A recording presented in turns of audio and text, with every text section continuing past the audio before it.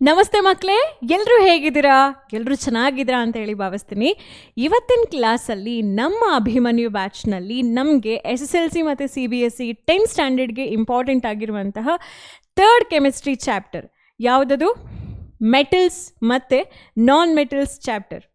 Metals and non metals ಚಾಪ್ಟರನ್ನು ನಾವು ಈ ಕ್ಲಾಸಲ್ಲಿ ಕಂಪ್ಲೀಟಾಗಿ ನೋಡ್ಕೊಳ್ಳೋಣ. ಈ ಚಾಪ್ಟ್ರಲ್ಲಿ ನಾವು ಫೋಕಸ್ ಮಾಡಬೇಕಾಗಿರೋದೇನಪ್ಪ ಅಂತ ಹೇಳಿದ್ರೆ, ಯಾವುದೆಲ್ಲ ಎಕ್ಸಾಂಪಲ್ಸ್ಗಳನ್ನ ನೆನ್ಪಿಟ್ಕೊಳ್ಬೇಕು, ಹೇಗೆ ಕ್ವೆಶ್ಚನ್ಸ್ಗಳು MCQಗೆ ಇಂಪಾರ್ಟೆಂಟಾಗಿ ಬರುತ್ತೆ ಅಂಥೇಳಿ.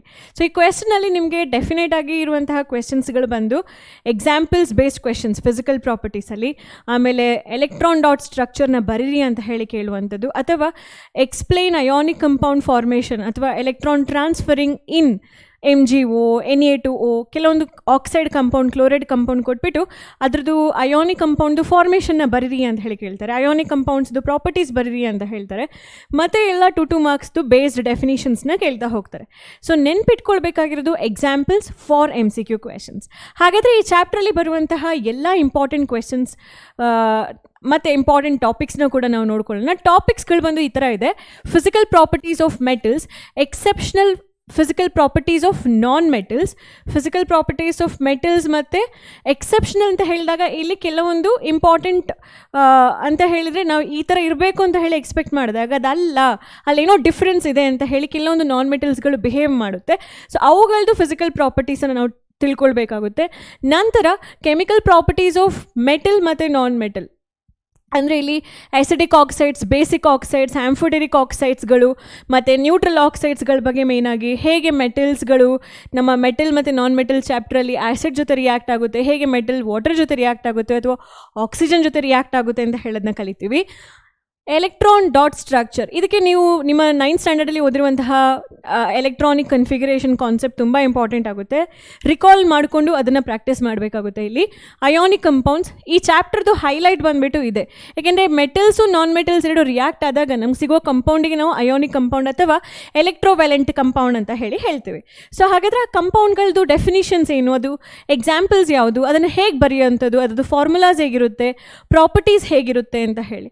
ಸೊ ಇವಿಷ್ಟು ಆದ ಮೇಲೆ ಮೆಟಲರ್ಜಿ ಅಂತ ಹೇಳುವಂಥ ಒಂದು ಕಾನ್ಸೆಪ್ಟ್ ಬರುತ್ತೆ. ಇದೇನಪ್ಪ ಹೊಸ ಅಲರ್ಜಿ ಅಂತೇಳಿ ಅಂದ್ಕೊಳ್ಬೇಡಿ. ಮೆಟಲರ್ಜಿ ಅಂತ ಹೇಳುವಂಥದ್ದು ಒಂದು ಬೇರೆ ಸ್ಟ್ರೀಮ್. ಅದು ಅಲ್ಲಿ ಮೆಟಲ್ಗಳನ್ನು ನಮ್ಮ ಭೂಮಿಯ ಪದರದಿಂದ ಹೇಗೆ ಹೊರಗೆ ತೆಗೆಯಲ್ಪಡುತ್ತೆ ಅಥವಾ ಹೇಗೆ ಹೊರ ತೆಗಿತಾರೆ ಅಥವಾ ಅದನ್ನ ಹೇಗೆ ಕ್ಲೀನ್ ಮಾಡ್ತಾರೆ.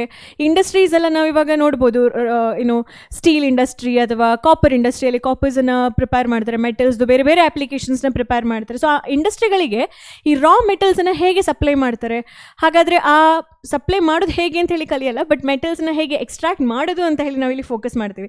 So metallurgy is very important. ನಿಮ್ಮ ಕಾಂಪಿಟೇಟಿವ್ ಎಕ್ಸಾಮ್ಸ್ಗೆ ಡೆಫಿನೆಟ್ಲಿ ಅದು ಫೋಕಸ್ ಆಗುತ್ತೆ. ಅದರಲ್ಲಿ ಕೆಲವೊಂದು ಕ್ವೆಶನ್ಸ್ ಅಷ್ಟೇ ಬರುತ್ತೆ. ಮತ್ತು ಪ್ರೀವಿಯಸ್ ಇಯರಲ್ಲಿ ಅದರದ್ದು ಸಿಲೆಬಸ್ ಡಿಲೀಟ್ ಆಗಿತ್ತು, ಬಟ್ ಈ ಸಲ ಡಿಲೀಟ್ ಆದರೂ ಅದನ್ನು ನಾವು ನೋಡ್ಕೊಳ್ಳೇಬೇಕಾಗುತ್ತೆ. ಬಿಕಾಸ್ NTSC ಎಕ್ಸಾಮಲ್ಲಿ ಆ ಕ್ವೆಶನ್ಸನ್ನು ಕೇಳ್ತಾರೆ, ಕೆಲವೊಂದು ಕ್ವೆಶನ್ಸ್ ರಿಲೇಟೆಡ್ ಅದನ್ನ ಕೇಳ್ತಾರೆ. ನಂತರ ಒಕರೆನ್ಸ್, ಎಕ್ಸ್ಟ್ರಾಕ್ಷನ್ ಆಯಿತು. ಅಲ್ಲಿ ಬರುವಂತಹ ರೋಸ್ಟಿಂಗ್, ಕ್ಯಾಲ್ಸಿನೇಷನ್ ಅಂತ ಹೇಳುವಂಥ ಟೆಕ್ನಿಕಲ್ ಟರ್ಮ್ಸನ್ನು ನಾವು ಫೋಕಸ್ ಮಾಡಬೇಕಾಗುತ್ತೆ. ಆಮೇಲೆ ಕೊರೋಷನ್ ಅಂತ ಹೇಳುವಂಥದ್ದು ಮೆಟಲ್ ಜೊತೆ ಇರುವಂತಹ ಒಂದು ಕ್ಲೋಸೆಸ್ಟ್ ವರ್ಡ್ ಅದು ಅಲ್ವಾ. ಮೆಟಲ್ ಇದ್ದರೆ ಅಲ್ಲಿ ಕೊರೋಷನ್ ನಾವು ಓದಲೇಬೇಕಾಗುತ್ತೆ. Because metals undergo corrosion. Non ಮೆಟಲ್ಸಲ್ಲಿ ಫುಡ್ಗಳೆಲ್ಲ ಅಂಡರ್ಗೋ ಕೊರೋಷನ್ಗೆ ನಾವು ಆನ್ಸರಿಟಿಯ ಟಾಪಿಕನ್ನು ಕವರ್ ಮಾಡಿದ್ವಿ ಫಸ್ಟ್ ಚಾಪ್ಟ್ರಲ್ಲಿ. ಈ ಚಾಪ್ಟ್ರಲ್ಲಿ ಪ್ರಿವೆನ್ಷನ್ ಬಗ್ಗೆ ಇನ್ನೂ ಸ್ವಲ್ಪ ಡೀಟೇಲಿಂಗ್ ಆಗಿ ತಿಳ್ಕೊಳ್ಳೋಣ. ಕೊರೋಷನ್ದು ಡೆಫಿನಿಷನ್ಸ್ ನೀವು ಓದಿದ್ದೀರಾ, ಬಟ್ ಅದನ್ನ ರಿಕಾಲ್ ಮಾಡಿಕೊಂಡು ಪ್ರಿವೆನ್ಷನ್ ಬಗ್ಗೆ ಡೀಟೇಲಿಂಗ್ ಆಗಿ ಫೋಕಸ್ ಮಾಡೋಣ ಅಂಥೇಳಿ. ಸೊ ಹಾಗಾದರೆ ನಮ್ಮ ಇಂಪಾರ್ಟೆಂಟ್ ಸ್ಲೈಡ್ ಇದೆ, ನೆಕ್ಸ್ಟ್ ಸ್ಲೈಡ್, ಅದಕ್ಕೆ ಎಂಟರ್ ಆಗೋಣ. ಯಾಕೆಂದರೆ ಆ ಸ್ಲೈಡಲ್ಲಿ ನಾನು ಕೆಲವೊಂದು ಗೆಸ್ಟ್ಗಳನ್ನ ನಿಮಗೆ ಪರಿಚಯ ಮಾಡಿಸ್ತೀನಿ.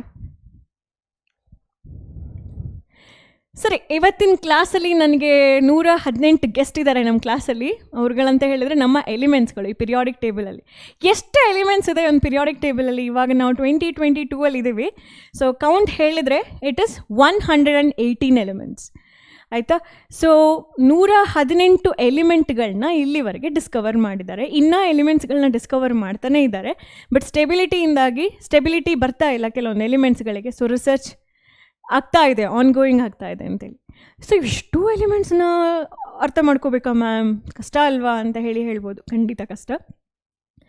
ಈಸಿ ಏನಪ್ಪ ಅಂದರೆ ಇವಿಷ್ಟು ಬೇಡ. ನಮಗೆ ಫಸ್ಟ್ ಹೈಡ್ರೋಜನ್ ಎಲಿಮೆಂಟಿಂದ 20th ಅಟಾಮಿಕ್ ನಂಬರ್ 20th ಇರುವಂತಹ ಕ್ಯಾಲ್ಶಿಯಂ ಎಲಿಮೆಂಟ್ಸ್ಗಳವರೆಗೆ, ಮತ್ತು ಸಣ್ಣ ಪುಟ್ಟ ಅಲ್ಲಿ ಇಲ್ಲಿ ಕೆಲವೊಂದು ಮೆಟಲ್ಸ್ಗಳ ಬಗ್ಗೆ ತಿಳ್ಕೊಂಡ್ರೆ ಸಾಕು. ಓಕೆನಾ. ಸೊ ನಮ್ಮ ಗೆಸ್ಟ್ಗಳನ್ನ ನಾನು ನಿಮಗೆ ಪರಿಚಯ ಮಾಡಿಸ್ತೀನಿ.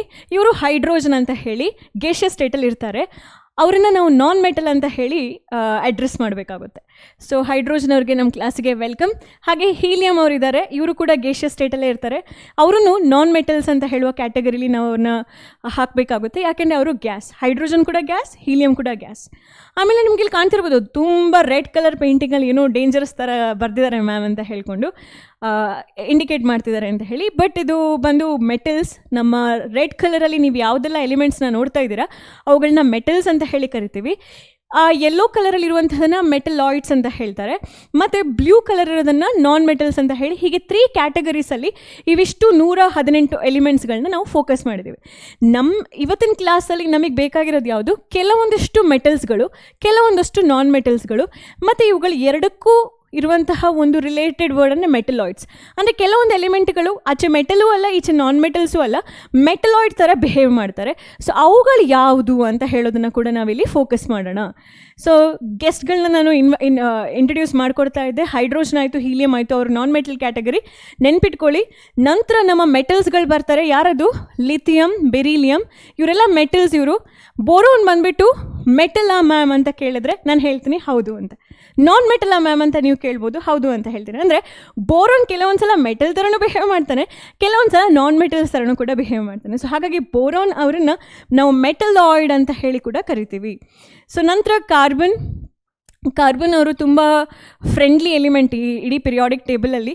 ಅವರು ಎಲ್ಲರ ಜೊತೆನೂ ಚೆನ್ನಾಗಿ ಒಂದು ರಿಲೇಷನ್ಶಿಪ್ಪನ್ನು ಇಟ್ಕೊಂಡಿದ್ದಾರೆ. ಸೊ ಕಾರ್ಬನ್ ಅವ್ರನ್ನ ನಾವು ನಾನ್ ಮೆಟಲ್ ಕ್ಯಾಟಗರಿಗೆ ಹಾಕ್ತಾ ಇದ್ದೀವಿ. ನೈಟ್ರೋಜನ್ ಕೂಡ ಒಂದು gas, oxygen gas, fluorine gas ಅಂತ ಹೇಳಿದ ಮೇಲೆ ಅವ್ರು ಯಾರಾಗಿರಬೇಕು? ಕಣ್ಣು ಮುಚ್ಚಿ ನಾನ್ ಮೆಟಲ್ ಅಂತ ಹೇಳಿ ನೀವು ಬರಿಬೋದು. ಓಕೆನಾ. ನೆಕ್ಸ್ಟ್ ನಿಯಾನ್, ಈ ಬ್ಲೂ ಅಲ್ಲಿ ಏನು ಬರುತ್ತೆ ಎಲ್ಲ ಕೂಡ ನಾನ್ ಮೆಟಲ್ಸ್. ನಿಯಾನ್, ಹೀಲಿಯಂ ಅವರೆಲ್ಲ Nobel gaseous elements. Actually Nobel gas ಅಥವಾ ಇನರ್ಟ್ ಗ್ಯಾಸ್ ಅಂತ ಹೇಳಿದರೆ ಜಾಸ್ತಿ ರಿಯಾಕ್ಟ್ ಮಾಡೋಕ್ಕೇನು ಹೋಗಲ್ಲ, ಜಾಸ್ತಿ ಅಲ್ಲ ರಿಯಾಕ್ಟ್ ಮಾಡೋಕ್ಕೆ ಹೋಗಲ್ಲ, ಎಲೆಕ್ಟ್ರಾನ್ಸ್ನ ತಗೊಳ್ಳೋದು ಇಲ್ಲ, ಆಚೆ ಎಲೆಕ್ಟ್ರಾನ್ಸ್ನ ಕೊಡೋದು ಇಲ್ಲ. ಸೊ ಅವರೊಂಥರ ಪೀಸ್ ಲವರ್ಸ್ ಅಂತ ಹೇಳ್ಬೋದು, ಶಾಂತಿ ಸಮಾಧಾನವನ್ನು ಬಯಸುವಂತಹ ಎಲಿಮೆಂಟ್ಸ್ಗಳು ನಮ್ಮ ಪಿರಿಯಾಡಿಕ್ ಟೇಬಲಲ್ಲಿ. ಸೊ ಇವಿಷ್ಟು ಎಲಿಮೆಂಟ್ಸ್ಗಳು ಕೂಡ ನೋಬೆಲ್ ಗ್ಯಾಸ್ ಎಲಿಮೆಂಟ್ಸ್. ಅದು ಎಂಡ್ ಆಗೋದು ಓ ಜಿ ಅಂತ ಹೇಳೋದು ರೀಸೆಂಟ್ಲಿ ಡಿಸ್ಕವರ್ಡ್ ಆಗಿರೋಂಥದ್ದು 2018-19 ಟೈಮಲ್ಲಿ. ಅದನ್ನು ಒಗನಸಾನ್ ಅಂತ ಹೇಳಿ ಕರಿತೀವಿ. ಸರಿ, ಈಗ ನಿಯಾನ್ ಆಯಿತು. ಸೋಡಿಯಂ, ಮೆಗ್ನೀಷಿಯಂ ಬಂದರೆ ಅವುಗಳು ಮೆಟಲ್ಸ್. ನೀವು ಅಲ್ಯೂಮಿನಿಯಂ ಬಗ್ಗೆ ಕೇಳೇ ಇದ್ದೀರಾ, ಅದು ಮೆಟಲ್. ಸಿಲಿಕಾನ್ ಬಂದು ನಾನ್ ಮೆಟಲ್. ಆಮೇಲೆ ನಮ್ಮ ಫಾಸ್ಫರಸ್ಸು, ಸಲ್ಫರ್ ಇವರೆಲ್ಲ ಸಾಲಿಡ್ ಸ್ಟೇಟಲ್ಲಿ ಇರುವಂಥವ್ರು. ಕಾರ್ಬನ್, ಫಾಸ್ಫರಸ್, ಸಲ್ಫರ್ ಇವರೆಲ್ಲ ಸಾಲಿಡ್ ಸ್ಟೇಟಲ್ಲಿ ಇರುವಂತಹ ನಾನ್ ಮೆಟಲ್. ನೀವು ಕೇಳ್ಬೋದು ಮ್ಯಾಮ್ ನೀವು ಇವಾಗಷ್ಟೇ ಅಂದರೆ ನಾನ್ ಮೆಟಲ್ಸ್ ಅಂತ ಹೇಳಿದರೆ ಗ್ಯಾಸ್, ಮತ್ತು ಇವಾಗ ಇವ್ರನ್ನ ಸಾಲಿಡ್ ಅಂತ ಹೇಳ್ತಾ ಇದ್ದೀರಾ ಅಂತೇಳಿ. ಹೌದು, ನಾನ್ ಮೆಟಲ್ಸ್ಗಳು 3 ಕ್ಯಾಟಗರಿಲಿ ಇರುತ್ತೆ. ಅವುಗಳಲ್ಲಿ ಕೆಲವರು ಸಾಲಿಡ್ಸ್ ಆಗಿರ್ತಾರೆ, ಅವುಗಳಲ್ಲಿ ಕೆಲವರು ಗೇಷಿಯಸ್ ಸ್ಟೇಟಲ್ಲಿ ಇರ್ತಾರೆ, ಮತ್ತು ಒಬ್ಬರು ಲಿಕ್ವಿಡ್ ಸ್ಟೇಟಲ್ಲಿ ಇದ್ದಾರೆ, ಅವ್ರು ಬಂದು ನಮ್ಮ ಬ್ರೋಮಿನ್. ಸೊ ಬ್ರೋಮಿನ್ ಅಂತ ಹೇಳುವಂತಹ ಒಂದೇ ನಾನ್ ಮೆಟಲ್ ಲಿಕ್ವಿಡ್ ಸ್ಟೇಟಲ್ಲಿ ಇರುವಂತಹದ್ದು. ಮಿಕ್ಕಿದೆಲ್ಲ ನಾನ್ ಮೆಟಲ್ಸ್ಗಳು ಒಂದಾದರೆ ಗೇಷಿಯಸ್ ಸ್ಟೇಟಲ್ಲಿ ಇರುತ್ತೆ, ಇಲ್ಲ ಅಂತ ಹೇಳಿದರೆ ಸಾಲಿಡ್ ಸ್ಟೇಟಲ್ಲಿ ಇರುತ್ತೆ. ಬಟ್ ನಮ್ಮ ಎಲ್ಲ ಮೆಟಲ್ಸ್ಗಳು ಯಾವ ಸ್ಟೇಟಲ್ಲಿ ಇರುತ್ತೆ? Solid state. ಇಲ್ಲೂ ಒಂದು ಎಕ್ಸೆಪ್ಷನ್ ಇದೆ. ಯಾವುದದು? ಮರ್ಕ್ಯುರಿ. ಎಲ್ಲಿದ್ದಾರೆ ಮರ್ಕ್ಯುರಿ? ಹುಡ್ಕೋಣ, ಇಲ್ಲಿದ್ದಾರೆ ನೋಡಿ. ಸೊ ಮರ್ಕ್ಯುರಿ ಕೂಡ ಒಂದು ಮೆಟಲ್, ಆದರೆ ಇದೊಂದು ಎಕ್ಸೆಪ್ಷನಲ್ ಮೆಟಲ್. ಯಾಕೆಂದರೆ ಅವನು ಬಂದು ನಮ್ಮ ಸಾಲಿಡ್ ಸ್ಟೇಟಲ್ಲಿ ಇರ್ತಾರೆ, ಲಿಕ್ವಿಡ್ ಸ್ಟೇಟಲ್ಲಿ ಅವರು ಇರಲ್ಲ. ಯಾರು? ಮರ್ಕ್ಯುರಿ. ಆಯಿತು. ನೆಕ್ಸ್ಟ್ ಏನು ನಿಮ್ಗೇನು ಗೊತ್ತಿರಬೇಕು? ಕ್ಲೋರಿನ್ ಬಂದು ನಾನ್ ಮೆಟಲ್ ಅಂತ ಹೇಳಿ ಗೊತ್ತಿರಬೇಕು. ಹಾಗೆ ಪೊಟ್ಯಾಷಿಯಮ್, ಕ್ಯಾಲ್ಶಿಯಂ ಮೆಟಲ್ಸ್ ಆಗಿರ್ತಾರೆ. ಆಮೇಲೆ ಅಯನ್ನ ನೀವು ಅಲ್ಲಿ ಇಲ್ಲಿ ಕೇಳಿರ್ತೀರಾ, ಅದು ಮೆಟಲ್, ರೆಡ್ ಕಲರಲ್ಲಿ ಇಂಡಿಕೇಟ್ ಮಾಡಿದ್ದಾರೆ. ಕಾಪರ್ನ ಕೇಳಿರ್ತೀರಾ, ಜಿಂಕ್ ಬಗ್ಗೆ ಕೇಳಿರ್ತೀರ, ಅವರೆಲ್ಲರೂ ಕೂಡ ಮೆಟಲ್ಸೇ ಆಗಿರ್ತಾರೆ. ಇಲ್ಲಿ ಇಂಪಾರ್ಟೆಂಟ್ ಆಗಿ ನೆಕ್ಸ್ಟ್ ಬರುವಂಥದ್ದು ಲೆಡ್ ಬಗ್ಗೆ ನೀವು ಕೇಳಿರ್ತೀರಾ, ಲೆಡ್ ಮೆಟಲೇ ಆಗಿರುತ್ತೆ. ಆಮೇಲೆ ಬೆರಿಲಿಯಂ ಇದೆ, ಇಲ್ಲಿ ಬೇರಿಯಂ ಇದೆ. ಬೇರಿಯಂ ಬಗ್ಗೆ ತುಂಬ ಜನ ಕೇಳಿರ್ತೀರ, ಅವರು ಕೂಡ ಮೆಟಲ್. ಅದರ ಜೊತೆಗೆ ಈ ಎಲಿಮೆಂಟ್ಸ್ನ ನೋಟ್ ಮಾಡ್ಕೊಳ್ಳಿ. ಯಾರವರು? ಸೀಸಿಯಂ ಒಂದು ಸ್ಪೆಷಲ್ ಫೀಚರ್ ಇದೆ. ಕೈಯಲ್ಲಿ ಹಿಡಿದ ತಕ್ಷಣ ಆ ಮೆಟಲ್ ಏನಾಗುತ್ತೆ? ಕರಗೋಗ್ಬಿಡುತ್ತೆ, ಈಸಿಯಾಗಿ ಮೆಲ್ಟಿಂಗ್ ಆಗುತ್ತೆ. ಯಾರು? ಸೀಸಿಯಂ ಅಂತ ಹೇಳುವಂತಹ ಮೆಟಲ್. ಸೊ ಅವರೆಲ್ಲಿ ಬರ್ತಾರೆ? ಈ ಕ್ಯಾಟಗರಿಲಿ ಬರ್ತಾರೆ. ಅದ್ರ ಜೊತೆಗೆ ಗ್ಯಾಲಿಯಂ ಅಂತ ಹೇಳುವಂಥದ್ದು GA. ಸೊ ಗ್ಯಾಲಿಯಂ ಅಂತ ಹೇಳುವಂಥದ್ದು ಕೂಡ ಮೆಟಲೇ, ಆದರೆ ಆ ಮೆಟಲ್ಗೇನು ಈಸಿಯಾಗಿ ಕರಗುವಂತಹ ಮೆಟಲ್ಸ್ಗಳು, ಕೈಯಲ್ಲಿ ಹಿಡಿದ ತಕ್ಷಣ ನೀರಾಗುವಂತಹ ಮೆಟಲ್ಸ್ಗಳು. ಯಾರು? ಸೀಸಿಯಂ ಮತ್ತು ಗ್ಯಾಲಿಯಂ. ಇವರೆಲ್ಲ ಒಂಥರ ಎಕ್ಸೆಪ್ಷನಲ್ ಫೀಚರ್ಸ್ ಇರುವಂತಹ ಮೆಟಲ್ಸ್ಗಳು. ಆಯಿತು, ಇವಿಷ್ಟು ಗೆಸ್ಟ್ ಔಟ್ ಆಫ್ 118 ಗೆಸ್ಟಲ್ಲಿ ಕೆಲವರಷ್ಟೇ ನಿಮಗೆ ಪರಿಚಯ ಆದರು. ಇನ್ನು ಕೆಲವ್ರನ್ನ ನೀವು ಹೈಯರ್ ಕ್ಲಾಸಸಲ್ಲಿ ಪರಿಚಯ ಮಾಡ್ಕೊಳ್ತೀರಾ. ಬಟ್ ಪರಿಚಯ ಮಾಡ್ಕೊಂಡಿರೋರನ್ನ ಅವಾಗವಾಗ ಮಾತಾಡಿಸ್ತಾ ಇರಿ. ಕೇಳಿ, ಹೇ ಲಿಥಿಯಂ ಹೇಗಿದ್ದೀರಾ, ಬೆರಿಲಿಯಂ ಹೇಗಿದ್ದೀರಾ ಅಂತ ಹೇಳ್ಕೊಂಡು ಅವಾಗ ಅವ್ರ ಹೆಸರುಗಳು ನೆನಪಿರುತ್ತೆ, ಅವುಗಳು ಏನು ಅಂತ ಹೇಳೋ ಒಂದು ಕಾನ್ಸೆಪ್ಟ್ ಕೂಡ ನೆನಪಿರುತ್ತೆ. ನಿಮಗೆ ಈ ಎಲಿಮೆಂಟ್ಸ್ಗಳಲ್ಲಿ ಮೆಟಲ್ಸ್ ಯಾವುದು, ನಾನ್ ಮೆಟಲ್ಸ್ ಯಾವುದು ಅಂತ ಹೇಳಿ ಗೊತ್ತೇ ಇಲ್ಲ ಅಂತ ಹೇಳಿದರೆ ಅವುಗಳ ಪ್ರಾಪರ್ಟೀಸನ್ನು ಕಲಿಯೋದ್ರಲ್ಲಿ ಅರ್ಥನೇ ಇಲ್ಲ ಮಕ್ಕಳೇ. ಸೊ ಫಸ್ಟಿಗೆ ಅವ್ರು ಯಾರು, ಅವ್ರ ಪೊಸಿಷನ್ ಏನು, ಸುಮ್ಮನೆ ಹಂಗೆ ಕಣ್ಣಾಯಿಸಿ ಅವಾಗ ಐಡಿಯಾ ಬರುತ್ತೆ, ಓ ಇಂಥವ್ರ ಬಗ್ಗೆ ನಾವು ಈ ಚಾಪ್ಟ್ರಲ್ಲಿ ಓದ್ತಾ ಹೋಗ್ತೀವಿ ಅಂತ ಹೇಳ್ಕೊಂಡು. ಸೊ ಹಾಗಾದರೆ ನೆಕ್ಸ್ಟ್ ಚಾಪ್ಟ್ರಲ್ಲಿ ನಾನು ಫೋಕಸ್ ಮಾಡ್ತಿರೋದು, ಈ ಇಡೀ ಚಾಪ್ಟ್ರಲ್ಲಿ ಬಂದು ಫೋಕಸ್ ಮಾಡೋದು ಕೆಲವೊಂದಷ್ಟು ಮೆಟಲ್ಸ್, ಕೆಲವೊಂದಷ್ಟು ನಾನ್ ಮೆಟಲ್ಸ್. ಮೆಟಲಾಯ್ಡ್ಗಳ ಬಗ್ಗೆ ನಾನು ಅಷ್ಟೊಂದು ಫೋಕಸ್ ಮಾಡಲ್ಲ. ಬಟ್ MCQ ಅಲ್ಲಿ ಕೇಳ್ತಾರೆ, 4 ಆಪ್ಷನ್ಸ್ ಕೊಡ್ತಾರೆ. ಕೆಳಗಡೆ ಇರೋದ್ರಲ್ಲಿ ಮೆಟಲಾಯ್ಡನ್ನು ಆಯ್ಕೆ ಮಾಡಿ, which of the following is a metalloid ಅಂತ ಹೇಳಿ 4 ಆಪ್ಷನ್ ಕೊಡ್ತಾರೆ. ಅದರಲ್ಲಿ ನಿಮಗೆ ಗೊತ್ತಿರಬೇಕು, ಆಪ್ಷನ್ಸಲ್ಲಿ ಅವರು ಬೋರಾನ್ ಸಿಲಿಕಾನನ್ನು ಹಾಕ್ತಾರೆ. GE ಅಂತ ಹೇಳಿದರೆ ಜರ್ಮೇನಿಯಂ, AS ಅಂತ ಹೇಳಿದರೆ ಆರ್ಸೆನಿಕ್, SB ಅಂತ ಹೇಳಿದರೆ ಸ್ಟೀಬಿಯಂ ಅಥವಾ ಆ್ಯಂಟಿಮನಿ ಅಂತ ಹೇಳ್ತಾರೆ, TE ಅಂತ ಹೇಳುವಂಥದ್ದು ಟೆಲ್ಯೂರಿಯಂ. ಸೊ ಈ ಎಲ್ಲ ಎಲಿಮೆಂಟ್ಸ್ಗಳನ್ನ ನೆನ್ಪಿಟ್ಕೊಂಡ್ರೆ, ಅಂದರೆ ಎಲ್ಲ ಅಂದರೆ 118 ಅಲ್ಲ, ಇಲ್ಲಿ ಯೆಲ್ಲೋ ಕಲರಲ್ಲಿ ನಾನು ಏನು ಬರೆದಿದ್ದೀನಿ ಮೆಟಲಾಯ್ಡ್ ಎಲಿಮೆಂಟ್ಸ್ಗಳನ್ನ ನೆನ್ಪಿಟ್ಕೊಂಡ್ರೆ ಒಳ್ಳೆಯದು. ಅದರಲ್ಲಿ ಯಾವ್ದು ಬೇಕಾದ್ರೂ ಕೇಳಿಬಿಟ್ಟು ಯಾವುದು ಮೆಟಲಾಯ್ಡ್ ಅಂತ ಹೇಳಿಬೇಕಾದ್ರೆ ಕೇಳ್ಬೋದು. ಕ್ವೆಶನ್ಸ್ನ ಟ್ವಿಸ್ಟ್ ಮಾಡೋದಾದರೆ ಇಂಥ ಕ್ವೆಶನ್ ಯೂಶ್ವಲಾಗಿ CBSE ಕೂಡ ಕೇಳ್ತಾರೆ ಫಾರ್ 1 ಮಾರ್ಕ್.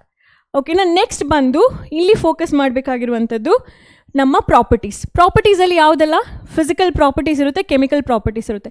ಇದೇನಿದು ಫಿಸಿಕಲ್ ಮತ್ತು ಕೆಮಿಕಲ್ ಪ್ರಾಪರ್ಟೀಸ್ ಹೇಳಿದ್ದೀನಿ, ಆದರೂ ಇನ್ನೊಂದ್ಸಲ ಹೇಳ್ತೀನಿ. ಫಿಸಿಕಲ್ ಪ್ರಾಪರ್ಟೀಸ್ ಅಂತ ಹೇಳಿದ್ರೆ ನಾವು ಅವುಗಳದ್ದು ಒರಿಜಿನಲ್ ಕಾಂಪೋಸಿಷನ್ನ ಡಿಸ್ಟರ್ಬ್ ಮಾಡ್ದೇನೆ ಅವುಗಳ ಬಗ್ಗೆ ಸ್ಟಡಿ ಮಾಡಬೇಕು. ಯಾವುದೆಲ್ಲ ಸ್ಟಡಿ ಮಾಡ್ಬೋದು ನೀವು? ಕಲರ್ ಸ್ಟಡಿ ಮಾಡ್ಬೋದು, ವೆಯ್ಟ್, ಹಾರ್ಡ್ ಆಗಿದೆಯಾ ಸಾಫ್ಟ್ ಆಗಿದೆಯಾ ಅಂತ ಹೇಳಿ ಸ್ಟಡಿ ಮಾಡ್ಬೋದು. ಮತ್ತು ಅದನ್ನ ಹೊಡೆದ್ರೆ ಅದು ಜಜ್ಜೋಗುತ್ತಾ, ಶೀಟಾಗಿ ಕನ್ವರ್ಟ್ ಮಾಡ್ಬೋದಾ, ವೈರಾಗಿ ಕನ್ವರ್ಟ್ ಮಾಡ್ಬೋದು, ಅದ್ರ ತೂಕ ಎಷ್ಟು, ಕಲರ್ ಏನು, ಸ್ಮೆಲ್ ಏನು ಅಂತ ಹೇಳಿ, ಅದು ಮೆಲ್ಟ್ ಆಗುತ್ತಾ, ಬಾಯ್ಲ್ ಆಗುತ್ತಾ, ಇದೆಲ್ಲವುಗಳನ್ನ ನೀವು ಸ್ಟಡಿ ಮಾಡ್ಬೋದು. ಹೇಗೆ ಅವುಗಳದ್ದು ಕಾಂಪೋಸಿಷನ್ನ ಏನು ಡಿಸ್ಟರ್ಬ್ ಮಾಡಿದೆ, ಅದಕ್ಕೆ ಬೇರೆ ಏನು ಆ್ಯಡ್ ಮಾಡಬಾರ್ದು ಅಷ್ಟೇ. ನೀವು ಬೇರೆ ಏನೋ ಒಂದು ಆ್ಯಡ್ ಮಾಡಿಬಿಟ್ಟು ಸ್ಟಡಿ ಮಾಡ್ತೀರಾ ಅಂತ ಹೇಳಿದ್ರೆ ಆ ಪ್ರಾಪರ್ಟಿ ಬಂದು ಕೆಮಿಕಲ್ ಪ್ರಾಪರ್ಟೀಸ್ ಆಗುತ್ತೆ. ಫಿಸಿಕಲ್ ಪ್ರಾಪರ್ಟಿಯಲ್ಲಿ ನೀವು ಬೇರೆ ಯಾವುದೇ ಕೆಮಿಕಲ್ಸ್ನ ಆ್ಯಡ್ ಮಾಡದೆ ಅವುಗಳದ್ದು ಫೀಚರ್ಸ್ನ ಅಷ್ಟೇ ನೀವು ಸ್ಟಡಿ ಮಾಡ್ತಾ ಹೋಗ್ತೀರಾ. ನಾವು ಈ ಚಾಪ್ಟ್ರಲ್ಲಿ ಫಸ್ಟಿಗೆ ಫಿಸಿಕಲ್ ಪ್ರಾಪರ್ಟೀಸ್ ಆಫ್ ಮೆಟಲ್ಸ್ನ ಕಲಿಯೋಣ, ಆಮೇಲೆ ಫಿಸಿಕಲ್ ಪ್ರಾಪರ್ಟೀಸ್ ಆಫ್ ನಾನ್ ಮೆಟಲ್ಸಿಗೆ ಹೋಗೋಣ. ಅಲ್ಲಿ ಕೆಲವೊಂದು ಸ್ಪೆಷಲ್ ಫೀಚರ್ಸ್ ಇರುತ್ತೆ, ಅವುಗಳ ಬಗ್ಗೆ ತಿಳ್ಕೊಂಡು ಮತ್ತೆ ಕೆಮಿಕಲ್ ಪ್ರಾಪರ್ಟೀಸಿಗೆ ಹೋಗೋಣ. ನನಗೆ ಗೊತ್ತಿದೆ ಕೆಮಿಕಲ್ ಪ್ರಾಪರ್ಟೀಸ್ ಕೆಲವರಿಗೆ ಇಷ್ಟ ಇಲ್ಲ, ಯಾಕೆಂದರೆ ಅದು ತುಂಬ ರಿಯಾಕ್ಷನ್ಸ್ ಅದು ಇದು ಅಂತೆಲ್ಲ ಹೇಳ್ಕೊಂಡು, ಬಟ್ ತುಂಬ ಈಸಿ ಇದೆ. ಯಾಕೆಂದರೆ ಇಲ್ಲಿ ಬರುವಂತಹ ಕೆಮಿಕಲ್ ಪ್ರಾಪರ್ಟೀಸ್ ನೀವು ಆಲ್ರೆಡಿ ನೋಡಿದ್ದೀರಾ, ಎಲ್ಲಿ? ನಮ್ಮ ಫಸ್ಟ್ ಆ್ಯಂಡ್ ಸೆಕೆಂಡ್ ಚಾಪ್ಟ್ರಲ್ಲಿ. ಓಕೆನಾ. ಸೊ ಹಾಗಾದರೆ ನಮ್ಮ ಫಿಸಿಕಲ್ ಪ್ರಾಪರ್ಟೀಸಲ್ಲಿ ಫಸ್ಟ್ ಫಿಸಿಕಲ್ ಪ್ರಾಪರ್ಟಿ ಯಾವುದು? ಲಸ್ಟರ್. ಲಸ್ಟರ್ ಅಂತ ಹೇಳುವಂಥದ್ದು ತುಂಬ ಇಂಪಾರ್ಟೆಂಟ್.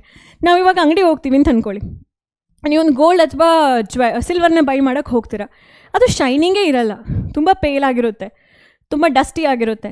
ನೀವದನ್ನ ಬೈ ಮಾಡ್ತೀರಾ, ಕೊಂಡ್ಕೋತೀರಾ? ಇಲ್ಲ. ಯಾಕೆ? ಏನೋ ಒಂದು ಸ್ವಲ್ಪ ಡಲ್ ಆಗಿದೆ, ಹಳೆ ಥರ ಕಾಣಿಸುತ್ತೆ, ಇದು ನಿಜ ಗೋಲ್ಡೇನಾ, ಇದಕ್ಕೆ ಶೈನಿಂಗೇ ಇಲ್ವಲ್ಲ ಅಂತ ಹೇಳಿ ನೀವು ಆ ಶೈನಿಂಗ್ ಮೇಲೆ ಸ್ವಲ್ಪ ಇಂಪಾರ್ಟೆನ್ಸ್ ಕೊಡ್ತೀರಾ. ಇನ್ನು ಕೆಲವರು ತುಂಬ ಜನ ಮೋಸ ಹೋಗೋರಿದ್ದಾರೆ, ತುಂಬ ಶೈನಿಂಗ್ ಆಗಿರುತ್ತೆ, ರೋಲ್ಡ್ ಗೋಲ್ಡ್ ಇರುತ್ತೆ, ಬಟ್ ಗೋಲ್ಡ್ ಅಂತ ಹೇಳಿ ಹಲವಾರು ಕಡೆ ಮೋಸ ಹೋಗಿರೋರು ಕೂಡ ಇದ್ದಾರೆ ಆ ಶೈನಿಂಗಿಗೋಸ್ಕರ. ಸೊ ಶೈನಿಂಗ್ ಅಂತ ಹೇಳೋದು ತುಂಬ ಇಂಪಾರ್ಟೆಂಟ್ ಅಲ್ವಾ. ಈಗ ಹೊಸ ಮನೆ ಕಟ್ಟುವವರು ಅವರ ಮನೆಯಲ್ಲಿ ಡೋರ್ ಹ್ಯಾಂಡಲ್ನ ಯೂಸ್ ಮಾಡೋದಾಗಲಿ, ಲಾಕ್ ಯೂಸ್ ಮಾಡೋದಾಗಲಿ, ಅಥವಾ ಟ್ಯಾಪ್ಸನ್ನು ಯೂಸ್ ಮಾಡೋದಾಗಲಿ, ಅದು ಹಳೆ ಫೇಡ್ ಆಗಿರೋದನ್ನ ಯಾರಾದರೂ ತೊಗೊಂಡು ಬಂದು ಫಿಕ್ಸ್ ಮಾಡ್ತಾರಾ? ಎಲ್ರಿಗೂ ಕೂಡ ಚೆನ್ನಾಗಿರಬೇಕು, ಅದು ಏನು ಹೇಳ್ತೀವಿ ನಾವು, ಹೊಳಪಾಗಿರಬೇಕು, ಹೊಳೆಯುವ ಹಾಗೆ ಇರಬೇಕು ಅಂತ ಹೇಳ್ತೀವಿ, ಕರೆಕ್ಟ್ ತಾನೆ? ಹಾಗಾದರೆ ಶೈನಿಂಗ್ ಅಂತ ಹೇಳುವಂಥದ್ದು ಇಂಪಾರ್ಟೆಂಟ್. ಒಂದು ಮೆಟಲಿಗೆ ಬಂದಾಗ ಶೈನಿಂಗ್ ಇದ್ದರೆ ಅದು ಅಟ್ರಾಕ್ಟ್ ಮಾಡುತ್ತೆ ಅಂತ ಹೇಳ್ಕೊಂಡು, ಶೈನಿಂಗಿಗೋಸ್ಕರ ಕೆಲವರು ಬೇರೆ ಮೆಟಲ್ಸ್ನ ಮಿಕ್ಸ್ ಮಾಡೋದು ಇದೆ. ಅಂದರೆ ಕ್ರೋಮಿಯಮ್ನ ಸ್ವಲ್ಪ ಹಾಕ್ತಾರೆ, ಆ ಮೆಟಲ್ಸ್ ಪೇಂಟ್ಗಳೆಲ್ಲ ಕ್ರೋಮಿಯಮ್ನ ಹಾಕ್ತಾರೆ. ಕ್ರೋಮಿಯಮ್ ಹಾಕಿದ ತಕ್ಷಣ ಒಂದು ಸ್ವಲ್ಪ ಒಂದು ಶೈನಿಂಗ್ ಪ್ರಾಪರ್ಟಿ ಬರುತ್ತೆ ಅಂತ ಹೇಳ್ಕೊಂಡು, ಕ್ರೋಮಿಯಮ್ ಅಷ್ಟೇ ಅಲ್ಲ, ಮೈಕಾ ಅಂತ ಹೇಳುವಂಥ ಕೆಮಿಕಲ್ ಕಂಪೌಂಡ್ಸ್ನೂ ಹಾಕ್ತಾರೆ, ಸಿಲಿಕಾ ಬೇಸ್ಡ್ ಆಗಿರುವಂಥ ಕೆಮಿಕಲ್ ಕಂಪೌಂಡ್ಸ್ನ ಹಾಕ್ತಾರೆ. ಸೊ ಶೈನಿಂಗ್ ಅಂತ ಹೇಳುವಂಥದ್ದು ತುಂಬ ಇಂಪಾರ್ಟೆಂಟ್. ನಾವು ಶೈನ್ ಆಗಬೇಕು, ಮೆಟಲ್ಸು ಶೈನ್ ಆಗಬೇಕು ಅಂತ ಹೇಳ್ಕೊಂಡು ಅಲ್ವಾ. ಸೊ ಆ shining property, metals in the pure state have shining surface, this property is called as metallic lustre. Examples ನೀವು ತುಂಬ ಡಿಫ್ರೆಂಟ್ ವೆರೈಟೀಸ್ ಆಫ್ ಮೆಟಲ್ಸ್ ಆ ಇಮೇಜಲ್ಲಿ ತೋರಿಸಿದ್ದೀನಿ, ನಿಮಗೆ ಪರಿಚಯ ಇದೆ. ಇವಾಗ ಕೇಳಿಬರ್ತಿರುವಂತಹ ಒಂದು ಕಾಮನ್ ಮಾತಂತ ಹೇಳಿದರೆ ಕಾಸ್ಟ್ ಐರನ್. ಏನಿದು ಕಾಸ್ಟ್ ಐರನ್ ಅಂತ ಹೇಳಿದ್ರೆ purest form of iron. It's a type of iron which is very pure ಅಂತ ಹೇಳಿ ಮಾರ್ಕೆಟಲ್ಲಿ. ರೋಟ್ ಐರನ್ ಕೂಡ ಅದರಲ್ಲಿ ಒಂದಿಷ್ಟು ಇಂಪ್ಯೂರಿಟೀಸ್ ಇರುತ್ತೆ. ಇಂಪ್ಯೂರಿಟಿ ಗ್ರೇಡ್ ಮೇಲೆ ನಾವು ಕಾಸ್ಟ್ ಅಯನ್, ರೋಟ್ ಅಯನ್ ಅಂತ ಹೇಳಿ ಡಿಫ್ರೆನ್ಷಿಯೇಟ್ ಮಾಡ್ತಾ ಹೋಗ್ತೀವಿ. ಅಲ್ಯೂಮಿನಿಯಂ ತುಂಬ ಇಂಪಾರ್ಟೆಂಟ್. ಸ್ಟೀಲಲ್ಲಿ ಡಿಫ್ರೆಂಟ್ ಸ್ಟೀಲ್ಸ್ ಇದೆ ನೋಡಿ, ಸ್ಟೀಲ್, ಕಾರ್ಬನ್ ಸ್ಟೀಲ್, ಎಲಾಯ್ ಸ್ಟೀಲ್. ಇದರಲ್ಲೆಲ್ಲ ಏನು ಅಂತ ಹೇಳಿದರೆ, ಸ್ಟೀಲ್ ಅಂತ ಹೇಳುವಂಥದ್ದು ಒಂದು ಎಲಾಯಲ್ಲಿ ಅದ್ರ ಬಗ್ಗೆ ಡೀಟೇಲಿಂಗ್ ಆಗಿ at the end of the chapter ನಾನು ಮಾಡ್ತೀನಿ. ಬಟ್ ಆ ಎಲಾಯಲ್ಲಿ ಮೆಟಲು ಇರುತ್ತೆ, ನಾನ್ ಮೆಟಲ್ಸು ಇರುತ್ತೆ. ಅವುಗಳು ಯಾಕಿರುತ್ತೆ ಅಂತ ಹೇಳಿದ್ರೆ, ಸ್ಟ್ರೆಂತನ್ನು ಜಾಸ್ತಿ ಮಾಡೋಕ್ಕೋಸ್ಕರ ಅಥವಾ ಕೊರೋಷನ್ನ ಕಡಿಮೆ ಮಾಡೋದಕ್ಕೋಸ್ಕರ, ಈ ಎಲ್ಲ ಪ್ರಾಪರ್ಟಿ ಮಾಡಿಫಿಕೇಷನ್ಗೋಸ್ಕರ ನಾವು ಒಂದು ಅಥವಾ ಹೆಚ್ಚು ಮೆಟಲ್ಸ್ಗಳು ಅಥವಾ ನಾನ್ ಮೆಟಲ್ಸ್ಗಳನ್ನ ಮಿಕ್ಸ್ ಮಾಡಿಕೊಂಡು ಒಂದು ಹೊಸ ಕ್ಯಾಟಗರಿ ಆಫ್ ಮೆಟಲ್, ಅದು ಕ್ಯಾಟಗರಿ ಆಫ್ ಮೆಟಲ್ ಅಂತ ಹೇಳೋಕ್ಕಾಗಲ್ಲ, ಅಪ್ಲಿಕೇಶನ್ ಬೇಸ್ಡ್ ಆಗಿರುತ್ತೆ ಅದು ಸ್ಟೀಲ್ ಅಂತ ಹೇಳ್ಕೊಂಡು. ಸ್ಟೀಲ್ ಕಂಟೈನರ್, ಸ್ಟೀಲ್ ಡಬ್ಬ, ಸ್ಟೀಲ್ ಟ್ಯಾಂಕ್, ತುಂಬ ಸ್ಟೀಲ್ ರಿಲೇಟೆಡ್ ಆಬ್ಜೆಕ್ಟ್ಸ್ನ ನೀವು ಡೇ ಟು ಡೇ ಲೈಫಲ್ಲಿ ಮೀಟ್ ಮಾಡ್ತಾನೆ ಇರ್ತೀರ ಅಲ್ವಾ. ನೆಕ್ಸ್ಟ್ ಕಾಪರ್ ಅಂತೂ ತುಂಬ ಫೇಮಸ್. ಕಾಪರ್ ಲ್ಯಾಂಪ್ ಇರುತ್ತೆ, ಕಾಪರಲ್ಲಿ ಈ ಪೂಜಾ ಐಟಮ್ಸ್ಗಳೆಲ್ಲ ಕಾಪರಲ್ಲಿ ಇರುತ್ತೆ. ಅದಲ್ಲದೆ ಕಾಪರ್ ಬೆಲ್ ಇದೆ, ಸ್ಕೂಲ್ಸ್ ಬೆಲ್ಸ್ ಎಲ್ಲ ನೀವು ನೋಡಿರ್ಬೋದು ಕಾಪರಲ್ಲಿ ಮಾಡಿರುವಂಥದ್ದು. ಅಲ್ಲಿ ಸ್ಟೀಲ್ ಕೂಡ ಮಾಡಿರ್ತಾರೆ. ಮತ್ತು ಎಲ್ಲಿ ಮೇಯ್ನಾಗಿ ಕಾಪರ್ನ ಯೂಸ್ ಮಾಡ್ತಾರೆ, ಕಿಚನಲ್ಲಿ. ಕೆಲವೊಂದು ಸ್ಟೀಲ್ ಪಾತ್ರೆಗಳಿಗೆ ಕಾಪರ್ದು ಬೇಸ್ ಇರುತ್ತೆ. ಯಾಕೆ? ಕಾಪರ್ ಈಸಿಯಾಗಿ ಹೀಟನ್ನು ಕಂಡಕ್ಟ್ ಮಾಡುತ್ತೆ ಅಂತ ಹೇಳ್ಕೊಂಡು. ಸೊ ಕಾಪರ್ ತುಂಬ ಇಂಪಾರ್ಟೆಂಟ್. ಮತ್ತು ಇವಾಗಿನ ಮಾರ್ಕೆಟಲ್ಲಿ ನೀವು ಬೇಕಾದ್ರೆ ಒಂದ್ಸಲ ಅಮೆಝಾನಲ್ಲಿ ಕ್ಲಿಕ್ ಮಾಡಿ ನೋಡಿ, ವಾಟರ್ ಬಾಟಲ್ಸ್ ಎಲ್ಲ ಪ್ಲಾಸ್ಟಿಕ್ ಯೂಸ್ ಮಾಡಲ್ಲ. ಪ್ಲಾಸ್ಟಿಕ್ ಬಾಟಲ್ಸ್ನ ಆದಷ್ಟು ಕಡಿಮೆ ಮಾಡ್ತಾರೆ ಜನಗಳು. ಯಾಕೆ? ಅದರಿಂದ ಮೈಕ್ರೋ ಪ್ಲಾಸ್ಟಿಕ್ಸ್ ರಿಲೀಸ್ ಆಗುತ್ತೆ, ಅದು ಕಾರ್ಸಿನೋಜೆನಿಕ್, ಕ್ಯಾನ್ಸರ್ ಕಾಸಿಂಗ್ ಅಂತ ಹೇಳ್ಕೊಂಡು. ಸೊ ಇವಾಗಿನ ಟ್ರೆಂಡ್ ಏನಪ್ಪ ಅಂದರೆ ಕಾಪರ್ ಬಾಟಲ್. ಸೊ ಒಂದಿಷ್ಟು ಅಮೌಂಟ್ ಆಫ್ ಕಾಪರ್ ನಮ್ಮ ಬಾಡಿಗೆ ಒಳ್ಳೇದಾಗುತ್ತೆ ಅಂತ ಕೂಡ ಹೇಳ್ತಾ ಇದ್ದಾರೆ. ಸೊ ಜಿಂಕನ್ನೆಲ್ಲಿ ಯೂಸ್ ಮಾಡ್ತೀರಾ? ಬ್ಯಾಟ್ರೀಸಲ್ಲಿ. ಮತ್ತು ಕಾರ್ ಬಾಡೀಸ್ ಅಂತ ಹೇಳಿದ್ರೆ, ಪೇಂಟಿಂಗ್ ಎಲ್ಲ ಆಗೋಕ್ಕಿಂತ ಮುಂಚೆ ಆ ಕಾರ್ದು ಮ್ಯಾನುಫ್ಯಾಕ್ಚರಿಂಗಲ್ಲಿ ಕಾರ್ದು ಮೇಜರ್ ಬಾಡಿ ಏನಿದೆ, whole body, it is made up of zinc metal ಅಂತ ಹೇಳಿ. ಅದಲ್ಲದೆ ಜಿಂಕಿಗೆ ಹಲವಾರು ಅಪ್ಲಿಕೇಶನ್ಸ್ ಇದೆ. ಸೊ ಜಿಂಕನ್ನು ಡೇ ಟು ಡೇ ಲೈಫಲ್ಲಿ ನೀವು ನೋಡ್ತಿರ್ಬೋದು. ಮತ್ತು ಇನ್ನೊಂದೇನು ಹೇಳ್ತಾರೆ ಅಂತ ಹೇಳಿದ್ರೆ, ನಿಮಗೆ ಕೋಲ್ಡ್ ಅಥವಾ ಕಾಫ್ ಆದಾಗ ಜಿಂಕಿದ ಅಮೌಂಟ್ ಅಪ್ರಾಪ್ರಿಯೇಟ್ ಇದ್ದರೆ ನಿಮ್ಮ ಬಾಡಿಯಲ್ಲಿ ನೀವು ಬೇಗ ರಿಕವರ್ ಆಗ್ತೀರಿ. ಹಾಗಂತೇಳಿ ಜಿಂಕ್ ಮೆಟಲ್ನ ಹೋಗಿ ತಿನ್ಲಿಕ್ಕೆ ಹೋಗ್ಬೇಡಿ. ಜಿಂಕ್ ಟ್ಯಾಬ್ಲೆಟ್ಸ್ ಅವೈಲೇಬಲ್ ಇದೆ. Zinc place huge role in our health also. ಸಣ್ಣ ಮಕ್ಕಳಿಗೆಲ್ಲ ಕೋಲ್ಡ್ ಎಲ್ಲ ಬಂದರೆ ಅವ್ರು ಹೇಳ್ತಾರೆ, ಸ್ವಲ್ಪ ಜಿಂಕ್ ರಿಚ್ ಇರುವಂತಹ ಫುಡ್ಡನ್ನು ಕೊಟ್ಟರೆ ಆ ಕೋಲ್ಡ್ ಅಥವಾ ಕಾಫಿಂದ ನಾವು ಆದಷ್ಟು ಅವಾಯ್ಡ್ ಮಾಡ್ಬೋದು. ನಮ್ಮ ಇಮ್ಯುನಿಟಿಗೆ ತುಂಬ ಹೆಲ್ಪ್ ಮಾಡುತ್ತೆ. ಕೋವಿಡ್ ಟೈಮಲ್ಲಿ zinc tablets, vitamin C tablets ಎಲ್ಲ ನೀವು ಕೇಳಿದ್ದೀರಾ ಅಲ್ವಾ. ನೆಕ್ಸ್ಟ್ ಬ್ರಾಸ್, ಅದೊಂದು ಎಲಾಯ್. ಅದು ಏನು ಅಂತ ಹೇಳಿ ಲಾಸ್ಟಿಗೆ ಹೇಳ್ತೀನಿ ನಾನು. ಲೆಡ್, ಟಿನ್ ಕಂಟೈನರ್ಸ್ ಅಂತೂ ಸಿಕ್ಕಾಪಟ್ಟೆ ಯೂಸೇಜಲ್ಲಿದೆ. ಸ್ಟೋರ್ ಮಾಡಲಿಕ್ಕೆ ಜ್ಯೂಸ್ ಬಾಟಲ್ಸ್ ಆಗಿರ್ಬೋದು, ಅಥವಾ ಗುಲಾಬ್ ಜಾಮೂನ್, ಗುಲ್ಕನ್ ಮತ್ತು ರಸಗುಲ್ಲ, ಈ ಥರದ ಸ್ವೀಟ್ ಐಟಮ್ಸ್ ಎಲ್ಲ ಇವಾಗ ಕಂಟೈನರ್ಸಲ್ಲಿ ರೆಡಿಮೇಡ್ ಸಿಗುತ್ತೆ. ಆ ಕಂಟೈನರ್ದು ಕ್ವಾಲಿಟಿ ಹೇಗಿರುತ್ತೆ ಅಂತ ಹೇಳಿದ್ರೆ, ಅದು ಅಯನಲ್ಲಿ ಮಾಡಿರಲ್ಲ, ಆ ಕಂಟೈನರ್ ಬಂದು ಟಿನ್ನಲ್ಲಿ ಮಾಡಿರುತ್ತೆ. ಟಿನ್ ಅಂತ ಹೇಳುವ ಮೆಟಲ್ ಲೀಸ್ಟ್ ರಿಯಾಕ್ಟಿವ್, ಫುಡ್ ಜೊತೆ ರಿಯಾಕ್ಟ್ ಆಗಲ್ಲ, ಅಥವಾ ನೀರಿನ ಜೊತೆ ರಿಯಾಕ್ಟ್ ಆಗಲ್ಲ, ಅಥವಾ ಆಕ್ಸಿಜನ್ ಜೊತೆ ಇಮಿಡಿಯೇಟ್ ಆಗಿ ರಿಯಾಕ್ಟ್ ಆಗಲ್ಲ. ಹಾಗಾಗಿ ಟಿನ್ ಅಂತ ಹೇಳುವಂಥ ಕಂಟೈನರ್ ನಮ್ಮ ಮಾರ್ಕೆಟಲ್ಲಿ ಬೇಜಾನಿದೆ. ಸೊ ಈ ಎಲ್ಲ ಮೆಟಲ್ಸ್ಗಳಿಗೆ ಶೈನಿಂಗ್ ಇದೆ, ಮತ್ತು ನಾವು ಎಲ್ಲ ಮೆಟಲ್ಸ್ಗಳನ್ನ ಡೇ ಟು ಡೇ ಲೈಫಲ್ಲಿ ಯೂಸ್ ಮಾಡ್ತಿರುವಂತಹದ್ದೇ. ಹಾಗಾಗಿ ಈ ಚಾಪ್ಟರ್ ನಮಗೆ ತುಂಬ ಹತ್ತಿರ ಇರಬೇಕು ಮತ್ತು ಈಸಿ ಇರಬೇಕು. ಹಾಗಾದರೆ ನೋಡೋಣ ನೆಕ್ಸ್ಟ್ ಮುಂದಿನ ಸ್ಲೈಡ್ ಯಾವುದು ಅಂತ ಹೇಳಿ. ಹಾರ್ಡ್ನೆಸ್ ಅಂತ ಹೇಳಿದ್ರೆ ಎಷ್ಟು ಗಟ್ಟಿ ಇದೆ. ನೀವು ಇಮೇಜಲ್ಲಿ ನೋಡ್ಬೋದು, ಒಂದು ಗ್ಲೌಸ್ ಹಾಕೊಂಡು ಒಂದು ಪರ್ಸನ್ ಏನು ಮಾಡ್ತಾನೆ, ಆ ಇಮೇಜ್ನ ಕಟ್ ಮಾಡ್ತಾರೆ, ಒಂದು ಮೆಟಲನ್ನು ಕಟ್ ಮಾಡ್ತಾ ಇದ್ದಾರೆ. ಅರೆ, ಮೆಟಲ್ಸ್ನ ಕಟ್ ಮಾಡೋಕ್ಕಾಗುತ್ತಾ ಅಂತ ಹೇಳಿ ನೀವು ಕ್ವೆಶನ್ ಕೇಳ್ಬೋದು. ಹೌದು. ಹೇಗೆ? ಈ ಮೆಟಲ್ ಬಂದು either it should be sodium or potassium. ಈ ಎರಡು ಮೆಟಲ್ಸ್ನೇ ನಮಗೆ ನೈಫಿಂದ ಈಸಿಯಾಗಿ ಕಟ್ ಮಾಡೋಕ್ಕಾಗೋದು. ಲಿಥಿಯಂ ಕೂಡ ನೀವು ಕತ್ರಿಯಿಂದ ಕಟ್ ಮಾಡ್ಬೋದು. ಎಕ್ಸಾಂಪಲ್ ಮೊಬೈಲ್ ಬ್ಯಾಟ್ರೀಸ್ ನೀವು ಒಂದ್ಸಲ ಓಪನ್ ಮಾಡಿ ನೋಡಿ. ನಿಮ್ಮದು ಹಳೆ ಬ್ಯಾಟ್ರೀಸ್ ಏನಾದರೂ ಇದ್ದರೆ ಒಂದ್ಸಲ ನಿಮಗೆ ಅಪಾರ್ಚುನಿಟಿ ಸಿಕ್ಕಿದ್ರೆ ವಿತ್ ಯೋರ್ ಪೇರೆಂಟ್ಸ್ ಪರ್ಮಿಷನ್ ಅದನ್ನ ಒಂದ್ಸಲ ಓಪನ್ ಮಾಡಿ. ಬಟ್ ಕೆಮಿಕಲ್ಸ್ ಇರುತ್ತೆ, those chemicals are hazardous to your life. ಅದನ್ನು ಪ್ರಾಪರಾಗಿ ಹ್ಯಾಂಡಲ್ ಮಾಡಬೇಕು, ಕೈಯನ್ನು ನೀಟಾಗಿ ವಾಶ್ ಮಾಡ್ಕೊಳ್ಬೇಕು. ಇದೆಲ್ಲ ಪ್ರಿಕಾಷನ್ಸ್ ಇಟ್ಕೊಂಡು ಅದ್ರ ಜೊತೆ ನೀವು ಡೀಲ್ ಮಾಡ್ತಾ ಹೋಗಿ. ಅದರಲ್ಲಿ ಒಂದು ಪೇಪರ್ ರ್ಯಾಪ್ ಆಗಿರುತ್ತೆ, ಪೇಪರ್ ಥರ ಅಥವಾ ಪ್ಲಾಸ್ಟಿಕ್ ಲೇಯರ್ ಥರ ರ್ಯಾಪ್ ಆಗಿರುತ್ತೆ. ಪ್ಲಾಸ್ಟಿಕಲ್ಲಿ ಲಿಥಿಯಂ ಕಂಟೈನರ್ ಇರುತ್ತೆ. ಅದು ಲಿಥಿಯಂ ಮೆಟಲ್. ಅದು ಆ್ಯಕ್ಚುಲಿ ಲಿಥಿಯಂ ಮೆಟಲ್ನ ರೋಲ್ ಮಾಡಿ ಇಟ್ಟಿರ್ತಾರೆ. ಸಿಕ್ಕಾಬಡೆ ಸ್ಮೆಲ್ ಇರುತ್ತೆ, ಒಂಥರ ಕೆಮಿಕಲ್ ಸ್ಮೆಲ್ ಬರ್ತಾನೆ ಇರುತ್ತೆ. ಅದು ನಂಗೆ ಗೊತ್ತಿಲ್ಲ ಎಷ್ಟು ಜನ ನೀವು ಈ ಎಕ್ಸ್ಪೆರಿಮೆಂಟ್ ಮಾಡಿ ನೋಡಿದ್ದೀರಾ ಬ್ಯಾಟ್ರಿಯಲ್ಲಿ ಏನಿರುತ್ತೆ ಅಂತ ಹೇಳೋ ಕ್ಯೂರಿಯಾಸಿಟಿಲಿ. But I tried once. ಆ ಸ್ಮೆಲ್ ಅಂತೂ ಹಾರಿಬಲ್. ಅದು ನೀವು ಅದು ತೆಗೆದು ಹಾಕಿದ್ರೂ ಕೂಡ, ಅದು ಎಲ್ಲಿದ್ರೂ ಕೂಡ ಆ ಅಟ್ಮಾಸ್ಫಿಯರಿಂದ ಸ್ಮೆಲ್ ಬರ್ತಾ ಇರುತ್ತೆ, ಕೆಮಿಕಲ್ ಕಾಂಪೌಂಡ್ ಅದು. ಸೊ ಏನು ಅರ್ಥ ಅಂತ ಹೇಳಿದ್ರೆ, ಕೆಲವೊಂದು ಮೆಟಲ್ ಸಾಫ್ಟ್ ಇರುತ್ತೆ, ಅಲ್ಲಿ ಲಿಥಿಯಮ್ನ ಕೂಡ ನೀವು ಈಸಿಯಾಗಿ ಕಟ್ ಮಾಡ್ಬೋದು. ಸೊ ಕೆಲವೊಂದಷ್ಟೇ ಮೆಟಲ್ ಸಾಫ್ಟ್, ಹೆಚ್ಚಿನ ಮೆಟಲ್ಸ್ ಏನಾಗಿರುತ್ತೆ, ಹಾರ್ಡ್ ಆಗಿರುತ್ತೆ. ಸೊ ಬೇಸಿಕಲಿ ಮೆಟಲ್ಸ್ಗಳು ಹಾರ್ಡ್ ಆಗಿರುತ್ತೆ. ಇಲ್ಲ ಅಂತ ಹೇಳಿದರೆ ಬ್ರಿಡ್ಜನ್ನು ನಾವು ಸೋಡಿಯಂ ಪೊಟ್ಯಾಷಿಯಮಿಂದ ಕನ್ಸ್ಟ್ರಕ್ಟ್ ಮಾಡೋಕ್ಕಾಗುತ್ತಾ? ಬ್ರಿಡ್ಜನ್ನು ನಾವು ಅಯನಿಂದ ಕನ್ಸ್ಟ್ರಕ್ಟ್ ಮಾಡ್ತೀವಿ. ಯಾಕೆ? Iron is a hard metal. Hard ಇದ್ದಷ್ಟು ಅದಕ್ಕೆ ಲೋಡ್ ಬೇರಿಂಗ್ ಕೆಪಾಸಿಟಿ ಜಾಸ್ತಿ ಇರುತ್ತೆ. ಅದನ್ನ ನಾವು ಟೆನ್ಸೈಲ್ ಸ್ಟ್ರೆಂತ್ ಅಂತ ಹೇಳಿ ಕೂಡ ಕರಿತೀವಿ. ಸೊ ಯಾವ ಮೆಟಲ್ಸ್ಗಳಿಗೆ ಹಾರ್ಡ್ನೆಸ್ ಕಡಿಮೆ ಇರುತ್ತೆ? ಆಲ್ಕಲಿ ಮೆಟಲ್ಗಳು. ಯಾವುದಿದು ಆಲ್ಕಲಿ ಮೆಟಲ್ ಅಂತ ಹೇಳಿದ್ರೆ, ನೀವು ಯಾವ ಮೆಟಲ್ಸ್ನ ನೀರಿಗೆ ಹಾಕಿದ ತಕ್ಷಣ ಆ ನೀರಿನ pH ಬೇಸಿಕ್ ಆಗುತ್ತೆ ನೋಡಿ, ಆ ಮೆಟಲ್ಸ್ನ ಆಲ್ಕಲಿ ಮೆಟಲ್ಸ್ ಅಂತ ಹೇಳಿ ಕರಿತೀರಿ. For example lithium, sodium, potassium ಇವುಗಳೆಲ್ಲವೂ ಕೂಡ ಆಲ್ಕಲಿ ಮೆಟಲ್ಸ್. ಇದು ಅಲ್ಲದೆ ಸೀಸಿಯಂ, ಫ್ರಾನ್ಷಿಯಂ ಕೂಡ ಆಲ್ಕಲಿ, ಬಟ್ ಆ ಫ್ರಾನ್ಷಿಯಂ ಅಂತ ಹೇಳುವಂಥದ್ದು ರೇಡಿಯೋ ಆಕ್ಟಿವ್ ಮೆಟಲ್. ಹಾಗೆ ಕ್ಯಾಲ್ಶಿಯಮನ್ನು ನೀರಿಗೆ ಹಾಕಿದರೂ ಕೂಡ ನೀರಿನ pH ಚೇಂಜ್ ಆಗುತ್ತೆ. Calcium is alkaline earth metal ಅಂತ ಹೇಳ್ತೀವಿ. ಆಲ್ಕಲೈನ್ ಅರ್ತ್ ಮೆಟಲ್ ಅಂತ ಹೇಳಿದ್ರೆ ಏನು, ಅವುಗಳು ಆಲ್ಕಲೀಸ್ ಆಗಿರುತ್ತೆ, ಅವುಗಳದ್ದು ಅಕರೆನ್ಸ್ ಬಂದು ಅರ್ತ್ ಸರ್ಫೇಸಲ್ಲಿ ಜಾಸ್ತಿ ಇರುತ್ತೆ ಅಂತ ಹೇಳ್ಕೊಂಡು.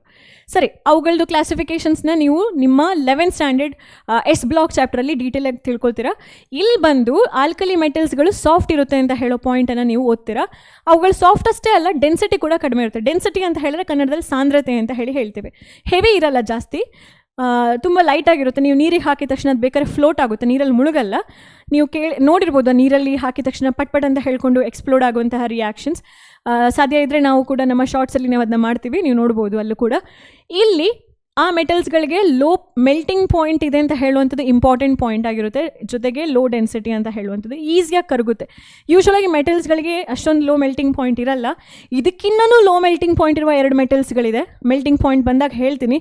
ಅವುಗಳು ಯಾವುದಪ್ಪ ಅಂತ ಹೇಳಿದ್ರೆ ಜಿ ಎ ಅಂತ ಹೇಳಿದರೆ ಗ್ಯಾಲಿಯಮ್, ಮತ್ತು ಇನ್ನೊಂದು ಸಿ ಎಸ್ ಅಂತ ಹೇಳಿದ್ರೆ ಕಂಪ್ಯೂಟರ್ ಸೈನ್ಸ್ ಅಲ್ಲ, CS ಇಲ್ಲಿ ಸೀಸಿಯಂ. ಓಕೆನಾ? ಸೊ ಸೀಸಿಯಂ ಮತ್ತು ಗ್ಯಾಲಿಯಮ್ ಅಂತ ಹೇಳುವಂಥದ್ದು ತೀರಾ ಕಡಿಮೆ ಲೋ ಮೆಲ್ಟಿಂಗ್ ಪಾಯಿಂಟ್ ಇರುವಂತಹ, ಕಡಿಮೆ ಮೆಲ್ಟಿಂಗ್ ಪಾಯಿಂಟ್ ಇರುವಂತಹ ಮೆಟಲ್ಸ್ಗಳು ಅವುಗಳು. ಸೊ ಅವುಗಳನ್ನ ಕೈಯಲ್ಲಿ ಇಟ್ಕೊಂಡು ತಕ್ಷಣ ಅವುಗಳು ಮೆಲ್ಟ್ ಆಗುತ್ತೆ. ಯಾವುದು? ನಮ್ಮ ಸೀಸಿಯಂ ಮತ್ತು ಗ್ಯಾಲಿಯಮ್. ಇವರು ಸ್ವಲ್ಪ ಟೈಮ್ ತೊಗೊಳ್ತಾರೆ. ನಮ್ಮ ಪೊಟ್ಯಾಷಿಯಮ್, ಸೋಡಿಯಂ ಅವರೆಲ್ಲ ಮೆಲ್ಟ್ ಆಗಲಿಕ್ಕೋಸ್ಕರ ಸ್ವಲ್ಪ ಒಂದಿಷ್ಟು ಟೈಮ್ನ ಅವ್ರು ತಗೋತಾರೆ. ಸೊ ಹಾರ್ಡ್ನೆಸ್ ಅಂತ ಹೇಳುವಂಥದ್ದು ಬಂದಾಗ ಮೆಟಲ್ಸ್ ಆರ್ ಜನರಲಿ ಹಾರ್ಡೆ, ಆಯಿತಾ? ಎಕ್ಸೆಪ್ಟ್ ಯಾರು? ಅವ್ರು ಸಾಫ್ಟ್ ಆಗಿರ್ತಾರೆ. ನಾನ್ ಮೆಟಲ್ಸ್ಗಳು ಹಾರ್ಡ್ ಇರಲ್ಲ, ಬಟ್ ಅಲ್ಲೂ ಒಂದು ಎಕ್ಸೆಪ್ಷನ್ ಇದೆ. ಅದ್ಯಾವುದು? ಡೈಮಂಡ್. ಅದರ ಬಗ್ಗೆ ನಾನು ಮುಂದಿನ ಒಂದು ಟಾಪಿಕಲ್ಲಿ ಹೇಳ್ತೀನಿ. ಇಲ್ಲಿ ಫಿಸಿಕಲ್ ಸ್ಟೇಟ್ ಬಗ್ಗೆ ಮಾತಾಡಿದಾಗ ನಾನು ಆಲ್ರೆಡಿ ಹೇಳಿದ್ದೆ, ಮೆಟಲ್ಸ್ಗಳೆಲ್ಲ ಬಂದುಬಿಟ್ಟು ಹಾರ್ಡ್ ಆಗಿರುತ್ತೆ ಅಂತ ಹೇಳ್ಕೊಂಡು. ಮೆಟಲ್ಸ್ಗಳಲ್ಲಿ ಹಾರ್ಡ್ ಇರೋದು ಬಿಟ್ಟು ಒಂದು ಎಕ್ಸೆಪ್ಷನಲ್ ಕೇಸ್ ಯಾವುದು? ಮರ್ಕ್ಯುರಿ. ಆ ಮರ್ಕ್ಯುರಿ ಹಾರ್ಡ್ ಆಗಿರಲ್ಲ, ಅದು ಸಾಫ್ಟ್ ಆಗಿರುತ್ತೆ. ಸೊ ಮೆಟಲ್ಸ್ಗಳಲ್ಲಿ ಮರ್ಕ್ಯುರಿ ಅಷ್ಟೇ ಸಾಫ್ಟ್ ಆಗಿರುತ್ತೆ, ಮಿಕ್ಕಿದ ಎಲ್ಲ ಎಲಿಮೆಂಟ್ಸ್ಗಳು ಕೂಡ ಹಾರ್ಡ್ ಆಗಿರುತ್ತೆ. ಮರ್ಕ್ಯುರಿ ಸಾಫ್ಟ್ ಅಂತ ಹೇಳಿದರೆ ಲಿಥಿಯಂ, ಪೊಟ್ಯಾಷಿಯಂ ಥರ ಸಾಫ್ಟ್ ಅಲ್ಲ, ಮತ್ತು ಅವುಗಳದ್ದು ಫಿಸಿಕಲ್ ಸ್ಟೇಟ್ ಕೂಡ ಲಿಕ್ವಿಡ್ ಆಗಿರುತ್ತೆ. So mercury is a liquid state, physical state ಬಂದು ಲಿಕ್ವಿಡ್ ಸ್ಟೇಟ್, ಸಾಫ್ಟ್ ಆಗಿರುತ್ತೆ, ಅದು ಹಾರ್ಡ್ ಇರಲ್ಲ.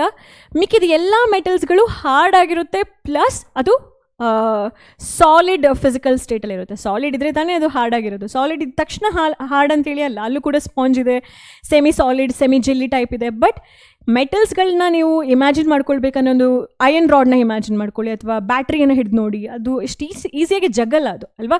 ಹಾರ್ಡ್ ಇರುತ್ತೆ. ಅದಕ್ಕೆ ಹಾರ್ಡ್ ಇದ್ದಾಗಲೇ ಅಪ್ಲಿಕೇಶನ್ಸ್ ಜಾಸ್ತಿ ಅವುಗಳದ್ದು ಬಂದುಬಿಟ್ಟು. So mercury is a liquid metal, except mercury. ಮಿಕ್ಕಿದೆಲ್ಲ ಮೆಟಲ್ಸ್ಗಳು ಆಲ್ಮೋಸ್ಟ್ ಸಾಲಿಡ್ ಸ್ಟೇಟಲ್ಲಿ ಇರುತ್ತೆ ಅಂತ ಹೇಳ್ಕೊಂಡು.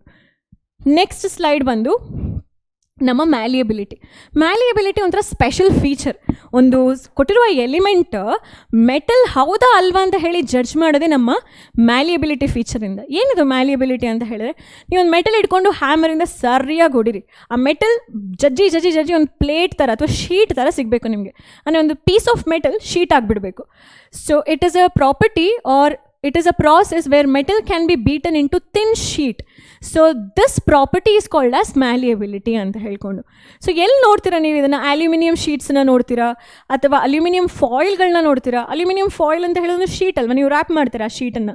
ಬಟ್ ಜಾಸ್ತಿ ಅಲ್ಯೂಮಿನಿಯಂ ಫಾಯಿಲ್ನ ಯೂಸ್ ಮಾಡಬಾರ್ದು ಅಂತಲೂ ಹೇಳ್ತಾರೆ, ಯಾಕೆಂದರೆ ಅದು ಕೂಡ ಕಾರ್ಸಿನೋಜೆನಿಕ್ ಅಥವಾ ಕ್ಯಾನ್ಸರ್ ಕಾಸಿಂಗ್ ಅಂತ ಹೇಳ್ತಾರೆ. ಸೊ ಮ್ಯಾಲಿಯಬಿಲಿಟಿ ಅಂತ ಹೇಳುವಂಥದ್ದು ಒಂದು ತುಂಬ ಸಿಂಪಲ್ ಪ್ರಾಪರ್ಟಿ.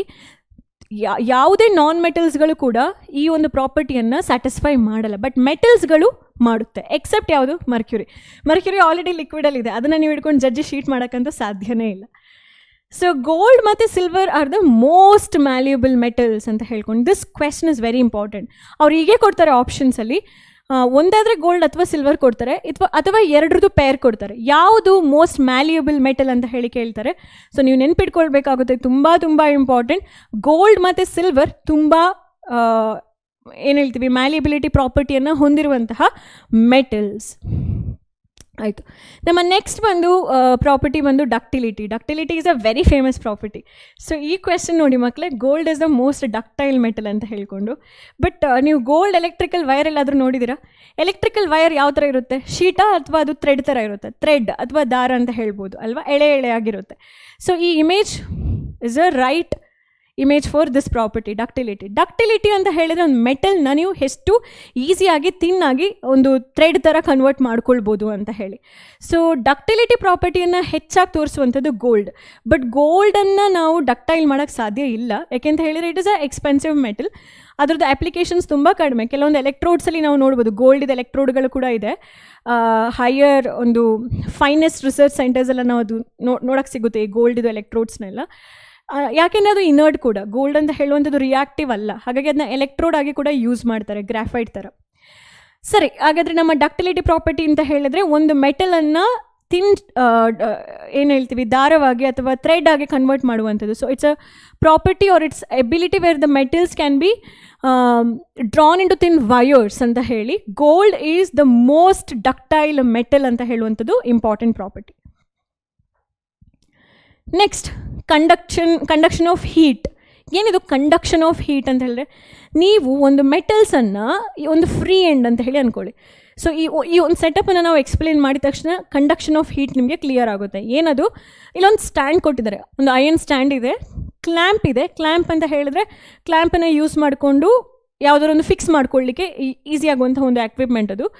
ಕ್ಲ್ಯಾಂಪ್ ಯೂಸ್ ಮಾಡಿ ಒಂದು ಮೆಟಲನ್ನು ಅವ್ರು ಇಟ್ಟಿದ್ದಾರೆ, ಆಯಿತಾ. ಮೆಟಲ್ ಇದು ಮಿಡಲ್ ಪಾರ್ಟಲ್ಲಿ ಹೀಟ್ ಮಾಡ್ತಾ ಇದ್ದಾರೆ, ಕ್ಯಾಂಡಲ್ ಅಥವಾ ಬರ್ನರ್ ಯೂಸ್ ಮಾಡ್ಕೊಂಡು ಹೀಟ್ ಮಾಡ್ತಾ ಇದ್ದಾರೆ.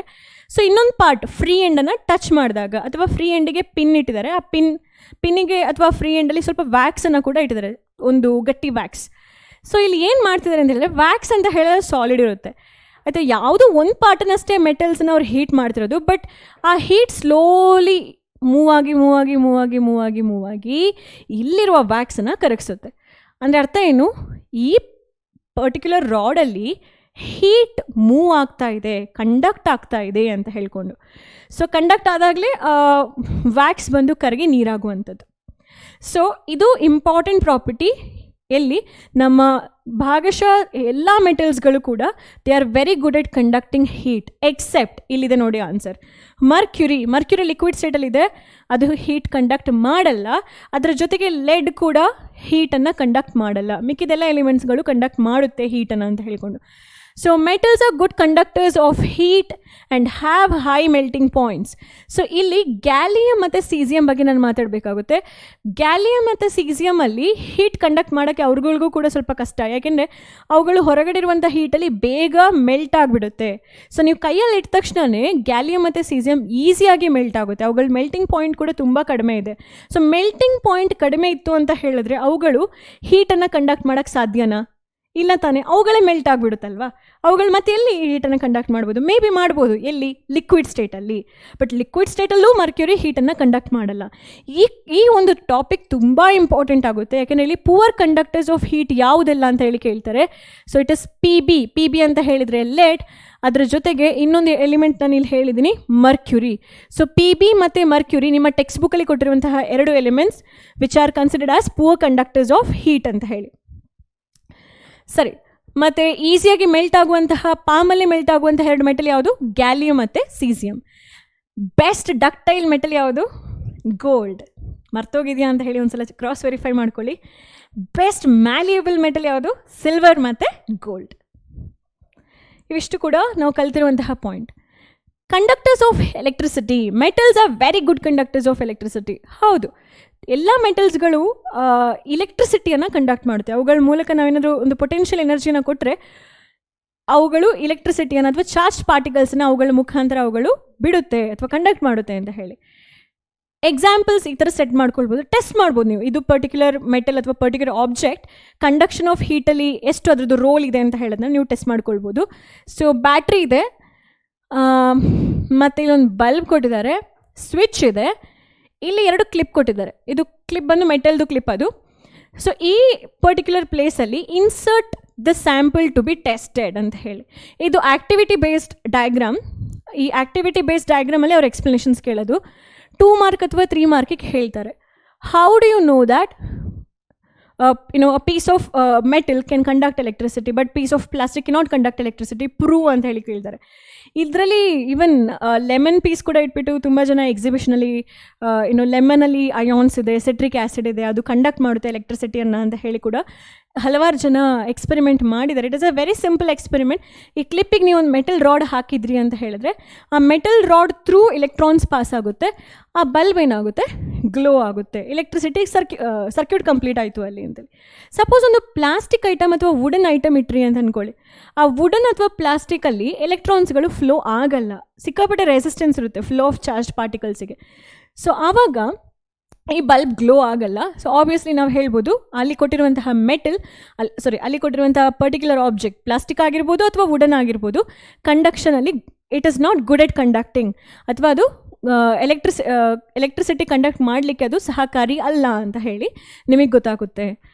ಸೊ ಈ ಡಯಾಗ್ರಾಮ್ ಬರೆದು ನೀವು ನಿಮ್ಮ ಸ್ಯಾಂಪಲ್ಸನ್ನು ಎಕ್ಸ್ಪ್ಲೇನ್ ಮಾಡ್ಬೋದು, ಅಥವಾ ಅವ್ರು ಕೊಟ್ಟಿರುವ ಸ್ಯಾಂಪಲ್ಸ್ನ ಜಸ್ಟಿಫೈ ಮಾಡ್ಬೋದು whether it conducts electricity or not ಅಂತ ಹೇಳಿ. ಸೊ ಸಿಂಪ್ಲೆಸ್ಟ್ ಎಕ್ಸ್ಪ್ಲನೇಷನ್ ಇದಕ್ಕೆ. ಸೊ ಬೇಸಿಕಲಿ ಆ ಪ್ರಾಪರ್ಟಿ ಏನು, metals are good conductors of heat. ಯಾವುದೇ ಮೆಟಲ್ಸ್ ತಗೊಂಡ್ರೂ ಕೂಡ ಅದು ಹೀಟನ್ನು ಕಂಡಕ್ಟ್ ಮಾಡುತ್ತೆ ಮತ್ತು ಎಲೆಕ್ಟ್ರಿಸಿಟಿಯನ್ನು ಕೂಡ ಕಂಡಕ್ಟ್ ಮಾಡುತ್ತೆ ಅಂತ ಹೇಳಿ. ಸೊನೋರಸ್, ನಿಮ್ಮ ಸ್ಕೂಲ್ ಬೆಲ್ಗಳು ರಿಂಗ್ ಆಗೋದಾಗಿರ್ಬೋದು, ಅಥವಾ ಈ ದೇವಸ್ಥಾನದಲ್ಲಿ ಗಂಟೆಗಳನ್ನ ಬಾರಿಸೋದಾಗಿರ್ಬೋದು, ಅಥವಾ ಬೇರೆ ಬೇರೆ ಪ್ರಾರ್ಥನಾ ಮಂದಿರಗಳಲ್ಲಿ, ಚರ್ಚಲ್ಲಿ, ಮಾಸ್ಕಲ್ಲೆಲ್ಲ ಗಂಟೆಗಳನ್ನ ಅವರು ಏನಾದರೂ ಬಾರಿಸುವಂಥದ್ದಿದ್ರೆ ಅಲ್ಲಿ ಏನಾಗುತ್ತೆ, ಈ ಮೆಟಲ್ಸ್ಗಳನ್ನ ಯೂಸ್ ಮಾಡ್ತಾರೆ. ಯಾಕೆಂದರೆ ಮೆಟಲಿಗೆ ಒಂದು ಸಿಕ್ಕಾಪಟ್ಟೆ ಹೆವಿ ಇರುವಂತಹ ಬೇರೆ ಒಂದು ಆಬ್ಜೆಕ್ಟಿಂದ ನೀವು ಬಡಿದ್ರೆ ಅದಕ್ಕೊಂದು ಸೌಂಡ್ ಬರುತ್ತೆ, ಅದಕ್ಕೆ ನಾವು ರಿಂಗಿಂಗ್ ಸೌಂಡ್ ಅಂತ ಹೇಳಿ ಕರಿತೀವಿ. ಆ ಪ್ರಾಪರ್ಟಿಗೆ ಸೊನೋರಸ್ ಅಂತ ಹೇಳಿ ಕರಿತೀವಿ.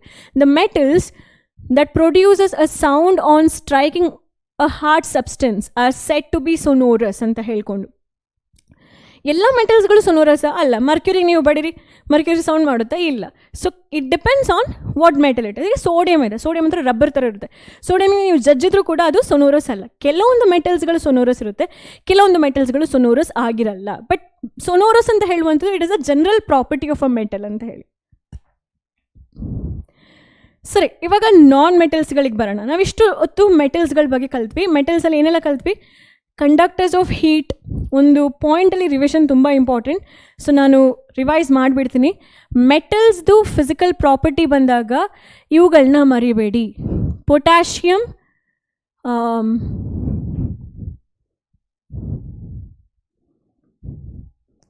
ಲೀಥಿಯಮ್, ಪೊಟ್ಯಾಷಿಯಮ್, ಸೋಡಿಯಂ, ಇವರು ತುಂಬ ಸಾಫ್ಟಾಗಿರುತ್ತೆ. ಇವರನ್ನು ನೀವು ನೈಫಲ್ಲಿ ಕಟ್ ಮಾಡ್ಬೋದು, ಅವ್ರು ಹಾರ್ಡ್ ಅಲ್ಲ ಅಂತ ಹೇಳಿ. Poor conductors of heat, lead ಮತ್ತು ಮರ್ಕ್ಯೂರಿ, ಇವರು poor conductors of heat.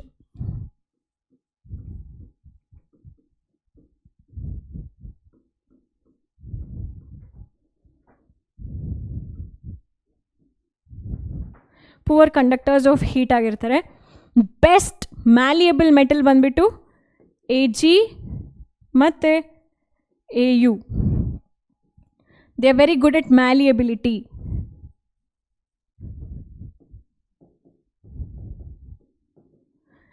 Best ductile metal ಯಾವುದು? ನಮ್ಮ Ag ಅಲ್ಲ, Au ಅಂತ ಹೇಳಿ ಬರೀಬೇಕಾಗುತ್ತೆ. ಗೋಲ್ಡ್ ಅಂತ ಹೇಳಿದ್ದೆ ನಾನು. ಸೊ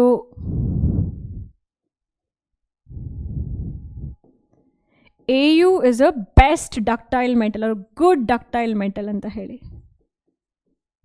ಡಕ್ಟಿಲಿಟಿ ಪ್ರಾಪರ್ಟಿಯನ್ನು ತುಂಬ ಪ್ರಾಮಿನೆಂಟಾಗಿ ತೋರಿಸುವಂಥ ಮೆಟಲ್ ಬಂದು Au. ಈಸಿಯಾಗಿ ಮೆಲ್ಟ್ ಆಗುವಂತಹ ಮೆಟಲ್ಸ್ ಯಾವುದು ಅಂತ ಹೇಳಿದರೆ, ಮೆಟಲ್ಸ್ಗಳಿಗೆ ಯೂಶ್ವಲಾಗಿ ಹೈ ಮೆಲ್ಟಿಂಗ್ ಪಾಯಿಂಟ್ ಇರುತ್ತೆ, ಬಟ್ ಲೋ ಮೆಲ್ಟಿಂಗ್ ಪಾಯಿಂಟ್ ಕ್ಯಾಟಗರಿಲಿ ಬರುವಂತಹ ಮೆಟಲ್ಸ್ ಯಾರು? ಇವರು 3 ಜನ ಕೂಡ ಲೋ ಮೆಲ್ಟಿಂಗ್ ಪಾಯಿಂಟಲ್ಲಿ ಬರ್ತಾರೆ. ಅವ್ರ ಜೊತೆಗೆ ಕೈಯಲ್ಲಿ ಇದ್ದ ತಕ್ಷಣ ಮೆಲ್ಟ್ ಆಗೋರು ಗ್ಯಾಲಿಯಮ್ ಒಂದು, ಸೀಸಿಯಮ್ ಒಂದು. ಸೊ ಇದು ತೀರಾ ಲೋ ಮೆಲ್ಟಿಂಗ್ ಪಾಯಿಂಟ್ ಇರುವಂತಹ 2 ಮೆಟಲ್ಸ್. ಅವುಗಳ ನಂತರ ಬರುವಂಥವರು ಲಿಥಿಯಂ, ಪೊಟ್ಯಾಷಿಯಮ್, ಸೋಡಿಯಂ. ವ್ಯಾಲ್ಯೂಸ್ ನೀವು ಚೆಕ್ ಮಾಡ್ಬೋದು, ವ್ಯಾಲ್ಯೂಸ್ ಬೇರೆ ಬೇರೆ ಇರುತ್ತೆ, ಬಟ್ ವ್ಯಾಲ್ಯೂಸನ್ನು ನೆನ್ಪಿಟ್ಕೊಳ್ಳುವಂತಹ ಅವಶ್ಯಕತೆ ಇಲ್ಲಿ ಇಲ್ಲ, except for the research purpose. So non ಮೆಟಲ್ದೊಂದು ಫೀಚರಿಗೆ ನಾನು ಬರೋದಾದರೆ, ಪ್ರೀವಿಯಸ್ಲಿ ನಾನೊಂದು ಇಮೇಜ್ ತೋರಿಸಿದೆ ನಿಮಗೆ ನಾನ್ ಮೆಟಲ್ಸ್ದು ಫಿಸಿಕಲ್ ಸ್ಟೇಟ್ ಬಗ್ಗೆ. ಫಿಸಿಕಲ್ ಸ್ಟೇಟ್ ಅಂತ ಹೇಳಿದ್ರೆ ಏನು? ಸಾಲಿಡ್, ಲಿಕ್ವಿಡ್, ಗ್ಯಾಸಲ್ಲಿ ಅಂತ ಹೇಳಿ. ನಮ್ಮ ಸಲ್ಫರ್ ಬಂದು ಯೆಲ್ಲೋ ಸ್ಟೋನ್, ಅವರು ನಮ್ಮ ಸಾಲಿಡ್ ಸ್ಟೇಟಲ್ಲಿ ಇರ್ತಾರೆ. ಬ್ರೋಮಿನ್ ಒಂದೇ ಲಿಕ್ವಿಡ್ ಸ್ಟೇಟಲ್ಲಿರುವಂತಹ ನಮ್ಮ ನಾನ್ ಮೆಟಲ್.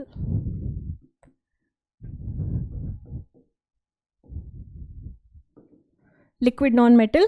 ಆಕ್ಸಿಜನ್ ಅಂತ ಹೇಳುವಂಥದ್ದು ಗ್ಯಾಸ್, ಕಾರ್ಬನ್ ಅಂತ ಹೇಳುವಂಥದ್ದು ಸಾಲಿಡ್.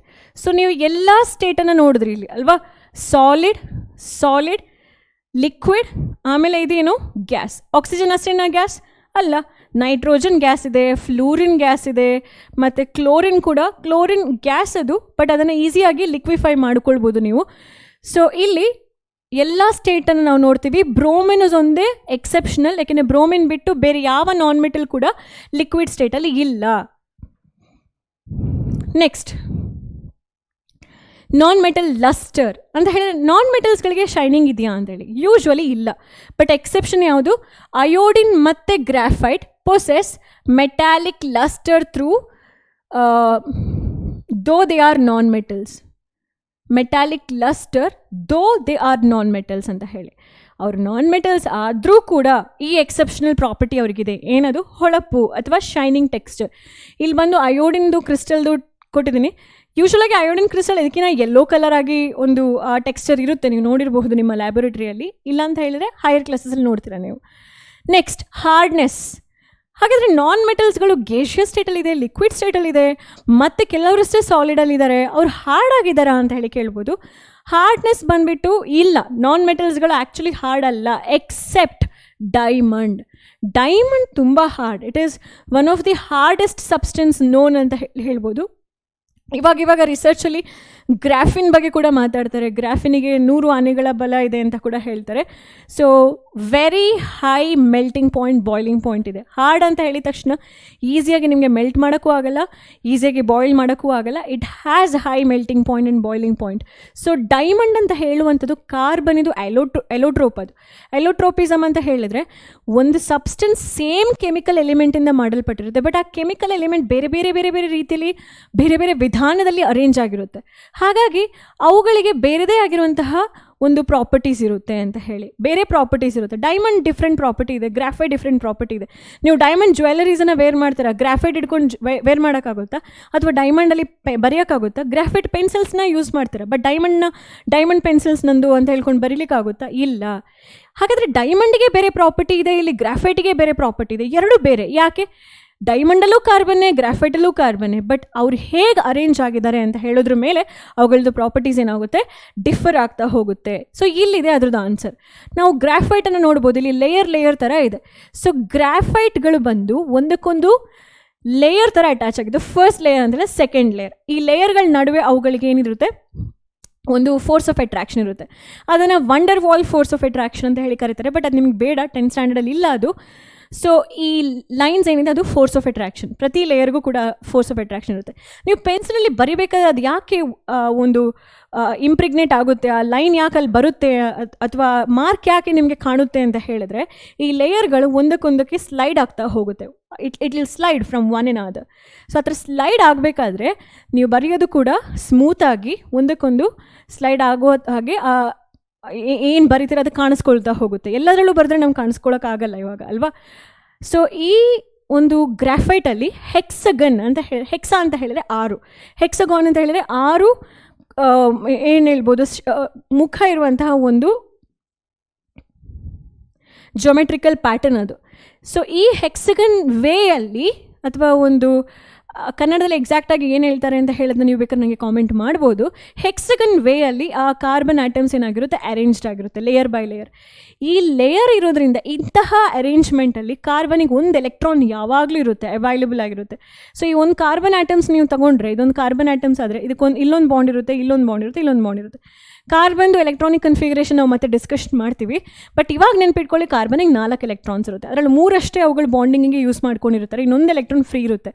ಆ ಎಲೆಕ್ಟ್ರಾನ್ ಗ್ರಾಫೈಟನ್ನು ಕಂಡಕ್ಟಾಗಿ ಅಥವಾ ಕಂಡಕ್ಟರ್ ಆಗಿ ಕನ್ವರ್ಟ್ ಮಾಡುತ್ತೆ. ಬಟ್ ಡೈಮಂಡಲ್ಲೆಲ್ಲ ನೀವು ನೋಡ್ಬೋದು, ಡೈಮಂಡ್ ಇದೊಂದು ಸ್ವಲ್ಪ ಕಾಂಪ್ಲೆಕ್ಸ್ ಸ್ಟ್ರಕ್ಚರ್ ಇದೆ, ಬಟ್ ಆದರೂ ಇದೊಂದು ಡೈಮಂಡ್ ಎಲಿಮೆಂಟ್ ಅಂತೇಳಿ ಫೋಕಸ್ ಮಾಡಿದ್ರೆ 4 ಬಾಂಡ್ ಒಂದು ಡೈಮಂಡಿಗೆ ಕಂಪ್ಲೀಟಾಗಿ ಕವರ್ ಆಗಿದೆ.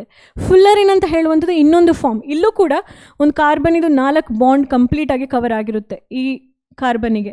ಅಥವಾ ಈ ಕಾರ್ಬನ್ ನೀವು ನೋಡ್ಬೋದು 1 2 3 ಒಳಗಡೆಯಿಂದ ಅದು ಕನೆಕ್ಟೆಡ್ ಆಗಿರುತ್ತೆ, ಇಂಟರ್ ಕನೆಕ್ಟೆಡ್ ಆಗಿರುತ್ತೆ. ಇಲ್ಲಿ ಕಾಣಲ್ಲ, because it is a 2D. So fullerene ಅಥವಾ ಡೈಮಂಡಲ್ಲೂ ಕಾರ್ಬನ್ನೇ ಇದೆ, ಬಟ್ ಅದು ಏನಾಗಿರುತ್ತೆ, ಎಲೆಕ್ಟ್ರಿಕಲ್ ಕಂಡಕ್ಷನಿಗೆ ಸಪೋರ್ಟ್ ಮಾಡಲ್ಲ, ಬಟ್ ಗ್ರಾಫೈಟಲ್ಲಿ ಅದು ಎಲೆಕ್ಟ್ರಿಕಲ್ ಕಂಡಕ್ಷನಿಗೆ ಸಪೋರ್ಟ್ ಮಾಡುತ್ತೆ ಅಂತ ಹೇಳ್ಕೊಂಡು.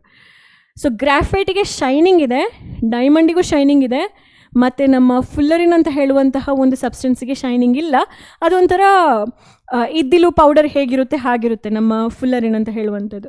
ಸೊ ನೀವು ಪ್ರೀವಿಯಸ್ ಸ್ಲೈಡಲ್ಲಿ ಏನು ಓದಿದ್ರಿ, ಲಸ್ಟರ್, ಡೈಮಂಡಿಗೆ ಲಸ್ಟರ್ ಇದೆ, ಡೈಮಂಡಿಗೆ ಹಾರ್ಡ್ನೆಸ್ ಇದೆ, ಅಯೋಡಿನ್ ಗ್ರಾಫೈಟ್ ಪೊಸೆಸ್ ಲಸ್ಟರ್, ಹಾಗೆ ಡೈಮಂಡಿಗೂ ಕೂಡ ಲಸ್ಟರ್ ಇದೆ ಅಂತ ಹೇಳ್ಬೋದು. Graphite conducts electricity. ಎಲೋಟ್ರೋಪ್ ಅಂತ ಹೇಳುವಂಥದ್ದು it's nothing but a chemical substance, ಅದು ಕೆಮಿಕಲ್ ಸಬ್ಸ್ಟೆನ್ಸ್ ಆಗಿರುತ್ತೆ.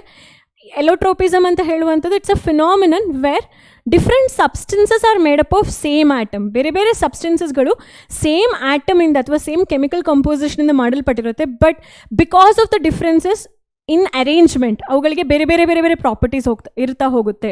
They will have different properties ಅಂತ ಹೇಳಿ. ಸರಿ, ಸೊ ಈ ಒಂದು ಸ್ಲೈಡಲ್ಲಿ ನಿಮ್ಮ ಈ ಚಾಪ್ಟ್ರಲ್ಲಿ ಡೈಮಂಡ್ ಬಗ್ಗೆನೂ ಫುಲ್ಲರಿನ್ ಬಗ್ಗೆನೂ ಡೀಟೇಲಿಂಗ್ ಆಗಿ ನಾನು ಮಾತಾಡಲ್ಲ, ಯಾಕೆಂದರೆ ಈ 2 ಪಾಯಿಂಟನ್ನು 4th ಚಾಪ್ಟ್ರಲ್ಲಿ ನಾನು ಎಕ್ಸ್ಪ್ಲೈನ್ ಮಾಡ್ತಾ ಹೋಗ್ತೀನಿ. ಓಕೆನಾ. ನೆಕ್ಸ್ಟ್ ಪಾಯಿಂಟಲ್ಲಿ give an example of a metal that is a liquid at room temperature. ಯಾವ ಮೆಟಲ್ ಲಿಕ್ವಿಡ್ ಇರುತ್ತೆ ರೂಮ್ ಟೆಂಪರೇಚರಲ್ಲಿ? Mercury.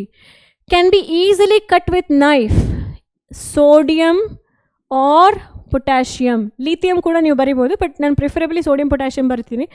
Dash is the best conductor of heat. ಯಾವುದು ಬೆಸ್ಟ್ ಕಂಡಕ್ಟರ್ ಆಫ್ ಹೀಟ್? ನಮ್ಮ ಬೆಸ್ಟ್ ಕಂಡಕ್ಟರ್ ಆಫ್ ಹೀಟಲ್ಲಿ ನೀವು ಇದನ್ನು ನೆನ್ಪಿಟ್ಕೊಳ್ಬೇಕಾಗುತ್ತೆ.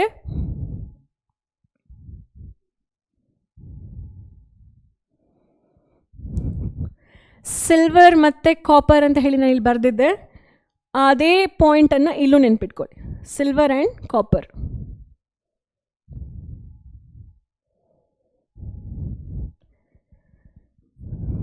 Ag, silver, Cu, copper. Silver ಮತ್ತು copper best conductor of heat. Last question, what is poor conductor of heat? ಯಾವುದು ಹೀಟನ್ನು poor ಆಗಿ conduct ಮಾಡುತ್ತೆ? Pb. Pb ಅಂತ ಹೇಳಿದರೆ ಲೆಡ್, ಅದ್ರ ಜೊತೆಗೆ ಮರ್ಕ್ಯುರಿ. ಸೊ ನೀವು ಬೇಕಾದ್ರೆ ಕ್ರಾಸ್ ವೆರಿಫೈ ಮಾಡ್ಬೋದು. ಆ ಸ್ಲೈಡಲ್ಲೂ ಕೂಡ ನಾನು ಇದೇ ಎಕ್ಸಾಂಪಲ್ಸ್ನ ತೊಗೊಂಡಿದ್ದೆ. ಸೊ ಎಕ್ಸಾಂಪಲ್ಸ್ನ ಕನ್ಸಿಸ್ಟೆಂಟಾಗಿ ಇಟ್ಕೊಳ್ಳಿ, ಈಸಿಯಾಗಿ ನೆನಪಾಗುತ್ತೆ. ಈ ಕ್ವೆಶ್ಚನ್ ತುಂಬ ತುಂಬ important, very very important.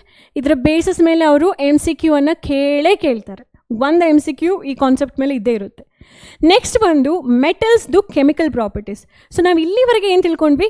Physical properties of metal ಮತ್ತು physical properties of non metal, ಆಯಿತಾ? ಇವಾಗ ಮೆಟಲ್ ಮತ್ತು ನಾನ್ ಮೆಟಲ್ದು ಕೆಮಿಕಲ್ ಪ್ರಾಪರ್ಟಿ ಬಗ್ಗೆ ಫೋಕಸ್ ಮಾಡೋಣ. ನಿಮ್ಮ ಟೆಕ್ಸ್ಟ್ ಬುಕ್ಕಲ್ಲಿ ನಾನ್ ಮೆಟಲ್ದು ಕೆಮಿಕಲ್ ಪ್ರಾಪರ್ಟಿ ಬಗ್ಗೆ ಅವ್ರು ಅಷ್ಟಾಗಿ ಹೇಳಲಿಲ್ಲ, ಬಟ್ ಒಂದನ್ನಷ್ಟೇ ಮೆನ್ಷನ್ ಮಾಡಿದರೆ, ಅದು ರಿಯಾಕ್ಷನ್ ವಿತ್ ಆಕ್ಸಿಜನ್. ಅಲ್ಲಿ ನಾವು ಫೋಕಸ್ ಮಾಡ್ಕೊಳ್ಳೋಣ. ಇವುಗಳು ಆಕ್ಸಿಜನ್ ಜೊತೆ ಹೇಗೆ ರಿಯಾಕ್ಟ್ ಆಗುತ್ತೆ, ವಾಟರ್ ಜೊತೆ ಹೇಗೆ ರಿಯಾಕ್ಟ್ ಆಗುತ್ತೆ, ಆ್ಯಸಿಡ್ಸ್ ಜೊತೆ ಹೇಗೆ ರಿಯಾಕ್ಟ್ ಆಗುತ್ತೆ, ಮತ್ತು ರಿಯಾಕ್ಷನ್ ವಿತ್ ಸಾಲ್ಟ್ ಸೊಲ್ಯೂಷನ್. ಇದೇನಪ್ಪ ಅಂತ ಹೇಳಿದರೆ ಡಿಸ್ಪ್ಲೇಸ್ಮೆಂಟ್ ರಿಯಾಕ್ಷನ್.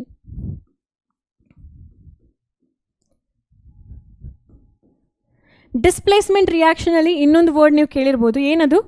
ರಿಯಾಕ್ಟಿವಿಟಿ ಸೀರೀಸ್, ಹೌದಾ?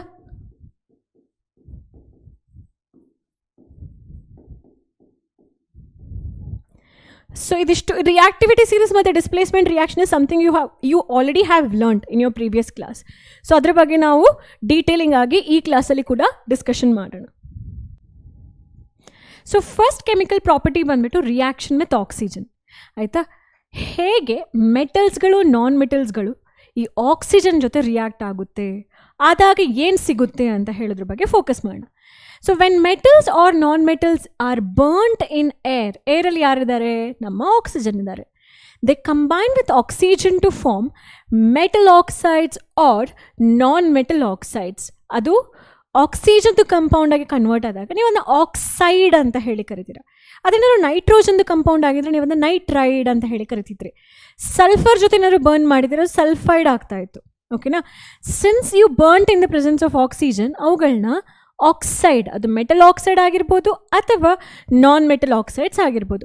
ಸೊ ವರ್ಡ್ ಈಕ್ವೇಷನ್ ಅಷ್ಟೇ ನಾನು ಮೆನ್ಷನ್ ಮಾಡಿದ್ದೀನಿ, metal oxide and non metal oxide.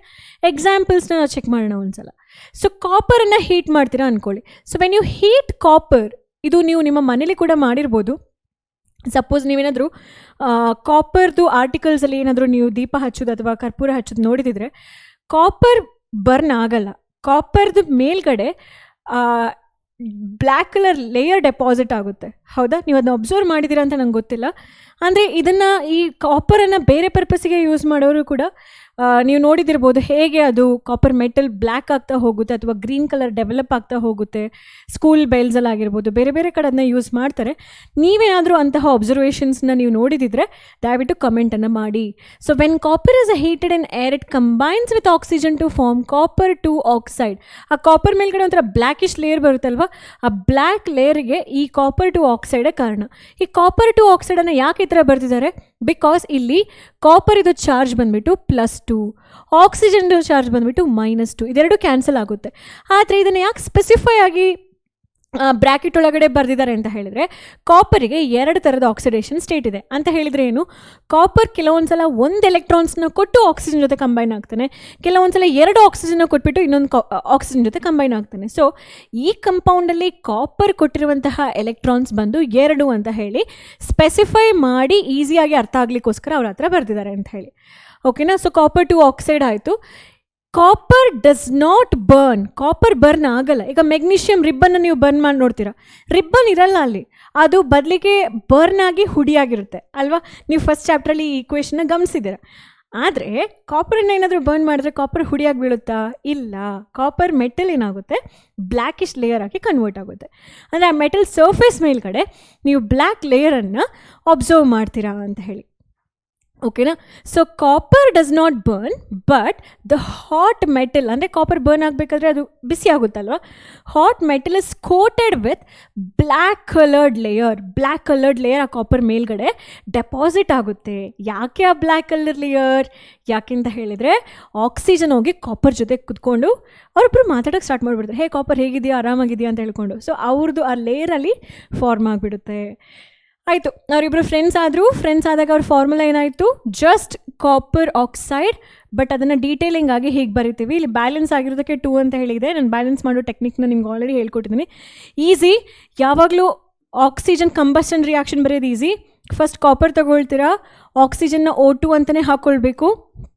ಆಮೇಲೆ ಇಲ್ಲಿ ನಿಮ್ಗೇನು ಗೊತ್ತಿರಬೇಕು, ಕಾಪರಿಗೆ ಮ್ಯಾಕ್ಸಿಮಮ್ 2 ಎಲೆಕ್ಟ್ರಾನ್ಸ್ನ ಕೊಡ್ಬೋದು, ಅವಷ್ಟು ಎಲೆಕ್ಟ್ರಾನ್ಸ್ನ ಆಕ್ಸಿಜನ್ ತೊಗೊಂಡ್ಬಿಡ್ತಾನೆ. ಸೊ ಹಾಗಾಗಿ ನಾನಿಲ್ಲಿ CuO ಅಂತ ಹೇಳಿ ಬರಿಬೇಕು. ಓಕೆ, ಇಲ್ಲಿ ಕಾಪರ್ದು ಚಾರ್ಜಸ್ +2, ಆಕ್ಸಿಜನ್ ಚಾರ್ಜಸ್ -2. ಸೊ ಅದು ಕ್ಯಾನ್ಸಲ್ ಆಗಿ CuO ಆಗುತ್ತೆ. And you have your O2 ಅಲ್ವಾ? ಆ 2 ಅನ್ನು ನಾನು ಇಲ್ಲಿ ಬರೆದೆ. ಆ್ಯಂಡ್ ದ ಸೇಮ್ ಇಲ್ಲೂ ಹಾಕ್ಕೊಂಡೆ 2Cu ಅಂತ ಹೇಳಿ. ಸೊ ಇದು ಬಂದು ಇಕ್ವೇಷನ್. ನೆಕ್ಸ್ಟ್ ಎಕ್ಸಾಂಪಲ್ ಕೇಳ್ತಾರೆ ಅವರು, ಯಾವುದಕ್ಕೆ? ನಮ್ಮ ನಾನ್ ಮೆಟಲ್ಗೆ. ಇದು ಒಂದು ಎಕ್ಸಾಂಪಲ್ ಆಗಿತ್ತು. ಬಟ್ ಇದರಲ್ಲಿ ನಾನೇನು ಮಾಡಿದೆ, ಮೆಟಲ್ ಆಕ್ಸೈಡ್ ಬಗ್ಗೆ ಎಕ್ಸ್ಪ್ಲೇನ್ ಮಾಡಿದೆ. ಈಗ ನಾನ್ ಮೆಟಲ್ ಆಕ್ಸೈಡ್, ಈ ಎಕ್ಸಾಂಪಲಲ್ಲಿ ನಾನ್ ಮೆಟಲ್ ಆಕ್ಸೈಡ್ ಬಗ್ಗೆ ಡಿಸ್ಕಷನ್ ಮಾಡೋಣ. ಬೇಜಾನ್ ನಾನ್ ಮೆಟಲ್ ಆಕ್ಸೈಡ್ಸ್ ಇದೆ. ಯಾವುದಲ್ಲ ಅದು? ಇಲ್ಲಿ ಸಿಂಪ್ಲೆಸ್ಟ್ ಆಗಿರುವಂಥ ಒಂದು ನಾನ್ ಮೆಟಲ್ ಆಕ್ಸೈಡ್ ಬರೆದಿದ್ದೀನಿ, O2, carbon plus oxygen giving carbon dioxide. ಇದು ಒಂದು non metal oxide. Carbon dioxide ಅಂತ ಹೇಳುವಂಥದ್ದು ನಾನ್ ಮೆಟಲ್ ಆಕ್ಸೈಡ್. ಹಾಗೆ ಈ ವೆಹಿಕಲ್ಸಿಂದ ಪೆಟ್ರೋಲ್ ಬರ್ನ್ ಆಗಬೇಕಾದ್ರೆ ನಮ್ಮ ಕಾರ್ಬನ್ ಮೊನಾಕ್ಸೈಡ್ ಬರುತ್ತೆ, ಕಾರ್ಬನ್ ವಿತ್ ಸಿಂಗಲ್ ಆಕ್ಸಿಜನ್. ಇದು ಕೂಡ ನಾನ್ ಮೆಟಲ್ ಆಕ್ಸೈಡೇ. ಇಲ್ಲಿ ನಾನ್ ಮೆಟಲ್ ಯಾರು? ಕಾರ್ಬನ್. ನಿಮ್ಮ ಬಾಡಿಯಿಂದ ಪ್ರತಿ ಸೆಕೆಂಡ್, ಮೈಕ್ರೋ ಸೆಕೆಂಡಿಗೆ ನೀವು ನಾನ್ ಮೆಟಲ್ ಆಕ್ಸೈಡ್ಸನ್ನು ಬ್ರೀದ್ ಔಟ್ ಮಾಡ್ತಾನೇ ಇದ್ದೀರಾ. ಯಾವುದದು? Carbon dioxide.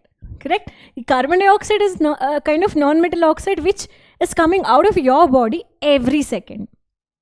ಹಾಗೆ ನಿಮಗೆ ಬಾಯಾರಿಕೆ ಆದರೆ ಇನ್ನೊಂದು ನಾನ್ ಮೆಟಲ್ ಆಕ್ಸೈಡನ್ನು ನೀವು ಕುಡಿತಾನೇ ಇರ್ತೀರ. ಯಾವುದದು? ವಾಟರ್. ಹೈಡ್ರೋಜನ್ ಅಂತ ಹೇಳುವಂಥದ್ದು ನಾನ್ ಮೆಟಲ್, ಅದರ ಜೊತೆ ಆಕ್ಸಿಜನ್ ಬಂದಾಗ ಅದೇನಾಯಿತು? It is a non metal oxide ಆಯಿತು. ನೀವು ನಾನ್ ಮೆಟಲ್ ಆಕ್ಸೈಡ್ಸನ್ನು ತುಂಬ ಯೂಸ್ ಮಾಡ್ತಿದ್ದೀರಾ ಅಂತ ಹೇಳಿ ಆಯ್ತಾಗಾದರೆ ಅಲ್ವಾ? ಸೊ ಕಾರ್ಬನ್ ಡೈಆಕ್ಸೈಡ್ ನಿಮಗೆ ಪರಿಚಿತ, ವಾಟರ್ ಕೂಡ ನಿಮಗೆ ಗೊತ್ತಿರುವಂಥದ್ದೇ. Carbon monoxide is a pollutant. ಹಾಗೆ ನಮ್ಮ ಅಟ್ಮಾಸ್ಫಿಯರಲ್ಲಿ ಈ ಫ್ಲೈಟ್ ಜೆಟ್ಸ್ಗಳಿಂದಾಗಿ ಅಥವಾ ಏರೋಸ್ಪೇಸ್ ಕ್ರಾಫ್ಟ್ಸ್ಗಳಿಂದಾಗಿ, ಸ್ಪೇಸ್ ಕ್ರಾಫ್ಟ್ಸ್ಗಳಿಂದಾಗಿ ಇರುವಂತಹ ಅವುಗಳ ಹೊಗೆಯಿಂದ ಬರುವಂತಹ pollutant nitrogen dioxide is also a non metal oxide. So ಇವಿಷ್ಟೂಗಳು ನಾನ್ ಮೆಟಲ್ ಆಕ್ಸೈಡ್. ಯಾವಾಗ ನಾನ್ ಮೆಟಲ್ ಆಕ್ಸಿಜನ್ ಜೊತೆ ಒಂದು ಬರ್ನಿಂಗ್ ರಿಯಾಕ್ಷನ್ಸ್ಗೆ ಒಳಗಾಗುತ್ತೋ ಸಿಗುವಂತಹ ಪ್ರಾಡಕ್ಟನ್ನು ನಾನ್ ಮೆಟಲ್ ಆಕ್ಸೈಡ್ ಅಂತ ಹೇಳಿ ಕರಿತೇವೆ. ಸೊ ಇದಿಷ್ಟು ಕ್ಲಿಯರ್ ಆಯಿತಾ? ಆಕ್ಸಿಜನ್ ಜೊತೆ ಬರ್ನ್ ಆದಾಗ ನಮ್ಗೆ ಯಾವ್ದು ಸಿಗುತ್ತೆ ಅದನ್ನು ನಾನ್ ಮೆಟಲ್ ಆಕ್ಸೈಡ್ಸ್ ಅಂತ ಹೇಳಿ ಕರಿತೇವೆ. ಸೊ ಇಲ್ಲಿ ಆಕ್ಸೈಡ್ಸ್ ಇದೆ. ಓಕೆನಾ? ಆಕ್ಸೈಡ್ಸ್ ಇದೆ. ಹಾಂ, ಆಕ್ಸೈಡ್ಸ್ ಅಂತ ಹೇಳುವಂಥದ್ದೇನು? Compounds of oxygen. ಆಕ್ಸಿಜನ್ದು ಕಂಪೌಂಡ್ಗಳದು ಅಂತ ಹೇಳಿ. ಮೆಟಾಲಿಕ್ ಆಕ್ಸೈಡ್, ಮೆಟಲ್ಗಳು ಆಕ್ಸಿಜನ್ ಜೊತೆ ರಿಯಾಕ್ಟ್ ಆದರೆ ಅವುಗಳನ್ನ ಮೆಟಾಲಿಕ್ ಆಕ್ಸೈಡ್ ಅಂತ ಹೇಳಿ ಕರಿತೀವಿ. ನಾನ್ ಮೆಟಲ್ಗಳು ಕಂಬೈನ್ ಆದರೆ ಅವುಗಳನ್ನ ನಾನ್ ಮೆಟಾಲಿಕ್ ಆಕ್ಸೈಡ್ ಅಂತ ಹೇಳಿ ನಾವು ರೆಫರ್ ಮಾಡ್ತೀವಿ. ಆಯಿತು. ಸೊ ಮೆಟಾಲಿಕ್ ಆಕ್ಸೈಡ್ಸ್ಗಳನ್ನ ನೀವೇನಾದ್ರು ನೀರಿಗೆ ಹಾಕಿದರೆ ಅವುಗಳು ನೀರಿನ pH ಅನ್ನು ಜಾಸ್ತಿ ಮಾಡುತ್ತೆ. ಅಂತ ಹೇಳಿದ್ರೆ 7 ಎಬೋ ಇರುತ್ತೆ. ಮತ್ತು ಅವುಗಳಲ್ಲಿ ಏನಿರುತ್ತೆ, ಮೆಟಲ್ ಆಕ್ಸೈಡ್ಸಲ್ಲಿ OH- ಅಯಾನ್ಸ್ಗಳು ಜಾಸ್ತಿ ಇರುತ್ತೆ. ಹಾಗಾಗಿ ಮೆಟಾಲಿಕ್ ಆಕ್ಸೈಡ್ಸನ್ನು ನಾವು ಬೇಸಿಕ್ ಆಕ್ಸೈಡ್ಸ್ ಅಂತ ಹೇಳಿ ಕರಿತೇವೆ. Example Li2 lithium oxide, potassium oxide, sodium oxide, MgO magnesium oxide, calcium oxide, ferric, ಇದು ಫೆರಸ್ ಆಕ್ಸೈಡ್ ಆಗಬೇಕು, FeO ಅಂತ ಹೇಳುವಂಥದ್ದು. ಫೆರಸ್ ಅಂತ ಹೇಳಿದರೆ ಅದರದ್ದು ಚಾರ್ಜ್ ಬಂದು +2, ಆಕ್ಸಿಜನ್ದು ಚಾರ್ಜ್ ಬಂದು -2, ಕಂಪೌಂಡ್ ಬಂದು FeO ಆಗುತ್ತೆ. Then cuprous oxide, CuO. ಇವಾಗಷ್ಟೇ ನಾವು ಅದರದ್ದು ರಿಯಾಕ್ಷನ್ಸ್ ಕೂಡ ಬರೆದ್ವಿ ಅಲ್ಲ. ಸೊ ಇವುಗಳಿಷ್ಟು ಬೇಸಿಕ್ ಆಕ್ಸೈಡ್ಸ್. ಮೆಟಲ್ ಆಕ್ಸಿಜನ್ದು ಆಕ್ಸೈಡ್ಸನ್ನು ಬೇಸಿಕ್ ಆಕ್ಸೈಡ್ಸ್ ಅಂತ ಹೇಳಿ ಕರಿತೇವೆ. ಆಯಿತಾ. ನಂತರ ನಾನ್ ಮೆಟಲ್ ಆಕ್ಸೈಡ್ಸ್ಗಳನ್ನ ಸ್ವಲ್ಪ ನೋಡ್ಕೊಳ್ಳೋಣ. ಯಾರವರು? ಸಲ್ಫರ್ ನಾನ್ ಮೆಟಲ, ನೈಟ್ರೋಜನ್. ನೋಡಿ, ನೈಟ್ರೋಜನ್ದು ಸಿಕ್ಕಾಪಟ್ಟೆ ಬೇರೆ ಬೇರೆ types of basic non metallic oxides ಇದೆ.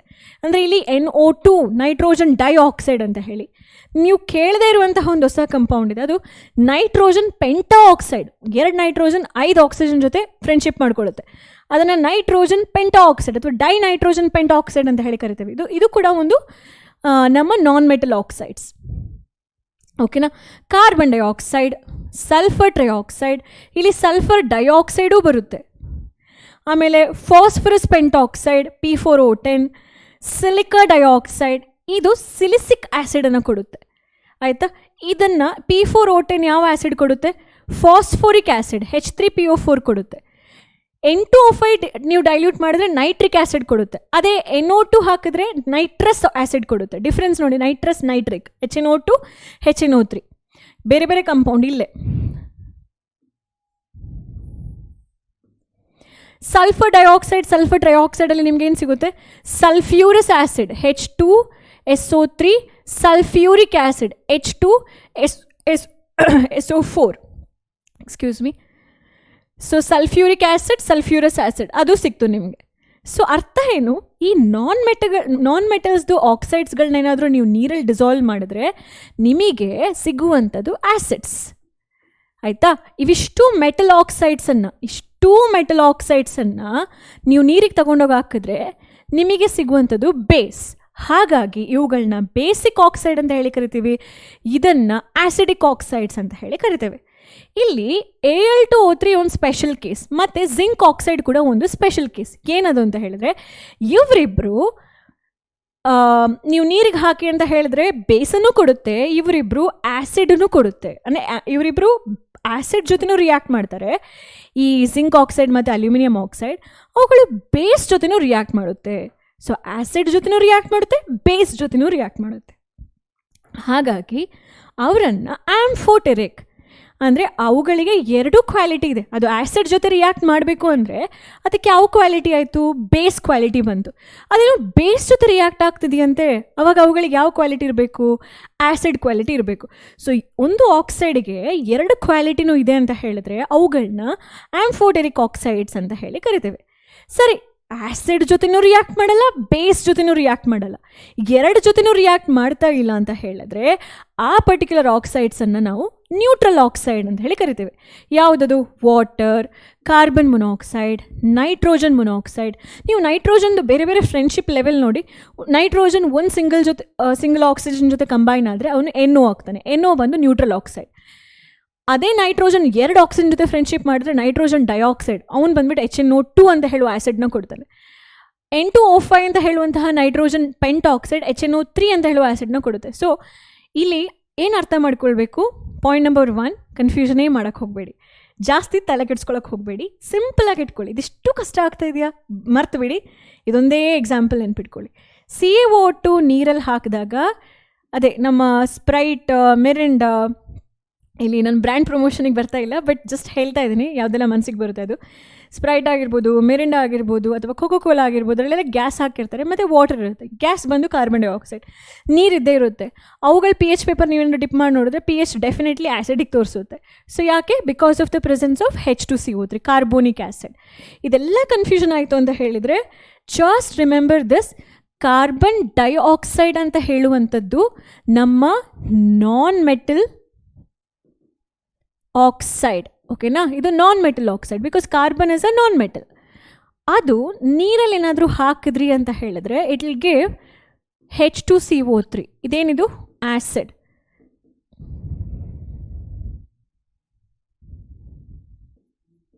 ಆಯಿತಾ? ಹಾಗಾಗಿ ಈ ಆಕ್ಸೈಡನ್ನು ನಾನು ಆ್ಯಸಿಡಿಕ್ ಆಕ್ಸೈಡ್ ಅಂತ ಹೇಳಿ ಕರಿತೀನಿ. ಇದು ಒಂದು ಪಾರ್ಟ್. ಹೀಗೆ ನಾನು ಕ್ಯಾಲ್ಶಿಯಂ ಆಕ್ಸೈಡನ್ನು ಸಪೋಸ್ ಏನಾದರೂ ನೀರಲ್ಲಿ ಹಾಕ್ತೀನಿ ಅಂಥೇಳಿ ಅಂದ್ಕೊಳ್ಳಿ. ಸೊ ನೀರಲ್ಲಿ ಹಾಕಿದರೆ ಅದು ಕ್ಯಾಲ್ಶಿಯಂ ಹೈಡ್ರಾಕ್ಸೈಡ್ ಆಯಿತು. ಕ್ಯಾಲ್ಶಿಯಂ ಹೈಡ್ರಾಕ್ಸೈಡ್ ಏನು? ಬೇಸ್. ಹಾಗಾಗಿ ಇದನ್ನು ಬೇಸಿಕ್ ಆಕ್ಸೈಡ್ ಅಂತ ಹೇಳಿ ಕರಿತೀನಿ.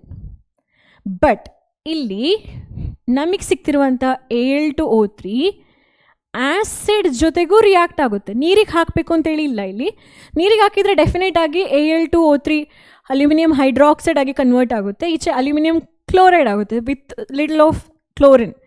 ಓಕೆ, ಇದು ನೀವೇನು ಮಾಡಬೇಕು, ಇದನ್ನು ಆಂಫೋಟೆರಿಕ್ ಅಂತ ಹೇಳಿ ಪ್ರೂವ್ ಮಾಡಬೇಕಂದ್ರೆ ಡೈರೆಕ್ಟಾಗಿ ಆ ಕಂಪೌಂಡನ್ನು ಹಿಡ್ಕೊಂಡು ಆ್ಯಸಿಡ್ ಜೊತೆ ರಿಯಾಕ್ಟ್ ಮಾಡಿ ಅಲ್ಲೊಂದು ಪ್ರಾಡಕ್ಟ್ ಸಿಗುತ್ತೆ, ಬೇಸ್ ಜೊತೆ ರಿಯಾಕ್ಟ್ ಮಾಡಿ ಅಲ್ಲೂ ಒಂದು ಪ್ರಾಡಕ್ಟ್ ಸಿಗುತ್ತೆ.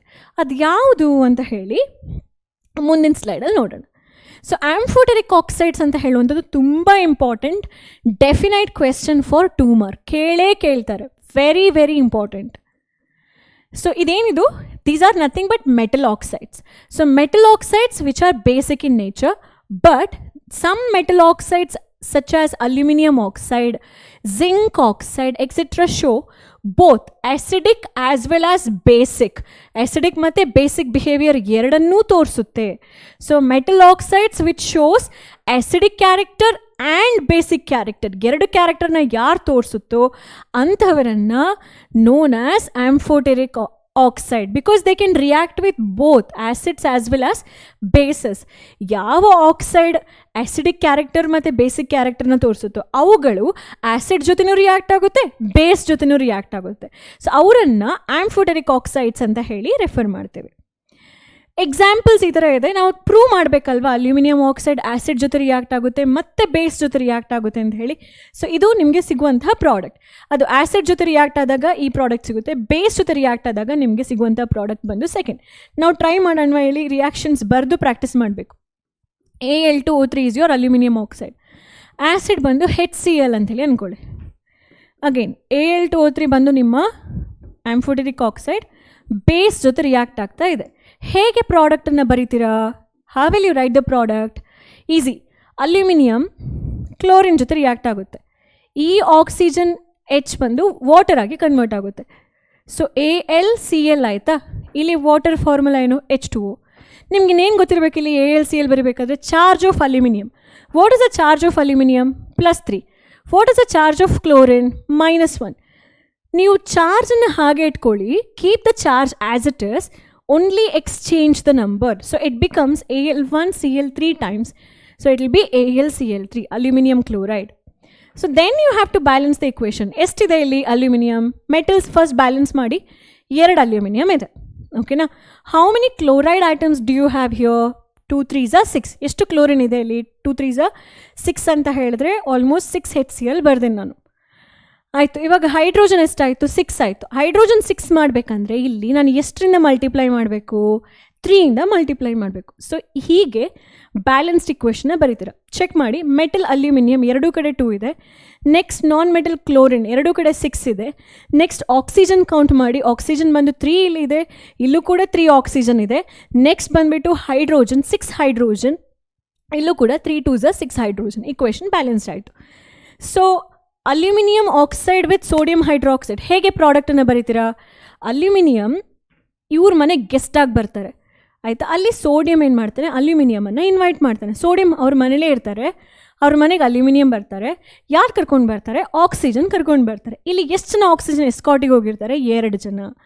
ಆ ಇಬ್ಬರು ಆಕ್ಸಿಜನ್ಗೆ ಇರುವಂತಹ ಚಾರ್ಜ್ ಏನು? -4. ಯಾಕೆಂದರೆ ಒಂದು ಸಿಂಗಲ್ ಆಕ್ಸಿಜನ್ಗೆ -2 ಇದೆ, ಇನ್ನೊಂದು ಸಿಂಗಲ್ ಆಕ್ಸಿಜನ್ಗೆ -2 ಇದೆ. ಅರ್ಥ ಏನು? ಈ 2 ಆಕ್ಸಿಜನ್ಸ್ಗಳು ಯಾರಾದರೂ ಎಲೆಕ್ಟ್ರಾನ್ಸ್ ಕೊಡ್ತಾರಾ ಅಂತ ಹೇಳ್ಕೊಂಡು ಕಾಯ್ತಾ ಇರ್ತಾರೆ. ಬಟ್ ಅವುಗಳಿಗೆ ಮ್ಯಾಕ್ಸಿಮಮ್ 2 ಎಲೆಕ್ಟ್ರಾನ್ಸ್ನ ಪಡ್ಕೊಳ್ಳೋಕ್ಕೆ ಸಾಧ್ಯ. ಸೊ ಆಕ್ಸಿಜನ್ ಬಂದುಬಿಟ್ಟು -2 ಅಂತ ಹೇಳಿ ಬರೀತಾರೆ. 2 ಆಕ್ಸಿಜನ್ ತೊಗೊಂಡಾಗ ಚಾರ್ಜ್ ಏನಾಯಿತು? -4. ಇದು ನಿಮ್ಮ ಮೈಂಡಲ್ಲಿರಬೇಕು, -4 ಅಂತ ಹೇಳಿ. ಜೊತೆಗೆ ಅಲ್ಯೂಮಿನಿಯಂ ಚಾರ್ಜ್ ಏನಾಯಿತು? +3. ಸೋಡಿಯಂ ಚಾರ್ಜ್ ಏನಾಯಿತು? +1. ಈಗ ನಿಮ್ಮ ಮೈಂಡಲ್ಲಿ ನೀವು ಕ್ಯಾಲ್ಕುಲೇಷನ್ ಮಾಡಿ. +1 +3 ಎಷ್ಟಾಯಿತು? +4. +4 -4 ಏನಾಯಿತು? ಚಾರ್ಜ್ ಕ್ಯಾನ್ಸಲ್ ಆಯಿತು. ಸೊ ಇಲ್ಲಿ ಚಾರ್ಜಸ್ ಕ್ಯಾನ್ಸಲ್ ಆಗುತ್ತೆ. ಸೊ ನಿಮ್ಮ ಕಂಪೌಂಡ್ ಬಂದು ಜಸ್ಟ್ NaAlO2. ಅದನ್ನ ಹೇಗೆ ಓದ್ತೀರಾ? ಫಸ್ಟ್ ಮೆಟಲ್ ಅದನ್ನ ಹಾಗೆ ಇಟ್ಕೊಳ್ಳಿ, ಸೋಡಿಯಂ. ಯಾರು ಆಕ್ಸಿಜನ್ ಜೊತೆ ಅಟ್ಯಾಚ್ ಆಗಿದ್ದಾರೆ? ಅಲ್ಯೂಮಿನಿಯಂ. ಸೊ ಸೋಡಿಯಂ ಅಲ್ಯೂಮಿನೇಟ್ ಅಂತ ಹೇಳಿ ನೀವು ಓದ್ತೀರಾ.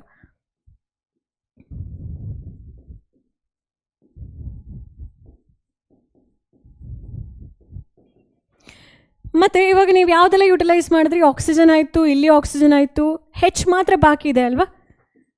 ಆ Hನ್ನು ಹಾಗೆ ಹಾಕೊಳ್ಳಿ. ಸೊ ಇಲ್ಲಿ ಫಸ್ಟ್ ಬ್ಯಾಲೆನ್ಸ್ ಮಾಡಿಕೊಂಡು ಮತ್ತೆ H2ನ ಅಥವಾ H2O ಅಂತ ನಿಮ್ಗೆ ಗೊತ್ತಾಗುತ್ತೆ. ಆಕ್ಸೈಡ್ಸ್ ಇರುವ ಕಾರಣಕ್ಕೆ ಅಲ್ಲಿ H2 ಮಾತ್ರ ಆಗೋಕ್ಕೆ ಸಾಧ್ಯ ಇಲ್ಲ, H2O ಆಗಲೇಬೇಕಾಗುತ್ತೆ. ಸೊ ಬ್ಯಾಲೆನ್ಸಿಂಗ್ ಹೀಗೆ ಇರುತ್ತೆ. 2 ಅಲ್ಯೂಮಿನಿಯಂ ಅಲ್ವಾ? ಸೊ ನಾನು ಇಲ್ಲಿ 2 ಅಂತ ಹೇಳಿ ಬರ್ಕೊಂಡೆ. 2 ಸೋಡಿಯಂ ಆಯಿತು. ಸೊ ನಾನು ಇಲ್ಲೂ ಕೂಡ 2 ಸೋಡಿಯಂ ಅಂತ ಹೇಳಿ ಬರ್ಕೋತೀನಿ. ನೆಕ್ಸ್ಟ್ ಮೆಟಲ್ಸ್ಗಳು ಚೆಕ್ ಮಾಡ್ಕೊಳ್ಳಿ. 2 ಅಲ್ಯೂಮಿನಿಯಂ ಇತ್ತು, ಇಲ್ಲೂ 2 ಅಲ್ಯೂಮಿನಿಯಂ ಇದೆ. ಇನ್ನೊಂದು ಮೆಟಲ್ ಇದೆ, ಸೋಡಿಯಂ. ಸೊ 2 ಸೋಡಿಯಂ ಇದೆ, ಇಲ್ಲೂ ಕೂಡ 2 ಸೋಡಿಯಂ ಇದೆ. ಸೋಡಿಯಂ ಬ್ಯಾಲೆನ್ಸ್ಡ್ ಆಯಿತಾ? ಈಗ ಆಕ್ಸಿಜನ್ ಕೌಂಟ್ ಮಾಡಿ. ಎಷ್ಟಿದೆ ಆಕ್ಸಿಜನ್? 3 + 2 ಎಷ್ಟಾಯಿತು? 3 + 2 ಅಂತ ಹೇಳಿದ್ರೆ 5 ಆಯಿತು. ಇಲ್ಲೆಷ್ಟಿದೆ ನೋಡಿ? 2 2s 4 ಪ್ಲಸ್ ಇಲ್ಲೊಂದು ಆಕ್ಸಿಜನ್ 5. 2 ಕಡೆ 5 ಆಕ್ಸಿಜನ್ ಆಯಿತು. ಸೊ ಈ ಪ್ರಾಪರ್ಟಿ 2 ಇಕ್ವೇಷನ್ ಏನಿದೆ, ಇಟ್ಸ್ ವೆರಿ ವೆರಿ ಇಂಪಾರ್ಟೆಂಟ್. ಇದು ಪಕ್ಕಾ questions, very very very very very very important. ಈ ಇಕ್ವೇಷನ್ನ ಅವರು ಪಕ್ಕಾ ಕೇಳ್ತಾರೆ, 100% ಕ್ವೆಶ್ಚನ್ ನಿಮ್ಮ ಫೈನಲ್ ಎಕ್ಸಾಮ್ಸಿಗೆ. ಸರಿ, ನಾವೇನು ಕಲಿತಾ ಇದ್ದೀವಿ? ಹೇಗೆ ಮೆಟಲ್ಸ್ಗಳು ಆಕ್ಸಿಜನ್ ಜೊತೆ ಕಂಬೈನ್ ಆದವು, ಹೇಗೆ ನಾನ್ ಮೆಟಲ್ಸ್ಗಳು ಆಕ್ಸಿಜನ್ ಜೊತೆ ಕಂಬೈನ್ ಆದವು ಅಂತ ಹೇಳೋದ್ರ ಬಗ್ಗೆ ಕಲ್ತ್ವಿ. ಮೆಟಲ್ ಆಕ್ಸಿಜನ್ನ ಅಥವಾ ಮೆಟಲ್ ಆಕ್ಸೈಡನ್ನು ಬೇಸಿಕ್ ಅಂತ ಹೇಳಿ ರೆಫರ್ ಮಾಡ್ತೀವಿ. ನಾನ್ ಮೆಟಲ್ ಆಕ್ಸೈಡ್ಸನ್ನು ಆ್ಯಸಿಡಿಕ್ ಅಂತ ಹೇಳಿ ಕೂಡ ನಾವು ರೆಫರ್ ಮಾಡ್ತೀವಿ, ಹೌದಾ? ಸೊ ಎಲ್ಲ ಮೆಟಲ್ಸ್ಗಳು ಆಕ್ಸಿಜನ್ ಜೊತೆ ರಿಯಾಕ್ಟ್ ಆಗುತ್ತಾ ಮ್ಯಾಮ್ ಅಂತ ನೀವು ಕೇಳ್ಬೋದು. ಕೆಲವೊಂದು ವಿಚಿತ್ರವಾಗಿ ರಿಯಾಕ್ಟ್ ಆಗುತ್ತೆ, ಇಮ್ಮಿಡಿಯೇಟಾಗಿ ರಿಯಾಕ್ಟ್ ಆಗುತ್ತೆ. ಯಾರದು? ನೀವು ಈ ಇಮೇಜಲ್ಲಿ ನೋಡ್ತಿದ್ದೀರಾ, ಯಾವುದಕ್ಕೂ ಒಂದು ಬೆಂಕಿ ಹತ್ಕೊಂಡಿದೆ. It is sodium. So metals such as sodium and potassium react so vigorously, ಸಿಕ್ಕಾಪಟ್ಟೆ ಇಂಟೆನ್ಸ್ ಆಗಿ ರಿಯಾಕ್ಟ್ ಆಗುತ್ತೆ, that they catch fire if they kept in the open container. So if they kept it in the open container, ಅವುಗಳು ಈಸಿಯಾಗಿ fire catch ಮಾಡಿಕೊಳ್ಳುತ್ತೆ. ಈಸಿಯಾಗಿ ಅಟ್ಮಾಸ್ಫಿಯರ್ಲಿರುವಂತಹ oxygen ಜೊತೆ combine ಆಗಿ ಬೇರೆ ಇಮ್ಮಿಡಿಯೇಟಾಗಿ react ಆಗಿಬಿಡುತ್ತೆ. ಸೋಡಿಯಂ ಆಕ್ಸೈಡ್ ಮತ್ತು ಹೈಡ್ರೋಜನ್ ಗ್ಯಾಸ್ ರಿಲೀಸ್ ಆಗುತ್ತೆ. ಆ ಗ್ಯಾಸ್ ರಿಲೀಸ್ ಆಗೋ ಗ್ಯಾಸ್ ಏನಾಗುತ್ತೆ, ನಮ್ಮ ಈ ಫ್ಲೇಮ್ ಆಗಿ ಹುರಿಯೋಕ್ಕೆ ಸ್ಟಾರ್ಟ್ ಆಗುತ್ತೆ. ಆ ರೀಸನ್ಗೋಸ್ಕರ ಸೋಡಿಯಂ ಮತ್ತು ಪೊಟ್ಯಾಷಿಯಮ್ ಅಂತ ಹೇಳುವಂತಹ ಐ ರಿಯಾಕ್ಟಿವ್ ಮೆಟಲ್ಸನ್ನು ಕೆರೋಸಿನಲ್ಲಿ ನಾವು ಸ್ಟೋರ್ ಮಾಡ್ತೀವಿ. ಕೆರೋಸಿನ್ ಮಾತ್ರ ಅಲ್ಲ, ಯಾವುದೇ ವ್ಯಾಕ್ಸ್ ಇರುವಂತಹ ಮೆಟೀರಿಯಲಲ್ಲಿ ಕೂಡ ನಾವೇನು ಮಾಡ್ತೀವಿ, ಅವುಗಳನ್ನ ಸ್ಟೋರ್ ಮಾಡ್ತೀವಿ ಅಂತ ಹೇಳಿ. So, a question is again important. Why do we store potassium or sodium in the kerosene or oil? ಯಾಕೆ ಅದನ್ನ ಸ್ಟೋರ್ ಮಾಡಬೇಕು? Because if you do not store, it will react quickly with atmospheric oxygen and it easily catches fire. ಆ ಥರ ಆದರೆ ಬೆಂಕಿ ಹತ್ತಾ ಇದೆ ಅಂತ ಹೇಳಿದ್ರೆ ಇಟ್ ಇಸ್ ಡೇಂಜರಸ್, ಯಾಕೆಂದರೆ ಇಟ್ ಕ್ಯಾನ್ ಸ್ಪ್ರೆಡ್ ಅಲ್ವಾ. ನೆಕ್ಸ್ಟ್, ಸಿಲ್ವರ್ ಮತ್ತು ಗೋಲ್ಡ್ ರಿಯಾಕ್ಟ್ ಆಗೋದೇ ಇಲ್ಲ ಮಕ್ಕಳೇ. So that is why we wear them as a jewelleries. Because ಜ್ಯುವೆಲರೀಸನ್ನು ಒಂದು ಮನುಷ್ಯ ವೇರ್ ಮಾಡಬೇಕಾದ್ರೆ he definitely deal himself with water. ಅವನು ನೀರಲ್ಲಿ he has to take bath, he has to in touch with water ತುಂಬ ಇರುತ್ತೆ. ನಾವು ಬಾಡಿಯಲ್ಲಿ ಸ್ವೆಟ್ ಆದಾಗ ನಾವು ಹಾಕೊಂಡಿರುವಂತಹ ಆರ್ನಮೆಂಟ್ಸ್ಗಳು ಅದ್ರ ಜೊತೆ ರಿಯಾಕ್ಟ್ ಆಗ್ಬೋದು. ಅದು ಪ್ರಾಪರ್ ಗೋಲ್ಡ್ ಅಲ್ಲ, ಬೇರೆ ಏನೋ ಇದೆ ಅಂತ ಹೇಳಿದ್ರೆ it will cause any skin infections, ಯಾವುದೇ ಸ್ಕಿನ್ ಇನ್ಫೆಕ್ಷನ್ಸನ್ನು ಅದು ತಂದೊಡ್ಡುತ್ತೆ ಅಲ್ವಾ. ಹಾಗಾಗಿ ಇಂಪಾರ್ಟೆಂಟ್ ಏನಂತ ಹೇಳಿದ್ರೆ, ಯಾವ ಮೆಟಲ್ಸ್ಗಳು ಆಕ್ಸಿಜನ್ ಜೊತೆ ಕೇರ್ ಮಾಡಲ್ಲ. ಈಗ ಆಕ್ಸಿಜನ್ ಬರುತ್ತೆ, ಹೇ ಸಿಲ್ವರ್ ಜಾಯ್ನ್ ಆಗ್ತೀಯಾ? ಸಿಲ್ವರ್ ಹೇಳ್ತಾನೆ no oxygen, I am not interested. Gold ಕೂಡ ಹೀಗೆ ಹೇಳ್ತಾನೆ. ಸೊ ಆಕ್ಸಿಜನ್ಗೆ ಒಂಥರ ಬೇಜಾರು, ಯಾಕಪ್ಪ ಈ ಸಿಲ್ವರ್ ಬರಲ್ಲ ಗೋಲ್ಡ್ ಬರಲ್ಲ ಅಂತೇಳಿ. ಮತ್ತು ಆಕ್ಸಿಜನ್ಗೆ ವಿಷಯ ಗೊತ್ತಾಗುತ್ತೆ, ಅವರಿಗೆ ಎಲೆಕ್ಟ್ರಾನ್ಸನ್ನು ಆಕ್ಸಿಜನ್ಗೆ ಕೊಡೋಕ್ಕಾಗಲ್ಲ, because they are very stable with whatever they have ಅಂತ ಹೇಳ್ಕೊಂಡು. ಸೊ ಹಾಗಾಗಿ ಸಿಲ್ವರ್ ಮತ್ತು ಗೋಲ್ಡ್ ಏನು ಮಾಡುತ್ತೆ, ಆಕ್ಸಿಜನ್ ಜೊತೆ ರಿಯಾಕ್ಟ್ ಆಗಲ್ಲ. ನೀವು ಮೆಗ್ನೀಷಿಯಮ್ ರಿಬ್ಬನ್ ನೋಡಿದ್ದೀರಲ್ಲ, ಇದು ಮೆಗ್ನೀಷಿಯಮ್ ರಿಬ್ಬನ್. ಈ ಮೆಗ್ನೀಷಿಯಮ್ ರಿಬ್ಬನ್ ಮೇಲ್ಗಡೆ ಒಂಥರ ಗ್ರೇಯಿಶ್ ಕಲರ್ ಡೆಪಾಸಿಟ್ ಆಗುತ್ತೆ, ಅದೇನು ಮೆಗ್ನೀಷಿಯಮ್ ಆಕ್ಸೈಡ್. ಹೇಗೆ ಬಂತು? When magnesium reacts with oxygen it will form magnesium oxide. ಒಂದು ಸಲ ಈ ಆಕ್ಸೈಡ್ ಲೇಯರ್ ಫಾರ್ಮ್ ಆಯಿತು ಅಂತ ಹೇಳಿದ್ರೆ ಆ ಮೆಗ್ನೀಷಿಯಮ್ ಆಕ್ಸೈಡ್ ಮತ್ತೆ ರಿಯಾಕ್ಟ್ ಆಗಲ್ಲ. ಸೊ ಈ ಲೇಯರ್ಡ್ ಆಕ್ಸೈಡ್ಸ್ ಯಾವಾಗಲೂ ಅವುಗಳನ್ನ ಪ್ರೊಟೆಕ್ಟ್ ಮಾಡುತ್ತೆ from further reaction with oxygen. So ಇದೊಂದು ಕಡಾಯಿ, ನೀವು ಒಂದು ಮಾರ್ಕ್ ನೋಡ್ಬೋದು ಈ ಕಡಾಯಲ್ಲಿ. ಆ ಮಾರ್ಕ್ ಏನನ್ನು ಇಂಡಿಕೇಟ್ ಮಾಡುತ್ತೆ? Aluminium oxide. This is nothing but aluminium oxide. So ಆ ಒಂದು ಸಲ ಒಂದು layer of aluminium oxide develop ಆಯಿತು ಅಂತ ಹೇಳಿದರೆ ಮತ್ತೆ ಆ aluminium oxide will not react, or ಮತ್ತೆ ಆ aluminium oxide will not allow the metal to react further with oxygen. ಏನು ಡೆವಲಪ್ ಆಗಿದೆ ಲೇಯರ್, ಅದು ಆ ಅಲ್ಯೂಮಿನಿಯಮನ್ನು ಮತ್ತೆ ಆಕ್ಸಿಜನ್ ಜೊತೆ ರಿಯಾಕ್ಟ್ ಮಾಡೋಕ್ಕೆ ಬಿಡಲ್ಲ ಅಂತ ಹೇಳ್ಕೊಂಡು. ಓಕೆ, ಅದು ಕಟ್ ಡೌನ್ ಮಾಡುತ್ತೆ ಅವರ ಒಂದು ಇಂಟ್ರಾಕ್ಷನನ್ನು. ಸೊ ಜಿಂಕ್ ಆಕ್ಸೈಡ್, ಜಿಂಕ್ ಇವಾಗ ಶೈನಿಂಗ್ ಥರ ಇದೆ. ಆ ಶೈನಿನೆಸ್ ಹೋಗ್ತಾ ಇದೆ ಅಂತ ಹೇಳಿದ್ರೆ ಆ ಲೇಯರ್ ಮೇಲೆ, ಈ ಜಿಂಕ್ ಇದು ಏನು ಲೇಯರ್ ಇದೆ, ಈ ಲೇಯರ್ ಮೇಲೆ ಒಂದು ಆಕ್ಸೈಡ್ ಲೇಯರ್ ಬರುತ್ತೆ. ಅಂದರೆ ಅದ್ರ ಮೇಲೆ ಕಂಬೈನ್ ಆಗುತ್ತೆ ಆಕ್ಸಿಜನ್ ಬಂದುಬಿಟ್ಟು ಜಿಂಕ್ ಆಕ್ಸೈಡ್ ಆಗಿ ಕನ್ವರ್ಟ್ ಆಗುತ್ತೆ. ಸೊ ನಾನು ಹೇಳಿದ್ದೀನಿ aluminium oxide, zinc oxide nature ಬಂದುಬಿಟ್ಟು ಏನು, ಬೇಸ ಅವರು ಹೌದು, ಆ್ಯಸಿಡ ಹೌದು. ಹಾಗಾದರೆ ಅವುಗಳಿಗೆ ಸಿಂಗಲ್ ಟರ್ಮ್ ಯಾವುದು? Amphoteric. We call them as amphoteric oxides ಅಂತ ಹೇಳಿ.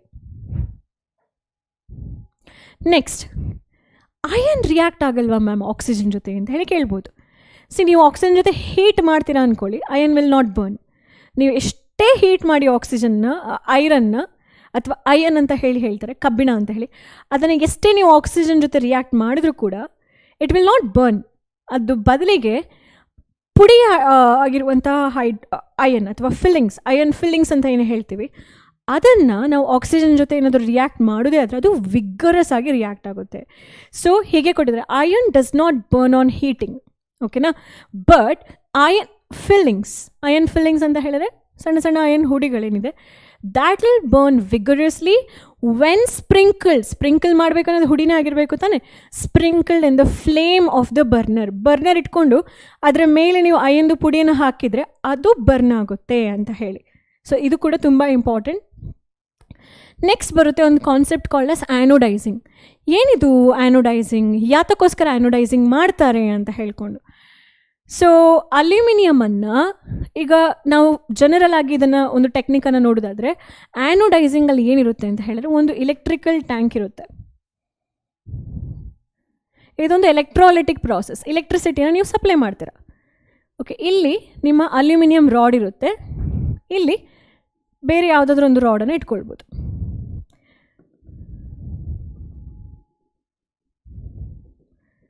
ಸಲ್ಫ್ಯೂರಿಕ್ ಆ್ಯಸಿಡ್ ಬಂದುಬಿಟ್ಟು, ಡೈಲ್ಯೂಟ್ ಸಲ್ಫ್ಯೂರಿಕ್ ಆ್ಯಸಿಡ್ ಬಂದುಬಿಟ್ಟು ನಮ್ಮ ಎಲೆಕ್ಟ್ರೋಲೈಟ್ ಅಂತ ಹೇಳ್ಬೋದು. ಓಕೆನಾ.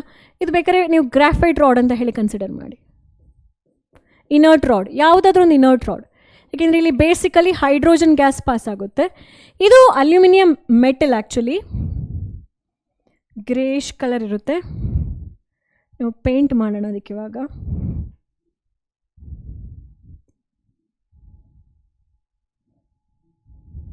ಹಾಂ, ಆಯಿತು. ಸೊ ಅಲ್ಯೂಮಿನಿಯಂ ಇದೆ,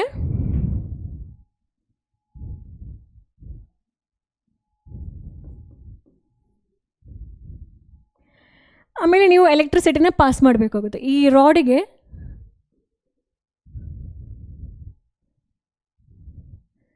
ಎಕ್ಸ್ಟರ್ನಲ್ ಸೋರ್ಸನ್ನು ಕನೆಕ್ಟ್ ಮಾಡ್ಕೊಳ್ಳಿ, ಬ್ಯಾಟ್ರಿಯನ್ನು ಕನೆಕ್ಟ್ ಮಾಡ್ಕೊಳ್ಳಿ. ಚೆಕ್ ಮಾಡ್ಕೊಳ್ಬೋದು ನೀವು ಮಿಡ್ಲಲ್ಲಿ ಗ್ಯಾಲ್ವನೋಮೀಟರ್ ಅಥವಾ ಬಲ್ಬ್ ಬಿಟ್ಬಿಟ್ಟು ಕರೆಂಟ್ ಪಾಸ್ ಆಗ್ತಿದೆಯಾ ಇಲ್ವಾ ಅಂತ ಹೇಳ್ಕೊಂಡು ಜಸ್ಟ್ ಔಟರ್ ಸೋರ್ಸಿಗೆ ವೋಲ್ಟೇಜ್ಗೆ ಕನೆಕ್ಟ್ ಮಾಡಿ. ನೀವು ಅಲ್ಲಿ ಏನಾಗ್ತಿದೆ ಅಂತ ಹೇಳಿದ್ರೆ, ಸಲ್ಫ್ಯೂರಿಕ್ ಆ್ಯಸಿಡಲ್ಲಿ ಅಯಾನ್ಸ್ಗಳು ಸ್ಪ್ಲಿಟ್ ಆಗುತ್ತೆ, ಹೈಡ್ರೋಜನ್ ಗ್ಯಾಸ್ ಆಗಿ ಮತ್ತು ಆಕ್ಸಿಜನ್ ಗ್ಯಾಸ್ ಆಗಿ ಸ್ಪ್ಲಿಟ್ ಆಗುತ್ತೆ.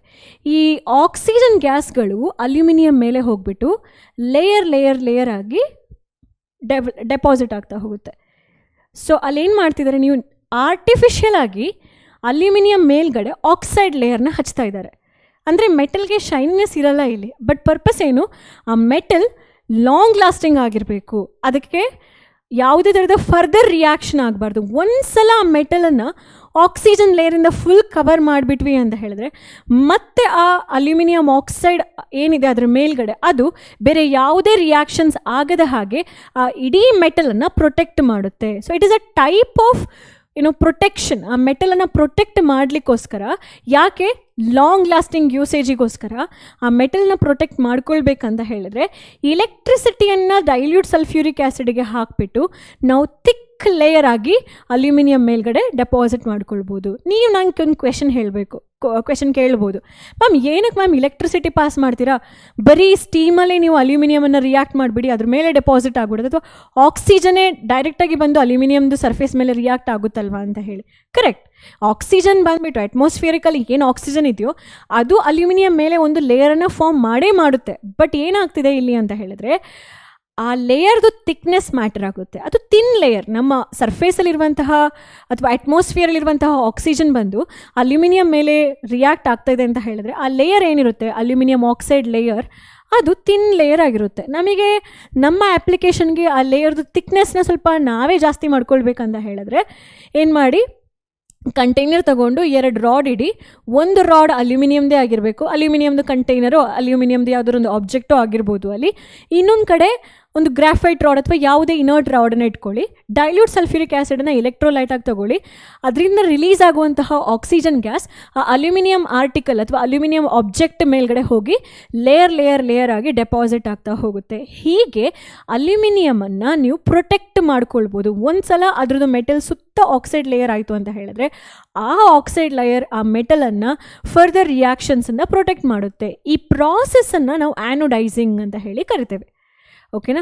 ಆ್ಯನೋಡೈಸಿಂಗ್ ಅಂತ ಹೇಳಿದ್ರೆ ಆರ್ಟಿಫಿಷಿಯಲ್ ಆಗಿ ನೀವು ಆಕ್ಸೈಡ್ ಲೇಯರನ್ನು ಫಾರ್ಮ್ ಮಾಡ್ತಾ ಹೋಗುವಂಥದ್ದು. ನೀವು ನನಗೆ ಕೇಳ್ಬೋದು, ಮ್ಯಾಮ್ ನೀವು ಹೇಳಿದ್ರಿ lustre is very important property, ಶೈನಿನೆಸ್ is very important property, ಹಾಗಾದರೆ ಶೈನಿನೆಸ್ ಮೆಟಲ್ದು ಹಾಳಾಗಲ್ವಾ ಅಂತ ಹೇಳಿ. ಎಲ್ಲ ಕಡೆ ಅಲ್ಯೂಮಿನಿಯಮ್ದು ಶೈನಿನೆಸ್ ಬೇಕು ಅಂತ ಹೇಳಿ ಇಲ್ವಲ್ಲ. ಕೆಲವೊಂದು ಕಡೆ ಅದರದ್ದು ಡ್ಯೂರಬಿಲಿಟಿ ಅಂತ ಹೇಳಿದ್ರೆ ಎಷ್ಟು ಲಾಂಗ್ ಲಾಸ್ಟಿಂಗ್ ಇದೆ. ಸೊ ಆ ಲಾಂಗ್ ಲಾಸ್ಟಿಂಗ್ ಪರ್ಪಸ್ಸಿಗೋಸ್ಕರ ಹೀಗೆ ಇದನ್ನು ಪ್ರೊಟೆಕ್ಟ್ ಮಾಡ್ಕೊಳ್ಬೋದು ಅಂತ ಹೇಳಿ. Next slide, reaction with water. So ನಾವು ಇಲ್ಲಿವರೆಗೆ ಏನು ಕಲ್ತ್ವಿ, ರಿಯಾಕ್ಷನ್ ವಿತ್ ಆಕ್ಸಿಜನ್ ಕಲ್ತ್ವಿ. It's very important for us to revise before we get into reaction with water. Reaction with ಆಕ್ಸಿಜನಲ್ಲಿ ನಾವೇನೆಲ್ಲ ನೋಡಿದ್ವಿ ಅಂತ ಹೇಳೋದನ್ನು ಕ್ವಿಕ್ಕಾಗಿ ರೀಕ್ಯಾಪ್ ಮಾಡ್ಕೊಳ್ಳೋಣ. ಸೊ ನಾನೀಗ ಸೋಡಿಯಮನ್ನು ಇಟ್ಟರೆ sodium can react with oxygen forming sodium oxide Na2O. ಯಾಕೆ ನಾ ಇದನ್ನ Na2O ಹೀಗೆ ಬರೀಬೇಕು? Because Na is 1 positive, oxygen is -2. ಅದು ಕ್ರಾಸ್ ಆದಾಗ Na2O ಆಗುತ್ತೆ. So you have to balance it. ಇಲ್ಲಿ ಆಕ್ಸಿಜನ್ ಎಷ್ಟಾಯಿತು? ಒಂದಿದೆ. ಫಸ್ಟ್ ಮೆಟಲ್ ಬ್ಯಾಲೆನ್ಸ್ ಮಾಡ್ಕೊಳ್ಳಿ, 2 ಕಡೆ 2 ಆಯಿತು. ಆಕ್ಸಿಜನನ್ನು ಬ್ಯಾಲೆನ್ಸ್ ಮಾಡೋಕ್ಕೋಸ್ಕರ ನಾನಿಲ್ಲಿ 2 ಅಂತ ಹೇಳಿ ಬರ್ದೆ. ಸೊ ಇವಾಗ ಏನಾಯಿತು, ಸೋಡಿಯಂ 4 ಆಗುತ್ತೆ. ಇಕ್ವೇಷನ್ ಬ್ಯಾಲೆನ್ಸ್ ಆಯಿತು. ಕಾಪರನ್ನು ನೀವು ಆಕ್ಸಿಜನ್ ಜೊತೆ ಕಂಬೈನ್ ಮಾಡಿದ್ರೆ ಅಲ್ಲಿ ಕಾಪರ್ ಆಕ್ಸೈಡ್ ಆಗುತ್ತೆ. ಕಾರ್ಬನನ್ನು ಆಕ್ಸಿಜನ್ ಜೊತೆ ಕಂಬೈನ್ ಮಾಡಿದ್ರೆ ಕಾರ್ಬನ್ ಡೈಆಕ್ಸೈಡ್ ಆಗುತ್ತೆ. ಅಲ್ಯೂಮಿನಿಯಮನ್ನು ಆಕ್ಸಿಜನ್ ಜೊತೆ ರಿಯಾಕ್ಟ್ ಮಾಡಿದ್ರೆ ಅಲ್ಲೇನಾಯಿತು, ಅಲ್ಯೂಮಿನಿಯಂ ಆಕ್ಸೈಡ್ Al2O3 ಆಯಿತು. ಜಿಂಕನ್ನು ಆಕ್ಸಿಜನ್ ಜೊತೆ ರಿಯಾಕ್ಟ್ ಮಾಡಿದಾಗ ಏನು ಫಾರ್ಮ್ ಆಯಿತು, ಜಿಂಕ್ ಆಕ್ಸೈಡ್ ಫಾರ್ಮ್ ಆಯಿತು. ಮೆಗ್ನೀಷಿಯಮನ್ನು ಆಕ್ಸಿಜನ್ ಜೊತೆ ರಿಯಾಕ್ಟ್ ಮಾಡಿದಾಗ ಅಲ್ಲೇನಾಯಿತು, ಮೆಗ್ನೀಷಿಯಮ್ ಆಕ್ಸೈಡ್ ಆಯಿತು. ಆದರೆ ಸಿಲ್ವರ್ ಆರ್ ಗೋಲ್ಡ್ Ag ಅಥವಾ Au will not react with oxygen. Oxygen ಜೊತೆ ರಿಯಾಕ್ಟ್ ಆಗಲ್ಲ, ನೋ ರಿಯಾಕ್ಷನ್ ಅಂತ ಹೇಳಿ ಇಲ್ಲಿ ನಾವು ಮೆನ್ಷನ್ ಮಾಡಬಹುದು. ಆ್ಯಂಡ್ ಒನ್ ಮೋರ್ ಥಿಂಗ್, ನಾವೇನು ಕಲ್ತ್ವಿ, ಈ ಮೆಟಲ್ ಆಕ್ಸೈಡ್ಸ್ಗಳು ಏನಿದೆ ಅವುಗಳು ಬೇಸಿಕ್ ಆಗಿರುತ್ತೆ. ನಾನ್ ಮೆಟಲ್ ಆಕ್ಸೈಡ್ಸ್ಗಳೇನಾಗಿರುತ್ತೆ ಅವುಗಳು ಆ್ಯಸಿಡಿಕ್ ಆಗಿರುತ್ತೆ. ಮತ್ತು Al2O3 ZnO ಅಂತ ಹೇಳುವಂಥದ್ದು ಏನಾಗಿರುತ್ತೆ, Al2O3 ZnO ಅಂತ ಹೇಳುವಂಥದ್ದು ಆ್ಯಂಫೋಟೆರಿಕ್ ಆಗಿರುತ್ತೆ.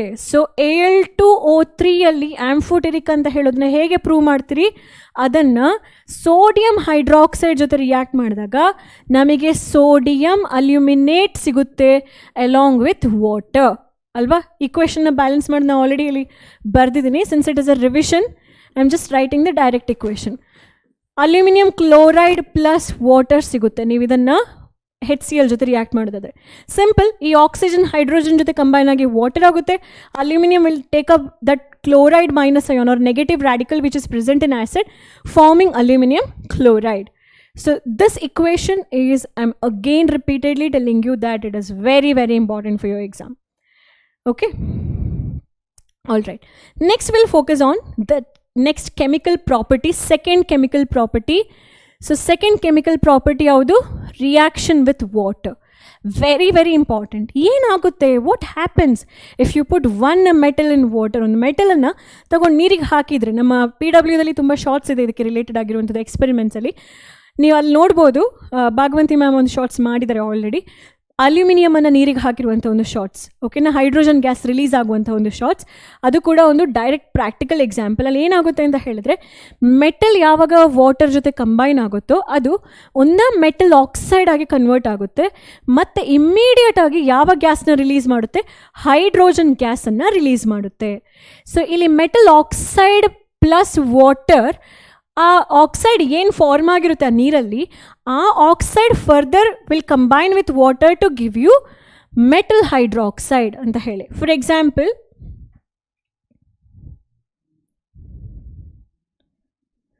ಒಂದು ಕಂಟೈನರ್ ತಗೊಂಡೆ ನಾನು.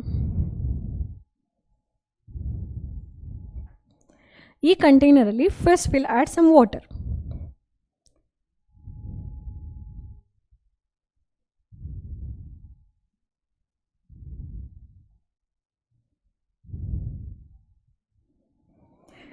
Then we will treat certain metal, okay na.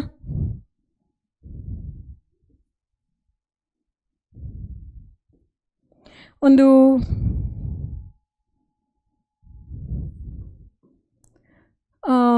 For example potassium metal ಅಂತ ಹೇಳಿ ಅಂದ್ಕೊಂಡು.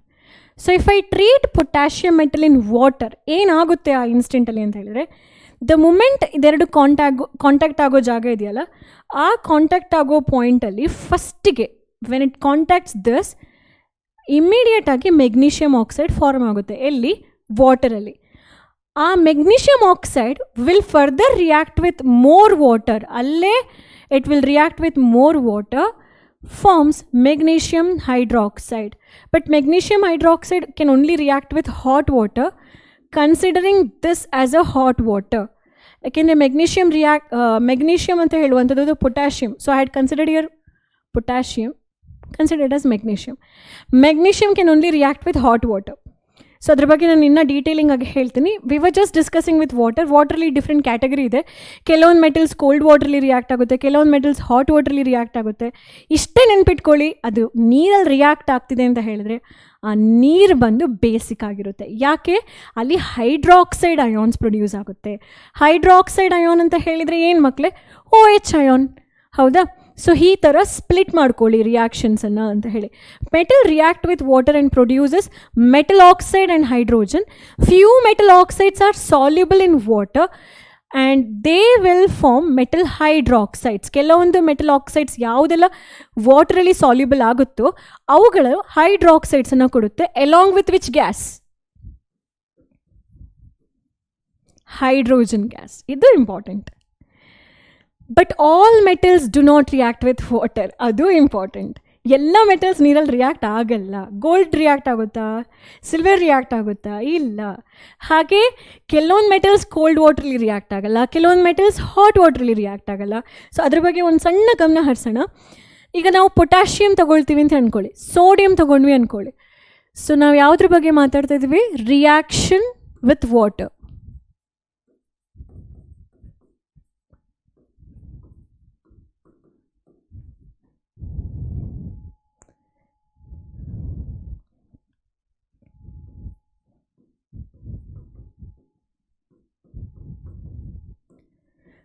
ನಾವು ವಾಟರನ್ನು ಹೀಗೆ ಕನ್ಸಿಡರ್ ಮಾಡ್ತೀನಿ. Cold, hot water, steam. ಆಯಿತಾ? So 3 category. ಒಂದು ಕೋಲ್ಡ್, ಇನ್ನೊಂದು ಹಾಟ್, ಇನ್ನೊಂದು ಸ್ಟೀಮ್. ಇಲ್ಲಿ ಟೆಂಪ್ರೇಚರ್ ತೀರಾ ಕಡಿಮೆ, ಇಲ್ಲಿ ಟೆಂಪ್ರೇಚರ್ ಆಲ್ಮೋಸ್ಟ್ ಮಾಡ್ರೇಟ್ ಆಗಿರುತ್ತೆ. ಆಮೇಲೆ ನಮ್ಮ ಸ್ಟೀಮ್ ಅಂತ ಹೇಳೋ ಕಡೆ ಟೆಂಪ್ರೇಚರ್ ತುಂಬ ಜಾಸ್ತಿ ಇರುತ್ತೆ. ಸೊ ಯಾರು ಕೋಲ್ಡ್ ವಾಟ್ರಲ್ಲಿ ರಿಯಾಕ್ಟ್ ಮಾಡ್ತಾರೆ ಅಂತ ಹೇಳಿದ್ರೆ ನಮ್ಮ ಹೈ ರಿಯಾಕ್ಟಿವ್ ಪೊಟ್ಯಾಷಿಯಮ್, ಸೋಡಿಯಂ ಇದೆರಡು ತುಂಬ ವಿಗ್ಗರಸ್ ಆಗಿ ರಿಯಾಕ್ಟ್ ಆಗುತ್ತೆ. ಇಮ್ಮಿಡಿಯೇಟಾಗಿ ನೀರಲ್ಲಿ fire it will catch fire. So ತುಂಬ ವಿಗ್ಗರಸ್ ಆಗಿ ರಿಯಾಕ್ಟ್ ಮಾಡುವಂತಹ ಎರಡು ಮೆಟಲ್ಸ್ ಹೇಳಿ ಕೋಲ್ಡ್ ವಾಟರ್ ಜೊತೆ ಅಂತ ಹೇಳಿದ್ರೆ ಅದು ಪೊಟ್ಯಾಷಿಯಮ್ ಮತ್ತು ಸೋಡಿಯಂ. ಅದೇನು ರಿಲೀಸ್ ಮಾಡುತ್ತೆ, ನೀರು ಜೊತೆ ರಿಯಾಕ್ಟ್ ಮಾಡಬೇಕಾದ್ರೆ ಆಬ್ವಿಯಸ್ಲಿ ನೀರಲ್ಲಿ ಹೈಡ್ರೋಜನ್ ಗ್ಯಾಸನ್ನು ರಿಲೀಸ್ ಮಾಡುತ್ತೆ. ಅದರ ಜೊತೆಗೆ ಈ ರಿಯಾಕ್ಷನ್ ಬಂದು ತುಂಬ ತುಂಬ ಎಕ್ಸೋಥರ್ಮಿಕ್, ಹೈಲಿ ಎಕ್ಸೋಥರ್ಮಿಕ್, ಅಂದರೆ ಹೀಟ್ ಎನರ್ಜಿಯನ್ನು ಇನ್ಸ್ಟೆಂಟಾಗಿ ಜಾಸ್ತಿಯಾಗಿ ರಿಲೀಸ್ ಮಾಡುತ್ತೆ. ಆಯಿತಾ? ಯಾರು? ಇವರಿಬ್ಬರು. ಅವರಿಬ್ಬರ ಜೊತೆಗೆ ಇನ್ನೊಬ್ರು ಇದ್ದಾರೆ, ಕ್ಯಾಲ್ಶಿಯಂ. ಕ್ಯಾಲ್ಶಿಯಂ ರಿಯಾಕ್ಟ್ ಮಾಡುತ್ತೆ ಬಟ್ ಲೆಸ್ ವಾಯ್ಲೆಂಟ್. ಇವರಿಬ್ಬರ ಥರ ಸಿಕ್ಕಾಪಟ್ಟೆ ವಾಯ್ಲೆಂಟಾಗಿ ರಿಯಾಕ್ಟ್ ಮಾಡಲ್ಲ, ತುಂಬ ಶಾಂತವಾಗಿ ಕ್ಯಾಲ್ಶಿಯಂ ನೀರು ಜೊತೆ ರಿಯಾಕ್ಟ್ ಮಾಡುತ್ತೆ, ಕೋಲ್ಡ್ ವಾಟರ್ ಜೊತೆ. ಸರಿ, ಈ ಹಾಟ್ ವಾಟರಲ್ಲಿ ಯಾರು ರಿಯಾಕ್ಟ್ ಆಗ್ತಾರೆ? ಮೆಗ್ನೀಷಿಯಂ. ಮೆಗ್ನೀಷಿಯಂ ಕೋಲ್ಡ್ ವಾಟರಲ್ಲಿ ರಿಯಾಕ್ಟ್ ಆಗಲ್ಲ. ಮೆಗ್ನೀಷಿಯಂ ಹಾಟ್ ವಾಟರಲ್ಲಿ ಮಾತ್ರ ರಿಯಾಕ್ಟ್ ಆಗುವಂತಹ ಒಂದು ಮೆಟಲ್. ಆಯಿತು. ಸ್ಟೀಮ್ ಜೊತೆ ಯಾರು ರಿಯಾಕ್ಟ್ ಆಗ್ತಾರೆ? ಅಲ್ಲೂ ಕೂಡ ಮೆಗ್ನೀಷಿಯಮನ್ನು ನೀವು ಬರಿಬೋದು. ಮೆಗ್ನೀಷಿಯಂ ಸ್ಟೀಮ್ ಜೊತೆನೂ ರಿಯಾಕ್ಟ್ ಆಗುತ್ತೆ ಮತ್ತು ಹಾಟ್ ವಾಟರ್ ಜೊತೆನೂ ರಿಯಾಕ್ಟ್ ಆಗುತ್ತೆ. ಆದರೆ ಕೋಲ್ಡ್ ವಾಟರ್ ಜೊತೆ ರಿಯಾಕ್ಟ್ ಆಗಲ್ಲ. ಓಕೆನಾ? ಸ್ಟೀಮ್ ಜೊತೆ ಮಾತ್ರ ಯಾರೆಲ್ಲ ರಿಯಾಕ್ಟ್ ಆಗ್ತಾರೆ? ಸ್ಟೀಮಲ್ಲಿ ಮಾತ್ರ ವರ್ಕ್ ಆಗುವ ಎಲಿಮೆಂಟ್ಸ್ ಅಂತ ಹೇಳಿದ್ರೆ ಒಂದು ಅಲ್ಯೂಮಿನಿಯಂ, ಇನ್ನೊಂದು Fe, ಇನ್ನೊಂದು ಜಿಂಕ್. ಈ ಮೂರು ಮೆಟಲ್ಸ್ಗಳು ಏನಿದೆ ಅವು ಕೋಲ್ಡ್ ವಾಟರ್ ಜೊತೆನೂ ರಿಯಾಕ್ಟ್ ಆಗಲ್ಲ, ಹಾಟ್ ವಾಟರ್ ಜೊತೆ ರಿಯಾಕ್ಟ್ ಆಗಲ್ಲ. ಅವು ಬರೀ ಸ್ಟೀಮ್ ಜೊತೆ ಮಾತ್ರ ರಿಯಾಕ್ಟ್ ಆಗುತ್ತೆ. ಸೊ ಏನು ಅರ್ಥ ಮಾಡ್ಕೊಳ್ಬೇಕು ಇಲ್ಲಿ? ಆಪ್ಷನ್ಸ್ಗಳು MCQಗೆ ತುಂಬ ಇಂಪಾರ್ಟೆಂಟ್ ಕ್ವೆಶನ್ಸ್ ಆಗಿರುತ್ತೆ. Which of the following metal will not react with cold water? Which of the following metal will react both with hot water as well as steam? Or which of the following metal can only react with steam?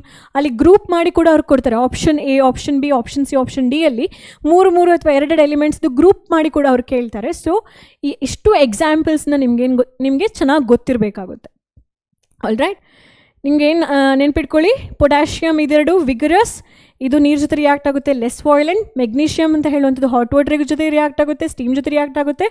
Aluminium, iron, zinc ಅಂತ ಹೇಳುವಂಥದ್ದು ಬರೀ steam ಜೊತೆ ಅಷ್ಟೇ react ಆಗುತ್ತೆ. ಈ ರಿಯಾಕ್ಷನ್ಸ್ನ ನಾನು ಬರಿತಾ ಹೋಗ್ತೀನಿ, ಬಟ್ ಇಷ್ಟು ಐಡಿಯಾಸ್ ನಿಮ್ಮ ತಲೆಯಲ್ಲಿ ಇದ್ದರೆ ಮಾತ್ರ ಇದು ವರ್ಕ್ ಆಗುತ್ತೆ ಅಂತ ಹೇಳ್ಕೊಂಡು. ಓಕೆ, ಸೊ ಎಕ್ಸೋಥರ್ಮಿಕ್ ಗೊತ್ತಾಯ್ತಲ್ಲ ಮಕ್ಕಳೇ?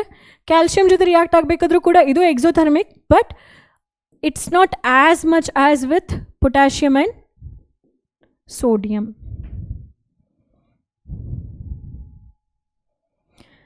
ಓಕೆ, ಸೊ ಸೋಡಿಯಂ ಮತ್ತು ಪೊಟ್ಯಾಷಿಯಮ್ನ ಹೇಳ್ದೆ ಅಲ್ವಾ ನಿಮಗೆ? Metals like sodium and potassium react violently with cold water. In case of sodium and potassium the reaction is so violent. ಆ ರಿಯಾಕ್ಷನ್ ಅಂತ ಹೇಳುವಂಥದ್ದು ಅಷ್ಟು ವಾಯ್ಲೆಂಟ್, ಎಲ್ಲಿವರೆಗೆ lot of heat is released, exothermic ಆಗುತ್ತೆ ಅದು.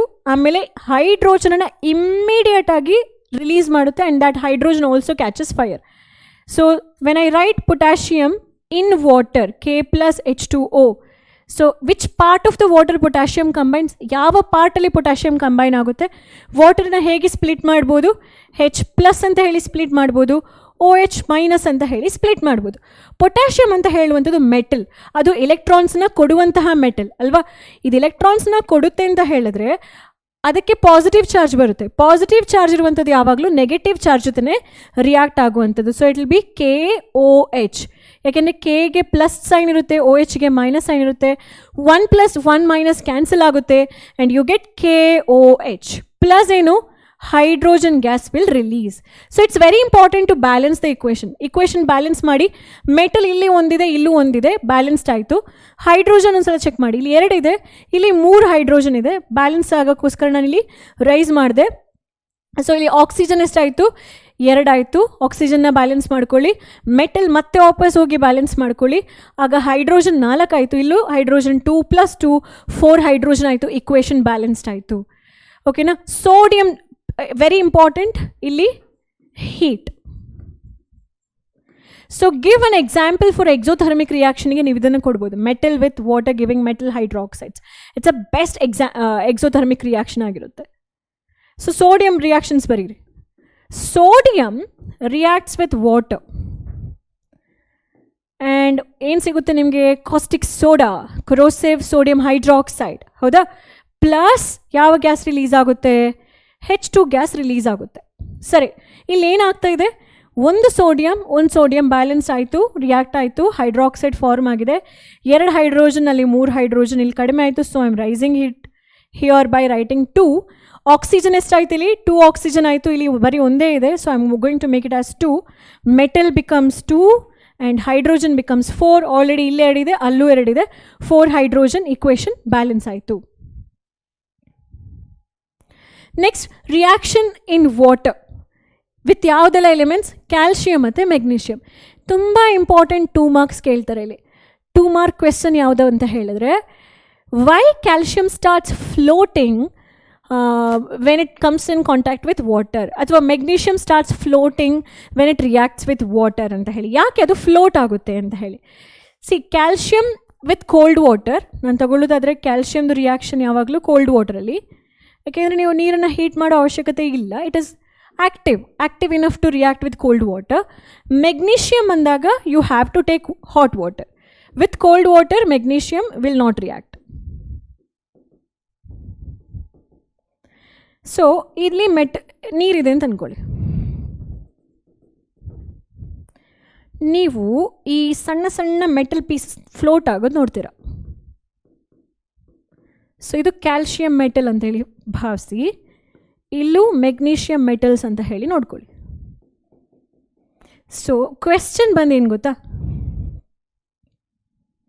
ಅವರು ಜಸ್ಟ್ ಹೈಡ್ರಾಕ್ಸೈಡ್ ಅಯಾನ ಕನ್ವರ್ಟ್ ಆಗಿ ಅದ್ರ ಒಳಗಡೆ ಬೇಸ್ ಆಗಬೇಕಿತ್ತು ತಾನೆ. ಅದು ಯಾಕೆ ಫ್ಲೋಟ್ ಆಗ್ತಿದ್ದಾರೆ? ಮೆಟಲ್ಸ್ಗಳು ಯಾಕೆ ನೀರಲ್ಲಿ ಫ್ಲೋಟ್ ಆಗ್ತಾ ಇದ್ದಾರೆ ಅಂತ ಹೇಳಿ ಕ್ವೆಶ್ಚನ್.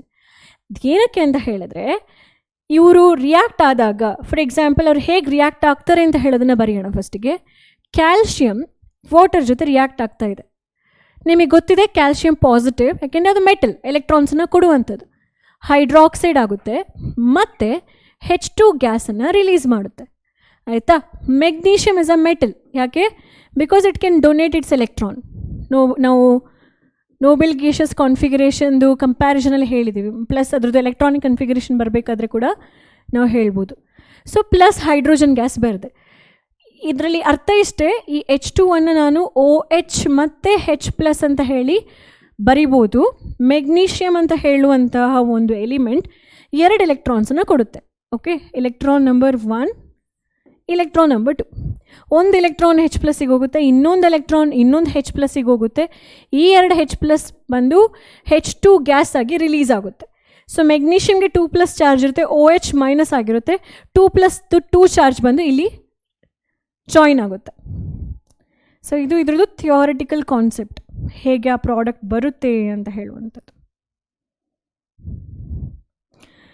ಸರಿ ಮಕ್ಕಳೇ, ಮೆಗ್ನೀಷಿಯಮ್ ಹೈಡ್ರಾಕ್ಸೈಡ್ ಆಯಿತು, ಹೈಡ್ರೋಜನ್ ಗ್ಯಾಸ್ ಆಯಿತು. ಸೊ ಇದು ಬೇಸ್, ಇದು ನೀರಲ್ಲಿ ಆಲ್ರೆಡಿ ಇರುತ್ತೆ.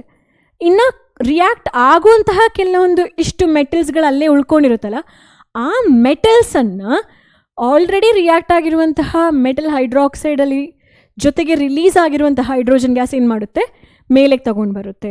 So hydrogen gas will push the unreacted or left over metal. Release ಆದಾಗ ಫಸ್ಟ್ ಒಂದಿಷ್ಟು ಮೆಟಲ್ಸ್ಗಳು ರಿಲೀಸ್ ಆಗಿ ಸಿಕ್ಕಿರುವಂತಹ ಹೈಡ್ರೋಜನ್ ಗ್ಯಾಸ್ಗಳು ಆ ಹೈಡ್ರೋಜನ್ ಗ್ಯಾಸ್ಗಳು ಮೇಲೆ ಹೋಗಿ ಅನ್ರಿಯಾಕ್ಟೆಡ್ ಆಗಿರುವಂತಹ ಕ್ಯಾಲ್ಶಿಯಂ ಅಥವಾ ಮೆಗ್ನೀಷಿಯಮನ್ನು ಎಪ್ಸುತ್ತೆ ಮೇಲ್ಗಡೆ. ಸೊ ಲಿಟ್ರಲಿ ಅದ್ರ ಕೆಳಗಡೆ ಗ್ಯಾಸ್ ಇದೆ, ಹೈಡ್ರೋಜನ್ ಗ್ಯಾಸ್. ಇದು ಕ್ಯಾಲ್ಶಿಯಂ ಅಂತ ಹೇಳಿದ್ರೆ ಅದರ ಕೆಳಗಡೆ ಹೈಡ್ರೋಜನ್ ಗ್ಯಾಸ್ ಇರುತ್ತೆ. ಸೊ ಹೈಡ್ರೋಜನ್ ಗ್ಯಾಸ್ ಮೆಟಲನ್ನು ಪುಷ್ ಮಾಡುತ್ತೆ. ಯಾವ ಮೆಟಲನ್ನು? ದ ಲೆಫ್ಟ್ ಓವರ್ ಅನ್ರಿಯಾಕ್ಟಿವ್ ಮೆಟಲ್ಸನ್ನು. ಹಾಗಾಗಿ ಮೆಟಲ್ಸ್ಗಳು ಒಂಥರ ಫ್ಲೋಟ್ ಆಗೋ ಥರ ಅನಿಸುತ್ತೆ ಅಂತ ಹೇಳಿ. ಸೊ ಸಿಂಪಲ್ ಮಕ್ಕಳೇ, it is because of the released hydrogen gas. ಈ released hydrogen gas will stick to the surface of the metal and it will take the metal to the surface level ಅಂತ ಹೇಳಿ. ಓಕೆನಾ? So this question is very important and here is the answer. ನಿಮಗೆ ಈ ಸ್ಲೈಡಲ್ಲಿ answers ಇರುತ್ತೆ. So it reacts with the hot water to form magnesium hydroxide. It also starts floating because bubbles of hydrogen gas sticking to the surface anta heli when it comes to magnesium hydroxide. So magnesium hydroxide or calcium hydroxide yavagella neer jothe react agutto, hydrogen gas will stick to their surface and it will make the metal to float over because hydrogen gas will be sticking to the metal surface anta heli. ಆಯಿತು, ಇದನ್ನು ಇನ್ನೂ ಜಾಸ್ತಿ ಹೇಳಿದ್ರೆ ನಿಮಗೆ bore ಆಗುತ್ತೆ. ನಾನು ಹೇಳಿದೆ already ಕೆಲವೊಂದಿಷ್ಟು ಮೆಟಲ್ಸ್ಗಳು ಸ್ಟೀಮ್ ಜೊತೆ ರಿಯಾಕ್ಟ್ ಆಗುತ್ತೆ ಅಂತೇಳಿ. ರಿಯಾಕ್ಟೇ ಆಗದಿರುವ metals PB, AU, AG, AU ಇದಿಷ್ಟು ಮೆಟಲ್ಸ್ಗಳು no reaction with water. No reaction with water, ಅವುಗಳು ವಾಟರ್ ಜೊತೆ ರಿಯಾಕ್ಟ್ ಆಗಲ್ಲ. ಓಕೆನಾ? ಹಾಗಾದರೆ metals like aluminium, iron, zinc ಅವುಗಳು either cold or hot water ಜೊತೆ ರಿಯಾಕ್ಟ್ ಆಗಲ್ಲ, ಬಟ್ ಓನ್ಲಿ ವಿತ್ ಸ್ಟೀಮ್. ಹೇಗೆ? Aluminium reacts with water. ಈಗ ನೆನ್ಪಿಟ್ಕೊಳ್ಳಿ, you should write here as G. ಅದು ಆಕ್ಸೈಡ್ ಫಾರ್ಮ್ ಆಗುತ್ತೆ, Al2O3 ಆಕ್ಸೈಡ್ ಫಾರ್ಮ್ ಆಗುತ್ತೆ. ಈ ಆಕ್ಸೈಡ್ ವಾಟರ್ ಸಾಲ್ಯೂಬಲ್ ಅಲ್ಲ ಅಷ್ಟೊಂದು, ಅದು ವಾಟರ್ ಇನ್ಸಾಲ್ಯೂಬಲ್, ಹೈಡ್ರೋಜನ್ ಗ್ಯಾಸ್ ಆಗಿ ಫಾರ್ಮ್ ಆಗುತ್ತೆ. ಸೊ ನಾನು ನಿಮಗೆ ಈ ಸ್ಲೈಡಲ್ಲಿ ಒಂದ್ಸಲ ಹೇಳಿದ್ದೆ. ಯಾವ ಸ್ಲೈಡಲ್ಲಿ ಅಂತ ಹೇಳಿದ್ರೆ, ಹಾಂ,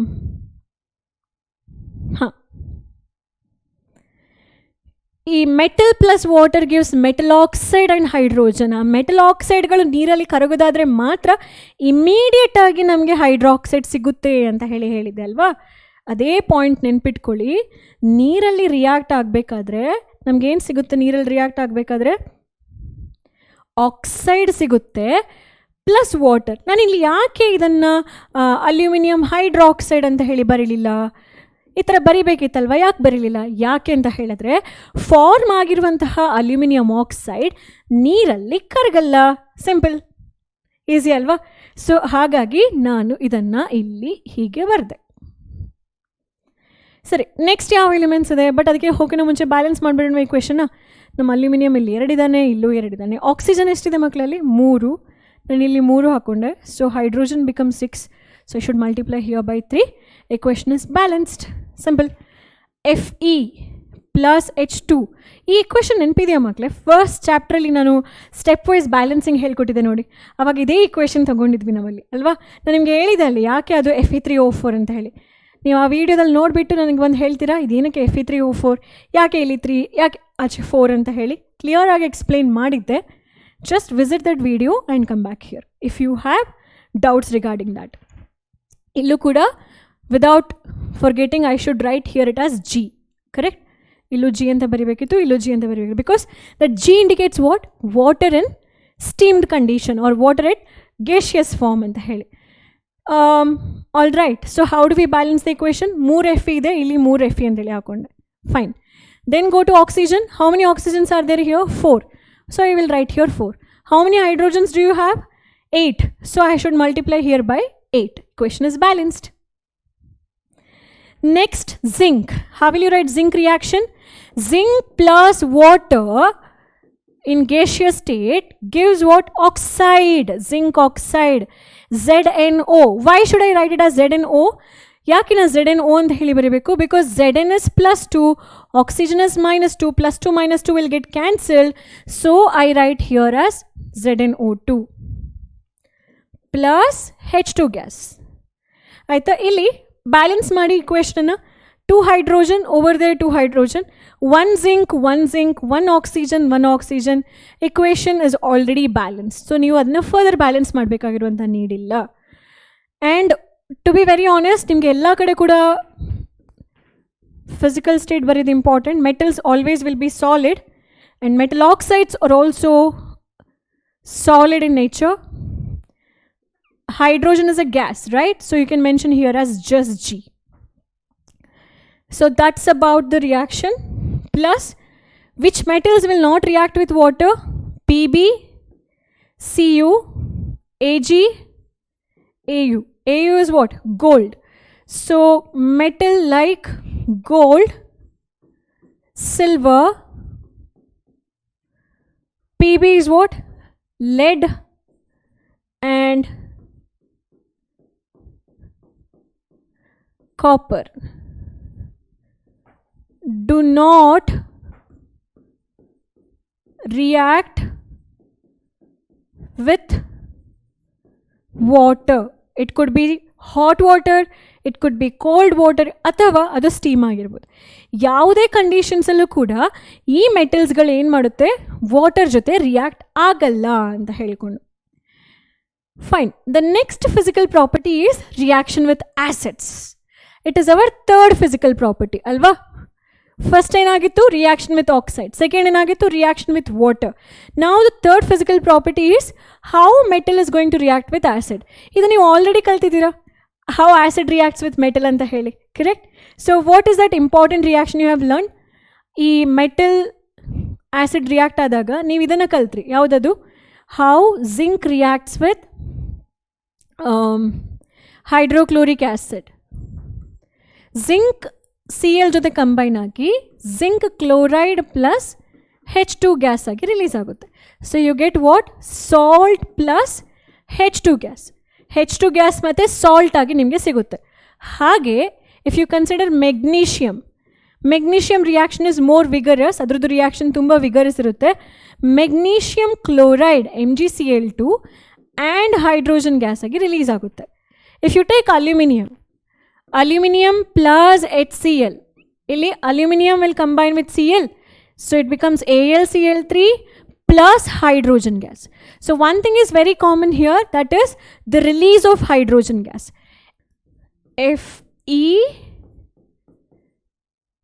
FeHCl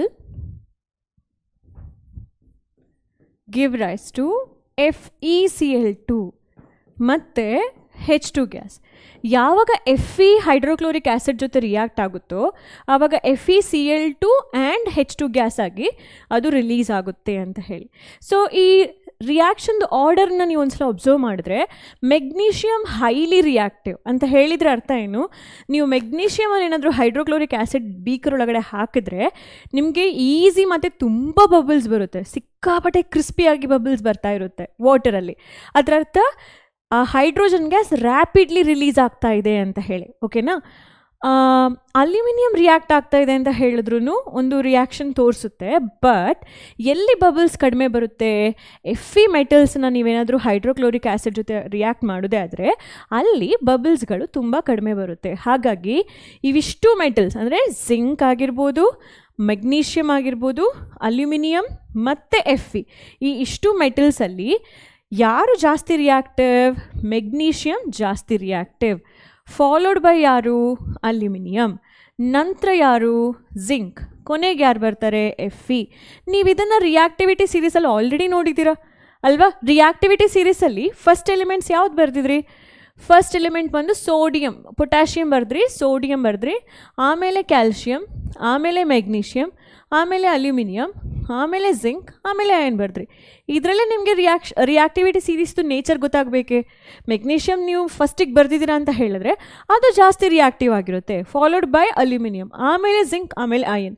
ಸೊ ಅವ್ರು ಈ ಥರ ಕನ್ಫ್ಯೂಷನ್ ಕ್ವೆಶನ್ಸ್ ಕೇಳಿದ್ರೆ ಈ ಆರ್ಡರ್ ಏನಾದರೂ ನಿಮಗೆ ಆ ಮೊಮೆಂಟಿಗೆ ಕನ್ಫ್ಯೂಷನ್ ಆದರೆ ರಿಯಾಕ್ಟಿವಿಟಿ ಸೀರೀಸ್ನ ಒಂದು ಸಲ ನೆನ್ಪಿಟ್ಕೊಳ್ಳಿ.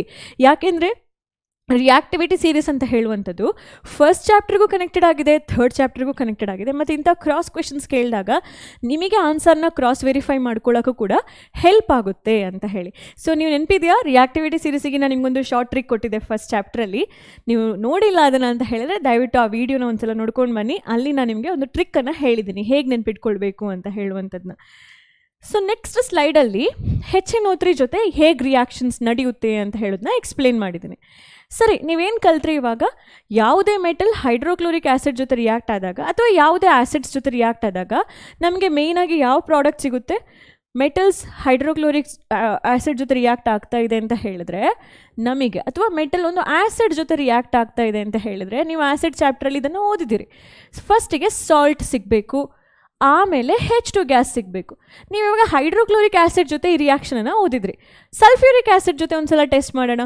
ಈಗ ನಾನು ಸೋಡಿಯಂ ಅಂತ ಹೇಳೋ ಮೆಟಲ್ನ ತಗೊಂಡೆ, ಆಯಿತಾ? ಸಲ್ಫ್ಯೂರಿಕ್ ಆ್ಯಸಿಡ್ ಅಂತ ಹೇಳುವಂಥ ಆ್ಯಸಿಡನ್ನು ಕೂಡ ತಗೊಂಡೆ. ಈಗ ಪ್ರಾಡಕ್ಟ್ ಬರೀಬೇಕು. ನಿಮಗೆ ಏನೂ ಗೊತ್ತಿಲ್ಲ ಕೆಮಿಸ್ಟ್ರಿಯಲ್ಲಿ ಪ್ರಾಡಕ್ಟ್ ಹೇಗೆ ಬರೆಯೋದು ಗೊತ್ತಿಲ್ಲ ಅಂತ ಹೇಳಿದ್ರೆ ಇಲ್ಲಿದೆ ಆ ಟಿಪ್. ಏನದು? ಇದನ್ನು 2 ಭಾಗ ಮಾಡ್ಕೊಳ್ಳಿ. H2 ಅಂತ ಹೇಳುವ ಗ್ಯಾಸ್ ಹೇಗೂ ರಿಲೀಸ್ ಆಗಲೇಬೇಕು, ಇದನ್ನು ನೀವು ಸಪ್ರೇಟಾಗಿ ಬರೀತೀರ. ಮಿಕ್ಕಿದೇನು ಉಳಿತು? 1 ಸಲ್ಫರ್ 4 ಆಕ್ಸಿಜನ್ ಉಳಿತು, ಓಕೆನಾ? ಅದನ್ನು ಸೋಡಿಯಂ ಜೊತೆ ಕ್ಲಬ್ ಮಾಡಿ, ಆವಾಗ ನಿಮಗೆ ಸೋಡಿಯಂ NaSO4 ಸಿಗುತ್ತೆ. ಪ್ಲಸ್ ಏನು ಸಿಕ್ತು? ಪ್ಲಸ್ ಹೈಡ್ರೋಜನ್ ಸಿಕ್ತು. ಸೊ ಇಲ್ಲಿ ಪ್ರಾಡಕ್ಟ್ ಸಿಗ್ತಾ ನಿಮಗೆ. ಈ ಪರ್ಟಿಕ್ಯುಲರ್ ಕಂಪೌಂಡ್ ಕರೆಕ್ಟ್ ಇದೆಯಾ ಇಲ್ವಾ ಅಂತ ಹೇಳಿ ಹೇಗೆ ಬರೀತೀರಾ, ಅದರದ್ದು ಚಾರ್ಜನ್ನು ಒಂದ್ಸಲ ಅನಲೈಸ್ ಮಾಡ್ತೀರಾ. Na is +1, SO4 is -2, so it becomes Na2SO4. Na2SO4 ಆಗುತ್ತೆ ಅದು. ಆಗ ಅಲ್ಲೇನಾಯಿತು, ಚಾರ್ಜ್ಗಳು ಬ್ಯಾಲೆನ್ಸ್ ಆಯಿತು. ಸರಿ, ಇದಿಷ್ಟು ಬಂದ್ಬಿಟ್ಟು ನಮ್ಮ ಆ್ಯಸಿಡ್ ಜೊತೆಗಿರುವಂಥ ರಿಯಾಕ್ಷನ್.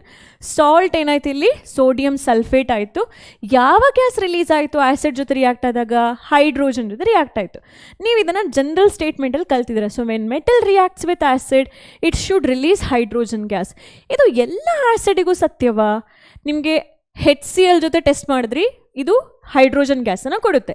ಸಲ್ಫ್ಯೂರಿಕ್ ಆ್ಯಸಿಡ್ ಜೊತೆ ನೀವು ಅವಾಗ ಒಂದು ಇಕ್ವೇಷನ್ ಬರೆದು ನೋಡಿದ್ರಿ, ಇದು ಕೂಡ ಹೈಡ್ರೋಜನ್ ಗ್ಯಾಸನ್ನು ಕೊಡುತ್ತೆ. ಹಾಗಾದರೆ what is the story of HNO3? Story ಏನು HNO3 ಜೊತೆ ಅಂತ ಹೇಳಿದ್ರೆ, ಇಲ್ಲಿ ಎಲ್ಲ ಮೆಟಲ್ಸ್ಗಳು ಹೈಡ್ರೋಜನ್ ಗ್ಯಾಸನ್ನು ಕೊಡಲ್ಲ. ಒಂದು ಕರೆಕ್ಷನ್ ಇದೆ. ಕರೆಕ್ಷನ್ ಏನು? ಮೆಗ್ನೀಷಿಯಮ್ ಮತ್ತು ಮ್ಯಾಂಗನೀಸ್ ಅಂತ ಹೇಳುವಂತಹ ಮೆಟಲ್ಸ್ಗಳಷ್ಟೇ ಹೈಡ್ರೋಜನ್ ಗ್ಯಾಸನ್ನು ಕೊಡುವಂಥದ್ದು. ಮಿಕ್ಕಿದ ಯಾವುದೇ ಮೆಟಲ್ ತಗೊಂಡ್ರು ಅದು ಹೈಡ್ರೋಜನ್ ಗ್ಯಾಸನ್ನು ಕೊಡಲ್ಲ. ನೀವು ಕೇಳ್ಬೋದು ಯಾಕೆ ಇದೆರಡೇ ಮೆಟಲ್ಸ್ ಹೈಡ್ರೋಜನ್ ಗ್ಯಾಸ್ ಕೊಡುತ್ತೆ ಅಂತೇಳಿ. ಅದರದ್ದು ಕ್ಲಿಯರ್ ಜಸ್ಟಿಫಿಕೇಶನ್ ಇಲ್ಲಿವರೆಗೂ ಕೂಡ ಯಾರೂ ಪ್ರೂವ್ ಮಾಡಿಲ್ಲ. ಎಲ್ಲರೂ ಏನು ಹೇಳ್ತಾರೆ, it is because of the metals nature ಅಂತ ಹೇಳಿ ಒಂದು ಜಸ್ಟಿಫಿಕೇಶನ್ನ ಕೊನೆ ಕೊಡ್ತಾರೆ. ಸೊ ಆ ಕ್ಲಾರಿಫಿಕೇಶನ್ಸ್ ಯಾವಾಗ ಬರುತ್ತೋ ಆವಾಗ ಅದ್ರ ಬಗ್ಗೆ ಡಿಸ್ಕಷನ್ ಮಾಡೋಣ. ಬಟ್ ಈ ಒಂದು ಪಾಯಿಂಟಲ್ಲಿ ನೀವು ಏನು ನೆನ್ಪಿಟ್ಕೊಳ್ಬೇಕಂದ್ರೆ, it is magnesium and manganese. ಇಲ್ಲೊಂದು ಕರೆಕ್ಷನ್ ಇದೆ. ಪ್ರೀವಿಯಸ್ ಕ್ಲಾಸಲ್ಲಿ ಮೆಗ್ನೀಷಿಯಮ್ ಬದಲಿಗೆ ನಾನು ಕ್ಯಾಲ್ಶಿಯಂ ಅಂತ ಹೇಳಿದ್ದೆ. So it is not calcium, it is magnesium. ಅಂದರೆ ಕ್ಯಾಲ್ಶಿಯಂ ರಿಯಾಕ್ಟ್ ಆಗುತ್ತೆ ಬಟ್ ಹೈಡ್ರೋಜನ್ ಗ್ಯಾಸ್ ಕೊಡಲ್ಲ. It is magnesium and manganese hydrogen ಗ್ಯಾಸನ್ನು ಕೊಡುವಂಥದ್ದು. ಹಾಗಾದರೆ ಬೇರೆ ಮೆಟಲ್ಸ್ ಈ HNO3 ಜೊತೆ ರಿಯಾಕ್ಟ್ ಆದಾಗ ಸಿಚುವೇಶನ್ಸ್ ಹೇಗಿರುತ್ತೆ ಅಂತ ಹೇಳೋದು ನೋಡ್ಕೊಳ್ಳೋಣ ಇವಾಗ. ಈಗ ನಾನು ಮೆಟಲನ್ನು M ಅಂತ ಹೇಳಿ ತಗೊಳ್ತೀನಿ, ಆಯಿತಾ. ಆ್ಯಸಿಡನ್ನು HNO3 ಅಂತ ಹೇಳಿ ಕನ್ಸಿಡರ್ ಮಾಡ್ತೀನಿ. ಈಗ ಇದರಲ್ಲಿ 100 HNO3 ಮಾಲಿಕ್ಯೂಲ್ಸ್ನ ತಗೊಂಡೆ. ಎಷ್ಟು? 100 HNO3ಗಳು. ಸೊ ನೀವು 100 ಸ್ಟೂಡೆಂಟ್ಸನ್ನು ನೆನ್ಪಿಟ್ಕೊಳ್ಳಿ ಇವಾಗ, ಅಥವಾ 100 ಚಾಕ್ಲೇಟ್ಸ್ ಅಥವಾ 100 ಫ್ರೂಟ್ಸ್ ಯಾವುದನ್ನು ನೆನ್ಪಿಟ್ಕೊಳ್ಳಿ. ಅದರಲ್ಲಿ 50 ಅಷ್ಟೇ ರಿಯಾಕ್ಷನಲ್ಲಿ ಹೋಗುತ್ತೆ. ಅಂದರೆ ಮೆಟಲ್ ಜೊತೆ ಒಂದು 50 HNO3ಗಳು ಕಂಬೈನ್ ಆಗಿ ನಮಗೆ MnO3 ಅಂತ ಹೇಳುವಂತಹ ಒಂದು ಮೇನ್ ಪ್ರಾಡಕ್ಟ್ ಸಿಗುತ್ತೆ. ಮಿಕ್ಕಿದ 50 HNO3ಗಳು ಹಾಗೇ ಇರುತ್ತೆ. ಅವುಗಳೇನು ಮಾಡುತ್ತೆ ಅಂದರೆ, ಅದರಲ್ಲಿ 50 ಇಲ್ಲಿಗೆ ಹೋದರೆ ನೆಕ್ಸ್ಟ್ 50 HNO3 ಕೌಂಟಲ್ಲಿ ಈ ಥರ ಸ್ಪ್ಲಿಟ್ ಆಗುತ್ತೆ. ಹೇಗೆ? ಒಂದು ನೇಸೆಂಟ್ ಆಕ್ಸಿಜನ್ ಅಂತ ಹೇಳಿದ್ರೆ ಅವಾಗಷ್ಟೇ ರಿಲೀಸ್ ಆಗಿರುವಂತಹ ಹೊಸತಾಗಿರುವ ಆಕ್ಸಿಜನ್. ಆಮೇಲೆ ಇದರಲ್ಲಿ ಕೆಲವೊಂದಷ್ಟು ನೈಟ್ರೋಜನ್ಗಳು ಈ ಥರ ಸ್ಪ್ಲಿಟ್ ಆಗುತ್ತೆ. ಯಾವುದು? N2O ಅಥವಾ NO ಅಥವಾ NO2 ಅಂತ ಹೇಳಿ ಹೇಗೆ ಸ್ಪ್ಲಿಟ್ ಆಗುತ್ತೆ.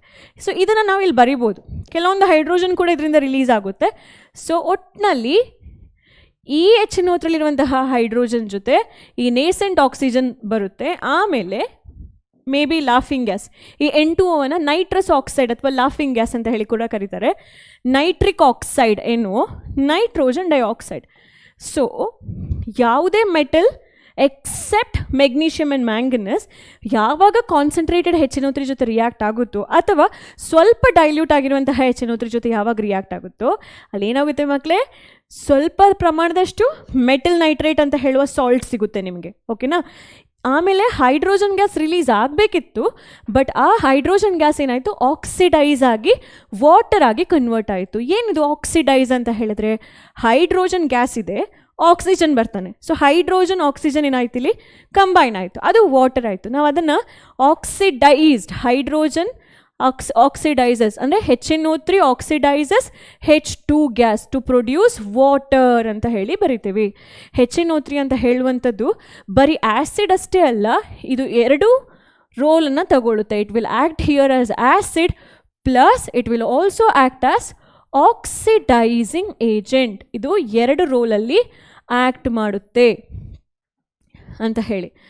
ಆಮೇಲೆ ಆ ನೈಟ್ರಿಕ್ ಆ್ಯಸಿಡ್ ಒಂದಿಷ್ಟು ಇರುತ್ತಲ್ಲ, ಅವುಗಳು will reduce into nitrogen dioxide, nitrous oxide, nitric oxide. ಈಗ ಬೇರೆ ಬೇರೆ ಹೆಸರುಗಳಿದೆ. I will write the name here. N2O laughing gas ಅಂತ ಹೇಳ್ತಾರೆ ಅಥವಾ ನೈಟ್ರಸ್ ಆಕ್ಸೈಡ್ ಅಂತ ಹೇಳಿ ಕೂಡ ಕರೀತಾರೆ. Nitrous oxide, NO nitric oxide, NO2 ಅನ್ನು ನೈಟ್ರೋಜನ್ ಡೈಆಕ್ಸೈಡ್.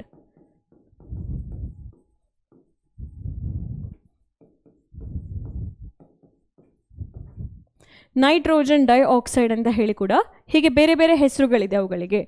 ಸೊ ನಿಮಗೆ ಇದರಲ್ಲಿ ಕ್ಲಿಯರಾಗಿ ಅರ್ಥ ಆಯಿತು, HNO3 ಅಂತ ಹೇಳುವಂಥದ್ದು ಆಕ್ಸಿಜನನ್ನು ಕೊಡುತ್ತೆ. ಹಾಗಾಗಿ ಆ ಒಂದು ಆ್ಯಸಿಡಿಂದ ಆಕ್ಸಿಜನ್ ರಿಲೀಸ್ ಆಗೋದು ಬೇರೆಗೆ ಅಟ್ಯಾಚ್ ಆಗುತ್ತೆ. ಸೊ ಇದು ಆಕ್ಸಿಜನ್ನ ಪ್ರೊವೈಡ್ ಮಾಡೋದ್ರಿಂದ ಇದನ್ನು ಆಕ್ಸಿಡೈಸಿಂಗ್ ಏಜೆಂಟ್ ಅಂತ ಹೇಳಿ ಕೂಡ ಕರೀತಾರೆ ಅಂತ ಹೇಳುವಂಥದ್ದು ನಿಮಗೆ ಅರ್ಥ ಆಯಿತು. ಸೊ ಕೆಲವೊಂದಷ್ಟು ಮೆಟಲ್ಸ್ಗಳು HNO3 ಜೊತೆ ರಿಯಾಕ್ಟ್ ಆದಾಗ ಹೈಡ್ರೋಜನ್ ಗ್ಯಾಸ್ ಇನ್ನೇನು ರಿಲೀಸ್ ಆಗಬೇಕು ಅಂತ ಹೇಳೋಷ್ಟರಲ್ಲಿ ಇದು ಇಮ್ಮಿಡಿಯೇಟಾಗಿ ಆಕ್ಸಿಜನನ್ನು ರಿಲೀಸ್ ಮಾಡಿ ಆ ಹೈಡ್ರೋಜನ್ ಗ್ಯಾಸ್ ಜೊತೆ ಈ ಆಕ್ಸಿಜನನ್ನು ಫಿಕ್ಸ್ ಮಾಡಿಕೊಂಡು ಅದನ್ನು ವಾಟರ್ ಆಗಿ ಆಕ್ಸಿಡೈಸ್ ಮಾಡುತ್ತೆ. ಜೊತೆಗೆ ಕೆಲವೊಂದಷ್ಟು HNO3ಗಳು ಅನ್ರಿಯಾಕ್ಟೆಡ್ ಸ್ಟೇಟಲ್ಲಿ ಇರುವಂಥದ್ದು ಸ್ವತಃ ಡಿಕಂಪೋಸ್ ಆಗಿ ಅದು ಒಂದಿಷ್ಟು ವಾಟರ್ ಮತ್ತು ಈ ನೈಟ್ರಸ್ ಆಕ್ಸೈಡ್, ನೈಟ್ರಿಕ್ ಆಕ್ಸೈಡ್ ಅಥವಾ ನೈಟ್ರೋಜನ್ ಡೈಆಕ್ಸೈಡ್ ಆಗಿ ಕನ್ವರ್ಟ್ ಆಗುತ್ತೆ.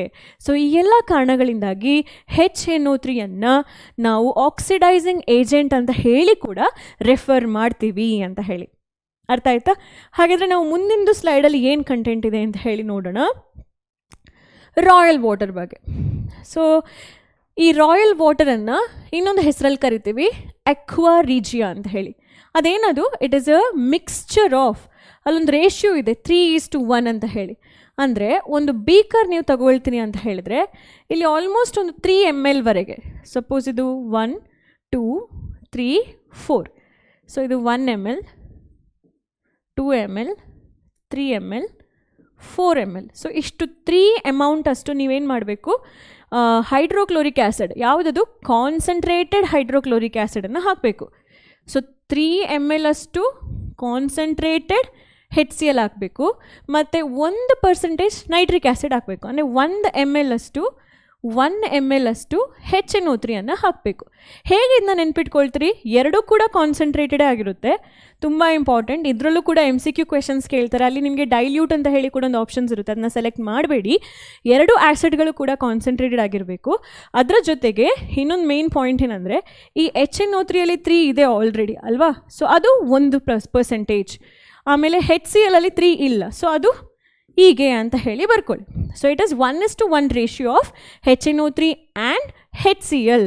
ಇದನ್ನು ಅಕ್ವಾರೀಜಿಯಾ ಅಂತ ಹೇಳಿ ಕರಿತೀವಿ. And we use the solution to dissolve all this metals such as noble metal, gold ಮತ್ತು ಪ್ಲಾಟಿನಮನ್ನು, ಸಿಲ್ವರನ್ನು ಕೂಡ ಒಂದಿಷ್ಟು ಡಿಸಾಲ್ವ್ ಮಾಡ್ಕೊಳ್ಬೇಕಂತ ಹೇಳಿದ್ರೆ ಆ ನೋಬೆಲ್ ಮೆಟಲ್ಸನ್ನು ಎಕ್ಸ್ಟ್ರಾಕ್ಟ್ ಮಾಡಬೇಕು ಅಥವಾ ಕ್ಲೀನ್ ಮಾಡಬೇಕು ಅಂತ ಹೇಳಿದರೂ ಕೂಡ ಈ ಒಂದು ರೇಷಿಯೋವನ್ನು ನಾವೇನು ಮಾಡ್ತೀವಿ, ಯೂಸ್ ಮಾಡ್ತೀವಿ ಅಂತ ಹೇಳಿ. ಸೊ ಇಲ್ಲಿ ನಿಮಗೊಂದು NCERTಯಲ್ಲಿ ಆಲ್ರೆಡಿ ಒಂದು ಟ್ರಿಕಿ ಕ್ವೆಶನ್ಸ್ ಕೇಳಿರ್ತಾರೆ. ಒಬ್ಬ ಗೋಲ್ಡ್ ಸ್ಮಿತ್ ಮನೆಗೆ ಹೋಗಿಬಿಟ್ಟು ನಾನು ನಿಮ್ಮ ಜ್ಯುವೆಲರಿನ ಕ್ಲೀನ್ ಮಾಡಿಕೊಡ್ತೀನಿ ಅಂತ ಹೇಳಿಬಿಟ್ಟು ಏನು ಮಾಡ್ತಾನೆ, ಅವನು ಎಲ್ಲರೂ ಮನೆಗೆ ಹೋಗಿ ಒಂದಿಷ್ಟು ಜ್ಯುವೆಲ್ರೀಸನ್ನು ಕಲೆಕ್ಟ್ ಮಾಡ್ತಾರೆ. ಪಾಪ ಅವ್ರಿಗೇನೋ ಗೊತ್ತಿರಲ್ಲ, ನಮ್ಮದು ಆರ್ನಮೆಂಟ್ಸ್ ಎಲ್ಲ ಕ್ಲೀನ್ ಆಗುತ್ತಲ್ವ ಅಂತ ಹೇಳ್ಕೊಂಡು ಮನೇಲಿರುವಂತಹ ಮನೆ ಓನರ್ ಏನು ಮಾಡ್ತಾರೆ, ಆ ಆರ್ನಮೆಂಟ್ಸನ್ನು ಆ ಗೋಲ್ಡ್ ಸ್ಮಿತಿಗೆ ಕೊಡ್ತಾನೆ. ಆ ಗೋಲ್ಡ್ ಸ್ಮಿತ್ ಏನು ಮಾಡ್ತಾನೆ, ಅವ್ರ ಗೋಲ್ಡನ್ನು ಅಕ್ವಾರೀಜಿಯಾ ವಾಟರ್ ಒಳಗಡೆ ಹತ್ತಾನೆ. ಸೊ ಆವಾಗೇನಾಗುತ್ತೆ, ಸ್ವಲ್ಪ ಅವ್ರ ಗೋಲ್ಡ್ ಇವಾಗ ಒಂದು 10 ಗ್ರಾಮ್ ಅಂತ ಅಂದ್ಕೊಳ್ಳಿ, ಒಂದು ಅರ್ಧ ಗಂಟೆ ನೀರಲ್ಲಿ ಇಟ್ಟ ಅಂತ ಹೇಳಿದ್ರೆ, ರಫ್ ಆಗಿ ಹೇಳ್ತಿದ್ದೀನಿ, ಅಪ್ರಾಕ್ಸಿಮೇಟ್ ವ್ಯಾಲ್ಯೂ ಅಲ್ಲ ಅದು. ಸೊ ಮೇ ಬಿ 1 ಗ್ರಾಮ್ ಅಥವಾ 2 ಗ್ರಾಮ್ ಅಷ್ಟು ಗೋಲ್ಡ್ ಏನಾಗುತ್ತೆ ಆ ನೀರಲ್ಲಿ ಕರಗಿರುತ್ತೆ. ಆ ನೀರಲ್ಲಿ ಏನಿದೆ ಇವಾಗ, ಗೋಲ್ಡ್ ಮೆಟಲ್ ಇದೆ. ಆ ನೀರನ್ನು ಮತ್ತೆ ಕೆಮಿಕಲ್ಸ್ ಎಲ್ಲ ಹಾಕಿಬಿಟ್ಟು ಪ್ರಾಸೆಸಿಂಗ್ ಮಾಡೋದೇ ಆದರೆ ಅವನಿಗೆ ರಿಯಲ್ ಆಗಿರೋ ಗೋಲ್ಡನ್ನು ಹೊರಗಡೆ ತೆಗಿಬೋದು. ಹೀಗೆ ಕೂಡ ಜನಗಳು ಮೋಸ ಮಾಡ್ತಾರೆ. ಸೊ ಇದನ್ನು ಕ್ಲೀನ್ ಮಾಡೋದಕ್ಕೆ, ಗೋಲ್ಡನ್ನು ಸರ್ಫೇಸನ್ನು ಕ್ಲೀನ್ ಮಾಡೋದಕ್ಕೆ ಅಂತ ಹೇಳಿ ಯೂಸ್ ಮಾಡ್ತಾರೆ. ಬಟ್ ಇದು ಸೂಟಬಲ್ ಅಲ್ಲ. ಆ್ಯಕ್ಚುಲಿ ಇದು ಗೋಲ್ಡ್ ಮೇಲಿರುವಂತಹ ಡರ್ಟನ್ನು ತೆಗೆಯುವಂಥದ್ದು. ಬಟ್ ಡರ್ಟ್ ತೆಗಿಲಿಕ್ಕೆ ಬೇರೆದೇ ಆಗಿರುವಂತಹ ಆರ್ಗ್ಯಾನಿಕ್ ಲಿಕ್ವಿಡ್ ಸಿಕ್ಕಾಪಟ್ಟೆ ಇದೆ ನಮ್ಮ ಹತ್ರ ಅಲ್ವಾ. ಮೆಟಲ್ಸ್ ಮೇಲ್ಗಡೆ ಇರುವಂತಹ ಡರ್ಟ್ಸನ್ನು ತೆಗೆಯೋದಾಗಿರ್ಬೋದು, ಅಥವಾ ಆರ್ನಮೆಂಟ್ಸ್ ಮೇಲ್ಗಡೆ ಇರುವಂತಹ ಡರ್ಟ್ಸನ್ನು ತೆಗಿಲಿಕ್ಕೆ ಬೇರೆ ಬೇರೆ ಈ ಕ್ಲೀನಿಂಗ್ ಸರ್ಫೇಸ್ ಕ್ಲೀನಿಂಗ್ ಏಜೆಂಟ್ಗಳೇ ಇದೆ. ಅದಕ್ಕೆ ರಾಯಲ್ ವಾಟ್ರೇ ಆಗಬೇಕು ಅಂತ ಏನೂ ಇಲ್ಲ. ಬಟ್ ಈ ಥರನೂ ಮೋಸ ಹೋಗ್ಬೋದು ಅಂತ ಹೇಳ್ಕೊಂಡು, ಹಾಗಾಗಿ ರಾಯಲ್ ವಾಟರಲ್ಲಿ ಯಾವಾಗಲೂ ಆರ್ನಮೆಂಟ್ಸ್ನ ಕ್ಲೀನ್ ಮಾಡೋಕ್ಕೆ ಹೋದರೆ ನಿಮ್ಮ ಆರ್ನಮೆಂಟ್ಸ್ ಇದು ಆ್ಯಕ್ಚುಲ್ ಒಂದಿಷ್ಟು ಪರ್ಸೆಂಟೇಜ್ ಅದರೊಳಗಡೆ ಡಿಸಾಲ್ವ್ ಆಗಿರುತ್ತೆ. It is not suitable to clean the ornament ಅಂತ ಹೇಳ್ಕೊಂಡು. ಆಲ್ ರೈಟ್, ಇದನ್ನು ಯಾಕೆ ಯೂಸ್ ಮಾಡ್ತಾರೆ? ಗೋಲ್ಡನ್ನು ಎಕ್ಸ್ಟ್ರಾಕ್ಟ್ ಮಾಡಲಿಕ್ಕೆ ಯೂಸ್ ಮಾಡ್ತಾರೆ. ನಾವು ಇಲ್ಲಿವರೆಗೆ ಯಾವುದೆಲ್ಲ ಕೆಮಿಕಲ್ ಪ್ರಾಪರ್ಟೀಸ್ ಆಫ್ ಮೆಟಲ್ಸ್ ಬಗ್ಗೆ ಫೋಕಸ್ ಮಾಡಿದ್ವಿ ಹೇಳಿ. ಮೆಟಲ್ ಹೇಗೆ ಆಕ್ಸಿಜನ್ ಜೊತೆ ರಿಯಾಕ್ಟ್ ಆಗುತ್ತೆ, ಮೆಟಲ್ ಹೇಗೆ ಆ್ಯಸಿಡ್ ಜೊತೆ ರಿಯಾಕ್ಟ್ ಆಗುತ್ತೆ, ಮೆಟಲ್ ಹೇಗೆ ವಾಟರ್ ಜೊತೆ ರಿಯಾಕ್ಟ್ ಆಗುತ್ತೆ ಅಂತ ಹೇಳೋದನ್ನು ನಾವು ಕಲಿತ್ವಿ. ಹೌದಾ? ಈಗ ಮೆಟಲ್ ಹೇಗೆ ಇನ್ನೊಂದು ಮೆಟಾಲಿಕ್ ಸಾಲ್ಟ್ ಸೊಲ್ಯೂಷನ್ ಜೊತೆ ರಿಯಾಕ್ಟ್ ಆಗುತ್ತೆ ಅಂತ ಹೇಳೋದ್ರ ಬಗ್ಗೆ ಫೋಕಸ್ ಮಾಡೋಣ. ಅದನ್ನು ನೀವು ಡಿಸ್ಪ್ಲೇಸ್ಮೆಂಟ್ ರಿಯಾಕ್ಷನ್ ಅಂತ ಹೇಳಿ ಕರಿತೀರಿ. ಸೊ ನನಗೆ ಇಲ್ಲೊಂದು ಡಯಾಗ್ರಾಮ್ ಇದೆ. ಏನದು ಡಯಾಗ್ರಾಮ್? ಸೊ ಫಸ್ಟಿಗೆ ಒಂದು ಕಾರ್ಕ್ ಇದೆ, ಒಂದು ಟೆಸ್ಟ್ ಟ್ಯೂಬನ್ನು 2 ಟೆಸ್ಟ್ ಟ್ಯೂಬ್ ಹೋಲ್ಡರ್ ನಡುವೆ ಇಟ್ಬಿಟ್ಟು ಒಂದು ಬಾಕ್ಸಲ್ಲಿ ಇಟ್ಬಿಟ್ಟು ಆ ಟೆಸ್ಟ್ ಟ್ಯೂಬನ್ನು ರಬ್ಬರ್ ಕಾರ್ಕಿಂದ ಫಿಕ್ಸ್ ಮಾಡಿದ್ದಾರೆ. ಆ ರಬ್ಬರ್ ಕಾರ್ಕ್ ಥ್ರೂ ಒಂದು ನೇಲನ್ನು ಡಿಪ್ ಮಾಡಿದ್ದಾರೆ. ಓಕೆನಾ? ಫಸ್ಟ್ ಸೊಲ್ಯೂಷನ್ ಬಂದು ಕಾಪರ್ ಸಲ್ಫೇಟ್ ಸೊಲ್ಯೂಷನ್. ಇದು ನೀವು ಅಲ್ಲಿ ಏನು ಕಾಣ್ತಿದ್ದೆ ಅದು ಅಯನ್ ನೇಲ್, ಆಣಿ ಅಂತ ಹೇಳ್ತಾರೆ ಕನ್ನಡದಲ್ಲಿ. ಸೆಕೆಂಡ್ ಸೊಲ್ಯೂಷನಲ್ಲಿ ಐರನ್ ಸಲ್ಫೇಟ್ ಇದೆ. ಇಲ್ಲಿ ಅಯನ್ ಸಲ್ಫೇಟ್ ಇದೆ, ಅಲ್ಲಿ ಹಾಕಿರುವಂತಹ ನೇಲ್ ಯಾವುದದು? ಕಾಪರ್ ಇದಾಗಿರುತ್ತೆ. ಸೊ ಇದು ಕಾಪರ್ ಇದೆ. ಇಲ್ಲಿ ಹಾಕಿರುವಂತಹ ನೇಲ್ ಬಂದುಬಿಟ್ಟು ಅಯನ್ ನೇಲ್. ಓಕೆ, ಈ ಥರ 2 ಸೊಲ್ಯೂಷನ್ ಇದೆ. ಈ 2 ಸೊಲ್ಯೂಷನ್ ಟೆಸ್ಟ್ ಟ್ಯೂಬ್ಗಳಲ್ಲಿ ಯಾವ ಟೆಸ್ಟ್ ಟ್ಯೂಬಲ್ಲಿ ರಿಯಾಕ್ಷನ್ ಆಗುತ್ತೆ ಅಂತ ಹೇಳಿ ನೀವು ನನಗೆ ಹೇಳಬೇಕು. ಸೊ ಫಸ್ಟ್ರಲ್ಲಿ ಆಗುತ್ತಾ ಸೆಕೆಂಡ್ರಲ್ಲಿ ಆಗುತ್ತಾ ಅಂತ ಹೇಳಿ. ಅದಕ್ಕಿಂತ ಮುಂಚೆ ಇದ್ರದ್ದು ಒಂದು ಟ್ರೂ ಕಾನ್ಸೆಪ್ಟ್ ನಾವು ಆಲ್ರೆಡಿ ಫಸ್ಟ್ ಚಾಪ್ಟ್ರಲ್ಲಿ ಓದಿದ್ವಿ, ಅದನ್ನು ಇನ್ನೊಂದ್ಸಲ ರಿವೈಸ್ ಮಾಡ್ಕೊಂಡು ಬಿಡೋಣ ಇಲ್ಲಿ. ಸೊ ಏನು ಡಿಸ್ಪ್ಲೇಸ್ಮೆಂಟ್ ರಿಯಾಕ್ಷನ್ ಅಂದರೆ ಹೈ ರಿಯಾಕ್ಟಿವ್ ಎಲಿಮೆಂಟ್ ಬಂದುಬಿಟ್ಟು ಲೋ ರಿಯಾಕ್ಟಿವ್ ಎಲಿಮೆಂಟ್ನ ತೆಗೆದಾಕುತ್ತೆ. ಆಚೆ ಹೋಗು, ಇದು ನನ್ನ ಪ್ಲೇಸ್ ಅಂತ ಹೇಳ್ಕೊಂಡು ಬಂದು ಹೈ ರಿಯಾಕ್ಟಿವ್ ಎಲಿಮೆಂಟ್ ಒಂಥರ ರ್ಯಾಗ್ ಮಾಡುತ್ತೆ ಯಾರನ್ನ? ಲೋ ರಿಯಾಕ್ಟಿವ್ ಎಲಿಮೆಂಟ್ಸನ್ನು. ಹಾಗಾದರೆ ಆ ರಿಯಾಕ್ಟಿವಿಟಿ ಸೀರೀಸ್ ಎಲ್ಲಿದೆ ಅದನ್ನು ನೋಡಿಕೊಂಡು ಈಚೆಗೆ ಬರೋಣ. ಇಲ್ಲಿದೆ ನಮ್ಮ ರಿಯಾಕ್ಟಿವಿಟಿ ಸೀರೀಸ್. ನಾನು ಅದಕ್ಕೆ ಒಂದು ಟಿಪ್ ಹೇಳ್ಕೊಟ್ಟಿದ್ದೆ, ನಿಂಗೆ ನೆನಪಿದೆ ಅಂತ ಹೇಳಿ ಅಂದ್ಕೊಳ್ತೀನಿ.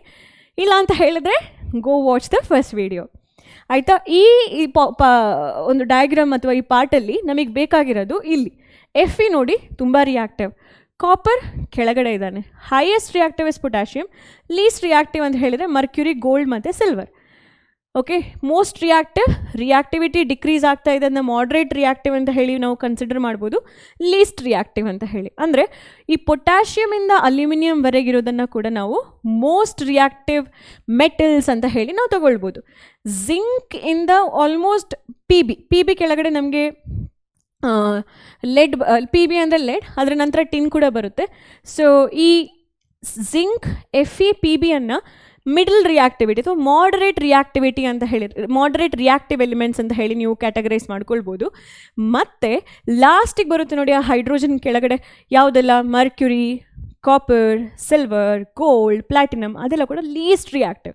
ಅವುಗಳು ಯಾವಾಗಲೂ ಕೂಡ ಆರಾಮಾಗಿ ಯಾರ ಜೊತೆನೂ ಕಂಬೈನ್ ಆಗದೆ ನೇಟಿವ್ ಸ್ಟೇಟಲ್ಲಿ ಇರುವಂತಹ ಮೆಟಲ್ಸ್ಗಳು. Since they are not reactive, we also call them as noble gaseous elements. ಅವುಗಳನ್ನು ನೋಬೆಲ್ ಗೇಷಿಯಸ್ ಎಲಿಮೆಂಟ್ಸ್ ಅಂತ ಹೇಳಿ ಕೂಡ ವಿ ರೆಫರ್. ಓಕೆನಾ? ಸೊ ಇದು ಬಂದು ರಿಯಾಕ್ಟಿವಿಟಿ ಸೀರೀಸ್. ಇದು ತುಂಬ ಇಂಪಾರ್ಟೆಂಟ್ ಆಗಿರಬೇಕು. ನಿಮಗೆ ಇದು ಗೊತ್ತಿಲ್ಲ ಅಂತ ಹೇಳಿದರೆ ಡಿಸ್ಪ್ಲೇಸ್ಮೆಂಟ್ ರಿಯಾಕ್ಷನನ್ನು ಜಡ್ಜ್ ಮಾಡೋದು ಕಷ್ಟ. ಇವಾಗ ನಿಮಗೆ ಈ ರಿಯಾಕ್ಟಿವಿಟಿ ಸೀರೀಸಲ್ಲಿ 2 ಎಲಿಮೆಂಟ್ಸ್ಗಳ ಬಗ್ಗೆ ನೋಡ್ಕೋಬೇಕಿತ್ತು. ಆ ಎಲಿಮೆಂಟ್ಸ್ ನಿಮ್ಗೆ ಗೊತ್ತಾಯಿತು. So it is Fe and copper. Fe is more reactive, copper is least reactive. ಹಾಗಾದರೆ Fe ಕಾಪರ್ ಸಲ್ಫೇಟ್ ಸೊಲ್ಯೂಷನಲ್ಲಿ ಹೋಗಿ ಅವರಿಬ್ಬರು ರಿಲೇಷನ್ಶಿಪ್ಪನ್ನು ಡಿವೋರ್ಸ್ ಮಾಡಿಬಿಡ್ತಾನೆ ಅಥವಾ ಕಿತ್ತಾಕ್ಬಿಡ್ತಾನೆ. ಬಟ್ ಕಾಪರ್ Fe ಸಲ್ಫೇಟ್ ಅಥವಾ ಫೆರಸ್ ಸಲ್ಫೇಟ್ ಸೊಲ್ಯೂಷನಲ್ಲಿ ಇಂಟರ್ಫಿಯರ್ ಆಗೋಕ್ಕೆ ಸಾಧ್ಯ ಇಲ್ಲ. ಸೊ ಪ್ರೀವಿಯಸ್ ಡಯಾಗ್ರಾಮ್ನ ಒಂದ್ಸಲ ರಿವಿಸಿಟ್ ಮಾಡೋಣ. ಇಲ್ಲಿ ಏನಿದೆ? ಸೊಲ್ಯೂಷನ್ ಬಂದು ಯಾವುದು? ಕಾಪರ್ ಸಲ್ಫೇಟ್, ಆಯಿತಾ? ನಾನು ಅದನ್ನು ಹಾಗೆ ಬರೆದೆ. ಸೊಲ್ಯೂಷನ್ ಬಂದುಬಿಟ್ಟು ಕಾಪರ್ ಸಲ್ಫೇಟ್, ಇದು ಸಾಲ್ಟ್ ಸೊಲ್ಯೂಷನ್ ಬಿ ಅಂತ ಹೇಳಿ ತಗೊಳ್ಳಿ. This is called a salt solution B. B ಅಂತ ಹೇಳುವಂಥದ್ದು ಬೇರೆ ಮೆಟಲ್, ಬಿ ಅಂತ ಹೇಳುವಂಥದ್ದು ಕಾಪರ್ ಮೆಟಲ್, ಕಾಪರ್ ಮೆಟಲ್ದು ಸಲ್ಫೇಟ್ ಸಾಲ್ಟ್ ಸೊಲ್ಯೂಷನ್ ಅಂತ ಹೇಳಿ. ಮೆಟಲ್ ಎ, ಇಲ್ಲಿ ಮೆಟಲ್ ಎ ಯಾವುದು? ಫಸ್ಟ್ ಟೆಸ್ಟ್ ಟ್ಯೂಬಲ್ಲಿ ಅಯನ್, ಯಾಕೆಂದರೆ ಅಯನನ್ನು ನೀವು ತೂಗ ಹಾಕಿರುವಂಥದ್ದು. ಸೊ ಅಯನ್ ಮೆಟಲನ್ನು ನಾನು Fe ಅಂತ ಹೇಳಿ ಕನ್ಸಿಡರ್ ಮಾಡಿದೆ. ಈಗ Fe is more reactive than copper ಅಲ್ವಾ? ಹಾಗಾಗಿ ಏನು ಮಾಡಬೇಕು? Fe should displace copper. Reactive metals can displace less reactive. So ಇಲ್ಲಿ ನೀವೊಂದು ಡೆಫಿನೇಷನ್ ಬರಿಬೇಕಾದ್ರೆ ಈ ವರ್ಡ್ನ ಆ್ಯಡ್ ಮಾಡ್ಕೊಳ್ಳಿ. Most reactive metal can displace least reactive metals from their compounds in the solution ಅಥವಾ ಮೋಲ್ಟನ್ ಸ್ಟೇಟಲ್ಲೂ ಕೂಡ ಈ ಡಿಸ್ಪ್ಲೇಸ್ಮೆಂಟ್ ನಡೆಯುತ್ತೆ ಅಂತ ಹೇಳಿ. So do you observe a chemical change in beaker 1? Yes. ಆಗ ಕಲರ್ ಏನಾಗಬೇಕು? Colour will slowly fade. ಈ ಕಾಪರ್ ಸಲ್ಫೇಟ್ ಸೊಲ್ಯೂಷನ್ ಯಾವ ಕಲರ್ ಇತ್ತು? ಬ್ಲೂ ಕಲರ್ ಇತ್ತು. ಅದು ಚೇಂಜ್ ಆಗಿ ನಮಗೆ ಗ್ರೀನ್ ಕಲರ್ ಸೊಲ್ಯೂಷನ್ ಸಿಗುತ್ತೆ ಅಲ್ಲಿ.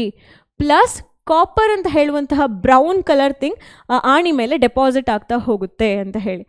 ಹಾಗಾದರೆ ಸೆಕೆಂಡ್ ಟೆಸ್ಟ್ ಟ್ಯೂಬ್ನ ಒಂದ್ಸಲ ಅನಲೈಸ್ ಮಾಡಿ, ಅಲ್ಲಿ ಯಾವುದಾದ್ರೂ ಕೆಮಿಕಲ್ ರಿಯಾಕ್ಷನ್ಸ್ ನಡೀಲಿಕ್ಕೆ ಸಾಧ್ಯ ಇದೆಯಾ ಇಲ್ವಾ ಅಂತ ಹೇಳ್ಕೊಂಡು.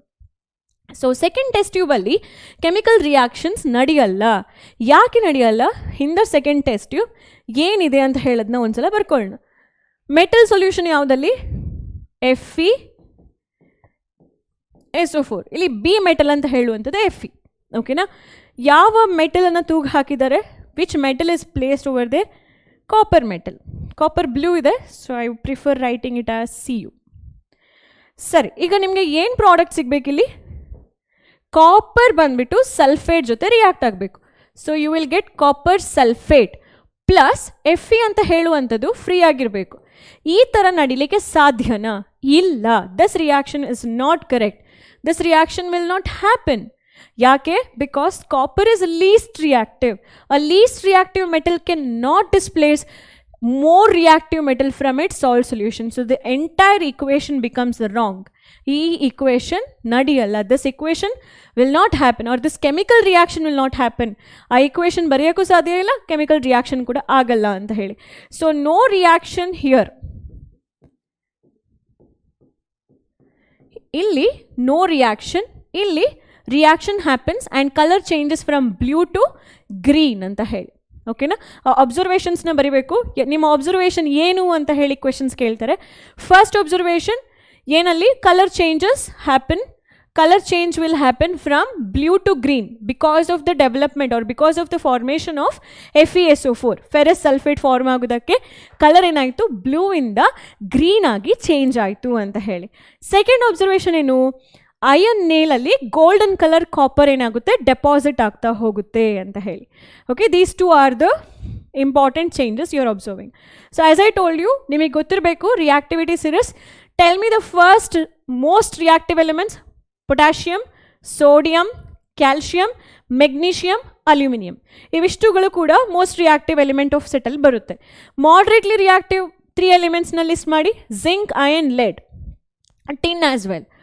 ಆಮೇಲೆ ಲೀಸ್ಟ್ ರಿಯಾಕ್ಟಿವ್ ಮೆಟಲ್ಸ್ ಯಾವುದೆಲ್ಲ, ಕಾಪರ್, ಮರ್ಕ್ಯುರಿ, ಸಿಲ್ವರ್.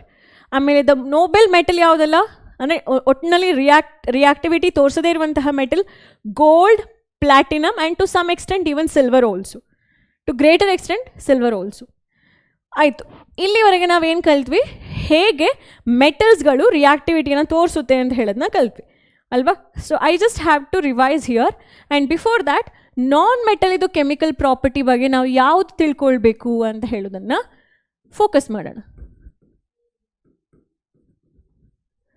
ನಾನ್ ಮೆಟಲ್ ಕೆಮಿಕಲ್ ಪ್ರಾಪರ್ಟೀಸ್. ಈ ನಾನ್ ಮೆಟಲ್ ಕೆಮಿಕಲ್ ಪ್ರಾಪರ್ಟೀಸ್ ಯಾವುದಿಲ್ಲ ಅಂತ ಹೇಳೋದ್ರ ಬಗ್ಗೆ ಫೋಕಸ್ ಮಾಡೋಣವಾ. ಫಸ್ಟ್ ಆಕ್ಸಿಜನ್ ಜೊತೆ ರಿಯಾಕ್ಟ್ ಆಗೋದು ಹೇಗೆ ಅಂತ ಹೇಳಿ. ನಾನ್ ಮೆಟಲ್ಗಳು ಅಷ್ಟಾಗಿ ನೀರಲ್ಲಿ ರಿಯಾಕ್ಟ್ ಆಗಲ್ಲ. It doesn't show reaction with water ಜೊತೆ ನಾವು ರಿಯಾಕ್ಷನ್ಸನ್ನು ಫೋಕಸ್ ಮಾಡಲ್ಲ. ಆ್ಯಸಿಡ್ ಜೊತೆಗಳಿಗೂ ಕೂಡ ರಿಯಾಕ್ಷನನ್ನು ನಾವು ಏನು ಮಾಡಬೇಕಾಗುತ್ತೆ, ಫೋಕಸ್ ಮಾಡೋಕ್ಕಾಗಲ್ಲ. Because non metals R less reactive. ಅವರು ಮೆಟಲ್ಸ್ಗಳ ಥರ ಮೋರ್ ರಿಯಾಕ್ಟಿವ್ ಅಲ್ಲ. ಹಾಗಾಗಿ ಈ ನಾನ್ ಮೆಟಲ್ಗಳು ಆ್ಯಸಿಡ್ ಜೊತೆ ರಿಯಾಕ್ಷನ್ಸನ್ನು ತೋರಿಸಲ್ಲ, ಪ್ಲಸ್ ವಾಟರ್ ಜೊತೆ ರಿಯಾಕ್ಷನ್ನ ತೋರಿಸಲ್ಲ, and also metal salt solution ಅಥವಾ salt solution of other metal ಅಥವಾ ಡಿಸ್ಪ್ಲೇಸ್ಮೆಂಟ್ ರಿಯಾಕ್ಷನ್. ಸಿಂಪಲ್ ಆಗಿ ನಾನು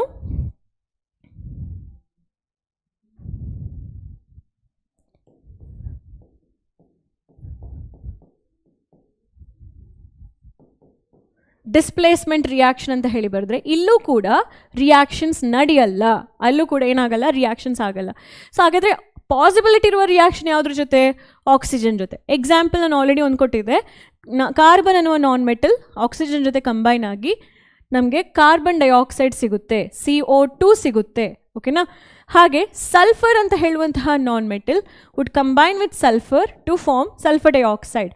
ಸೊ ಇಲ್ಲಿ ಸಲ್ಫರ್ ಆಕ್ಟಾ ಅಟಾಮಿಕ್ ಅಂದರೆ most of the non metal single ಆಗಿ ಎಕ್ಸಿಸ್ಟ್ ಆಗಲ್ಲ, ಅವುಗಳು ಪಾಲಿ ಆಟೋಮಿಕ್ ಆಗಿ ಎಕ್ಸಿಸ್ಟ್ ಆಗುತ್ತೆ. ಸೊ ಆಕ್ಟಾ ಅಂತ ಹೇಳಿದರೆ 8 ಸಲ್ಫರ್ ಆಟಮ್ಸ್ ಯಾವಾಗಲೂ ಜೊತೆಗಿರುತ್ತೆ. ಸೊ ಸಲ್ಫರ್ ಆಟಮ್ಸ್ 8 ಇದ್ದಾಗ ಅದನ್ನ ಹೇಗೆ ಬ್ಯಾಲೆನ್ಸ್ ಮಾಡ್ತೀರಿ, just right here as 8 sulphur. Oxygen ಏನಾಯಿತು, 8 2 16 ಆಯಿತು. ಸೊ ಇಲ್ಲೂ ಕೂಡ 8 ಬರುತ್ತೆ ಅಷ್ಟೇ. ಸೊ 8 2 16 ಅಂತ ಹೇಳಿ. ಸೊ ಹೀಗೆ ಆಕ್ಸಿಜನನ್ನು ನೀವು ಬ್ಯಾಲೆನ್ಸ್ ಮಾಡ್ಬೋದು. ಸಪೋಸ್ ನಿಮಗೆ ಈ ಥರ ಇಕ್ವೇಷನ್ಸ್ ಕನ್ಫ್ಯೂಷನ್ ಆಗ್ತಾ ಇದೆ and it is difficult for you to understand ಅಂತ ಹೇಳಿದ್ರೆ ಸಿಂಪಲ್ ಆಗಿ ಏನು ಮಾಡಿ, ಹೀಗೆ ಕನ್ಸಿಡರ್ ಮಾಡಿ. Sulphur when reacts with oxygen gives sulfur dioxide. ಇದು ನಮ್ಮ NCERT ಟೆಕ್ಸ್ಟ್ ಬುಕ್ಕಲ್ಲಿ ಲಾಸ್ಟ್ ಕ್ವೆಶನ್, ಒಂದು ಪ್ರತ್ಯೂಷ್ ಅಂತ ಹೇಳುವಂಥ ಒಂದು ಹೆಸರಲ್ಲಿ ಒಂದು ಟೆಕ್ನಿಕಲ್ ಅಪ್ಲಿಕೇಶನ್ ಲೆವೆಲ್ ಕ್ವೆಶನ್ಸ್ ಬರುತ್ತೆ. ಅಲ್ಲಿ ತುಂಬ ಇಂಪಾರ್ಟೆಂಟ್. ಅವ್ರು ಯಾವುದನ್ನೋ ಒಂದು ಸ್ಟೋನ್ ನಾನ್ ಮೆಟಲನ್ನು ಆಕ್ಸಿಜನ್ ಜೊತೆ ಬರ್ನ್ ಮಾಡಿದಾಗ ಅದು ಆ್ಯಸಿಡಿಕ್ ಆಗುತ್ತೆ, ಲಿಟ್ಮಸ್ ಪೇಪರ್ನ ಅದು ಬೇರೆ ಥರ ಕಲರ್ ಚೇಂಜ್ ಮಾಡುತ್ತೆ, ರೆಡ್ ಕಲರ್ಗೆ ಟರ್ನ್ ಮಾಡುತ್ತೆ. ಹಾಗಾದರೆ ಆ ಗ್ಯಾಸ್ ಯಾವುದು ಅಂತ ಹೇಳಿ ಅವ್ರು ಕೇಳ್ತಾರೆ. ಇದೇ ಎಕ್ಸ್ಪೆರಿಮೆಂಟನ್ನು ನೀವು 8th ಸ್ಟ್ಯಾಂಡರ್ಡಲ್ಲಿ ಕೂಡ ಆಲ್ರೆಡಿ ಕಲ್ತಿದ್ದೀರಿ. ಮೆಟಲ್ಸ್ ಆ್ಯಂಡ್ ನಾನ್ ಮೆಟಲ್ಸ್ ಚಾಪ್ಟರಲ್ಲಿ ಕೂಡ ನೀವು ಇದನ್ನು ಫೋಕಸ್ ಮಾಡಿದ್ದೀರಾ. ಸಲ್ಫರ್ ಡೈಆಕ್ಸೈಡ್ ಅಂತ ಹೇಳುವಂತಹ ಒಂದು element is almost familiar for you. ಓಕೆನಾ? So non metals can react only with oxygen to form non metallic oxide. ಇವುಗಳು ನಾನ್ ಮೆಟಾಲಿಕ್ ಆಕ್ಸೈಡ್ಸ್ಗಳಾಗಿರುತ್ತೆ. ಈ ನಾನ್ ಮೆಟಾಲಿಕ್ ಆಕ್ಸೈಡ್ಸ್ಗಳು ನೀರಲ್ಲಿ ರಿಯಾಕ್ಟ್ ಆಗುತ್ತೆ. ಸೊ ನಾನ್ ಮೆಟಾಲಿಕ್ ಆಕ್ಸೈಡ್ಸ್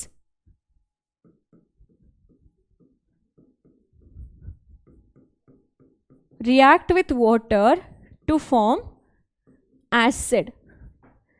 ಯಾವುದಾದ್ರೂ ನಾನ್ ಮೆಟಾಲಿಕ್ ಆಕ್ಸೈಡ್ಸ್ನ ನೀರಲ್ಲಿ ಹಾಕಿದ್ರೆ ಅವುಗಳು ಆ್ಯಸಿಡನ್ನು ಕೊಡುತ್ತೆ. ಆ್ಯಸಿಡ್ ಇದು ಪಿ ಎಚ್ ವ್ಯಾಲ್ಯೂ ಏನು?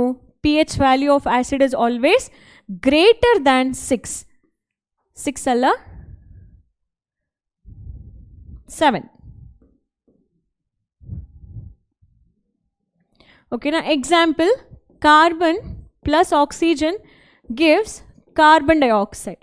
Now carbon dioxide is a non-metal oxide. If you dissolve this carbon dioxide in water, you get H2CO3. H2CO3 is an acid. H2CO3 has a pH value which is pH value greater than 7 ಅಂತ ಹೇಳಿ ಬರ್ದಲ್ಲ ನಾನು. pH value should be lesser than 7. Acid should have pH value lesser than 7. H2CO3 is an acid. So acid idu pH value should be always lesser than the pH scale value 7 anta heli. Okay, this is very important concept. Ee concept tumba important agutte and it is your basic concept. Okay, istitkondu astu revision aada nanತರ ನಾವೇನು ಮಾಡೋಣ, Nobel gas configurations ಬಗ್ಗೆ ಮಾತಾಡಬೇಕಾಗುತ್ತೆ, electronic configuration ಬಗ್ಗೆ ಕೂಡ ಮಾತಾಡಬೇಕಾಗುತ್ತೆ. So Nobel gaseous configuration ಹೇಗಿರುತ್ತೆ ಅಂತ ಹೇಳಿದರೆ, first ಲೈನಲ್ಲಿ ನೋಡ್ಬೋದು, ಇಟ್ಸ್ ಅ ನೋಬೆಲ್ ಗ್ಯಾಸ್ ಅಂತ ಹೇಳಿದೆ. ನಿಮ್ಮ ಟೆಕ್ಸ್ಟ್ ಬುಕ್ಕಲ್ಲಿ ಈ ಡಯಾಗ್ರಾಮ್ ಕೊಟ್ಟಿದ್ದಾರೆ NCERTಯಲ್ಲಿ, ಅದನ್ನ ರೆಫರ್ ಮಾಡ್ಬೋದು. Helium, neon, argon. ಫಸ್ಟಿಗೆ 3 ಸೆಟ್ಸ್ ಆಫ್ ನೋಬೆಲ್ ಗ್ಯಾಸಿಯಸ್ ಎಲಿಮೆಂಟ್ಸ್ನ ಅವ್ರು ತೊಗೊಂಡಿದ್ದಾರೆ. ಕ್ರಿಪ್ಟಾನ್ ಮತ್ತು ಕ್ಸೆನಾನ್ ಅನ್ನು ಅವ್ರು ತೊಗೊಂಡಿಲ್ಲ ಇಲ್ಲಿ, ನಾವು ಅದ್ರದ್ದು ಬರಿಬೋದು. ಸೊ ಹೀಲಿಯಮಲ್ಲಿ ಒಂದೇ ಒಂದು ಶೆಲ್ ಇರೋದು, ಕೆ ಶೆಲ್. ಆ ಕೆ ಶೆಲ್ಲಲ್ಲಿ ಬರೀ 2 ಎಲೆಕ್ಟ್ರಾನ್ಸ್ ಇರೋದು. ಯಾಕೆಂದರೆ ಹೀಲಿಯಮ್ದು ಅಟಾಮಿಕ್ ನಂಬರ್ ಬಂದುಬಿಟ್ಟು 2. ಓಕೆನಾ? ಆ 2 ಆಟಮ್ಸ್ ಅಂತ ಹೇಳಿದರೆ, 2 ಆಟಮ್ಸ್ ಅಲ್ಲ, ಅಲ್ಲಿ 2 ಎಲೆಕ್ಟ್ರಾನ್ಸ್ ಅಂತ ಹೇಳಿ ಕೂಡ ಕರಿಬೋದು. ಮತ್ತು ಅದ್ರದ್ದು ಪ್ರೋಟಾನ್ಸ್ ನಂಬರ್ ಎಷ್ಟಾಗಿರುತ್ತೆ? 2 ಆಗಿರುತ್ತೆ. So this is nothing but atomic number. Atomic number ಅಂತ ಹೇಳುವಂಥದ್ದು ನಂಬರ್ ಆಫ್ ಪ್ರೋಟಾನ್. ಒಂದು ನ್ಯೂಟ್ರಲ್ ಆಟಮಲ್ಲಿ, since proton number is equal to electron number, this proton number always will be equal to number of electron ನಂಬರಿಗೂ ಕೂಡ ಅದು equal ಆಗಿರುತ್ತೆ. ಹಾಗಾಗಿ if I write 2, it means inside the nucleus it has 2 proton and outside the nucleus it has 2 electrons ಅಂತ ಹೇಳಿ. So I had written here 2, and in K shell helium gas has 2 electrons. And at the same time, neon atomic number is 10, and you would shift 10 into 10 ಅನ್ನು ನೀವು ಹೇಗೆ shift ಮಾಡ್ತೀರಿ? Different electrons ಶೆಲ್ಲಲ್ಲಿ 2 in K shell, 8 in L shell. ಓಕೆನಾ? So if this is a nucleus, first shell is K, second shell is L, third shell is M, and fourth shell is L. So it is K, L, M. Oh, last shell is N, no? N shell. Can write it bit better. So K, L, M, N shell anta heli. So as you know, K shell alli maximum you can write 2 electrons. L shell up to 8 electrons you can fill. And in M shell, KL M shell, maximum electrons you can fill is 18. But you will not do that. ನೀವು ಅದನ್ನು ಮಾಡಲ್ಲ. Always 18 electrons ನೀವು fill ಮಾಡಲ್ಲ. ಯಾತಕ್ಕೋಸ್ಕರ? So there is a condition. We'll look into it. KL M N ಅಂತ ಹೇಳಿ ಬರಿತೀವಿ. What is N here? N is a last shell. So it has 32 electrons. ನೀವು ಇದನ್ನು 11th ಸ್ಟ್ಯಾಂಡರ್ಡಲ್ಲಿ ನೋಡಿದ್ರೆ, these are called as principal quantum number are principal shells ಅಥವಾ main energy shell, and there ಎಲ್ಲ ಶೆಲ್ಲಿಗೂ ಒಂದೊಂದು ವ್ಯಾಲ್ಯೂಸ್ ಇದೆ. K shell has a value of 1, L shell has a value of 2, 3 and 4. ಈ 1, 2, 3, 4 ಅಂತ ಹೇಳುವಂಥದ್ದು it is also called as principal quantum number ಅಂತ ಹೇಳಿ. ಇವಾಗ ನಾನು ಅದನ್ನ ಹೇಳಿದ್ರೆ ಪಕ್ಕಾ ನಿಮ್ಮ ತಲೆಗೆ ಹೋಗಲ್ಲ, ಕೆಲವರಿಗೆ ಅರ್ಥ ಆಗ್ಬೋದು ಏನೋ, ಗುಡ್. ಬಟ್ ನಾವು ಇದನ್ನು ಇನ್ನೂ ಡೀಟೇಲಿಂಗ್ ಆಗಿ last chapter, that is our periodic classification of elements ಚಾಪ್ಟ್ರಲ್ಲಿ ಬೇಕಾದರೆ ಡಿಸ್ಕಷನ್ಸ್ನ ತಗೊಳ್ಬೋದು. ಇಲ್ಲಿ ಏನು ಅರ್ಥ ಮಾಡ್ಕೊಳ್ಬೇಕಂತ ಹೇಳಿದ್ರೆ, ನಾವು ಸಬ್ಶೆಲ್ಲಿಗೆ ಹೋಗ್ತಾ ಇಲ್ಲ. ನನಗೆ ಗೊತ್ತಿದೆ ಕೆಲವೊಂದು ಸ್ಕೂಲ್ಸಲ್ಲಿ SPDF ಫಾರ್ಮಲ್ಲಿ ನೀವು ಎಲೆಕ್ಟ್ರಾನ್ಸನ್ನು ಬರಿತಾ ಇದ್ದೀರಾ ಅಂತ ಹೇಳಿ. ನಾವು ಅದ್ರ ಬಗ್ಗೆ ಎಕ್ಸ್ಪ್ಲೇನ್ ಮಾಡೋಣ. ನಮ್ಮ ಕಾರ್ಬನ್ ಚಾಪ್ಟ್ರಲ್ಲಿ ನಾನು ಅದ್ರ ಬಗ್ಗೆ ಎಕ್ಸ್ಪ್ಲನೇಷನ್ಸ್ ಕೊಡ್ತೀನಿ. ಈ ಚಾಪ್ಟ್ರಲ್ಲಿ ನಾವೇನು ಮಾಡಬೇಕಂತ ಹೇಳಿದ್ರೆ, ಈ ಒಂದು ಟಾಪಿಕಲ್ಲಿ ಮೇನ್ ಶೆಲ್ ಅಷ್ಟೇ ನಾವು ಫೋಕಸ್ ಮಾಡೋಣ, ದಟ್ ಈಸ್ KLM. ಸೊ ನೀವು ಇನ್ನೊಂದನ್ನು ಅರ್ಥ ಮಾಡ್ಕೊಳ್ಳಿ, ನಾನು ಕೆಲವೊಂದು ಕಡೆ ಎಲೆಕ್ಟ್ರಾನಿಕ್ ಕನ್ಫಿಗರೇಷನ್ ಬರಿಬೇಕಾದ್ರೆ ನಾನಿಲ್ಲಿ ಆಲ್ರೆಡಿ ಹೇಳಿದ್ದೀನಿ ಅಲ್ಲಿ ಮ್ಯಾಕ್ಸಿಮಮ್ 18 ಎಲೆಕ್ಟ್ರಾನ್ಸ್ ಹಾಕ್ಬೋದು ಅಂತ. ಆದರೂ ನಾನು 18 ಎಲೆಕ್ಟ್ರಾನ್ಸ್ನ ಹಾಕದೆ ಹೀಗೆ ಸ್ಪ್ಲಿಟ್ ಮಾಡ್ಕೊಳ್ಬೇಕಾಗುತ್ತೆ, 2, 8, 8, 1. ಯಾತಕ್ಕೋಸ್ಕರ ಈ 8 ಮತ್ತು 1 ಸಪ್ರೇಟಾಗಿ ಬರೀಬೇಕು? ನಾವು 2 ಅಂತ ಹೇಳಿದರೆ ಕೆ ಶೆಲ್ ಆಯಿತು, 8 ಅಂತ ಹೇಳಿದರೆ ಎಲ್ ಶೆಲ್. ಅಲ್ಲಿ ಆಲ್ರೆಡಿ 18 ಎಲೆಕ್ಟ್ರಾನ್ಸ್ ಹಾಕಬೇಕಂತ ಹೇಳಿದಾಗ ಅಲ್ಲಿ 9 ಎಲೆಕ್ಟ್ರಾನ್ಸ್ ಫಿಲ್ ಆಗುತ್ತಲ್ಲ, ಯಾಕೆ ಇದನ್ನು ಸ್ಪ್ಲಿಟ್ ಮಾಡಿ 8+1 ಅಂತ ಹೇಳಿ ಬರೀಬೇಕು ಅಂತ ಹೇಳೋ ಕ್ವೆಶನ್ಸ್ ತುಂಬ ಜನರಿಗಿರುತ್ತೆ, ನನಗೆ ಗೊತ್ತಿದೆ, ಯಾಕೆಂದರೆ ನನಗೂ ಕೂಡ ಇತ್ತು ಈ ಕ್ವೆಶನ್. ಆಮೇಲೆ ಅರ್ಥ ಆಯಿತು ಈ ಒಂದು ಎಲೆಕ್ಟ್ರಾನಿಕ್ ಕನ್ಫಿಗರೇಷನ್ ಅಂತ ಹೇಳುವಂಥದ್ದೇ ವ್ಯಾಲಿಡ್ ಅಲ್ಲ. ಈ ಎಲೆಕ್ಟ್ರಾನಿಕ್ ಕನ್ಫಿಗರೇಷನ್ ಮೇಲೆ ನಾವು ಎಲ್ಲ ಎಲಿಮೆಂಟ್ಗಳದ್ದು ಕೆಮಿಕಲ್ ರಿಯಾಕ್ಷನ್ಸ್ನ ಜಸ್ಟಿಫೈ ಮಾಡೋಕ್ಕಾಗಲ್ಲ. ಹಾಗಾಗಿನೇ ನಾವು ಇವಾಗ ತುಂಬ ರಿಲಯಬಲ್ ಆಗಿರುವ ಎಲೆಕ್ಟ್ರಾನಿಕ್ ಕನ್ಫಿಗರೇಷನ್ ಬಂದು SPDF ಫಾರ್ ಆಟಮ್ಸ್. ಆಯಿತಾ? ಈಗ ಮಾಲಿಕ್ಯೂಲ್ಸಿಗೆ ಹೋದರೆ ನೀವು ಸಿಗ್ಮಾ ಸ್ಟಾರ್ ಅಂತ ಹೇಳುವಂಥದ್ದು ಬೇರೆ ಟೈಪ್ ಆಫ್ ಎಲೆಕ್ಟ್ರಾನಿಕ್ ಕನ್ಫಿಗರೇಷನ್ ಇದೆ, ಅದನ್ನು ನೀವು 12th ಸ್ಟ್ಯಾಂಡರ್ಡ್ 11th ಸ್ಟ್ಯಾಂಡರ್ಡಲ್ಲಿ ಫೋಕಸ್ ಮಾಡ್ತೀರಾ. ಈ SPDFಲ್ಲಿ ನಿಮಗೆ ಇನ್ನೂ ಕೂಡ ಜಸ್ಟಿಫೈ ಮಾಡ್ಬೋದು ಯಾಕೆ ಈ ಎಲಿಮೆಂಟಿಗೆ ಹೀಗೆ ನಾವು ಎಲೆಕ್ಟ್ರಾನಿಕ್ ಕನ್ಫಿಗರೇಷನ್ನ ಬರಿಬೇಕಾಗುತ್ತೆ ಅಂತ ಹೇಳಿ. ಸೊ ಈ KLM ಶೆಲ್ಲಲ್ಲಿ ಬರುವಂತಹ ಎಲೆಕ್ಟ್ರಾನಿಕ್ ಕನ್ಫಿಗರೇಷನ್ನ ಹೀಗೆ ಅರ್ಥ ಮಾಡ್ಕೊಳ್ಳೋಣ. ಸಪೋಸ್ ಈಗ ಪೊಟ್ಯಾಷಿಯಮ್ ಅಂತ ಹೇಳುವಂಥ ಎಲಿಮೆಂಟಿಗೆ 20 ಎಲೆಕ್ಟ್ರಾನ್ಸ್ ಇದೆ, ಅದನ್ನು ನಾನು ಹೇಗೆ ಸ್ಪ್ಲಿಟ್ ಮಾಡ್ಬೋದು? 20 ಎಲೆಕ್ಟ್ರಾನ್ಸನ್ನ K shell, L shell, M shell, N shell, 4 shell ತಗೊಳ್ತೇನೆ. ಕೆ ಶೆಲ್ಲಲ್ಲಿ ನಾನು ಫಸ್ಟಿಗೆ 2 ಎಲೆಕ್ಟ್ರಾನ್ಸ್ ಹಾಕ್ತೆ, ಎಲ್ ಶೆಲ್ಲಲ್ಲಿ 8 ಎಲೆಕ್ಟ್ರಾನ್ಸ್ ಹಾಕಿದೆ, ಎಮ್ ಶೆಲ್ಲಲ್ಲಿ ನಾನು 8 ಎಲೆಕ್ಟ್ರಾನ್ಸ್ ಹಾಕಿದ್ದೇನೆ. ಸೊ 20 ನಾನು ಹೇಗೆ ಬರ್ದು ಇವಾಗ 2 + 8 + 8 18 ಥರ ಆಯಿತು. 2 + 8 10 ಆಯಿತು. 10ಕ್ಕೆ ಮತ್ತೆ ನೀವು 8 ಜಾಯಿನ್ ಮಾಡೋದಾದರೆ 18 ಆಯಿತು.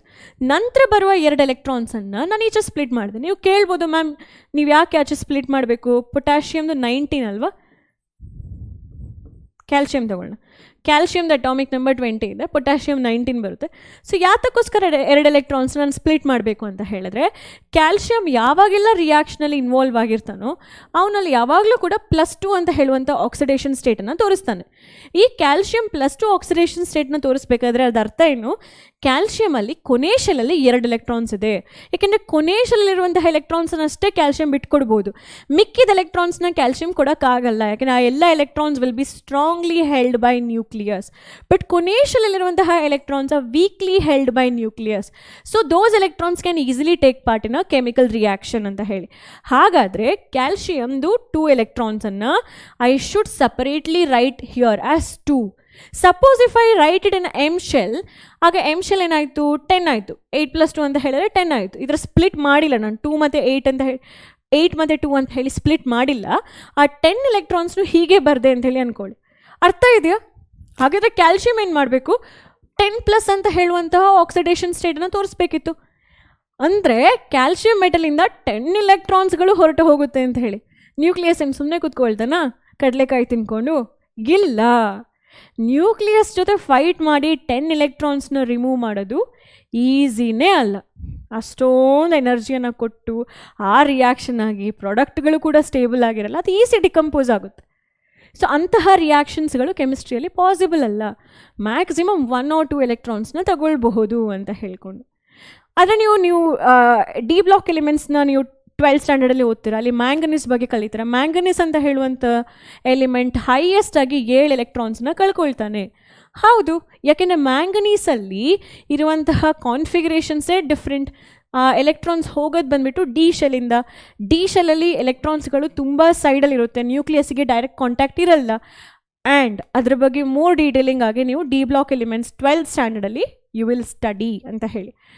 ಓಕೆನಾ? ಸೊ ಕಾನ್ಫಿಗರೇಷನ್ ಹಿಂದೆ ಬರ್ತೀನಿ ನಾನು. ಎಲ್ ಶೆಲ್ಲಲ್ಲಿ ಹೀಲಿಯಂ 2, ಕೆ ಶೆಲ್ಲಲ್ಲಿ 2 ಹಾಕಿದ್ದೀನಿ, ನಿಯಾನ್ 10, ಎಲ್ ಶೆಲ್ಲಲ್ಲಿ 8 ಅಂತ ಹೇಳಿ ಬಂತು. ಆರ್ಗಾನ್ 18 ಇದೆ, ಸೊ 2, 8, 8 ಅಂತ ಹೇಳಿ ಸ್ಪ್ಲಿಟ್ ಮಾಡಿದ್ರಿ. ಸೋಡಿಯಂ 11 ಇದೆ, ಹೇಗೆ ಸ್ಪ್ಲಿಟ್ ಮಾಡ್ತೀರಿ? 2, 8, 1 ಅಂತ ಹೇಳಿದ್ರೆ this 1 electron can be easily last during the chemical reaction. ಆಯಿತಾ? ನಿಮ್ಗೆ ಅನ್ಸುತ್ತೋ ಆರ್ಗಾನ್ ಇದು 8 electrons can be easily last? ಇಲ್ಲ. ಔಟರ್ ಮೋಸ್ಟ್ ಶೆಲ್ ಅಂತ ಹೇಳಿದ್ರೆ ಅದು ಕೆ ಆಗಿರ್ಬೋದು, ಅಥವಾ ಎಲ್ ಆಗಿರ್ಬೋದು, ಅಥವಾ ಎಮ್ ಆಗಿರ್ಬೋದು. If it has 8 electrons, we call that electronic configuration ಅಥವಾ ಸ್ಟೇಟ್ ಆಸ್ octet configuration. ಈ octet electronic configuration is always stable configuration ಆಗಿರುತ್ತೆ, ಅದು stable electronic configuration ಆಗಿರುತ್ತೆ ಅಂತ ಹೇಳಿ. Octet having 8 electrons in the outermost shell is always stable. So argon is a inert element. ಈ ಎಲ್ಲ elements ಅನ್ನ ನಾವು inert element ಅಂತಾನೆ ಹೇಳಬೇಕಾಗುತ್ತೆ, because it doesn't take part in a chemical reaction. Okay, sodium can easily lose 1 because in the outermost it has 1. So ಒಂದು electron ಅನ್ನ M shell ಇಂದ ಈಸಿಯಾಗಿ remove ಮಾಡ್ಬೋದು. That is why you write sodium as Na single +1 ಅಂತ ಹೇಳಿ ಬರೀತಾರೆ. ಯಾಕೆ? Because you can easily remove this 1 electron from the sodium. And magnesium has a 2 electron. So ಮೆಗ್ನೀಷಿಯಮಿಗೆ always you would give a charge of +2. Aluminium 3, that means what? 3 ಅಷ್ಟೇ ಅಲ್ವಾ, ಈಸಿಯಾಗಿ remove ಮಾಡ್ಬೋದು. That 3 electrons you can easily remove. Potassium, see, this is a case I was actually looking into. Potassium ಅಲ್ಲಿ 19 electrons ಇದೆ, 2, 8, 8, 1. People can ask me, students can ask me, ma'am, why should we split this 8 + 1? ನಾವು ಯಾಕೆ ಅದನ್ನ split ಮಾಡಬೇಕು 8 ಮತ್ತು 1 ಆಗಿ? ಆ 1 ಇಲ್ಲೇ ಹಾಕೊಂಡು 9 ಅಂತ ಹೇಳಿ ಬರಿಬೋದಲ್ವಾ, ಬಿಕಾಸ್ ಎಮ್ ಶೆಲ್ಲಲ್ಲಿ ಮ್ಯಾಕ್ಸಿಮಮ್ ಕೆಪಾಸಿಟಿ 18 ಅಲ್ವಾ ಅಂತ ಹೇಳಿ ಕೇಳ್ಬೋದು. ಈ ಥರ ನಾನು 9 ಅಂತ ಹೇಳಿ ಬರೆದ್ರೆ ಅದರ ಅರ್ಥ ಏನು? ಈದರ್ ಇಟ್ ಲೂಸಸ್ 9 electron, ಆಮೇಲೆ having 9 electron in the outer most shell will not give any stability, and ಅದನ್ನು ಒಂದು ಕೆಮಿಕಲ್ ಪ್ರಾಪರ್ಟೀಸ್ ಬೇಸ್ ಮೇಲೆ ನಾವು ಎಕ್ಸ್ಪ್ಲೈನ್ ಮಾಡೋಕ್ಕಾಗಲ್ಲ. ಸೊ ಅದನ್ನು ಸ್ಪ್ಲಿಟ್ ಮಾಡಿ ಯಾವಾಗ 1 ಅಂತ ಹೇಳಿ ಬರೀತೀರಾ? ನಾನು ಹೇಳ್ಬೋದು, ಪೊಟ್ಯಾಷಿಯಮ್ ಒಂದು ಕೆಮಿಕಲ್ ರಿಯಾಕ್ಷನ್ಸಲ್ಲಿ ಪಾರ್ಟಿಸಿಪೇಟ್ ಮಾಡಬೇಕಾದ್ರೆ ಆ ಒಂದು ಎಲೆಕ್ಟ್ರಾನನ್ನು ಬಿಟ್ಕೊಟ್ಟು ಅದು ಸ್ಟೇಬಲ್ ಆಗುತ್ತೆ by having 8 electrons in the M shell. ಆ ಎಮ್ ಶೆಲ್ 8 electronsಗೆ ಬಂದಾಗ ಪೊಟ್ಯಾಷಿಯಮ್ಗೆ ಸ್ಟೆಬಿಲಿಟಿ ಬರುತ್ತೆ ಅಂತ ಹೇಳಿ. ಓಕೆನಾ? ಸೊ ಪೊಟ್ಯಾಷಿಯಮ್ ಕೆ +1 ಆಯಿತು. ಕ್ಯಾಲ್ಶಿಯಂ ನಾನು ಆಲ್ರೆಡಿ ಎಕ್ಸ್ಪ್ಲೇನ್ ಮಾಡಿದೆ, ಕ್ಯಾಲ್ಶಿಯಮನ್ನು ಆಲ್ರೆಡಿ +2 ಅಂತ ಹೇಳಿ ಬರಿತೀವಿ. ನಾನ್ ಮೆಟಲ್ಸ್ ಕ್ಯಾಟಗರಿಲಿ ಬಂದಾಗ ನೈಟ್ರೋಜನ್ ಫಸ್ಟಿಗೆ ಬರುತ್ತೆ. Nitrogen atomic number 7. ಆಯಿತಾ? ನಾನು ಇಲ್ಲಿ ಆರ್ಡರ್ ನಂಬರಲ್ಲಿ ಬರೀಲಿಲ್ಲ. I have divided metal into noble gas, metals and non metals. ಯಾತಕ್ಕೋಸ್ಕರ ಅಂತ ಹೇಳಿದ್ರೆ we are actually going into the heart of this lesson. ಏನದು? I will tell you. ನೈಟ್ರೋಜನಲ್ಲಿ 7 ಇದೆ and I split it as 2 and 5. See students, 5 electronsಗೆ L ಶೆಲ್ಲಲ್ಲಿ ಇದೆ ಅಂತ ಹೇಳಿ ಅಂದ್ಕೊಳ್ಳಿ. ಈ 5 electrons ಎಲ್ ಶೆಲ್ಲಲ್ಲಿದ್ದರೆ ಡೆಫಿನೆಟ್ಲಿ ನೈಟ್ರೋಜನಿಗೆ 5 electronsನ ತಗೊಳ್ರಪ್ಪೋ, ನಾನು 5 electronsನ ನನಗೆ ಬೇಡ ಅದು ಅಂತ ಹೇಳೋಕ್ಕೆ ಪಾಸಿಬಿಲಿಟಿ ಕಷ್ಟ. ಯಾಕೆಂದರೆ nobody will come and fight with nucleus to take all the 5 electrons, because nucleus is very powerful, very energetic. ಓಕೆನಾ? So nitrogen will play a game here. ಏನದು? Anyways, nucleus is ready to accept electrons surrounding to it. So nitrogen would rather prefer accepting 3 electrons. So it becomes 5 + 3. And when you say 5 + 3, the total number of electrons becomes what? 8. So having 8 electrons on the outermost is always kind of stability for this nitrogen atom. ಯಾವಾಗ nitrogen atom 5 ಕೊಡದೆ 3 accept ಮಾಡಿಕೊಂಡು ಆ 5 8 convert ಮಾಡುತ್ತೆ. So ಯಾರಾದರೂ 3 electrons extra ನೈಟ್ರೋಜನಿಗೆ ಕೊಡ್ತಾರೆ ಅಂತ ಹೇಳಿ ಅಂದ್ಕೊಳ್ಳಿ.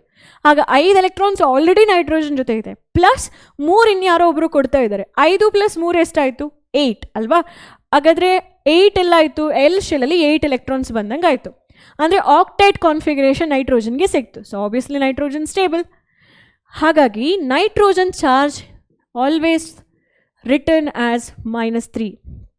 Nitrogen always tend to accept 3 electron. ಅವನು ಯಾವಾಗಲೂ ಕೂಡ 3 electronsನ ಆಕ್ಸೆಪ್ಟ್ ಮಾಡಲಿಕ್ಕೆ ನೋಡ್ತಾ ಇರ್ತಾನೆ to have octet in its outermost shell. Oxygen 6 ಇದೆ. ಆಕ್ಸಿಜನ್ಗೆ 6 electrons ಕೊಡೋದು ಕಷ್ಟ ಓಕೆನಾ.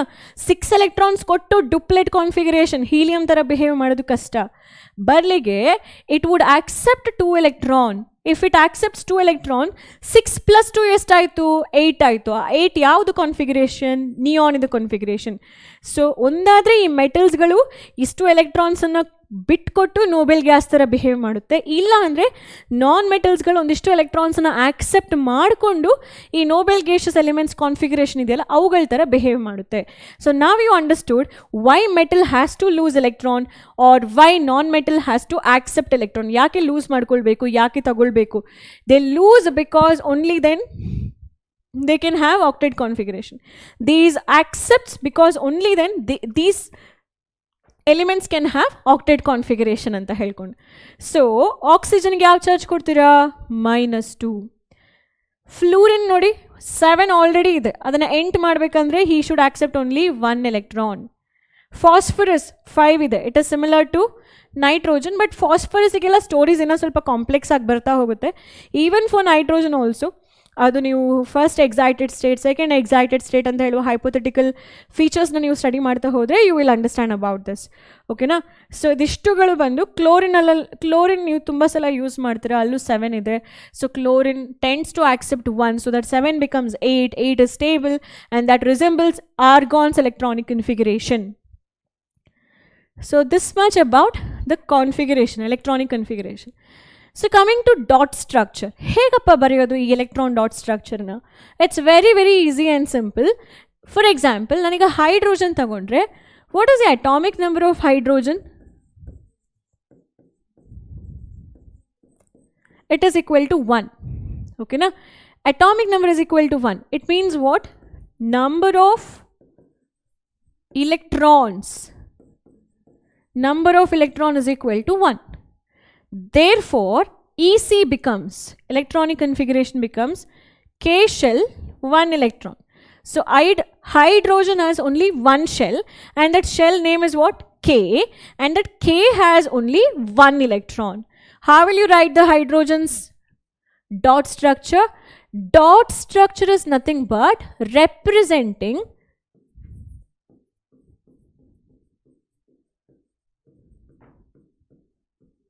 valence electron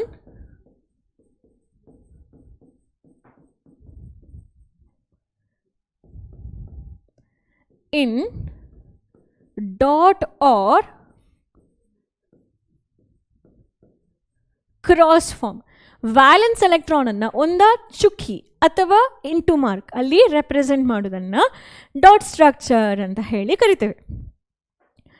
ಸೊ ಹೈಡ್ರೋಜನ್ಗೆ ಒಂದೇ shell, that itself is called as inner shell, that itself is called as outer shell, and you represent that 1 electron as 1 dot. ಅದಕ್ಕೊಂದೇ shell ಇದೆ, ಅದನ್ನೇ inner shell ಅಂತ ಹೇಳಿ ಕರಿತೀವಿ, ಅದನ್ನೇ ಔಟರ್ ಶೆಲ್ ಅಂತ ಹೇಳಿ ಕರಿತೀವಿ, ಅದನ್ನು ಒಂದು ಡಾಟಲ್ಲಿ ರೆಪ್ರೆಸೆಂಟ್ ಮಾಡ್ತೀವಿ. ಸೊ ಈ ಡಾಟ್ ಏನು ರೆಪ್ರೆಸೆಂಟ್ ಮಾಡ್ತೀರಾ ಅದನ್ನು ನೀವು ಎಲ್ಲಿ ಬೇಕಾದರೂ ಮಾಡ್ಬೋದು, to right side, to left side, to below or above, it is your choice. But ಮಾಡಬೇಕಾದ್ರೆ ಅದು ಗುರ್ತಿರುವ ಹಾಗೆ ಕಾಣಬೇಕು, ಅದನ್ನು ನೀವು ಮಾಡಿದಿರಾ ಅಂತ ಹೇಳಿ ಗೊತ್ತಾಗಬೇಕು. One more dot structure, sodium. How will you write sodium's electronic configuration? Sodium's atomic number, remember? If sodium is a movie, atomic numbers are nothing but number of heroes in that movie. So it is equivalent to 11. Atomic number is 11. That means inside the nucleus there are 11 protons. Protons are like powerful heroes or heroines, whomever you can call them as. 11. How will you split 11? This atomic number is nothing but what? Number of proton in a neutral state. It is also equal to what? Number of electron. ಹೌದಾ? ಈ proton ಮತ್ತು electrons ಯಾವಾಗಲೂ equal ಇರುತ್ತೆ. ಯಾವಾಗ ಈ ಥರ charge ಏನು ಇರಬಾರ್ದು, ಅದಕ್ಕೆ ನ್ಯೂಟ್ರಲ್ ಆಗಿರಬೇಕು. ಸರಿ, ಹಾಗಾದರೆ ಇಲೆಕ್ಟ್ರಾನಿಕ್ ಕನ್ಫಿಗರೇಷನ್ ಏನಾಯ್ತು ಇಲ್ಲಿ? EC, electronic configuration, is equal to K shell, first 2 electrons ಹಾಕ್ತೀರಾ, L shell 8 electrons ಹಾಕ್ತೀರಾ, M shell ಅಲ್ಲಿ 1 electron ಹಾಕ್ತೀರಾ. ನೀವು L shell ಅಲ್ಲಿ ಇನ್ನೊಂದನ್ನು ತುಂಬಿಸ್ಲಿಕ್ಕೆ ಸಾಧ್ಯ ಇಲ್ಲ. L ಅಲ್ಲಿ ಮ್ಯಾಕ್ಸಿಮಮ್ 8 ಅಷ್ಟೇ, K ಅಲ್ಲಿ ಮ್ಯಾಕ್ಸಿಮಮ್ 2 ಅಷ್ಟೇ ಎಲೆಕ್ಟ್ರಾನ್ಸ್ ಇರೋವಂಥದ್ದು. ಹಾಕಿದರೆ ಏನಾಗುತ್ತೆ ಮೇಡಮ್ ಅಂತ ಹೇಳಿ ಕೇಳ್ಬೋದು. ಹಾಕಿದರೆ ಆ ಆಟಮೇ ಇರಲ್ಲ, ಸ್ಟೆಬಿಲಿಟಿ ಇರಲ್ಲ ಅಂತ ಹೇಳಿ ಅವರು ಪ್ರೂವ್ ಮಾಡ್ತಾರೆ. ಓಕೆನಾ? ಸೊ ಇಲ್ಲಿ ಎಮ್ ಶೆಲ್ಲಲ್ಲಿ ಎಷ್ಟಿದೆ? ಒಂದಿದೆ. ಸೊ ಇದ್ರದ್ದು ವ್ಯಾಲೆನ್ಸಿ ಶೆಲ್ ಯಾವುದು ಇವಾಗ? This it self is called as valence shell. So how will you represent dot structure?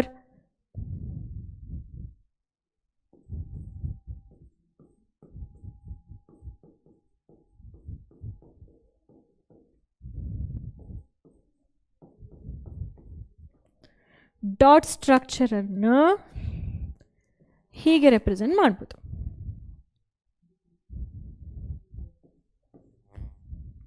Sodium and ಒಂದು ಡಾಟ್. ಓಕೆ, ಪ್ಲಸ್ ಆಕ್ಸಿಜನನ್ನು ಹೇಗೆ ಬರೀತೀರಾ? ಇ ಸಿ, ಅದಕ್ಕಿಂತ ಮುಂಚೆ ಅಟಾಮಿಕ್ ನಂಬರ್. ಅಟಾಮಿಕ್ ನಂಬರನ್ನು ಜನರಲ್ ಆಗಿ ಝೆಡ್ ಅಂತ ಹೇಳಿ ಬರೀತಾರೆ. ಆಕ್ಸಿಜನ್ದು atomic number is 8 and you split E C, electronic configuration is K2 electron, L 6 electron. Okay, na 2 plus 6 it is 8. So you have M shell but it is empty. You have N shell, it is empty. Actually idralli illa, oxygen alli even empty shells are also not there.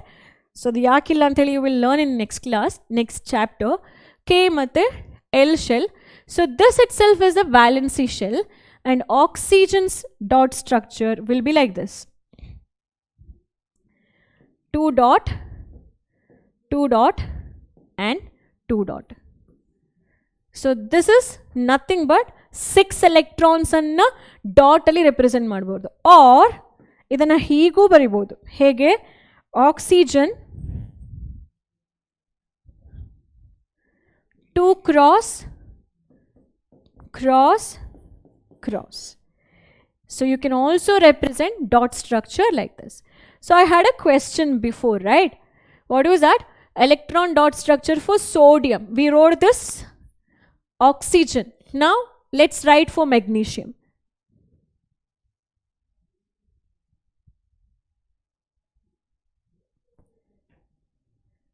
All right, higa magnesium du bariyana. Mg is nothing but magnesium. Its atomic number is equal to 12. Therefore, EC becomes K shell 2 electron, L shell 8 electron. Yes, I 2 plus 8 10 ಆಯಿತು. M shell ಅಲ್ಲಿ ಲಾಸ್ಟಿಗೆ ಮಿಕ್ಕಿದ 2 ಎಲೆಕ್ಟ್ರಾನ್ಸ್ನ ಹಾಕಿ. ಈಗ ನೀವು add ಮಾಡಿ ನೋಡಿ, 2 plus 8 plus 2 is equal to 12 ಅಲ್ವಾ? K ಅಲ್ಲಿ ಮ್ಯಾಕ್ಸಿಮಮ್ 2 ಹಾಕೋಕ್ಕಾಗೋದು, ಎಲ್ಲಲ್ಲಿ ಮ್ಯಾಕ್ಸಿಮಮ್ 8. ಮಿಕ್ಕಿದ 2 ನೀವು ಪುಷ್ ಮಾಡಿದ್ರಿ ಎಮ್ ಶೆಲ್ಲಿಗೋಸ್ಕರ. How many electrons are there in the valency shell? ಕೊನೆ ಶೆಲ್ಲನ್ನು ವ್ಯಾಲೆನ್ಸಿ ಶೆಲ್ ಅಂತ ಹೇಳ್ತಾರೆ. ಸೊ ಔಟರ್ ಮೋಸ್ಟ್ ಶೆಲ್ ಅವ್ರ ವ್ಯಾಲೆನ್ಸಿ ಶೆಲ್ಲಲ್ಲಿ 2 ಎಲೆಕ್ಟ್ರಾನ್ಸ್ ಇದೆ. ದೇರ್ ಫೋರ್ ಮೆಗ್ನೀಷಿಯಮನ್ನು ನೀವು you will write magnesium as 2 dots. Or you can also write magnesium with 2 cross. It is your choice again. ಈ ಡಾಟ್ ಅನ್ನು ನೀವು you can write here or down any side. ಇಲ್ಲೂ ಬರಿಬೋದು, ಇಲ್ಲೂ ಬರಿಬೋದು, ಎಲ್ಲಿ ಬೇಕಾದರೂ ಕೂಡ ನೀವು ನಿಮ್ಮ ಸ್ಪೇಸನ್ನು ಏನು ಹೇಳ್ತಾರೆ ಆಯ್ಕೆ ಮಾಡಿ ಅದನ್ನು ಬರಿಬೋದು ಅಂತ ಹೇಳಿ.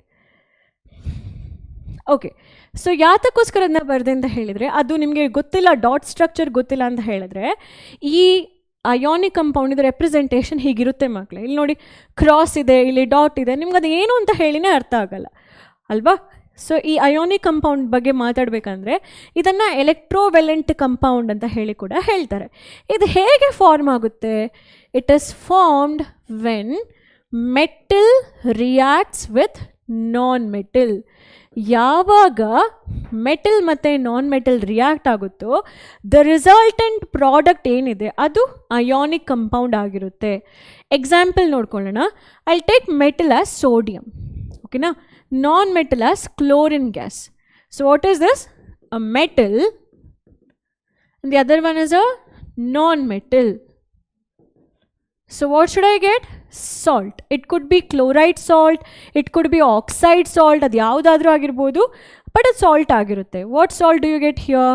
Sodium chloride. ಈ ಸಾಲ್ಟ್ದು ನೇಚರ್ ಏನು? Ionic or electrovalent. Why I should call this as ionic? Explanations ನೋಡೋಣ. ಯಾವಾಗ ಮೆಟಲ್ ಒಂದು ಎಲೆಕ್ಟ್ರಾನ್ಸನ್ನು ನಾನ್ ಮೆಟಲಿಗೆ ಕೊಡುತ್ತೋ metal is going to lose electron. So obviously ಎಗೆ ಯಾವ ಚಾರ್ಜ್ ಸಿಗುತ್ತೆ? Positive. Non metal is going to accept electron. So non metal will get negative. ನಾನಿಲ್ಲಿ Cl2 ಬರೆದೆ because Cl is a gas. I should always represent gas in diatomic form. So ಹಾಗಾಗಿ Cl ಅನ್ನು 2 ಅಂತ ಹೇಳಿ ಬರೆದೆ. ಡೈಅಟಾಮಿಕ್ ಅಂತ ಹೇಳಿದ್ರೆ 2 ಆಟಮ್ ಇದು ಸ್ಟೇಟಲ್ಲಿ ನಾ Cl ಅನ್ನು ರೆಪ್ರೆಸೆಂಟ್ ಮಾಡಬೇಕು. ಸರಿ, ಇವಾಗ Na+ ಆಯಿತು, Cl- ಆಯಿತು. ಓಕೆನಾ? ಇದು ಪಾಸಿಟಿವ್ ಚಾರ್ಜ್ ಇದೆ, ಇದು ನೆಗೆಟಿವ್ ಚಾರ್ಜ್ ಇದೆ. ಈ ಪಾಸಿಟಿವ್ ನೆಗೆಟಿವ್ ಚಾರ್ಜ್ ನಡುವೆ ಇರುವಂತಹ ಆ ಫೋರ್ಸ್ ಆಫ್ ಅಟ್ರಾಕ್ಷನ್ ಇದೆಯಲ್ಲ, ಅದು ಎಲೆಕ್ಟ್ರೋಸ್ಟ್ಯಾಟಿಕ್ ಫೋರ್ಸ್. ಅದು ಮೂವ್ ಆಗ್ತಾ ಇಲ್ಲ. It is a charge which is occurring between 2 opposite species. Electrostatic ಅಥವಾ ಅಯಾನಿಕ್ ಫೋರ್ಸ್ ಅಂತ ಹೇಳ್ತೀರಿ because it exist between 2 ions. How these ions are formed? One loses electron. Lose ಆಗಬೇಕಾದ್ರೆ nucleus will have positive charge. The other one accepts electron. Obviously, nucleus cannot balance the accepted charge. So, positive charge, negative charge, force of attraction, you call it as ionic force of attraction. ಯಾವ electron ಇದನ್ನು transfer ಮಾಡುತ್ತೆ? It is the valence electron. Sodium would transfer its outermost electron into where? Outermost shell of a non-metal, that is chloride. So outermost in the outermost ಗೆ electrons change ಆಗ್ತಾ ಇದೆ. Complete transfer. It is not sharing. Sharing is a wrong word when it comes to ionic bonding. It is complete transfer of valence electron from one metal to another non-metal, resulting a new compound called ionic compound, or it is also called as electrovalent compound.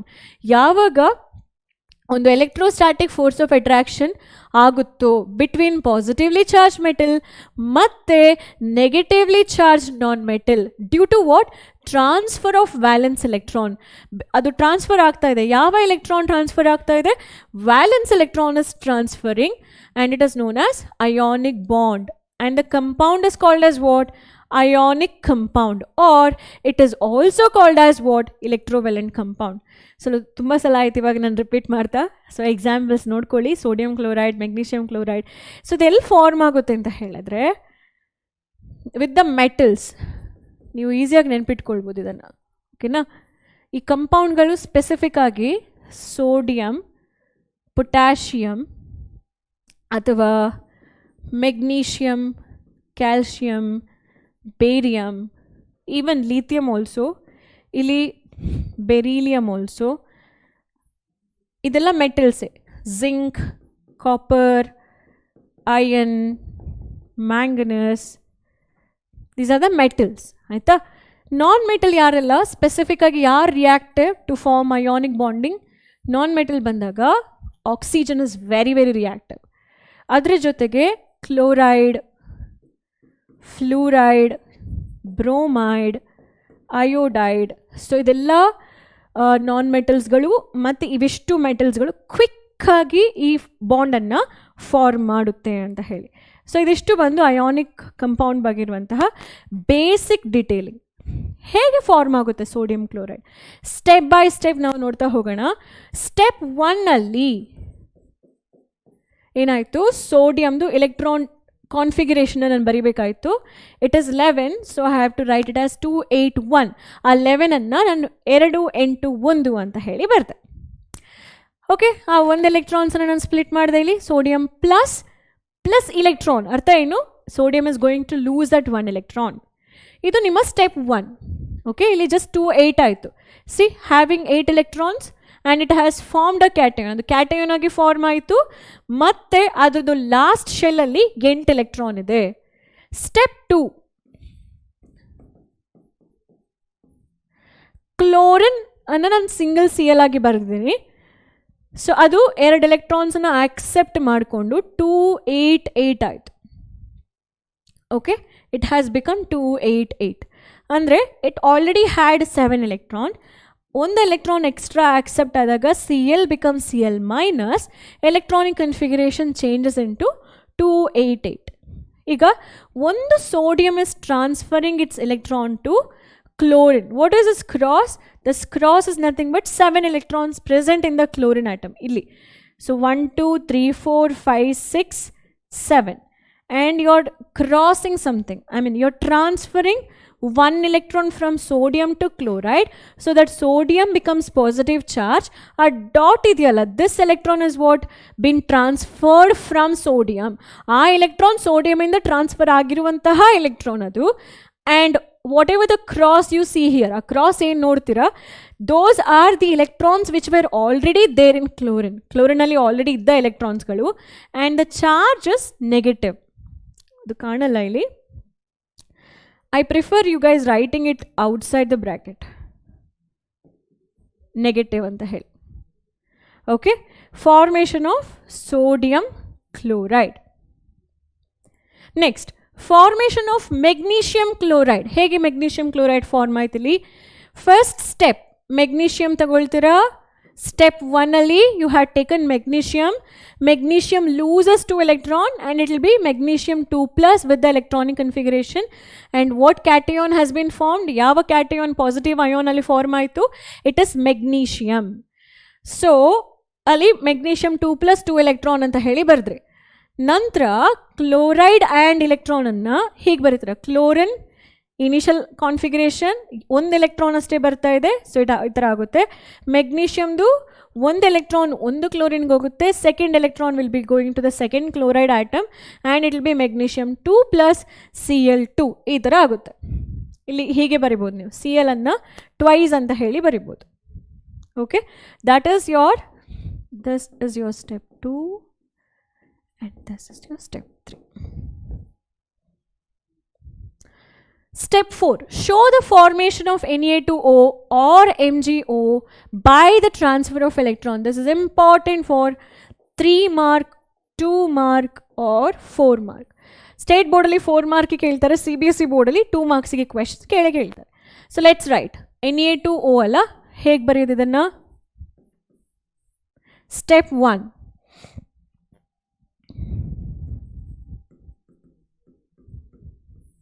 Take sodium, just one the sodium tagoli. What is the electronic configuration of sodium? 281 because it is 11. Sodium tend to lose that electron and it becomes Na plus and electron E minus. So you would write it as 2 and 8. Under that you mention it as sodium cation. Idanna sodium cation anta heli mention ಮಾಡ್ತೀರಾ. Step 2.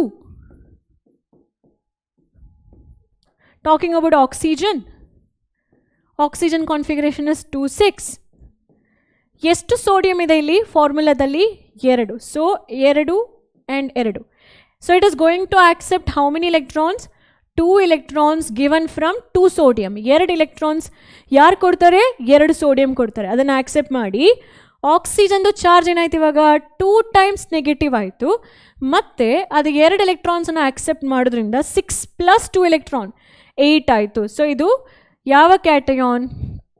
ಸಾರಿ, anion, oxide anion. ಈ anion ಹೆಸರೇನು? Oxide anion. Step 3.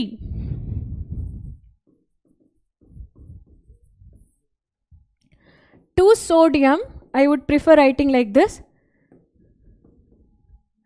Sodium ಅನ್ನು ಹೀಗೆ ಬರೀತೀರಾ, plus ಒಂದು oxygen. Oxygen 2,6 ಇತ್ತು, ಇಲ್ಲಿ 281, 281. 6 electrons, I would write it as 6 crosses. Transfer of electron happens from 1 sodium. Transfer of second electron happens from second sodium. And ನೀವು ಹೇಗೆ ಬರೀತೀರಿ ಇದನ್ನು? Na 2 times Na plus oxygen. Cross, cross, cross, cross, cross and cross. 2 dots, 2 negative. So resulting what? Resulting Na2O. ಹೀಗೆ ಬರಿಬೋದು. ಇದು ನಿಮ್ಮ last step. Let's see one more example. The question had 2 compound. ಒಂದನ್ನು ನಾವು ಬರೆದ್ವಿ. Let's focus on writing MgO. MgOವನ್ನು ಹೇಗೆ ಬರೆಯೋದು ಅಂತ ಹೇಳಿ ಫೋಕಸ್ ಮಾಡೋಣ.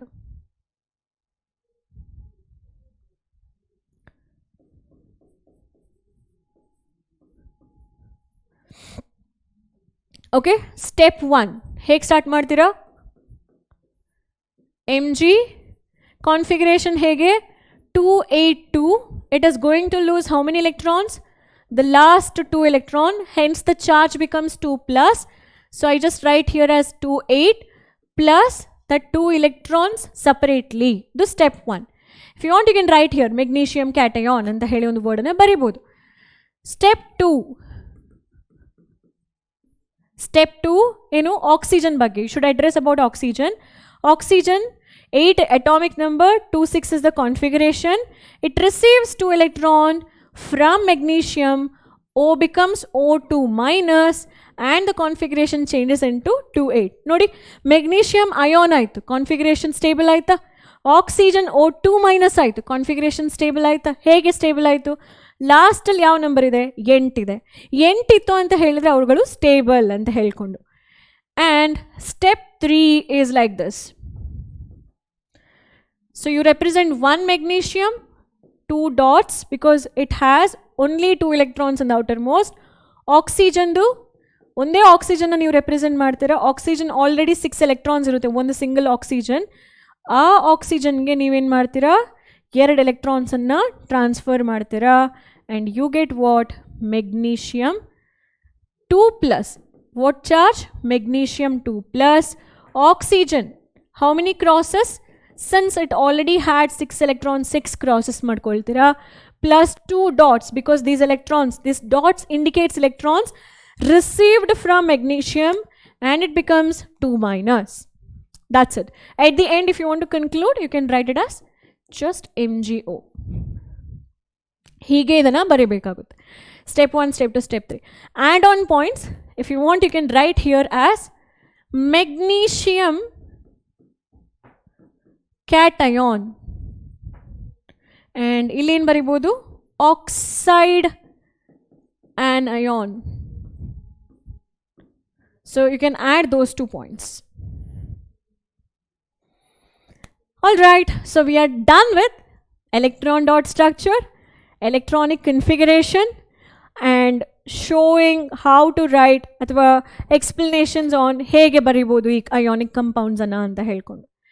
ಓಕೆ, ಈಗ ಈ ಅಯಾನಿಕ್ ಕಂಪೌಂಡ್ಸ್ ಇದು ಪ್ರಾಪರ್ಟೀಸ್ ಬಗ್ಗೆ ಫೋಕಸ್ ಮಾಡೋಣ. ಸಿಂಪಲ್, ನೀವು ನಿಮ್ಮ ಕಿಚನಿಗೆ ಹೋಗಿ ಸೋಡಿಯಂ ಕ್ಲೋರೈಡ್ ಒಂದು ಇಷ್ಟು ಕೈಯಲ್ಲಿ ಇಟ್ಕೊಳ್ಳಿ, ಅದ್ರ ಬಗ್ಗೆ ನಾನು ಮಾತಾಡ್ತಿದ್ದೀನಿ ಅಂತ ಹೇಳಿ ಭಾವಿಸಿ. ಪಾಯಿಂಟ್ ನಂಬರ್ 1, ಅದ್ರದ್ದು ಫಿಸಿಕಲ್ ಸ್ಟೇಟ್ ಏನು? ನೀವು ಸೋಡಿಯಂ ಕ್ಲೋರೈಡನ್ನು ಹುಡಿಯೋದನ್ನೇ ನೋಡಬೇಕು ಅಂತೇಳಿ ಇಲ್ಲ. ಹರಳುಪ್ಪು ಅಥವಾ ಕಲ್ಲುಪ್ಪು ಅಂತ ಹೇಳ್ತಾರೆ, ರಾಕ್ ಸಾಲ್ಟ್, ಅದನ್ನು ಒಂದಿಷ್ಟು ಸಾಲ್ಟನ್ನು ಒಂದು ಕೈಯಲ್ಲಿ ಹಿಡ್ಕೊಂಡು ಅದ್ರ ಬಗ್ಗೆ ಒಂದ್ಸಲ ಗಮನ ಹರಿಸಿ. ಈ ಪಾಯಿಂಟನ್ನು ಅಥವಾ ಪ್ರಾಪರ್ಟೀಸನ್ನು ಅದಕ್ಕೋಸ್ಕರ ಹೇಳ್ತಾ ಇದ್ದೀನಿ ಅಂತ ಹೇಳಿ ಇಮ್ಯಾಜಿನ್ ಮಾಡಿ. ಫಸ್ಟ್ ಪ್ರಾಪರ್ಟಿ ಒಂದು ಫಿಸಿಕಲ್ ನೇಚರ್. ಅದನ್ನು ನೀವು ಅಬ್ಸರ್ವ್ ಮಾಡ್ತಾ ಮಾಡ್ತಾ ಗೊತ್ತಾಗುತ್ತೆ. ಈ ಅಯಾನಿಕ್ ಕಂಪೌಂಡ್ಗಳು ಯಾವಾಗಲೂ ಸಾಲಿಡ್ ಆಗಿರುತ್ತೆ, ಕ್ರಿಸ್ಟಲ್ ಫಾರ್ಮಲ್ ಇರುತ್ತೆ ಮೋಸ್ಟ್ ಆಫ್ ದ ಟೈಮ್. ಹುಡಿ ಇದ್ದರೆ ಅದನ್ನ ಎಮಾರ್ಫಸ್ ಅಂತ ಹೇಳಿ ಯೂಸ್ ಮಾಡ್ತೀವಿ. ಒಂಥರ ಶೈನಿಂಗ್ ಆಗಿ, ಮತ್ತು if it has sharp edges we call it as crystal ಅಂತ ಹೇಳಿ. ಓಕೆನಾ? Somewhat hard because of the strong force of attraction. ಗಟ್ಟಿ ಇರುತ್ತೆ ಅವುಗಳಿಗೆ, ಯಾಕೆಂದರೆ ಅವುಗಳದ್ದು ಅಯಾನ್ಸ್ದು ಫೋರ್ಸ್ ಆಫ್ ಅಟ್ರಾಕ್ಷನ್ ಜಾಸ್ತಿನೇ ಇರುತ್ತೆ. ಪಾಸಿಟಿವ್ ಆ್ಯಂಡ್ ನೆಗೆಟಿವ್ ಅಯಾನ್ಸ್ ಇರುತ್ತೆ ಅದರೊಳಗಡೆ. ಮತ್ತು ಜನರಲಿ ಬ್ರಿಟಲ್ ಅಂತ ಹೇಳಿದ್ರೆ ನೀವು ಸ್ವಲ್ಪ ಜಜ್ಜಿದ್ರೋದು ಪುಡಿ ಪುಡಿ ಆಗೋಗ್ಬಿಡುತ್ತೆ. ಸೊ ಅದನ್ನೇ ಬ್ರಿಟಲ್ ನೇಚರ್ ಅಂತ ಹೇಳ್ತೀವಿ. ಆ್ಯಂಡ್ ಪ್ರೆಷರ್ ಅಪ್ಲೈ ಮಾಡಿದ್ರೆ ಪೀಸಸ್ ಆಗುತ್ತೆ. ಇದು ಫಿಸಿಕಲ್ ನೇಚರ್. ನೀವು ಇದನ್ನು ತುಂಬ ಈಸಿಯಾಗಿ ನಿಮ್ಮ ಮನೇಲಿರುವಂತಹ ಹರಳುಪ್ಪನ್ನು ಇಟ್ಕೊಂಡು ಟೆಸ್ಟ್ ಮಾಡಿ ನೋಡ್ಬೋದು. ಆಯಿತಾ? ನೀವು ನಂಗೆ ಕಮೆಂಟ್ ಮಾಡಿ ಪ್ರಾಪರ್ಟೀಸ್ ಕರೆಕ್ಟಾ ಅಲ್ವಾ ಅಂತ ಹೇಳಿ. ಇನ್ನೊಂದೇನಪ್ಪ ಅಂದರೆ ಮೆಲ್ಟಿಂಗ್ ಪಾಯಿಂಟ್. ಇದನ್ನು ಮಾಡಿ ನೋಡಿ, but under the parent supervision, ಯಾಕೆಂದರೆ ನಿಮ್ಮ ಪಾತ್ರೆ ಸಿದೋಗುತ್ತೆ. ಆ ಲೆವೆಲಲ್ಲಿ ಮೆಲ್ಟಿಂಗ್ ಪಾಯಿಂಟ್ ಇದೆ.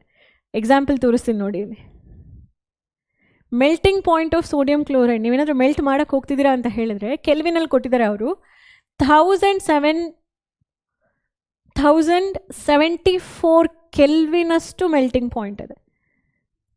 ಅಂದರೆ 273 ಪ್ಲಸ್ ಡಿಗ್ರಿ ಸೆಲ್ಸಿಯಸ್ ಅಲ್ವಾ ಕೆಲ್ವಿನ್ ಅಂತ ಹೇಳುವಂಥದ್ದು.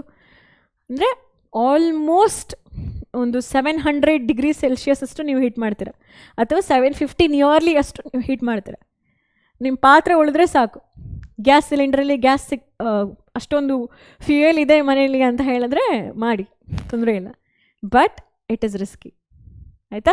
ಇದು ಲ್ಯಾಬಲ್ಲಿ with high temperature resistant equipment ಜೊತೆ ಮಾಡೋವಂಥದ್ದು. ಜನರಲ್ ಆಗಿ ತುಂಬ ಹೈ ಮೆಲ್ಟಿಂಗ್ ಪಾಯಿಂಟ್ ಇರುತ್ತೆ. ಯಾವುದಕ್ಕೆ? ಈ ಅಯಾನಿಕ್ ಕಂಪೌಂಡ್ಸ್ಗಳಿಗೆ. ಯಾಕೆ?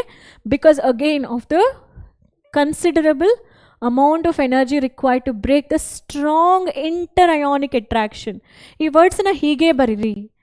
Why ionic compounds do have high melting points? Because they do have strong inter-ionic. ಅಯಾನ್ಗಳ ನಡುವೆ intra is different, inter is different. So ಅಯಾನ್ಗಳ ನಡುವೆ ಇರುವಂತಹ ಆ ಸ್ಟ್ರಾಂಗ್ ಫೋರ್ಸ್ ಆಫ್ ಅಟ್ರಾಕ್ಷನ್ನ ಬ್ರೇಕ್ ಮಾಡಲಿಕ್ಕೆ ಹ್ಯೂಜ್ ಎನರ್ಜಿ ಬೇಕಾಗುತ್ತೆ. So it has high melting point ಅಂತ ಹೇಳಿ. ಹೀಗೆ ಮೆಲ್ಟಿಂಗ್ ಪಾಯಿಂಟನ್ನು ಲ್ಯಾಬೊರೇಟ್ರಿಯಲ್ಲಿ ಟೆಸ್ಟ್ ಮಾಡೋದು. ಸ್ಪ್ಯಾಚುಲಾ ಕಂಟೈನಿಂಗ್ ಸ್ಯಾಂಪಲ್ ಅಲ್ಲ, ಯೂಶ್ವಲ್ ಆಗಿ ಒಂದು ಫ್ಯೂಷನ್ ಟ್ಯೂಬ್ ಕೊಡ್ತಾರೆ. ಆ ಫ್ಯೂಷನ್ ಟ್ಯೂಬ್ ಒಳಗಡೆ ನಾವು ನಮ್ಮ ಈ ಅಯಾನಿಕ್ ಕಂಪೌಂಡ್ಸ್ದು ಪೌಡರ್ನ ಹಾಕಿಬಿಟ್ಟು ಆ ಫ್ಯೂಷನ್ ಟ್ಯೂಬನ್ನು ಕೂಡ ಮೆಲ್ಟ್ ಮಾಡ್ಬೋದು. ಕೆಲವೊಂದು ಫ್ಯೂಷನ್ ಟ್ಯೂಬ್ ಈಸಿಲಿ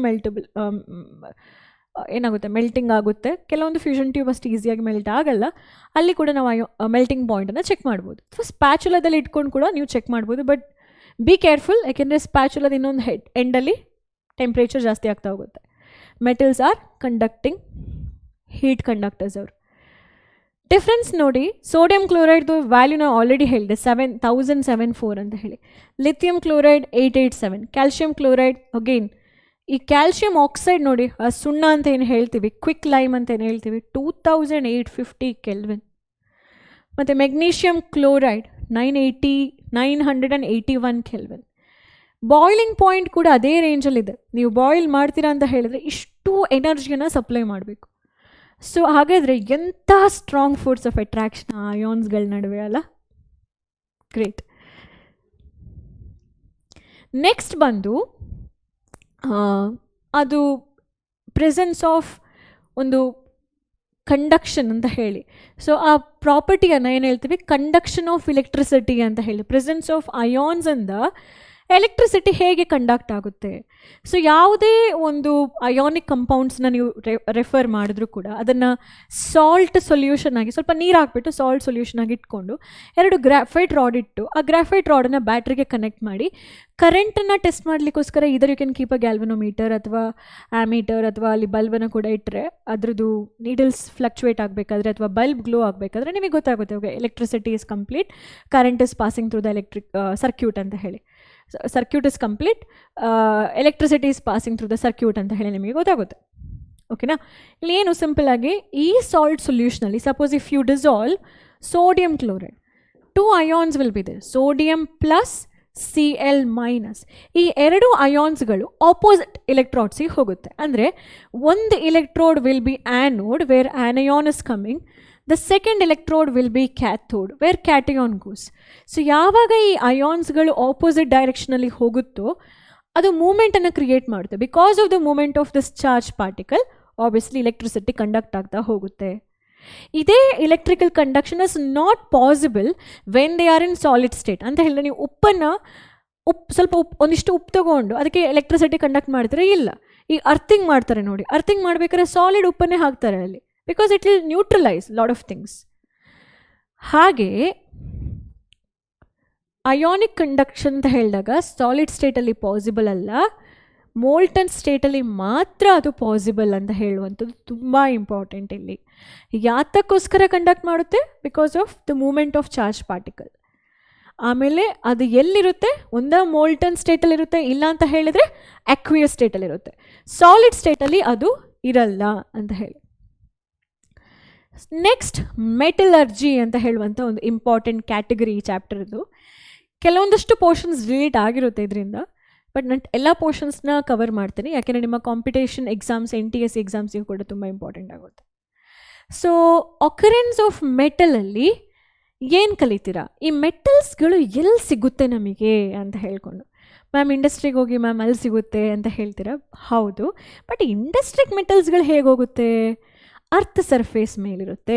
ಕೆಲವೊಂದಿಷ್ಟು ಮೆಟಲ್ಸ್ಗಳನ್ನ ಸೀ ವಾಟರಿಂದ ನೀವು ಎಕ್ಸ್ಟ್ರಾಕ್ಟ್ ಮಾಡ್ಕೊಳ್ಬೋದು.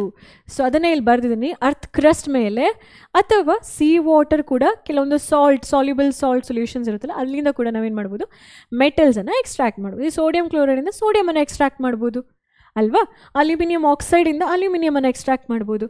ಹಾಗಾದರೆ ಅವುಗಳನ್ನ ಏನು ಅಂತ ಹೇಳಿ ಕರಿತೀವಿ, ಅರ್ತ್ ಕ್ರಿಸ್ಟಲ್ ಇರುವಂತಹ ಮೆಟಲ್ಸ್ಗಳನ್ನ ಯಾವ ರೂಪದಲ್ಲಿ ನಾವು ಕಾಣಕ್ಕೆ ಸಿಗುತ್ತೆ, ಮಿನರಲ್ಸ್ ಫಾರ್ಮಲ್ಲಿ ಕಾಣಕ್ಕೆ ಸಿಗುತ್ತೆ. ಏನಿದು ಈ ಮಿನರಲ್ಸ್ ಅಂತ ಹೇಳಿದ್ರೆ, ಅವುಗಳು ನ್ಯಾಚುರಲ್ ಆಗಿ ನಮ್ಮ ಅರ್ತ್ ಮೇಲಿರುತ್ತೆ. ಕಂಬೈನ್ಡ್ ಸ್ಟೇಟಲ್ಲಿರುತ್ತೆ, ಕೆಲವೊಂದು ಫ್ರೀ ಸ್ಟೇಟಲ್ಲಿರುತ್ತೆ ಅಂತ ಹೇಳಿದರೆ, ಇವಾಗ ಗೋಲ್ಡ್ ಅಥವಾ ಪ್ಲಾಟಿನಮ್ ತಗೊಳ್ಳಿ, ಇವುಗಳು ಕಂಬೈನ್ಡ್ ಸ್ಟೇಟಲ್ಲಿ ಇರಲ್ಲ, ನೇಟಿವ್ ಫಾರ್ಮಲ್ಲಿ ಇರುತ್ತೆ. ನೇಟಿವ್ ಸ್ಟೇಟ್ ಅಂದರೆ free state.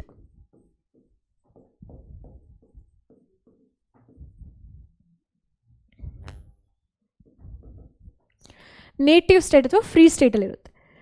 Suppose if I take the elements like aluminium bauxite ಫಾರ್ಮಲ್ಲಿ ಇರುತ್ತೆ. ಈ ಕಂಪೌಂಡಿಗೆ ಹೆಸರೇನು? Bauxite. Suppose if I take iron, hematite ಅಂತ ಹೇಳಿ ಕರಿತೇವೆ. Iron will be in hematite form.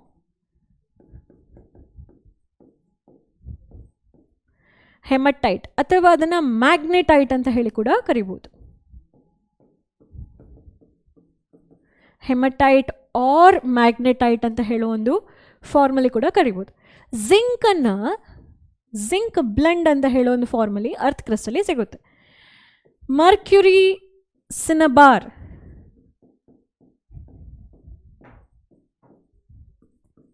Zinc blend.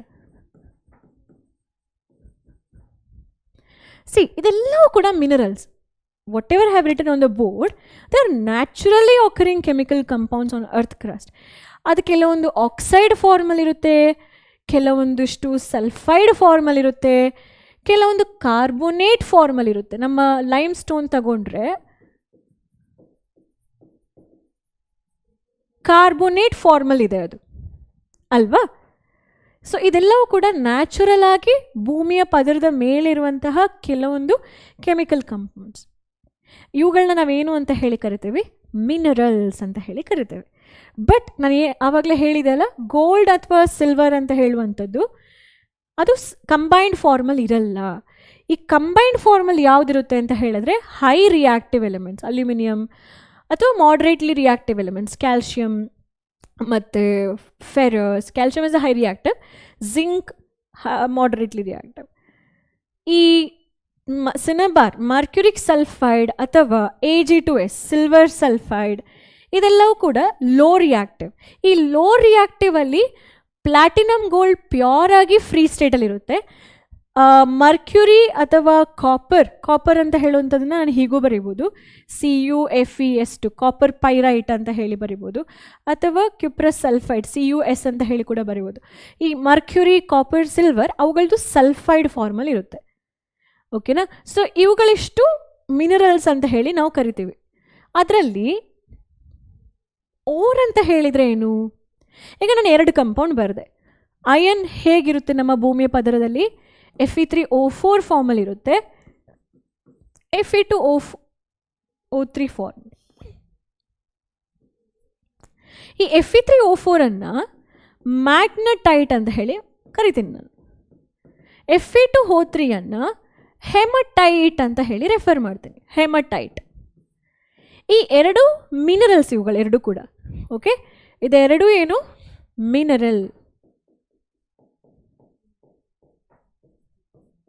Minerals. Out of these 2 mineral ನಾನು ಅಯನನ್ನು haematite ಅಂತ ಹೇಳುವ ಮಿನರಲಿಂದ ಎಕ್ಸ್ಟ್ರಾಕ್ಟ್ ಮಾಡ್ತೇನೆ. ಹಾಗಾಗಿ ಅದನ್ನು ನಾನು ಓರ್ ಅಂತ ಹೇಳಿ ಕರಿತೇನೆ. ಯಾವ ಮಿನರಲಲ್ಲಿ ಮೆಟಲ್ಸ್ ಜಾಸ್ತಿ ಇದ್ದು ಆ ಮಿನರಲಿಂದ ನಾವು ಆ ಮೆಟಲ್ಸನ್ನು ಎಕ್ಸ್ಟ್ರಾಕ್ಟ್ ಮಾಡ್ಬೋದು, ಹೊರಗಡೆ ತೆಗಿಬೋದು ಪ್ರಾಫಿಟಬಲ್ ಆಗಿ ಮತ್ತು ಕನ್ವೀನಿಯೆಂಟಾಗಿ. ನಮಗೆ ಪ್ರಾಫಿಟ್ ಕೂಡ ಇರಬೇಕು, ಅದಕ್ಕೆ ತುಂಬ ಕನ್ವೀನಿಯನ್ಸ್ ಇರಬೇಕು. ಆ ತೆಗೆಯುವಂತಹ ಮೆಥಡ್ ತುಂಬ ಎಕ್ಸ್ಪೆನ್ಸಿವ್ ಆಗಿರಬಾರ್ದು. ಅಂತಹ ಮಿನರಲನ್ನು ಓರ್ಸ್ ಅಂತ ಹೇಳಿ ಕರಿತೇವೆ. ಅಲ್ಯೂಮಿನಿಯಮ್ದು ಓರ್ ಯಾವುದು? Bauxite ore, Al2O3 2 times water. ಇದು ಅಲ್ಯೂಮಿನಿಯಮ್ದು ಓರ್. ಅದನ್ನು ನಮಗೆ ಪರ್ಟಿಕ್ಯುಲರ್ ಆಗಿ ಬಾಕ್ಸೈಟ್ ಅಂತ ಹೇಳಿ ಕೂಡ ಕರಿಬೋದು. ಅಯನ್ ಇದು ಓರ್ ಯಾವುದು? Haematite, Fe2O3. ಇದು ಅಯನ್ದು ಓರ್. ಸೊ ನಿಮಗಿದಿಷ್ಟು ಗೊತ್ತಾದರೆ ನೆಕ್ಸ್ಟ್ ಬಂದು ಈ ಓರ್ ನಾವು ತೆಗೆದ್ವಿ. ಇವಾಗ ತುಂಬ ಮಿನರಲ್ಸ್ ಇತ್ತು, ಅದರಲ್ಲಿ ಒಂದು ಓರನ್ನು ಸ್ಪೆಸಿಫಿಕ್ ಆಗಿ ತಗೊಂಡ್ವಿ. ಆ ಓರಲ್ಲಿ ಇಂಪ್ಯೂರಿಟೀಸ್ ಇರುತ್ತಾ? ಆ ಇಂಪ್ಯೂರಿಟೀಸನ್ನು ಗ್ಯಾಂಗ್ ಅಥವಾ ಮ್ಯಾಟ್ರಿಕ್ಸ್ ಅಂತ ಹೇಳಿ ಕೂಡ ಕರೀತಾರೆ. So we also call that impurity as matrix or gangue. ಇದು ಯಾವ ಫಾರ್ಮಲ್ಲಿರುತ್ತೆ? ಸಾಯಿಲ್, ಸ್ಯಾಂಡ್ ಆಗಿರುತ್ತೆ.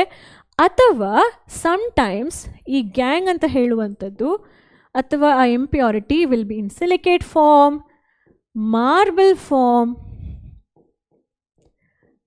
ಸ್ಯಾಂಡ್ ಅಥವಾ ಸಮ್ ಅದರ್ ಅನ್ವಾಂಟೆಡ್ ಸ್ಟೋನ್ ಫಾರ್ಮಲ್ಲಿ ಇರುತ್ತೆ. ಸೊ ಓರ್ ಜೊತೆ ಕಂಟಾಮಿನೇಟೆಡ್ ಆಗಿರುವಂತಹ ಪಾರ್ಟಿಕಲನ್ನು ಅಥವಾ ಇಂಪ್ಯೂರಿಟಿಯನ್ನು we call it as gangue ಅಥವಾ ಮ್ಯಾಟ್ರಿಕ್ಸ್. ಇದನ್ನು ರಿಮೂವ್ ಮಾಡೋ ಪ್ರಾಸೆಸ್ ಇದೆಯಲ್ಲ, ಅದನ್ನು ಓರ್ ಕಾನ್ಸಂಟ್ರೇಷನ್ ಅಥವಾ ಓರ್ ಡ್ರೆಸ್ಸಿಂಗ್ ಅಂತ ಹೇಳಿ ಕರಿತೇವೆ. ಇದನ್ನು ಹೇಗೆ ರಿಮೂವ್ ಮಾಡ್ತಾರೆ ಮ್ಯಾಟ್ರಿಕ್ಸನ್ನು? ಬೇರೆ ಬೇರೆ ಮೆಥಡಲ್ಲಿ. ನೀವು ನೀರಲ್ಲಿ ವಾಶ್ ಮಾಡ್ತೀರಾ ಅಂತೇಳಿ ಅಂದ್ಕೊಳ್ಳಿ, ಅದನ್ನು ಹೈಡ್ರಾಲಿಕ್ ವಾಷಿಂಗ್ ಅಂತ ಹೇಳಿ ಕರೀತಾರೆ. ಅದು ನೀವು ಆ್ಯಸಿಡ್ ಜೊತೆ ಕ್ಲೀನ್ ಮಾಡ್ತೀರಾ, ಸ್ವಲ್ಪ ಆ್ಯಸಿಡ್ ಹಾಕ್ಬಿಟ್ಟು ಆ ಓರನ್ನು ಕ್ಲೀನ್ ಮಾಡಿದ್ರೆ ಲೀಚಿಂಗ್ ಅಂತ ಹೇಳಿ ಕರೀತಾರೆ. ನೀವು ಅದನ್ನು ಸೋಪ್ ಫಾರ್ಮ್ ಅಥವಾ ಈ ಸ್ವಲ್ಪ ಆಯಿಲ್ ಮತ್ತು ನೀರು ಹಾಕಿ ಮಿಕ್ಸ್ ಮಾಡಿ ಫೋಮ್ ಟೈಪಲ್ಲಿ ಅದನ್ನು ಕ್ಲೀನ್ ಮಾಡ್ತೀರಾ ಅಂತ ಹೇಳಿ ಹೇಳ್ಕೊಳ್ಳಿ, ಅದಕ್ಕೆ ಫ್ಲೋಟೇಷನ್ ಅಂತ ಹೇಳಿ ಕರೀತಾರೆ. ನೀವು ಮ್ಯಾಗ್ನೆಟಿಕ್ ಸಪ್ರೇಷನ್ ಅಂತ ಹೇಳಿ, ಅಂದರೆ ಮ್ಯಾಗ್ನೆಟಿಕ್ ಫೀಲ್ಡಲ್ಲಿ ಕೂಡ ಅದನ್ನು ಕೆಲವೊಂದಷ್ಟು ಇಂಪ್ಯೂರಿಟೀಸನ್ನು ಕ್ಲೀನ್ ಮಾಡ್ಬೋದು. ಸೊ ಮ್ಯಾಗ್ನೆಟಿಕ್ ಸಪ್ರೇಷನ್ ಅಂತ ಹೇಳಿ ಕರೀತಾರೆ. So hydraulic washing, gravity separation, magnetic separation, flotation, ಈ ಎಲ್ಲ ಪ್ರಾಸೆಸನ್ನು ನೀವು ನಿಮ್ಮ 12th ಸ್ಟ್ಯಾಂಡರ್ಡ್ ಮೆಟಲರ್ಜಿ ಚಾಪ್ಟ್ರಲ್ಲಿ ಇನ್ನೂ ಡೀಟೇಲ್ ಆಗಿ ಓದ್ತೀರಿ. ಸೊ ಇಲ್ಲಿ ಅದರದ್ದು ಡೀಟೇಲಿಂಗ್ ಇನ್ಫಾರ್ಮೇಷನ್ ಬೇಕಾಗಿಲ್ಲ, ಬಟ್ ಜಸ್ಟ್ ಇಷ್ಟೇ ನೆನ್ಪಿಟ್ಕೊಳ್ಳಿ.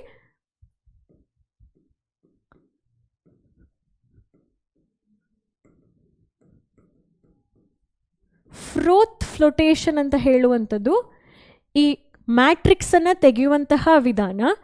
ಈ ಮೆಥಡನ್ನು ಈ ಸಲ್ಫೈಡ್ ಓರ್ಗಳಿರುತ್ತಲ್ಲ, PBS, ZNS, HGS, ಇದಕ್ಕೆ ಜಾಸ್ತಿಯಾಗಿ ಯೂಸ್ ಮಾಡ್ತಾರೆ ಅಷ್ಟೇ. ಈ ಒಂದು ಪಾಯಿಂಟನ್ನು ಇಂಪಾರ್ಟೆಂಟ್ ಆಗಿರುತ್ತೆ, ನೆನ್ಪಿಟ್ಕೊಂಡ್ರೆ ಸಾಕು.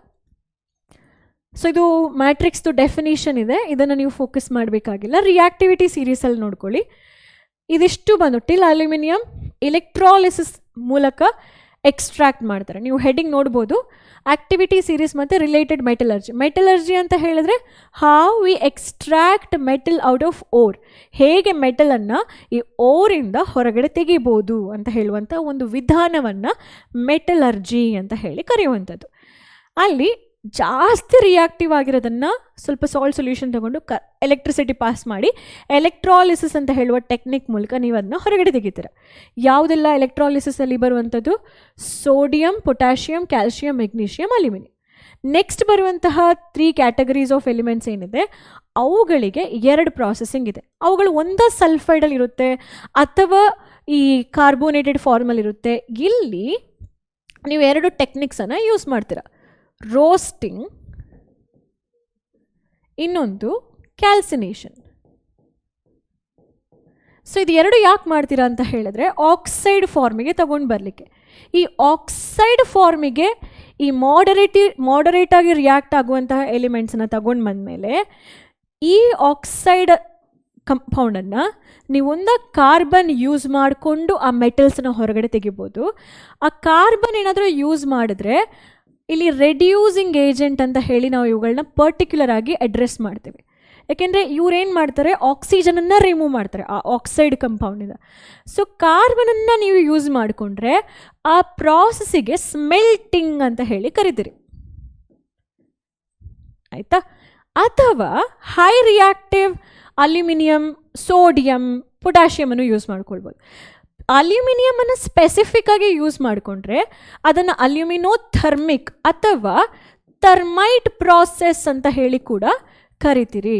ಫೈನಲ್ ಆಗಿ ನಿಮ್ಗೆ ಏನು ಮೆಟಲ್ ಸಿಗುತ್ತೆ ಅದನ್ನ ಮತ್ತೆ ಫರ್ದರ್ ರಿಫೈನ್ ಮಾಡ್ಕೊಳ್ಬಹುದು ಅಂತ ಹೇಳಿ. So first category of metals ಇದೆಯಲ್ಲ, ಅದನ್ನು ತುಂಬ ಈಸಿಯಾಗಿ ನೀವು ಎಕ್ಸ್ಟ್ರಾಕ್ಟ್ ಮಾಡ್ಕೊಳ್ಬೋದು. ಅವುಗಳು ಸಾಲ್ಟ್ ಸೊಲ್ಯೂಷನಿಗೆ ಎಲೆಕ್ಟ್ರಿಸಿಟಿ ಪಾಸ್ ಮಾಡಿ ಪ್ಯೂರ್ ಮೆಟಲ್ ಡೆಪಾಸಿಟ್ ಆಗುತ್ತೆ ಕ್ಯಾಥೋಡ್ ಕಡೆ. ಅಲ್ಲಿ ಇಂಪ್ಯೂರಿಟಿನೇ ಇರಲ್ಲ, 99% ಆ ಮೆಟಲ್ಗಳು ಪ್ಯೂರ್ ಇರುತ್ತೆ. ಮತ್ತು ಮಿಡಲಲ್ಲಿ ಒಂದಿಷ್ಟು ಎಲಿಮೆಂಟ್ಸ್ ಏನು ಸಿಗುತ್ತೋ ಅವುಗಳಿಗೆ ಸ್ವಲ್ಪ ಪ್ರಾಸೆಸಿಂಗ್ ಇರುತ್ತೆ. ಫಸ್ಟ್ ಅದನ್ನು ರೋಸ್ಟಿಂಗ್ ಅಥವಾ ಕ್ಯಾಲ್ಸಿನೇಷನ್ ಮಾಡಿಕೊಂಡು ಆಕ್ಸೈಡ್ ಫಾರ್ಮಿಗೆ ತಗೊಂಡು ಬಂದು ಆ ಆಕ್ಸೈಡ್ ಫಾರ್ಮನ್ನು ನೀವೇನು ಮಾಡಬೇಕು, ರೆಡ್ಯೂಸ್ ಮಾಡ್ಕೊಳ್ಬೇಕು. ಏನಿದು ರಿಡಕ್ಷನ್ ಅಂದರೆ ಆಕ್ಸಿಜನನ್ನು ತೆಗೆದಾಕಬೇಕು. ಕಾರ್ಬನ್ ಯೂಸ್ ಮಾಡಿ ಆಕ್ಸಿಜನ್ ತೆಗೆದಾಕಿ ಸ್ಮೆಲ್ಟಿಂಗ್ ಅಂತ ಹೇಳಿ ಕರಿತೀರಿ. ಅಲ್ಯೂಮಿನಿಯಂ ಯೂಸ್ ಮಾಡ್ಕೊಂಡು ಆಕ್ಸಿಜನ್ ತೆಗೆದಾಕಿ ಅದನ್ನು ಥರ್ಮೈಟ್ ಪ್ರಾಸೆಸ್ ಅಂತ ಹೇಳಿ ಕರಿತಾರೆ. ತುಂಬ ಇಂಪಾರ್ಟೆಂಟ್ ಈ ಥರ್ಮೈಟ್ ಪ್ರಾಸೆಸ್. ಈ ರೈಲ್ವೆ ಟ್ರ್ಯಾಕಲ್ಲೆಲ್ಲ ವೆಲ್ಡ್ ಮಾಡೋಕ್ಕೆ, ರೈಲ್ವೇದು ಹಳಿ ಏನಿದೆಯೋ ಅಥವಾ ಟ್ರ್ಯಾಕ್ ಏನಿದೆಯೋ ಆ ಕಬ್ಬಿಣದ ಇದನ್ನು ವೆಲ್ಡ್ ಮಾಡೋದಕ್ಕೋಸ್ಕರ ಈ ಥರ್ಮೈಟ್ ಪ್ರಾಸೆಸನ್ನು ಯೂಸ್ ಮಾಡ್ತಾರೆ. ಆ ಈಕ್ವೇಷನ್ ಕೂಡ ಇದೆ ನಮ್ಮ ಮುಂದಿನ ಸ್ಲೈಡಲ್ಲಿ. ಹಾಗಾದರೆ ಲಾಸ್ಟಲ್ಲಿ ಬರುವಂತಹ AgAU ಅವುಗಳು ನೇಟಿವ್ ಫಾರ್ಮಲ್ಲೇ ಇರುತ್ತೆ. ನೇಟಿವ್ ಅಂದರೆ ಏನು? ಅನ್ಕಂಬೈನ್ಡ್ ಫಾರ್ಮ್ ಅಥವಾ ಫ್ರೀ ಸ್ಟೇಟ್. ಆ ಫ್ರೀ ಸ್ಟೇಟಲ್ಲಿ ಆ ಎಲಿಮೆಂಟ್ಸ್ಗಳಿದ್ದರೆ ಅವುಗಳನ್ನ ನೇಟಿವ್ ಎಲಿಮೆಂಟ್ ಅಂತ ಹೇಳಿ ಕರಿತೇವೆ. ಯಾಕೆ ಆ ಎಲಿಮೆಂಟ್ಸ್ಗಳು ಫ್ರೀ ಸ್ಟೇಟಲ್ಲಿರುತ್ತೆ? ಯಾಕೆಂದರೆ ಅವುಗಳ ಕಂಬೈನಿಂಗ್ ಕೆಪಾಸಿಟಿ ಅಥವಾ ರಿಯಾಕ್ಟಿವಿಟಿ ತುಂಬ ಕಡಿಮೆ. ಹಾಗಾಗಿ ಆ ಎಲಿಮೆಂಟ್ಸನ್ನ ನೋಬೆಲ್ ಮೆಟಲ್ಸ್ ಅಂತ ಹೇಳಿ ಕೂಡ ಕರಿತೀವಿ. ನೋಬೆಲ್ ಮೆಟಲ್ ಅಂತ ಹೇಳಿದರೆ ಏನು? ಅವುಗಳು ರಿಯಾಕ್ಟೇ ಆಗಲ್ಲ, ತುಂಬ ಸ್ಟೇಬಲ್ ಆಗಿರುವಂತಹ ಎಲಿಮೆಂಟ್ಸ್ಗಳು. ಗೋಲ್ಡ್, ಪ್ಲಾಟಿನಮ್, ಸಿಲ್ವರ್ಗೆ ರಿಯಾಕ್ಟಿವಿಟಿ ಇದೆ ಮಕ್ಕಳ, ತುಂಬ ನೋಬೆಲ್ ಏನೂ ಅಲ್ಲ. ಬಟ್ ಗೋಲ್ಡ್ ಮತ್ತು ಪ್ಲಾಟಿನಮ್ ಪಕ್ಕಾ ನೋಬೆಲ್ ಮೆಟಲ್ಸ್, ಅವುಗಳು ರಿಯಾಕ್ಟ್ ಆಗಲ್ಲ. ಹಾಗಾಗಿ ಅವುಗಳನ್ನ ಈಸಿಯಾಗಿ ಮೈನಿಂಗ್ ಮಾಡೋದ್ರ ಮೂಲಕ ನೀವೇನು ಮಾಡ್ಬೋದು? ಹೊರಗಡೆ ತೆಗಿಬೋದು. ಓಕೆನಾ? Steps involved in extraction. ನಾನು ನಿಮಗೆ ಇವಾಗ ಇಷ್ಟು ಏನು ಹೇಳಿದೆ ಅದನ್ನೇ ಒಂದು ಫ್ಲೋ ಚಾರ್ಟಲ್ಲಿ ಕೊಟ್ಟಿದ್ದೀನಿ. ಫಸ್ಟ್ ಓರ್ ಸಿಗುತ್ತೆ, ಅದನ್ನು ಕಾನ್ಸಂಟ್ರೇಷನ್ ಮಾಡ್ತೀರಾ, ಅಂದರೆ ಕ್ಲೀನ್ ಮಾಡ್ಕೋತೀರಾ ನೀರು ಹಾಕಿ ಅಥವಾ ಆ್ಯಸಿಡ್ ಹಾಕಿ ಅಥವಾ ಫ್ರೋತ್ ಫ್ಲೋಟೇಷನ್ ಟೆಕ್ನಿಕಲ್ಲಿ. ಬಟ್ ಆ ಟೆಕ್ನಿಕ್ಸ್, ಈ ಕಾನ್ಸಂಟ್ರೇಷನ್ ಆಫ್ ಓರ್ ನಿಮ್ಮ 10th ಸ್ಟ್ಯಾಂಡರ್ಡ್ CBSE ಅಥವಾ ಸ್ಟೇಟ್ ಬೋರ್ಡ್ಗೆ ಅವರು ಎಕ್ಸ್ಪ್ಲನೇಷನ್ ಕೊಟ್ಟಿಲ್ಲ ಜಾಸ್ತಿ. ಹಾಗಾಗಿ ಈ ಪಾರ್ಟನ್ನು ನೀವು PU ಅಲ್ಲಿ ಕಲಿತೀರಾ ಅಥವಾ 12th ಗ್ರೇಡಲ್ಲಿ ಕಲಿತೀರಾ. ಓಕೆನಾ? ಈ ಕಾನ್ಸಂಟ್ರೇಷನ್ ಆಫ್ ಓರ್ ಮಾಡಿದ ನಂತರ ಆ ಮೆಟಲನ್ನು ನೀವು 3 ಕ್ಯಾಟಗರಿಯಾಗಿ ನೋಡ್ಕೊಳ್ಬೇಕಾಗುತ್ತೆ. ಆ ಮೆಟಲ್ ಹೈ ರಿಯಾಕ್ಟಿವ್ ಆಗಿದ್ದರೆ ಎಲೆಕ್ಟ್ರಾಲಿಸಿಸ್ ಮೂಲಕ ನಿಮಗೆ ಒಂದೇ ಸ್ಟೆಪ್ಪಲ್ಲಿ ಪ್ಯೂರ್ ಮೆಟಲ್ ಸಿಗುತ್ತೆ. ಆ ಮೆಟಲ್ ಏನಾದರೂ ಅಂದರೆ ಕಾನ್ಸಂಟ್ರೇಷನ್ ಆಫ್ ಓರಲ್ಲಿ ಒಂದು ಮೆಟಲ್ ಇದೆಯಲ್ವಾ, ಆ ಮೆಟಲ್ ಏನಾದರೂ ಮಾಡರೇಟ್ ರಿಯಾಕ್ಟಿವ್ ಅಥವಾ ಮೀಡಿಯಮ್ ರಿಯಾಕ್ಟಿವಿಟಿ ತೋರಿಸಿದ್ರೆ ಅದನ್ನು ಕಾರ್ಬೋನೇಟ್ ಫಾರ್ಮ್ ಇದ್ದರೆ ಅದನ್ನ ಕ್ಯಾಲ್ಸಿನೇಷನ್ ಮಾಡಬೇಕಾಗುತ್ತೆ. ಸಲ್ಫೈಡ್ ಓರ್ ಆಗಿದ್ದರೆ ರೋಸ್ಟಿಂಗ್ ಮಾಡಿ ಫೈನಲ್ ಆಗಿ ನಿಮಗೆ ಆಕ್ಸೈಡ್ ಸಿಗುತ್ತೆ. ಆಕ್ಸೈಡನ್ನು ರಿಡಕ್ಷನ್ ಮಾಡಿಕೊಂಡು ಪ್ಯೂರಿಫಿಕೇಷನ್ಗೆ ನೀವು ಕಳಿಸ್ಬೇಕಾಗುತ್ತೆ.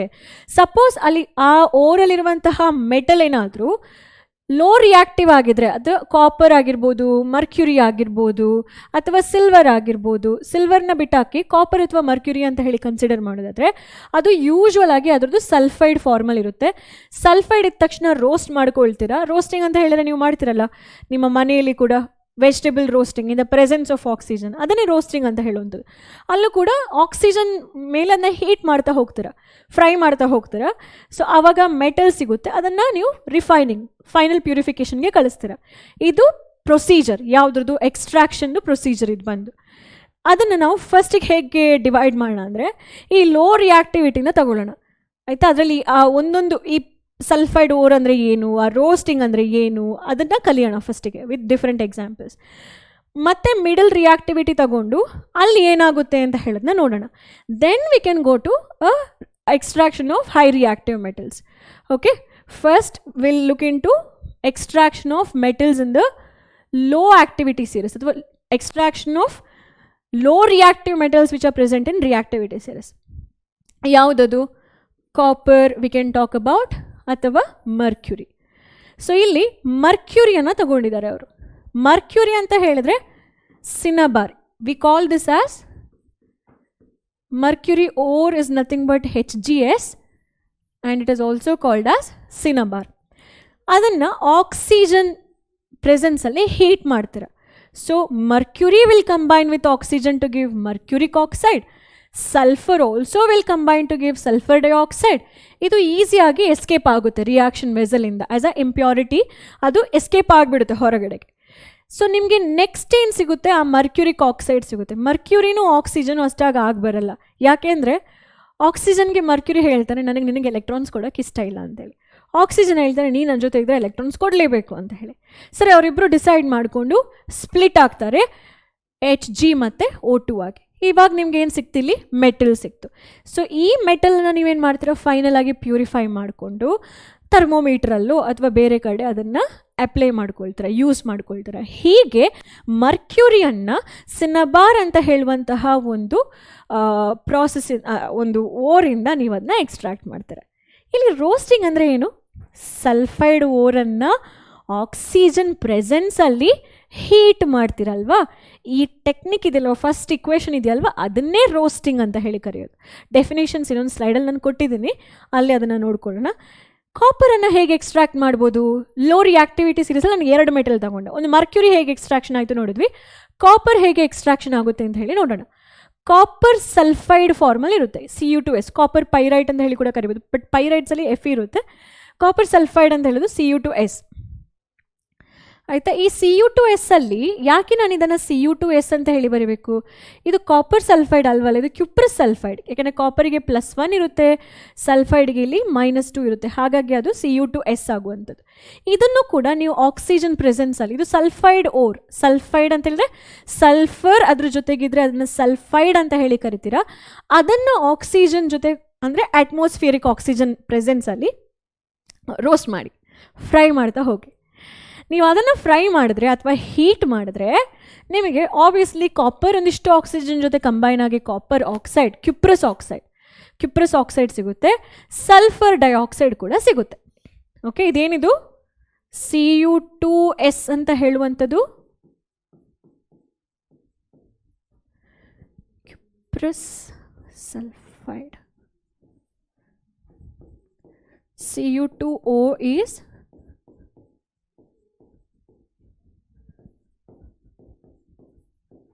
Cuprous oxide. ಸರಿ, ಈ ಕ್ಯುಪ್ರಸ್ ಆಕ್ಸೈಡ್ ಅಂದರೆ ಒಂದು ಕ್ಯುಪ್ರಸ್ ಆಕ್ಸೈಡ್ ನಿಮ್ಗೆ ಸಿಕ್ಕಿರುತ್ತಲ್ವಾ, ಅದು ಫಸ್ಟಿಗೆ ಒಂದಿಷ್ಟು ಕ್ಯುಪ್ರಸ್ ಸಲ್ಫೈಡ್ ರಿಯಾಕ್ಟ್ ಆಗಿರಲ್ಲ. ಮೇ ಬಿ 100 ತಗೊಂಡ್ರೆ ಅದರಲ್ಲಿ ಒಂದು 80 ರಿಯಾಕ್ಟ್ ಆಗಿರುತ್ತೆ, ಮಿಕ್ಕಿ 20 ರಿಯಾಕ್ಟ್ ಆಗಿರಲ್ಲ. ಆ ಅನ್ರಿಯಾಕ್ಟೆಡ್ 20 ಕ್ಯುಪ್ರಸ್ ಸಲ್ಫೈಡ್ ಜೊತೆಗೆ ಆಲ್ರೆಡಿ ಫಾರ್ಮ್ ಆಗಿರುವಂತಹ ಕ್ಯುಪ್ರಸ್ ಆಕ್ಸೈಡ್, ಇದೆರಡು ಕಂಬೈನ್ ಆಗುತ್ತೆ. ಆಟೋ ರಿಡಕ್ಷನ್ ಅಂತ ಹೇಳಿ ಕೂಡ ನಾವು ಇದನ್ನ ಹೇಳ್ತೀವಿ, ಸೆಲ್ಫ್ ರಿಡಕ್ಷನ್ ಅಂತ ಹೇಳ್ಕೊಂಡು. ಸೊ ಇದು ನಮ್ಮ ಹತ್ರ ಸಿಕ್ಕಿರುವಂಥದ್ದು ಪ್ರಾಡಕ್ಟ್, ಆಯಿತಾ? ಫಸ್ಟ್ ಸ್ಟೆಪ್ಪಲ್ಲಿ ಇದು ನಮ್ಮ ಅನ್ರಿಯಾಕ್ಟೆಡ್ reactant.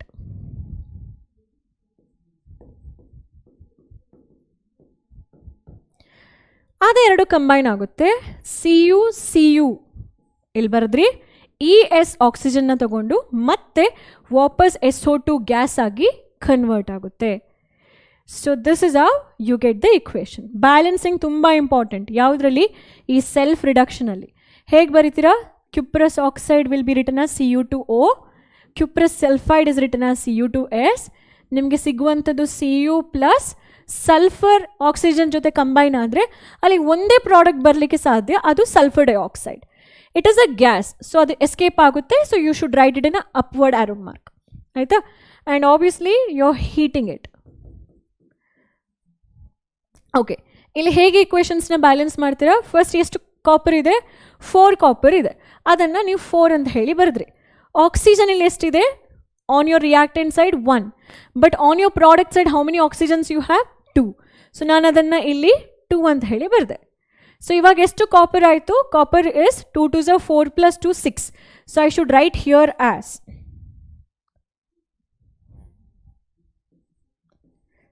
6 copper. So this is how you balance the equation. ನೀವು ಒಂದ್ಸಲ ಚೆಕ್ ಮಾಡಿ, 2 ಆಕ್ಸಿಜನ್ ಇದೆ, ಸೊ 2 ಆಕ್ಸಿಜನ್ ಆಯಿತು, 1 ಸಲ್ಫರ್ ಇದೆ, just 1 sulphur. That's how I balanced this equation as well. Okay, ಈಗ ನಾವೇನು ಕಲ್ತ್ವಿ? ಲೋ ರಿಯಾಕ್ಟಿವಿಟಿಲಿರುವಂತಹ 2 ಎಲಿಮೆಂಟ್ಸನ್ನು ಹೇಗೆ ಎಕ್ಸ್ಟ್ರಾಕ್ಟ್ ಮಾಡೋದು ಅಂತ ಹೇಳಿ ಕಲ್ತ್ವಿ. ಇಲ್ಲಿ ಈ ಕ್ವೆಶ್ಚನ್ ತುಂಬ ಇಂಪಾರ್ಟೆಂಟ್. ಯಾವ question? This question, how do you extract mercury from cinnabar? Very important question for 2 mark. And how do you extract copper or roasting of copper? Important for 2 mark. So equation balancing I had taught you separately. Now let's focus on metal extraction from the middle of the reactivity series. ಹೇಗೆ middle of the reactivity ಸೀರೀಸಲ್ಲಿ ಮೆಟಲ್ಸನ್ನು ಹೊರಗಡೆ ತೆಗಿಬೇಕು ಅಂತ ಹೇಳಿ focus ಮಾಡು. So ಯಾವುದೆಲ್ಲ metals ನಾವು focus ಮಾಡ್ತೀವಿ ಇಲ್ಲಿ? ಐರನ್, ಜಿಂಕ್, ಲೆಡ್ ಅಂತ ಹೇಳುವಂಥದ್ದು ಮಾಡ್ರೇಟ್ಲಿ ರಿಯಾಕ್ಟಿವ್ ಆಗುವಂತಹ ಮೆಟಲ್ಸ್. ಅವುಗಳು ಒಂದಾದರೆ ಅವುಗಳದ್ದು ಸಲ್ಫೈಡ್ ಫಾರ್ಮಲ್ಲಿ ಇರುತ್ತೆ, or they will be in carbonate form. ಓಕೆನಾ? ಸಲ್ಫೈಡ್ ಫಾರ್ಮಲ್ಲಿ ಇದ್ದರೆ ಅದನ್ನು ಎಕ್ಸ್ಟ್ರಾಕ್ಟ್ ಹೇಗೆ ಮಾಡ್ತೀವಿ? By doing roasting. So sulphide ore are converted into oxide ore by heating strongly in the presence of oxygen, that is important. In the presence of air, ಈ air ಅನ್ನ O2 ಅಂತ ಹೇಳಿ ಕೂಡ ನೀವು ತಗೊಳ್ಬೋದು. So if you heat sulphide ore in the presence of oxygen, then the process is called as roasting. Example ನೋಡೋಣವಾ? Zinc sulphide, ಇದು sulphide ore of zinc. ಅದನ್ನು ಆಕ್ಸಿಜನ್ ಪ್ರೆಸೆನ್ಸಲ್ಲಿ ಹೀಟ್ ಮಾಡ್ತೀರಾ. ಜಿಂಕ್ ಸ್ವಲ್ಪ ಆಕ್ಸಿಜನ್ ಜೊತೆ ಕಂಬೈನ್ ಆಗಿ ZnO ಆಗುತ್ತೆ. ಓಕೆನಾ? ಸಲ್ಫರ್ ಆಕ್ಸಿಜನ್ ಕಂಬೈನ್ ಆಗಿ ಸಲ್ಫರ್ ಡೈಆಕ್ಸೈಡ್ ಅಂತ ಹೇಳುವ ಗ್ಯಾಸನ್ನು ಕೊಡುತ್ತೆ. ಈ ಇಕ್ವೇಷನ್ ಮೇಲೆ ಕಂಡೀಷನ್ ಏನು ಬರಿಬೇಕು ಇಲ್ಲಿ? ಹೀಟಿಂಗ್ ಅಂತ ಹೇಳುವ ಕಂಡೀಷನನ್ನು ಬರಿಬೇಕು. You call this process as roasting. Next, calcination. What is this calcination? It is a process where oxide ore ಆಗಿ ಕನ್ವರ್ಟ್ ಮಾಡ್ತೀವಿ. ಯಾವುದನ್ನ? ಕಾರ್ಬೋನೇಟ್ ಓರ್ಸ್ ಅನ್ನ. It's a process where you convert carbonate ore into oxide ore by heating, but careful, in the absence of oxygen, not in the presence of oxygen. So very very important. Here I go with this word, limited air ಅಥವಾ absence of oxygen. So absence of oxygen, oxygen ಇಲ್ಲದೆ ಇರುವ ಹಾಗೆ ಆ ಅಟ್ಮಾಸ್ಫಿಯರಲ್ಲಿ carbonate ಓರನ್ನು heat ಮಾಡಿ ಕಾರ್ಬೋನೇಟನ್ನು oxide or ಆಗಿ convert ಮಾಡುವಂಥದ್ದು. For example, ಈ ಥರ ಇಮ್ಯಾಜಿನ್ ಮಾಡಿ, ನೀವು ಎಗ್ ಶೆಲ್ಲನ್ನು ಹೀಟ್ ಮಾಡ್ತಿದ್ದೀರಾ ಅಂತೇಳಿ. ಎಗ್ ಶೆಲ್ಲಲ್ಲಿ ಏನಿದೆ? ಕ್ಯಾಲ್ಶಿಯಂ ಕಾರ್ಬೋನೇಟ್ ಇದೆ, CaCO3 ಇದೆ. ಸೊ ಡೈರೆಕ್ಟ್ಲಿ ಹೀಟ್ ಮಾಡಿದಾಗ ಕ್ಯಾಲ್ಶಿಯಂ ಒಂದು ಆಕ್ಸಿಜನ್ ಜೊತೆ ಕಂಬೈನ್ ಆಗಿ ಕ್ಯಾಲ್ಶಿಯಂ ಆಕ್ಸೈಡ್ ಸಿಗುತ್ತೆ. ಹೌದಾ? ಇಲ್ಲಿ ಕಾರ್ಬನ್ ಇದೆ, ಆಕ್ಸಿಜನ್ ಜೊತೆ ಅದು ಕೂಡ ಕಂಬೈನ್ ಆಗಿ ಕಾರ್ಬನ್ ಡೈಆಕ್ಸೈಡ್ ಗ್ಯಾಸ್ ಸಿಗುತ್ತೆ. ಇದಷ್ಟೇ ಅಲ್ಲ, there is one more example for calcination process. Calcination ಪ್ರಾಸೆಸ್ಸಲ್ಲಿ ಒಂದಾದರೆ ಕಾರ್ಬೋನೇಟೆಡ್ ಓರ್ ಅಥವಾ hydrated ore, bauxite, aluminium bauxite ಇದೆಯಲ್ಲ, ಬಾಕ್ಸೈಟ್ ಓರ್ ಆಫ್ ಅಲ್ಯೂಮಿನಿಯಂ. ಇಲ್ಲಿ ನೋಡಿ ಕಾರ್ಬೋನೇಟ್ ಇಲ್ಲ, ಬಟ್ ಹೈಡ್ರೇಟ್ ಮಾಲಿಕ್ಯೂಲ್ಸ್ ಇದೆ, ವಾಟರ್ ಮಾಲಿಕ್ಯೂಲ್ಸ್ಗಳಿದೆ, ವಾಟರ್ ಆಫ್ ಕ್ರಿಸ್ಟಲೈಸೇಷನಲ್ಲಿ. ಅದನ್ನು ಹೀಟ್ ಮಾಡಿದಾಗ ಏನಾಗುತ್ತೆ? ಈ ಹೈಡ್ರೇಟ್ ಮಾಲಿಕ್ಯೂಲ್ಸ್ಗಳು ಇವಾಪರೇಟ್ ಆಗಿ I will just get Al2O3 2 times water. ಈ ಕೆಮಿಸ್ಟ್ರಿ ಇಕ್ವೇಷನಲ್ಲಿ ಇಷ್ಟು ಈಸಿಯಾಗಿರೋ ಇಕ್ವೇಷನ್ ಎಲ್ಲೂ ಇಲ್ಲ, because you don't have to balance. ಇಲ್ಲಿ 2H2O ಇದೆ, ಅದೇ 2H2O ಪ್ಲಸ್ 2H2O ಆಗಿ ಬರೀತಾರೆ ಅಲ್ಲ. It is just like sentence ಬರೆದು ABCD ಏನು ಅಂತ ಹೇಳೋ ಥರ, ಓದೋ ಥರ. ಸೊ ಈ ಪ್ರಾಸೆಸಲ್ಲಿ ಏನು ಮಾಡಿದ್ರಿ? ಹೈಡ್ರೇಟೆಡ್ ಓರನ್ನು, ಹೈಡ್ರೇಟೆಡ್ ಅಂದರೆ ಏನು? ವಾಟರ್ ಮಾಲಿಕ್ಯೂಲ್ಸ್ ಇರುವಂಥ ಓರ್. ಹೈಡ್ರೇಟೆಡ್ ಓರನ್ನು ನೀವು ಆಕ್ಸೈಡ್ ಫಾರ್ಮಿಗೆ ಕನ್ವರ್ಟ್ ಮಾಡಿದ್ರಿ by heating this hydrated ore in the absence of oxygen. Okay, so you call this process as what? Calcination. ಇಲ್ಲೇ ಇದೆ ನೋಡಿ. ಸೊ ಈಗ extraction of zinc from zinc blende consider ಮಾಡೋದಾದರೆ, ಜಿಂಕ್ ಬ್ಲೆಂಡಿಂದ ಜಿಂಕನ್ನು ಎಕ್ಸ್ಟ್ರಾಕ್ಷನ್ ಮಾಡ್ತೀರಾ ಅಂತ ಹೇಳಿದ್ರೆ, first you have to do roasting if it is in zinc blende form.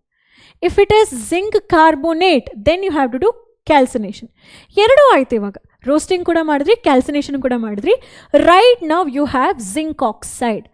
Then use carbon to reduce. So the same thing I have written here. ಕಾರ್ಬನನ್ನು use ಮಾಡಿ reduce ಮಾಡೋದಾದರೆ we get a metal called zinc and gas called carbon monoxide. So this is how you can extract zinc, but this is not pure. ಇದು pure ಅಲ್ಲ. You have to clean this, or you have to do this refining procedure for the metal what you have got here. Okay. ಈ ರಿಡಕ್ಷನ್ನ carbon use ಮಾಡಿದೆ ಅಂತ ಹೇಳಿದ್ರಿ ಅಲ್ವಾ, aluminium ಕೂಡ use ಮಾಡ್ಬೋದು. ಅಲ್ಯೂಮಿನಿಯಮನ್ನು use ಮಾಡಿದ್ರೆ ಆ ಪ್ರಾಸೆಸ್ಗೆ ಏನು ಅಂತ ಹೇಳಿ ಕರೀತಾರೆ? ಥರ್ಮೈಟ್ ಪ್ರಾಸೆಸ್ ಅಂತ ಹೇಳಿ ಕರೀತಾರೆ. ಏನು ಹೇಳ್ತೀರಾ ಇದನ್ನು? ಥರ್ಮೈಟ್ ಪ್ರಾಸೆಸ್ ಅಂತ ಹೇಳಿ ರೆಫರ್ ಮಾಡ್ತೀರಾ. ಎಕ್ಸಾಂಪಲ್ ನೋಡಿ, ಇಲ್ಲಿ ಮ್ಯಾಂಗನಸ್ ಆಕ್ಸೈಡನ್ನು ಅಲ್ಯೂಮಿನಿಯಂ ಯೂಸ್ ಮಾಡಿಕೊಂಡು ಮ್ಯಾಂಗನಸ್ ಮೆಟಲ್ ಮತ್ತು ಅಲ್ಯೂಮಿನಿಯಂ ಟ್ರೈಆಕ್ಸೈಡ್ ಆಗಿ ರೆಡ್ಯೂಸ್ ಮಾಡಿದ್ರಿ. ಅದೇ ಥರ ರೈಲ್ವೆ ಟ್ರ್ಯಾಕಲ್ಲಿ ಯೂಸ್ ಮಾಡುವಂತಹ ಒಂದು ಮೆಟಲ್ ಒಂದು ಅಪ್ಲಿಕೇಶನ್ ಯಾವುದು? ಅಯನ್ ಆಕ್ಸೈಡ್ ಅಥವಾ ಹೆಮಟೈಟ್ ಓರ್. ಈ ಹೆಮಟೈಟ್ ಓರನ್ನು ಅಲ್ಯೂಮಿನಿಯಂ ಜೊತೆ ಮಿಕ್ಸ್ ಮಾಡಿದ್ರೆ huge amount of heat release ಆಗುತ್ತೆ. ಆ ಹೀಟ್ ಏನು ಮಾಡುತ್ತೆ, ಅಯನ್ ಮೆಟಲ್ ಏನು ಫಾರ್ಮ್ ಆಗಿರುತ್ತೆ ಇಲ್ಲಿ ಅದನ್ನು ಸ್ಪಾಂಜಿ ಅಯನ್ ಅಥವಾ ಮೋಲ್ಟನ್ ಅಯನ್ ಆಗಿ ಕನ್ವರ್ಟ್ ಮಾಡುತ್ತೆ. ಇವಾಗ ನೀವು ಇಲ್ಲೊಂದು ರೈಲ್ವೆ ಟ್ರ್ಯಾಕ್ ಬಿಟ್ಟು ಹೋಗಿದೆ ಅಂತ ಹೇಳಿ ಅಂದ್ಕೊಳ್ಳಿ. ಸೊ ಇಲ್ಲಿ ಕ್ರ್ಯಾಕ್ ಆಗಿದೆ ಒಂದು ಪಾರ್ಟಲ್ಲಿ. ಈ ಒಂದು ಜಾಗದಲ್ಲಿ ಎಫ್ ಇ ನಿಮಗೆ ಬೇಕು, ಎಫ್ ಇ ಮಾತ್ರ ಬೇಕು. ಅದು ಮೋಲ್ಟನ್ ಆಗಿರಬೇಕು. ಮತ್ತೆ ಅದೇನಾಗುತ್ತೆ, ರೂಮ್ ಟೆಂಪ್ರೇಚರ್ಗೆ ಸಾಲಿಡ್ ಆಗ್ತಾ ಹೋಗುತ್ತೆ. ಆ ಟೈಮಲ್ಲಿ ಆ ಪ್ಲೇಸಲ್ಲಿ if you mix Fe2O3 plus aluminium, ಈ ಎರಡು ರಿಯಾಕ್ಷನ್ ಆಗಿ ಎಫ್ ಇ ರಿಲೀಸ್ ಆಗುತ್ತೆ. ಎಫ್ ಇ ಫಾರ್ಮ್ ಆಗುತ್ತೆ. ಅಲ್ಯೂಮಿನಿಯಂ ಆಕ್ಸೈಡ್ ಸಪ್ರೇಟ್ ಆಗಿರುತ್ತೆ. You can it will not harm anything. ಆ ಎಫ್ ಇ ಸ್ಪಾಂಜಿ ಆಗಿರುತ್ತೆ. ಅದು ರೂಮ್ ಟೆಂಪ್ರೇಚರ್ಗೆ ಕೂಲಾಗಿ ಕೂಲಾಗಿ ಕೂಲಾಗಿ ಕೂಲಾಗಿ ಆ ಟ್ರ್ಯಾಕ್ ಎಲ್ಲಿದೆ ಅಲ್ಲಿ ಎಲ್ಲ ಅಯನ್ ಬೇಕಿತ್ತು ಅಲ್ಲಿ ವೆಲ್ಡ್ ಆಗ್ತಾ ಹೋಗುತ್ತೆ. ಸೊ ಈಕ್ವೇಷನ್ ಬಂದು ತುಂಬ ತುಂಬ ಇಂಪಾರ್ಟೆಂಟ್. ಅಲ್ಯೂಮಿನಿಯಮನ್ನು ನೀವು ರೆಡ್ಯೂಸಿಂಗ್ ಏಜೆಂಟ್ ಅಂತ ಹೇಳಿ ಏನಾದರೂ ಯೂಸ್ ಮಾಡಿದರೆ ಆ ಪ್ರಾಸೆಸನ್ನು ಥರ್ಮೈಟ್ ಪ್ರಾಸೆಸ್ ಅಂತ ಹೇಳಿ ಕರೀತಾರೆ. ಓಕೆನಾ? ಈಗ ನಾವು extraction from the low reactivity series ನೋಡಿದ್ವಿ, extraction from middle of the reactivity series ನೋಡಿದ್ವಿ, extraction of metals high reactivity ಸೀರೀಸಲ್ಲಿ ಇರುವಂತಹ ಮೆಟಲ್ಸನ್ನು ಹೇಗೆ ಎಕ್ಸ್ಟ್ರಾಕ್ಟ್ ಮಾಡ್ಬೋದು ಅಂತ ಹೇಳಿ ಕಲಿಯೋಣ. ತುಂಬ ಸಿಂಪಲ್. ಅವುಗಳದ್ದು ಸಾಲ್ಟ್ ಸೊಲ್ಯೂಷನ್ಗೆ ಇಲೆಕ್ಟ್ರಿಸಿಟಿ ಪಾಸ್ ಮಾಡ್ತೀರಾ. So you have learned this decomposition reaction. ನಿಮ್ಮ ಫಸ್ಟ್ ಚಾಪ್ಟ್ರಲ್ಲಿ ಕಲ್ತಿದ್ದೀರಲ್ವಾ? ಡಿಕಂಪೋಸಿಷನನ್ನು ಎಲೆಕ್ಟ್ರಿಸಿಟಿ ಪಾಸ್ ಮಾಡಿ ಕ್ಯಾರಿ ಮಾಡ್ಬೋದಾ? ಹಾಗಾಗಿ ಇಲ್ಲಿ ಸೋಡಿಯಂ ಕ್ಲೋರೈಡನ್ನು ನೀವು ಡಿಕಂಪೋಸ್ ಮಾಡ್ತಿದ್ದೀರಾ ಯೂಸಿಂಗ್ ವಾಟ್? ಇಲೆಕ್ಟ್ರಿಸಿಟಿ. ನಾನು ಸೋಡಿಯಂ ಕ್ಲೋರೈಡ್ ಅಂತ ಹೇಳೋದನ್ನು ಎಕ್ಸಾಂಪಲ್ ತಗೊಂಡೆ. ಹೈ ರಿಯಾಕ್ಟಿವಿಟಿ ಸೀರೀಸಲ್ಲಿ ಯಾವುದೆಲ್ಲ ಮೆಟಲ್ಸ್ ಬರುತ್ತೆ? Sodium, potassium, magnesium, aluminium. ಅಲ್ಯೂಮಿನಿಯಮನ್ನು ಬೇಕಾದರೆ ಆಕ್ಸೈಡ್ ಫಾರ್ಮಲ್ಲೂ ತಗೊಳ್ಬೋದು. ಅಲ್ಯೂಮಿನಿಯಂ ಆಕ್ಸೈಡ್ಗೆ ಇಲೆಕ್ಟ್ರಿಸಿಟಿನ ಸಪ್ಲೈ ಮಾಡುವ ಹಾಗೆ ಮಾಡಿದಾಗ ಏನಾಗುತ್ತೆ, ಸೋಡಿಯಂ ಅಂತ ಹೇಳುವ ಮೆಟಲ್ ಕ್ಯಾಥೋಡ್, ಬಿಕಾಸ್ ಅದು ಕ್ಯಾಟಯಾನ್ ಅಲ್ವಾ, ಕ್ಯಾಥೋಡಲ್ಲಿ ಡೆಪಾಸಿಟ್ ಆಗುತ್ತೆ. ಕ್ಲೋರಿನ್ ಗ್ಯಾಸ್ ಆ್ಯನೋಡಲ್ಲಿ ರಿಲೀಸ್ ಆಗುತ್ತೆ. ತುಂಬ ಸಿಂಪಲ್ ಇದು. ಈ ಡಯಾಗ್ರಾಮಲ್ಲಿ ಎಲ್ಲ ಎಕ್ಸ್ಪ್ಲೇನ್ ಮಾಡುತ್ತೆ ನೋಡಿ. ಆ್ಯನೋಡಲ್ಲಿ ಗ್ಯಾಸ್ ಬಬಲ್ಸ್ ನೋಡ್ತಿದ್ದೀರಲ್ವ, ಇಲ್ಲಿ ಕ್ಲೋರಿನ್ ಗ್ಯಾಸ್ ರಿಲೀಸ್ ಆಗುತ್ತೆ. ಇಲ್ಲಿ ಸೋಡಿಯಂ ಮೆಟಲ್ ಏನಾಗ್ತಾ ಹೋಗುತ್ತೆ, ಡೆಪಾಸಿಟ್ ಆಗ್ತಾ ಹೋಗುತ್ತೆ. ಯಾವ ಮೆಟಲ್? Sodium metal. ಅರ್ಥ ಆಯ್ತಾ? ಈಗ ರಿಯಾಕ್ಷನ್ಸ್, ಕ್ಯಾಥೋಡಲ್ಲಿ ಎಲೆಕ್ಟ್ರಾನ್ಸ್ನ ಪಡ್ಕೊಂಡು ಸೋಡಿಯಂ ಆಗುತ್ತೆ. ಎಟ್ anode chlorine would give away the electrons and will be released as Cl2 gas. ಇದು ಎಲ್ಲ ಆಗುತ್ತೆ, ನ್ಯಾಚುರಲ್ ಆಗಿ ಇದಾಗಲ್ಲ. But if you provide external energy, potential energy ನೀವು ಯಾವಾಗ ಸಪ್ಲೈ ಮಾಡ್ತಿರೋ ಆ ಒಂದು ಪೊಟೆನ್ಷಿಯಲ್ ಎನರ್ಜಿಯಲ್ಲಿ ಮಾತ್ರ ಸೋಡಿಯಂ ಈ ಥರ ಬಿಹೇವ್ ಮಾಡುತ್ತೆ. ಬೈ ಆಕ್ಸೆಪ್ಟಿಂಗ್ ಎಲೆಕ್ಟ್ರಾನ್ ಸೋಡಿಯಂ ಆಗಿ ಡೆಪಾಸಿಟ್ ಆಗುವಂಥದ್ದು, ಅಥವಾ chlorine by donating electron chloride ion by donating electron chlorine gas ಆಗಿ ರಿಲೀಸ್ ಆಗುವಂಥದ್ದು. ಯಾಕೆಂದರೆ ಇದು ಉಲ್ಟಾ, ಕ್ಲೋರಿನ್ ಯಾವಾಗಲೂ ಎಲೆಕ್ಟ್ರಾನ್ಸ್ನ ತಗೊಳ್ಳುತ್ತೆ, ಸೋಡಿಯಂ ಯಾವಾಗಲೂ ಎಲೆಕ್ಟ್ರಾನ್ಸನ್ನು ಕೊಡುವಂಥದ್ದು. ಬಟ್ ಈ ಒಂದು ಎನರ್ಜಿಯಲ್ಲಿ ಅವುಗಳು ಈ ಥರ ಬಿಹೇವ್ ಮಾಡಿ ನಮಗೆ ಸೋಡಿಯಂ ಅಂತ ಹೇಳುವ ಮೆಟಲನ್ನು ಡೆಪಾಸಿಟ್ ಆಗುವ ಹಾಗೆ ಮಾಡುತ್ತೆ ಅಂತ ಹೇಳಿ. ಸೊ ಅಲ್ಯೂಮಿನಿಯಂ ಆಕ್ಸೈಡ್ ಫಾರ್ಮಲ್ಲೂ ಕೂಡ ನೀವು ತಗೊಳ್ಬೋದು. ಸೊ ಎಕ್ಸ್ಟ್ರಾಕ್ಟ್ ಮಾಡಿದ್ರಿ, ಎಲೆಕ್ಟ್ರಾಲಿಸಿಸ್ ಮೂಲಕ ನೀವು ಹೈ ರಿಯಾಕ್ಟಿವ್ ಎಲಿಮೆಂಟ್ಸನ್ನು ಕೂಡ ಎಕ್ಸ್ಟ್ರಾಕ್ಟ್ ಮಾಡಿದ್ವಿ. ಹೇಗೆ ಅಂತೇಳಿ ಕಲ್ತ್ರಿ. ಸೋಡಿಯಂ ಕ್ಲೋರೈಡ್ದು ಎಕ್ಸಾಂಪಲ್ಸ್ ನೋಡಿದ್ವಿ. ಸರಿ, ಇವಾಗ ನಿಮ್ಮ ಕೈಯಲ್ಲಿ ಮೆಟಲ್ಸ್ ಬಂತು. ಎಲೆಕ್ಟ್ರಾಲಿಸಿಸ್ ಮೂಲಕ ನೀವೇನಾದರೂ ಮೆಟಲ್ನ ತೊಗೊಂಡ್ರೆ ಅದು ಪ್ಯೂರ್ ಇರುತ್ತೆ, ಅದನ್ನು ಪ್ಯೂರಿಫೈ ಮಾಡೋದು ಬೇಕಾಗಿಲ್ಲ. ಬಟ್ ನೀವು ರೋಸ್ಟಿಂಗ್, ಕ್ಯಾಲ್ಸಿನೇಷನ್, ರೆಡ್ಯೂಸಿಂಗ್ ಏಜೆಂಟನ್ನೆಲ್ಲ ಯೂಸ್ ಮಾಡ್ಕೊಂಡು ಒಂದು ಮೆಟಲ್ ಸಿಕ್ತು ಅಂತ ಹೇಳಿದ್ರೆ ಅದನ್ನು ನೀವೇನು ಮಾಡಬೇಕು, ಫರ್ದರ್ ಕ್ಲೀನ್ ಮಾಡಲೇಬೇಕು. ಅದನ್ನು ಹೇಗೆ ಮಾಡ್ಬೋದು? Again by passing electricity. ಅಲ್ಲಿ ನಿಮ್ಗೆ ಆಲ್ರೆಡಿ ಒಂದು ಮೆಟಲ್ ಸಿಕ್ಕಿರುತ್ತೆ, ಆ ಇಂಪ್ಯೂರ್ ಮೆಟಲನ್ನು ಆ್ಯನೋಡ್ ಅಂತ ಹೇಳಿ ತಗೊಳ್ಳಿ. ಇದು ಆ್ಯಸಿಡಿಫೈಡ್ ಕಾಪರ್ ಸಲ್ಫೇಟ್ ಸೊಲ್ಯೂಷನ್ ಇರುತ್ತೆ ಇದರೊಳಗಡೆ. ಆ್ಯನೋಡಲ್ಲಿ ಇಂಪ್ಯೂರ್ ಮೆಟಲ್ ಇರುತ್ತೆ, ಓಕೆನಾ. ಈಗ ಜಿಂಕ್ ಬಂದು ಇಂಪ್ಯೂರ್, ಅಲ್ಲಿ ನೀವು ತಗೊಳ್ಳಿ. ಅಥವಾ ಕಾಪರ್ನೇ ತೊಗೊಂಡಿದ್ರೆ ಕಾಪರ್ ಇಂಪ್ಯೂರ್ ಮೆಟಲ್. ಇನ್ನೊಂದು ಪ್ಯೂರ್ ಕಾಪರ್ ಮೆಟಲನ್ನು ನೀವು ಕ್ಯಾಥೋಡ್ ಆಗಿ ತೊಗೊಳ್ತಾರೆ. ಪ್ಯೂರ್ ಇರೋದು ಕ್ಯಾಥೋಡ್ ಆಗಿರುತ್ತೆ, ಇಂಪ್ಯೂರ್ ಇರೋದು ಆ್ಯನೋಡ್ ಆಗಿರುತ್ತೆ. Same salt solution, copper metal ತಗೋತೀರಾನೆ ಕಾಪರ್ ರಿಲೇಟೆಡ್ ಸಾಲ್ಟ್ ಸೊಲ್ಯೂಷನ್ ಹಾಕ್ಕೊಳ್ಳಿ, ಕಾಪರ್ ಸಲ್ಫೇಟ್ ತೊಗೊಳ್ಳಿ, ಅದಕ್ಕೆ ಎಲೆಕ್ಟ್ರಿಸಿಟಿ ಪಾಸ್ ಮಾಡಿ. ಅವಾಗ ಏನಾಗುತ್ತೆ, ಇಂಪ್ಯೂರ್ ಮೆಟಲಲ್ಲಿರುವಂತಹ ಕಾಪರ್ಗಳು ಕೆಳಗಡೆ ಬರುತ್ತೆ, ಕಾಪರ್ 2+ ಆಗಿ ಸೊಲ್ಯೂಷನ್ ಒಳಗಡೆ ಹೋಗುತ್ತೆ. ಸೊ ಇಲ್ಲಿಂದ ಸೊಲ್ಯೂಷನಿಗೆ ಬರುತ್ತೆ. ಸೊಲ್ಯೂಷನಿಂದ ಕ್ಯಾಥೋಡ್ ಮೇಲ್ಗಡೆ ಅದು ಡೆಪಾಸಿಟ್ ಆಗ್ತಾ ಹೋಗುತ್ತೆ. ಸೊಲ್ಯೂಷನ್ ಅಂದರೆ ಕ್ಯಾಟಿಯಾನ್ಸ್ ಹೋಗೋದಲ್ಲಿಗೆ ಕ್ಯಾಥೋಡ್ ಕಡೆ. ಕಾಪರ್ 2+ ಅಯಾನ್ ಯಾವ್ದು ಚಾರ್ಜ್ ಇದೆ, 2+ ಪಾಸಿಟಿವ್ ಚಾರ್ಜ್ ಇದೆ, ಅದು ಕ್ಯಾಥೋಡ್ ಕಡೆ ಹೋಗಿ ಡೆಪಾಸಿಟ್ ಆಗುತ್ತೆ. ಓಕೆನಾ. ಹೀಗೆ ಇಂಪ್ಯೂರ್ ಮೆಟಲಿಂದ ಅಯಾನ್ಸ್ಗಳು ಸೊಲ್ಯೂಷನ್ಗೆ ಇಳಿದು ಸೊಲ್ಯೂಷನಿಂದ ಅವುಗಳು ಮತ್ತೆ ಕ್ಯಾಥೋಡ್ ಮೇಲೆ ಡೆಪಾಸಿಟ್ ಆಗುತ್ತೆ. ಸೊ ಇಲ್ಲಿ ಯಾವುದನ್ನು ಅಬ್ಸರ್ವ್ ಮಾಡ್ತೀರಿ, ಇಂಪ್ಯೂರ್ ಮೆಟಲ್ ಇದೆಯಲ್ಲ, ಅಂದರೆ ಆ್ಯನೋಡ್ ಇದೆಯಲ್ವಾ, ಆ್ಯನೋಡಿದು ಥಿಕ್ನೆಸ್ ಕಡಿಮೆ ಆಗ್ತಾ ಕಡಿಮೆ ಆಗ್ತಾ ಕಡಿಮೆ ಆಗ್ತಾ ಬರ್ತಾ ಇರುತ್ತೆ. ಅದೇ ಕ್ಯಾಥೋಡಿದು ವೆಯ್ಟ್ ಅಥವಾ ಥಿಕ್ನೆಸ್ ಜಾಸ್ತಿ ಆಗ್ತಾ ಬರುತ್ತೆ. ಈ ಅಬ್ಸರ್ವೇಷನ್ ಕೂಡ ನೀವು ಮಾಡಬಹುದು. ಹೀಗೆ ನೀವೇನು ಮಾಡ್ತೀರಿ, ಮೆಟಲರ್ಜಿಯಲ್ಲಿ ಸಿಕ್ಕಿರುವಂತಹ ಮೆಟಲನ್ನು ರಿಫೈನ್ ಮಾಡ್ತೀರಾ. ಬೇರೆ ಬೇರೆ ಟೆಕ್ನಿಕ್ಸ್ ಇದೆ, ಇದೊಂದೇ ಟೆಕ್ನಿಕ್ ನಿಮ್ಮ ಸಿಲೆಬಸಲ್ಲಿ ಕೊಟ್ಟಿರುವಂಥದ್ದು. ಆಮೇಲೆ ಈ ಟೆಕ್ನಿಕ್ ತುಂಬ ಇಂಪಾರ್ಟೆಂಟ್, ಯಾಕೆಂದರೆ ಇಲ್ಲಿ ಚಾನ್ಸಸ್ ಆಫ್ ಇಂಪ್ಯೂರಿಟಿಗಳು ಕಡಿಮೆ. ಸೊ ನೀವು ಕೇಳ್ಬೋದು, ಮ್ಯಾಮ್ ಇಂಪ್ಯೂರಿಟೀಸ್ ಎಲ್ಲಿ ಸೆಟ್ ಆಗುತ್ತೆ ಅಂತ ಹೇಳಿ. ಆ ಆ್ಯನೋಡ್ ಕೆಳಗಡೆ ಏನೇನೋ ಇಂಪ್ಯೂರಿಟೀಸ್ಗಳಿರುತ್ತಲ್ಲ, ಅದು ಸಾಲ್ಟ್ ಕೆಳಗಡೆ ಡೆಪಾಸಿಟ್ ಆಗ್ತಾ ಹೋಗುತ್ತೆ. ಆ ಇಂಪ್ಯೂರಿಟಿಯನ್ನು ಆ್ಯನೋಡ್ ಮಡ್ ಅಂತ ಹೇಳಿ ಕರಿತೀವಿ. ಸೊ ಜಿಂಕನ್ನು ನೀವು ಎಕ್ಸ್ಟ್ರಾಕ್ಟ್ ಮಾಡ್ತೀರಾ ಅಂದ್ಕೊಳ್ಳಿ, ಜಿಂಕಲ್ಲಿ ಏನೇನೋ ಇಂಪ್ಯೂರಿಟೀಸ್ ಇರುತ್ತೆ. ಆ ಇಂಪ್ಯೂರಿಟೀಸ್ ಕೆಳಗಡೆ ಆ್ಯನೋಡ್ ಕೆಳಗಡೆ ಸೆಟಲ್ ಆಗುತ್ತೆ. ಅದನ್ನು ಆ್ಯನೋಡ್ ಮಡ್ ಅಂತ ಹೇಳಿ ರೆಫರ್ ಮಾಡ್ತೀರಿ. Next the important point, corrosion. Corrosion ಅಂತ ಹೇಳಿರೋ ಸ್ಟೇಟ್ಮೆಂಟ್ ಆಲ್ರೆಡಿ ಕಲ್ತಿದ್ದೀರಾ. Metal surface will be attacked by atmospheric constituents such as may be ಕೆಲವೊಂದ್ಸಲ ನೀರಿರ್ಬೋದು, ತೇವಾಂಶ, ಮಾಯಿಶ್ಚರ್ ಇರ್ಬೋದು, ಆಕ್ಸಿಜನ್ ಇರ್ಬೋದು, ಕಾರ್ಬನ್ ಡೈಆಕ್ಸೈಡ್ ಇರ್ಬೋದು, ಅಥವಾ ಇತರೆ impurities such as nitrogen dioxide gas ಇರ್ಬೋದು, ಸಲ್ಫರ್ ಡೈಆಕ್ಸೈಡ್ ಗ್ಯಾಸಸ್ ಇರ್ಬೋದು. ಸೊ ಇವುಗಳ ಪ್ರೆಸೆನ್ಸಿಂದ ಮೆಟಲ್ ಡಿಟಿರಿಯೋರೇಟ್ ಆಗ್ತಾ ಹೋಗುತ್ತೆ.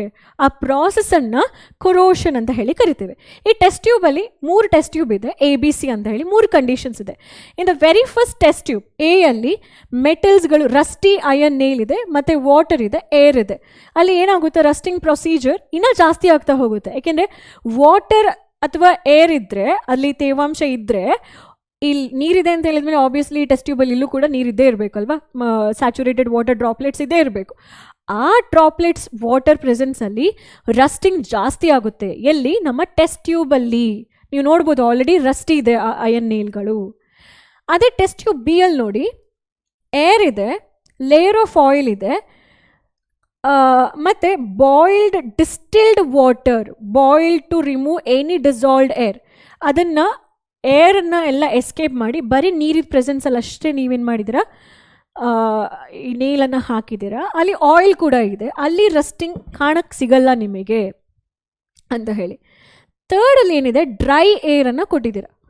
ಓಕೆ, ಡ್ರೈ ಏರನ್ನು ತಗೊಂಡಿದ್ದೀರಾ.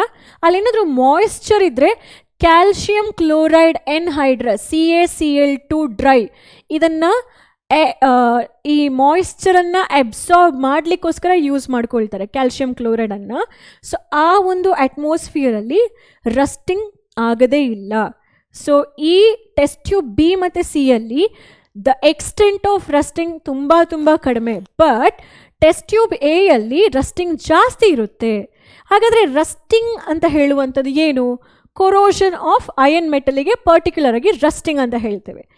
ಈ ರಸ್ಟಿಂಗ್ ಆಗಬೇಕು ಅಂತ ಹೇಳಿದರೆ ಇಂಪಾರ್ಟೆಂಟ್ ಫೀಚರ್ ಏನು, ಮಾಯಿಶ್ಚರ್ಡ್ ಏರ್ ಅಥವಾ ತೇವಾಂಶ ಅದಿದ್ದರೆ ರಸ್ಟಿಂಗ್ ಕ್ವಿಕ್ಕಾಗಿ ಆಗ್ತಾ ಹೋಗುತ್ತೆ ಅಂತ ಹೇಳಿ.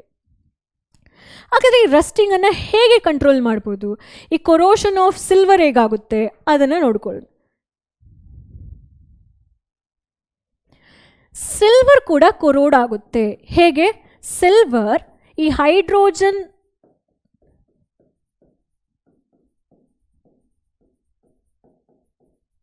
ಸಲ್ಫೈಡ್ ಜೊತೆ ರಿಯಾಕ್ಟ್ ಆಗಿ ಸಿಲ್ವರ್ ಸಲ್ಫೈಡ್ ಅಂತ ಹೇಳುವಂತಹ ಬ್ಲ್ಯಾಕಿಶ್ ಅಪಿಯರೆನ್ಸ್ ಅಥವಾ ಬ್ಲ್ಯಾಕ್ ಲೇಯರ್ ಸಿಲ್ವರ್ ಆರ್ಟಿಕಲ್ ಮೇಲೆ ಡೆವಲಪ್ ಆಗುತ್ತೆ. ಹೀಗೆ ಸಿಲ್ವರ್ ಕೊರೋಡ್ ಆಗುತ್ತೆ.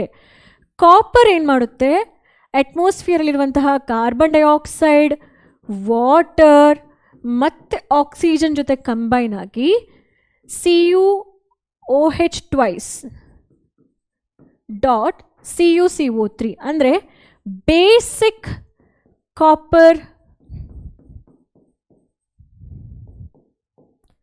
ಕಾರ್ಬೋನೇಟ್ ಫಾರ್ಮಿಗೆ ಹೊರಟೋಗ್ಬಿಡುತ್ತೆ. ನಿಮಗೆ ಒಂದು ಇನ್ಫಾರ್ಮೇಷನ್ ನಾನು ಕೊಡೋಕ್ಕೆ ಇಷ್ಟಪಡ್ತೀನಿ. ಈ ನಮ್ಮ ನೇಚರಲ್ಲೂ ಕೂಡ ಕಾಪರ್ ಇದೇ ಫಾರ್ಮಲ್ಲಿ ಲಭ್ಯವಾಗುತ್ತೆ, ಗ್ರೀನ್ ಕಲರ್ ಸ್ಟೋನಲ್ಲಿ. ನೇಚರಲಿ ಲಭ್ಯವಾಗೋದಕ್ಕೆ ನಾವು ಅದನ್ನ ಓರ್ ಅಂತ ಹೇಳಿ ಕರಿತೀವಿ. ಈ ಮೆಲಶೈಟ್ ಅಂತ ಹೇಳುವಂಥದ್ದು ಕಾಪರ್, ಇದು ಓರ್.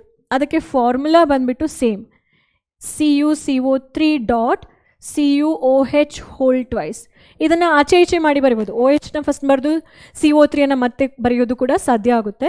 ಈ ಗ್ರೀನಿಶ್ ಕಲರ್ ಕಾಪರ್ ಮೇಲೆ ಡೆಪಾಸಿಟ್ ಆಗಿದೆ, ನಾವು ಯೂಸ್ ಮಾಡುವಂತಹ ಕಾಪರ್ ವಸ್ತುಗಳ ಮೇಲೆ ಡೆಪಾಸಿಟ್ ಆಗಿದೆ ಅಂತ ಹೇಳಿದ್ರೆ it is undergoing corrosion ಅಂತ ಹೇಳಿ. It is because of this because of the development of ಈ ಪ್ರಾಡಕ್ಟ್. ಓಕೆ, ನೆಕ್ಸ್ಟ್ ಬಂದು ಕೊರೋಷನಲ್ಲಿ iron Fe X times water ಮತ್ತು ಆಕ್ಸಿಜನ್ ಜೊತೆ ರಿಯಾಕ್ಟ್ ಆಗಿ ರಸ್ಟ್ ಆಗುತ್ತೆ. Fe2O3 X ಟೈಮ್ ವಾಟರ್, ಇದು ಬಂದು ರಸ್ಟ್, ಇದು ಕೆಮಿಕಲ್ ಫಾರ್ಮುಲಾ. ಸೊ ಇಲ್ಲಿ ಹೇಗೆ ಬ್ಯಾಲೆನ್ಸ್ ಮಾಡ್ತಾರೆ ಈಕ್ವೇಷನನ್ನು? 2Fe ಅಂತ ಹೇಳಿ ಹಾಕೊಂಡೆ, ಆ 3 ಆಕ್ಸಿಜನ್ ಬರಬೇಕು, ಈ 2 ಕ್ಯಾನ್ಸಲ್ ಮಾಡಬೇಕು. ಸೊ 3/2 ಅಂತ ಹೇಳಿ ಬ್ಯಾಲೆನ್ಸಿಂಗ್ ಮಾಡ್ಕೊಳ್ಳಿ. ಇದನ್ನು ಹೇಗೆ ಹೇಳ್ತಾರೆ? Hydrated ferric oxide, hydrated ferric oxide ಅಂತ ಹೇಳಿ ಕೂಡ ಹೇಳ್ತಾರೆ. ಓಕೆ, ಹೇಗೆ ಪ್ರಿವೆಂಟ್ ಮಾಡ್ಬೋದು ಕೊರೋಷನನ್ನು? ಪಾಯಿಂಟ್ ನಂಬರ್ 1, ಪೇಂಟಿಂಗ್ ಅಥವಾ ಗ್ರೀಸಿಂಗ್ ಅಥವಾ ಆಯಿಲಿಂಗ್ ಅಥವಾ ಗ್ಯಾಲ್ವನೈಸಿಂಗ್ ಅಥವಾ ಕ್ರೋಮ್ ಪ್ಲೇಟಿಂಗ್, ಆ್ಯನೋಡೈಸಿಂಗ್ ಅಥವಾ ಮೇಕಿಂಗ್ ಎಲಾಯ್ಸ್, ಈ ಎಲ್ಲ ಟೆಕ್ನಿಕ್ಸ್ಗಳಿಂದ ಕೊರೋಷನನ್ನು ಪ್ರಿವೆಂಟ್ ಮಾಡ್ಬೋದು. ಪೇಂಟ್ ಮಾಡೋದ್ರ ಮೂಲಕ ಆಕ್ಸಿಜನ್ ಬಂದು ಕಾಂಟ್ಯಾಕ್ಟ್ ಮಾಡಲ್ಲ, ಮಾಯಿಶ್ಚರ್ಡ್ ಏರ್ ಬಂದು ಕಾಂಟ್ಯಾಕ್ಟ್ ಮಾಡಲ್ಲ. ಸೊ ಈ ಇಮೇಜಲ್ಲಿ ನಾನು ತೋರಿಸಿದ್ದೀನಿ ಆಲ್ರೆಡಿ.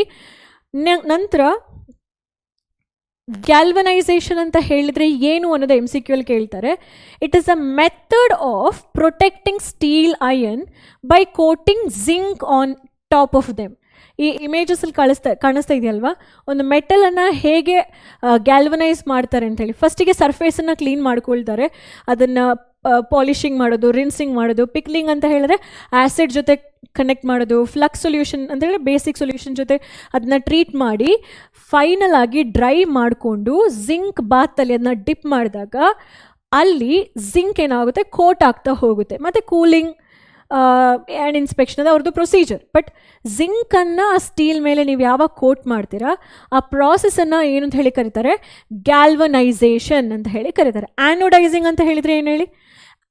ಅಲ್ಯೂಮಿನಿಯಂ ಮೇಲ್ಗಡೆ ಆಕ್ಸೈಡ್ ಲೇಯರ್ನ ತೊಗೊಂಡು ಬರೋದಕ್ಕೆ ಆ್ಯನೋಡೈಸಿಂಗ್, ಅದು ಕೂಡ ಒಂದು way of protecting aluminium from its corrosion ಅಂತ ಹೇಳಿ. ಓಕೆನಾ? ಇದು another way of protecting steel article ಅಥವಾ ಅಯನ್ ಆರ್ಟಿಕಲ್ ಫ್ರಮ್ ಕೊರೋಷನ್ ಅಂತ ಹೇಳಿ. ಇನ್ನೊಂದೇನು? ಎಲಾಯಿಂಗ್. ಎಲಾಯಿಂಗ್ ಅಂತ ಹೇಳಿದರೆ ಏನು? ಎಲಾಯ್ಸ್ ಒಂದು ಮೆಟಲ್ ಅಷ್ಟೇ ಅಲ್ಲ, ಮೆಟಲಿಗೆ ಮಿಕ್ಕಿದೇನೇನೋ ಮಿಕ್ಸ್ ಮಾಡ್ತೀರಾ, ಸೊ ದ್ಯಾಟ್ ಆ ಮೆಟಲನ್ನು ಯಾವಾಗಲೂ ಪ್ರೊಟೆಕ್ಟ್ ಮಾಡ್ತಾ ಹೋಗ್ಬೋದು. ಸೊ ಎಲಾಯ್ ಅಂತ ಹೇಳುವಂಥದ್ದು ಒಂದು ಹೋಮೋಜಿನಿಯಸ್ ಮಿಕ್ಸ್ಚರ್. ನೀವು 9th ಸ್ಟ್ಯಾಂಡರ್ಡಲ್ಲಿ ಕಲ್ತಿದ್ರ what is heterogeneous and homogeneous ಅಂತ ಹೇಳಿ. ಹಿಟ್ರೋಜಿನಿಯಸ್ಸಲ್ಲಿ ಬೇರೆ ಬೇರೆ ಆಟಮ್ಸ್ಗಳಿರುತ್ತೆ, ಅಲ್ಲಿ ಬೌಂಡ್ರೀಸ್ ಇರುತ್ತೆ, ಬೇರೆ ಬೇರೆ ಮಿಕ್ಸ್ಚರ್ಸ್ ಇರುತ್ತೆ, ಬೇರೆ ಬೇರೆ ಕಂಪೌಂಡ್ಸ್ ಇರುತ್ತೆ. ನಿಮ್ಗೆ ಆ ಬೌಂಡ್ರಿ ಕ್ಲಿಯರ್ ಕಟಾಗಿ ಗೊತ್ತಾಗುತ್ತೆ. ಆಯಿಲ್ ವಾಟರ್ ಇಸ್ ಹಿಟ್ರೋಜಿನಿಯಸ್ ಮಿಕ್ಸ್ಚರ್, ಯಾಕೆಂದರೆ ಆಯಿಲ್ ಮತ್ತು ವಾಟರ್ ಡ್ರಾಪ್ಲೆಟ್ಸ್ ನಡುವೆ ಒಂದು ಬೌಂಡ್ರಿ ಇರುತ್ತೆ. ಹೋಮೋಜಿನಿಯಸ್ಸಲ್ಲಿ ಬೌಂಡ್ರೀಸೇ ಇರಲ್ಲ, ಅಲ್ಲಿ ಒಂದಕ್ಕಿಂತ ಹೆಚ್ಚು ಕೆಮಿಕಲ್ ಕಂಪೌಂಡ್ ಇದೆ ಅಂತ ಹೇಳಿ ನಿಮಗೆ ಗೊತ್ತಾಗಕ್ಕೆ ಚಾನ್ಸೇ ಇಲ್ಲ. ಓಕೆನಾ? So it is a homogeneous mixture of may be 2 or more metals ಆಗಿರ್ಬೋದು, ಅಥವಾ ಮೆಟಲ್ ಆ್ಯಂಡ್ ನಾನ್ ಮೆಟಲ್ಸ್ ಆಗಿರ್ಬೋದು, ಮೆಟಲ್ ಆ್ಯಂಡ್ ನಾನ್ ಮೆಟಲ್ಸ್ಗಳು ಕೂಡ ಆಗಿರಬಹುದು ಅಂತ ಹೇಳಿ ಅದನ್ನು ಎಲಾಯಿಂಗ್ ಅಂತ ಹೇಳಿ ಕರೀತಾರೆ. ಈಗ ಗೋಲ್ಡ್ ಎಲಾಯ್ ಅಂತ ಹೇಳಿ ಕೇಳಿದಿರಲ್ವ, ನಾವು ನಮ್ಮ ಮಾರ್ಕೆಟಲ್ಲಿ ಸಿಗುವಂತಹ ಎಲಾಯ್ ಇಸ್ ನಾಟ್ 100% ಪ್ಯೂರ್. ಅದು 100% ಪ್ಯೂರ್ ಅಲ್ಲ. ಯಾಕೆಂದರೆ ಅದರಲ್ಲಿ 22 ಪಾರ್ಟ್ಸ್ ಅಷ್ಟೇ ಗೋಲ್ಡ್ ಇರುತ್ತೆ, ಮಿಕ್ಕಿದ 2 ಪಾರ್ಟ್ಸಲ್ಲಿ ಏನಿರುತ್ತೆ? ಕಾಪರ್ ಅಥವಾ ಸಿಲ್ವರ್ ಇರುತ್ತೆ. 24 ಕ್ಯಾರೆಟ್ ಗೋಲ್ಡ್ ತುಂಬ ಸಾಫ್ಟ್ ಇರುತ್ತೆ, ಅದನ್ನು ಜ್ಯುವೆಲರಿಯಾಗಿ ಕನ್ವರ್ಟ್ ಮಾಡೋಕ್ಕಾಗಲ್ಲ.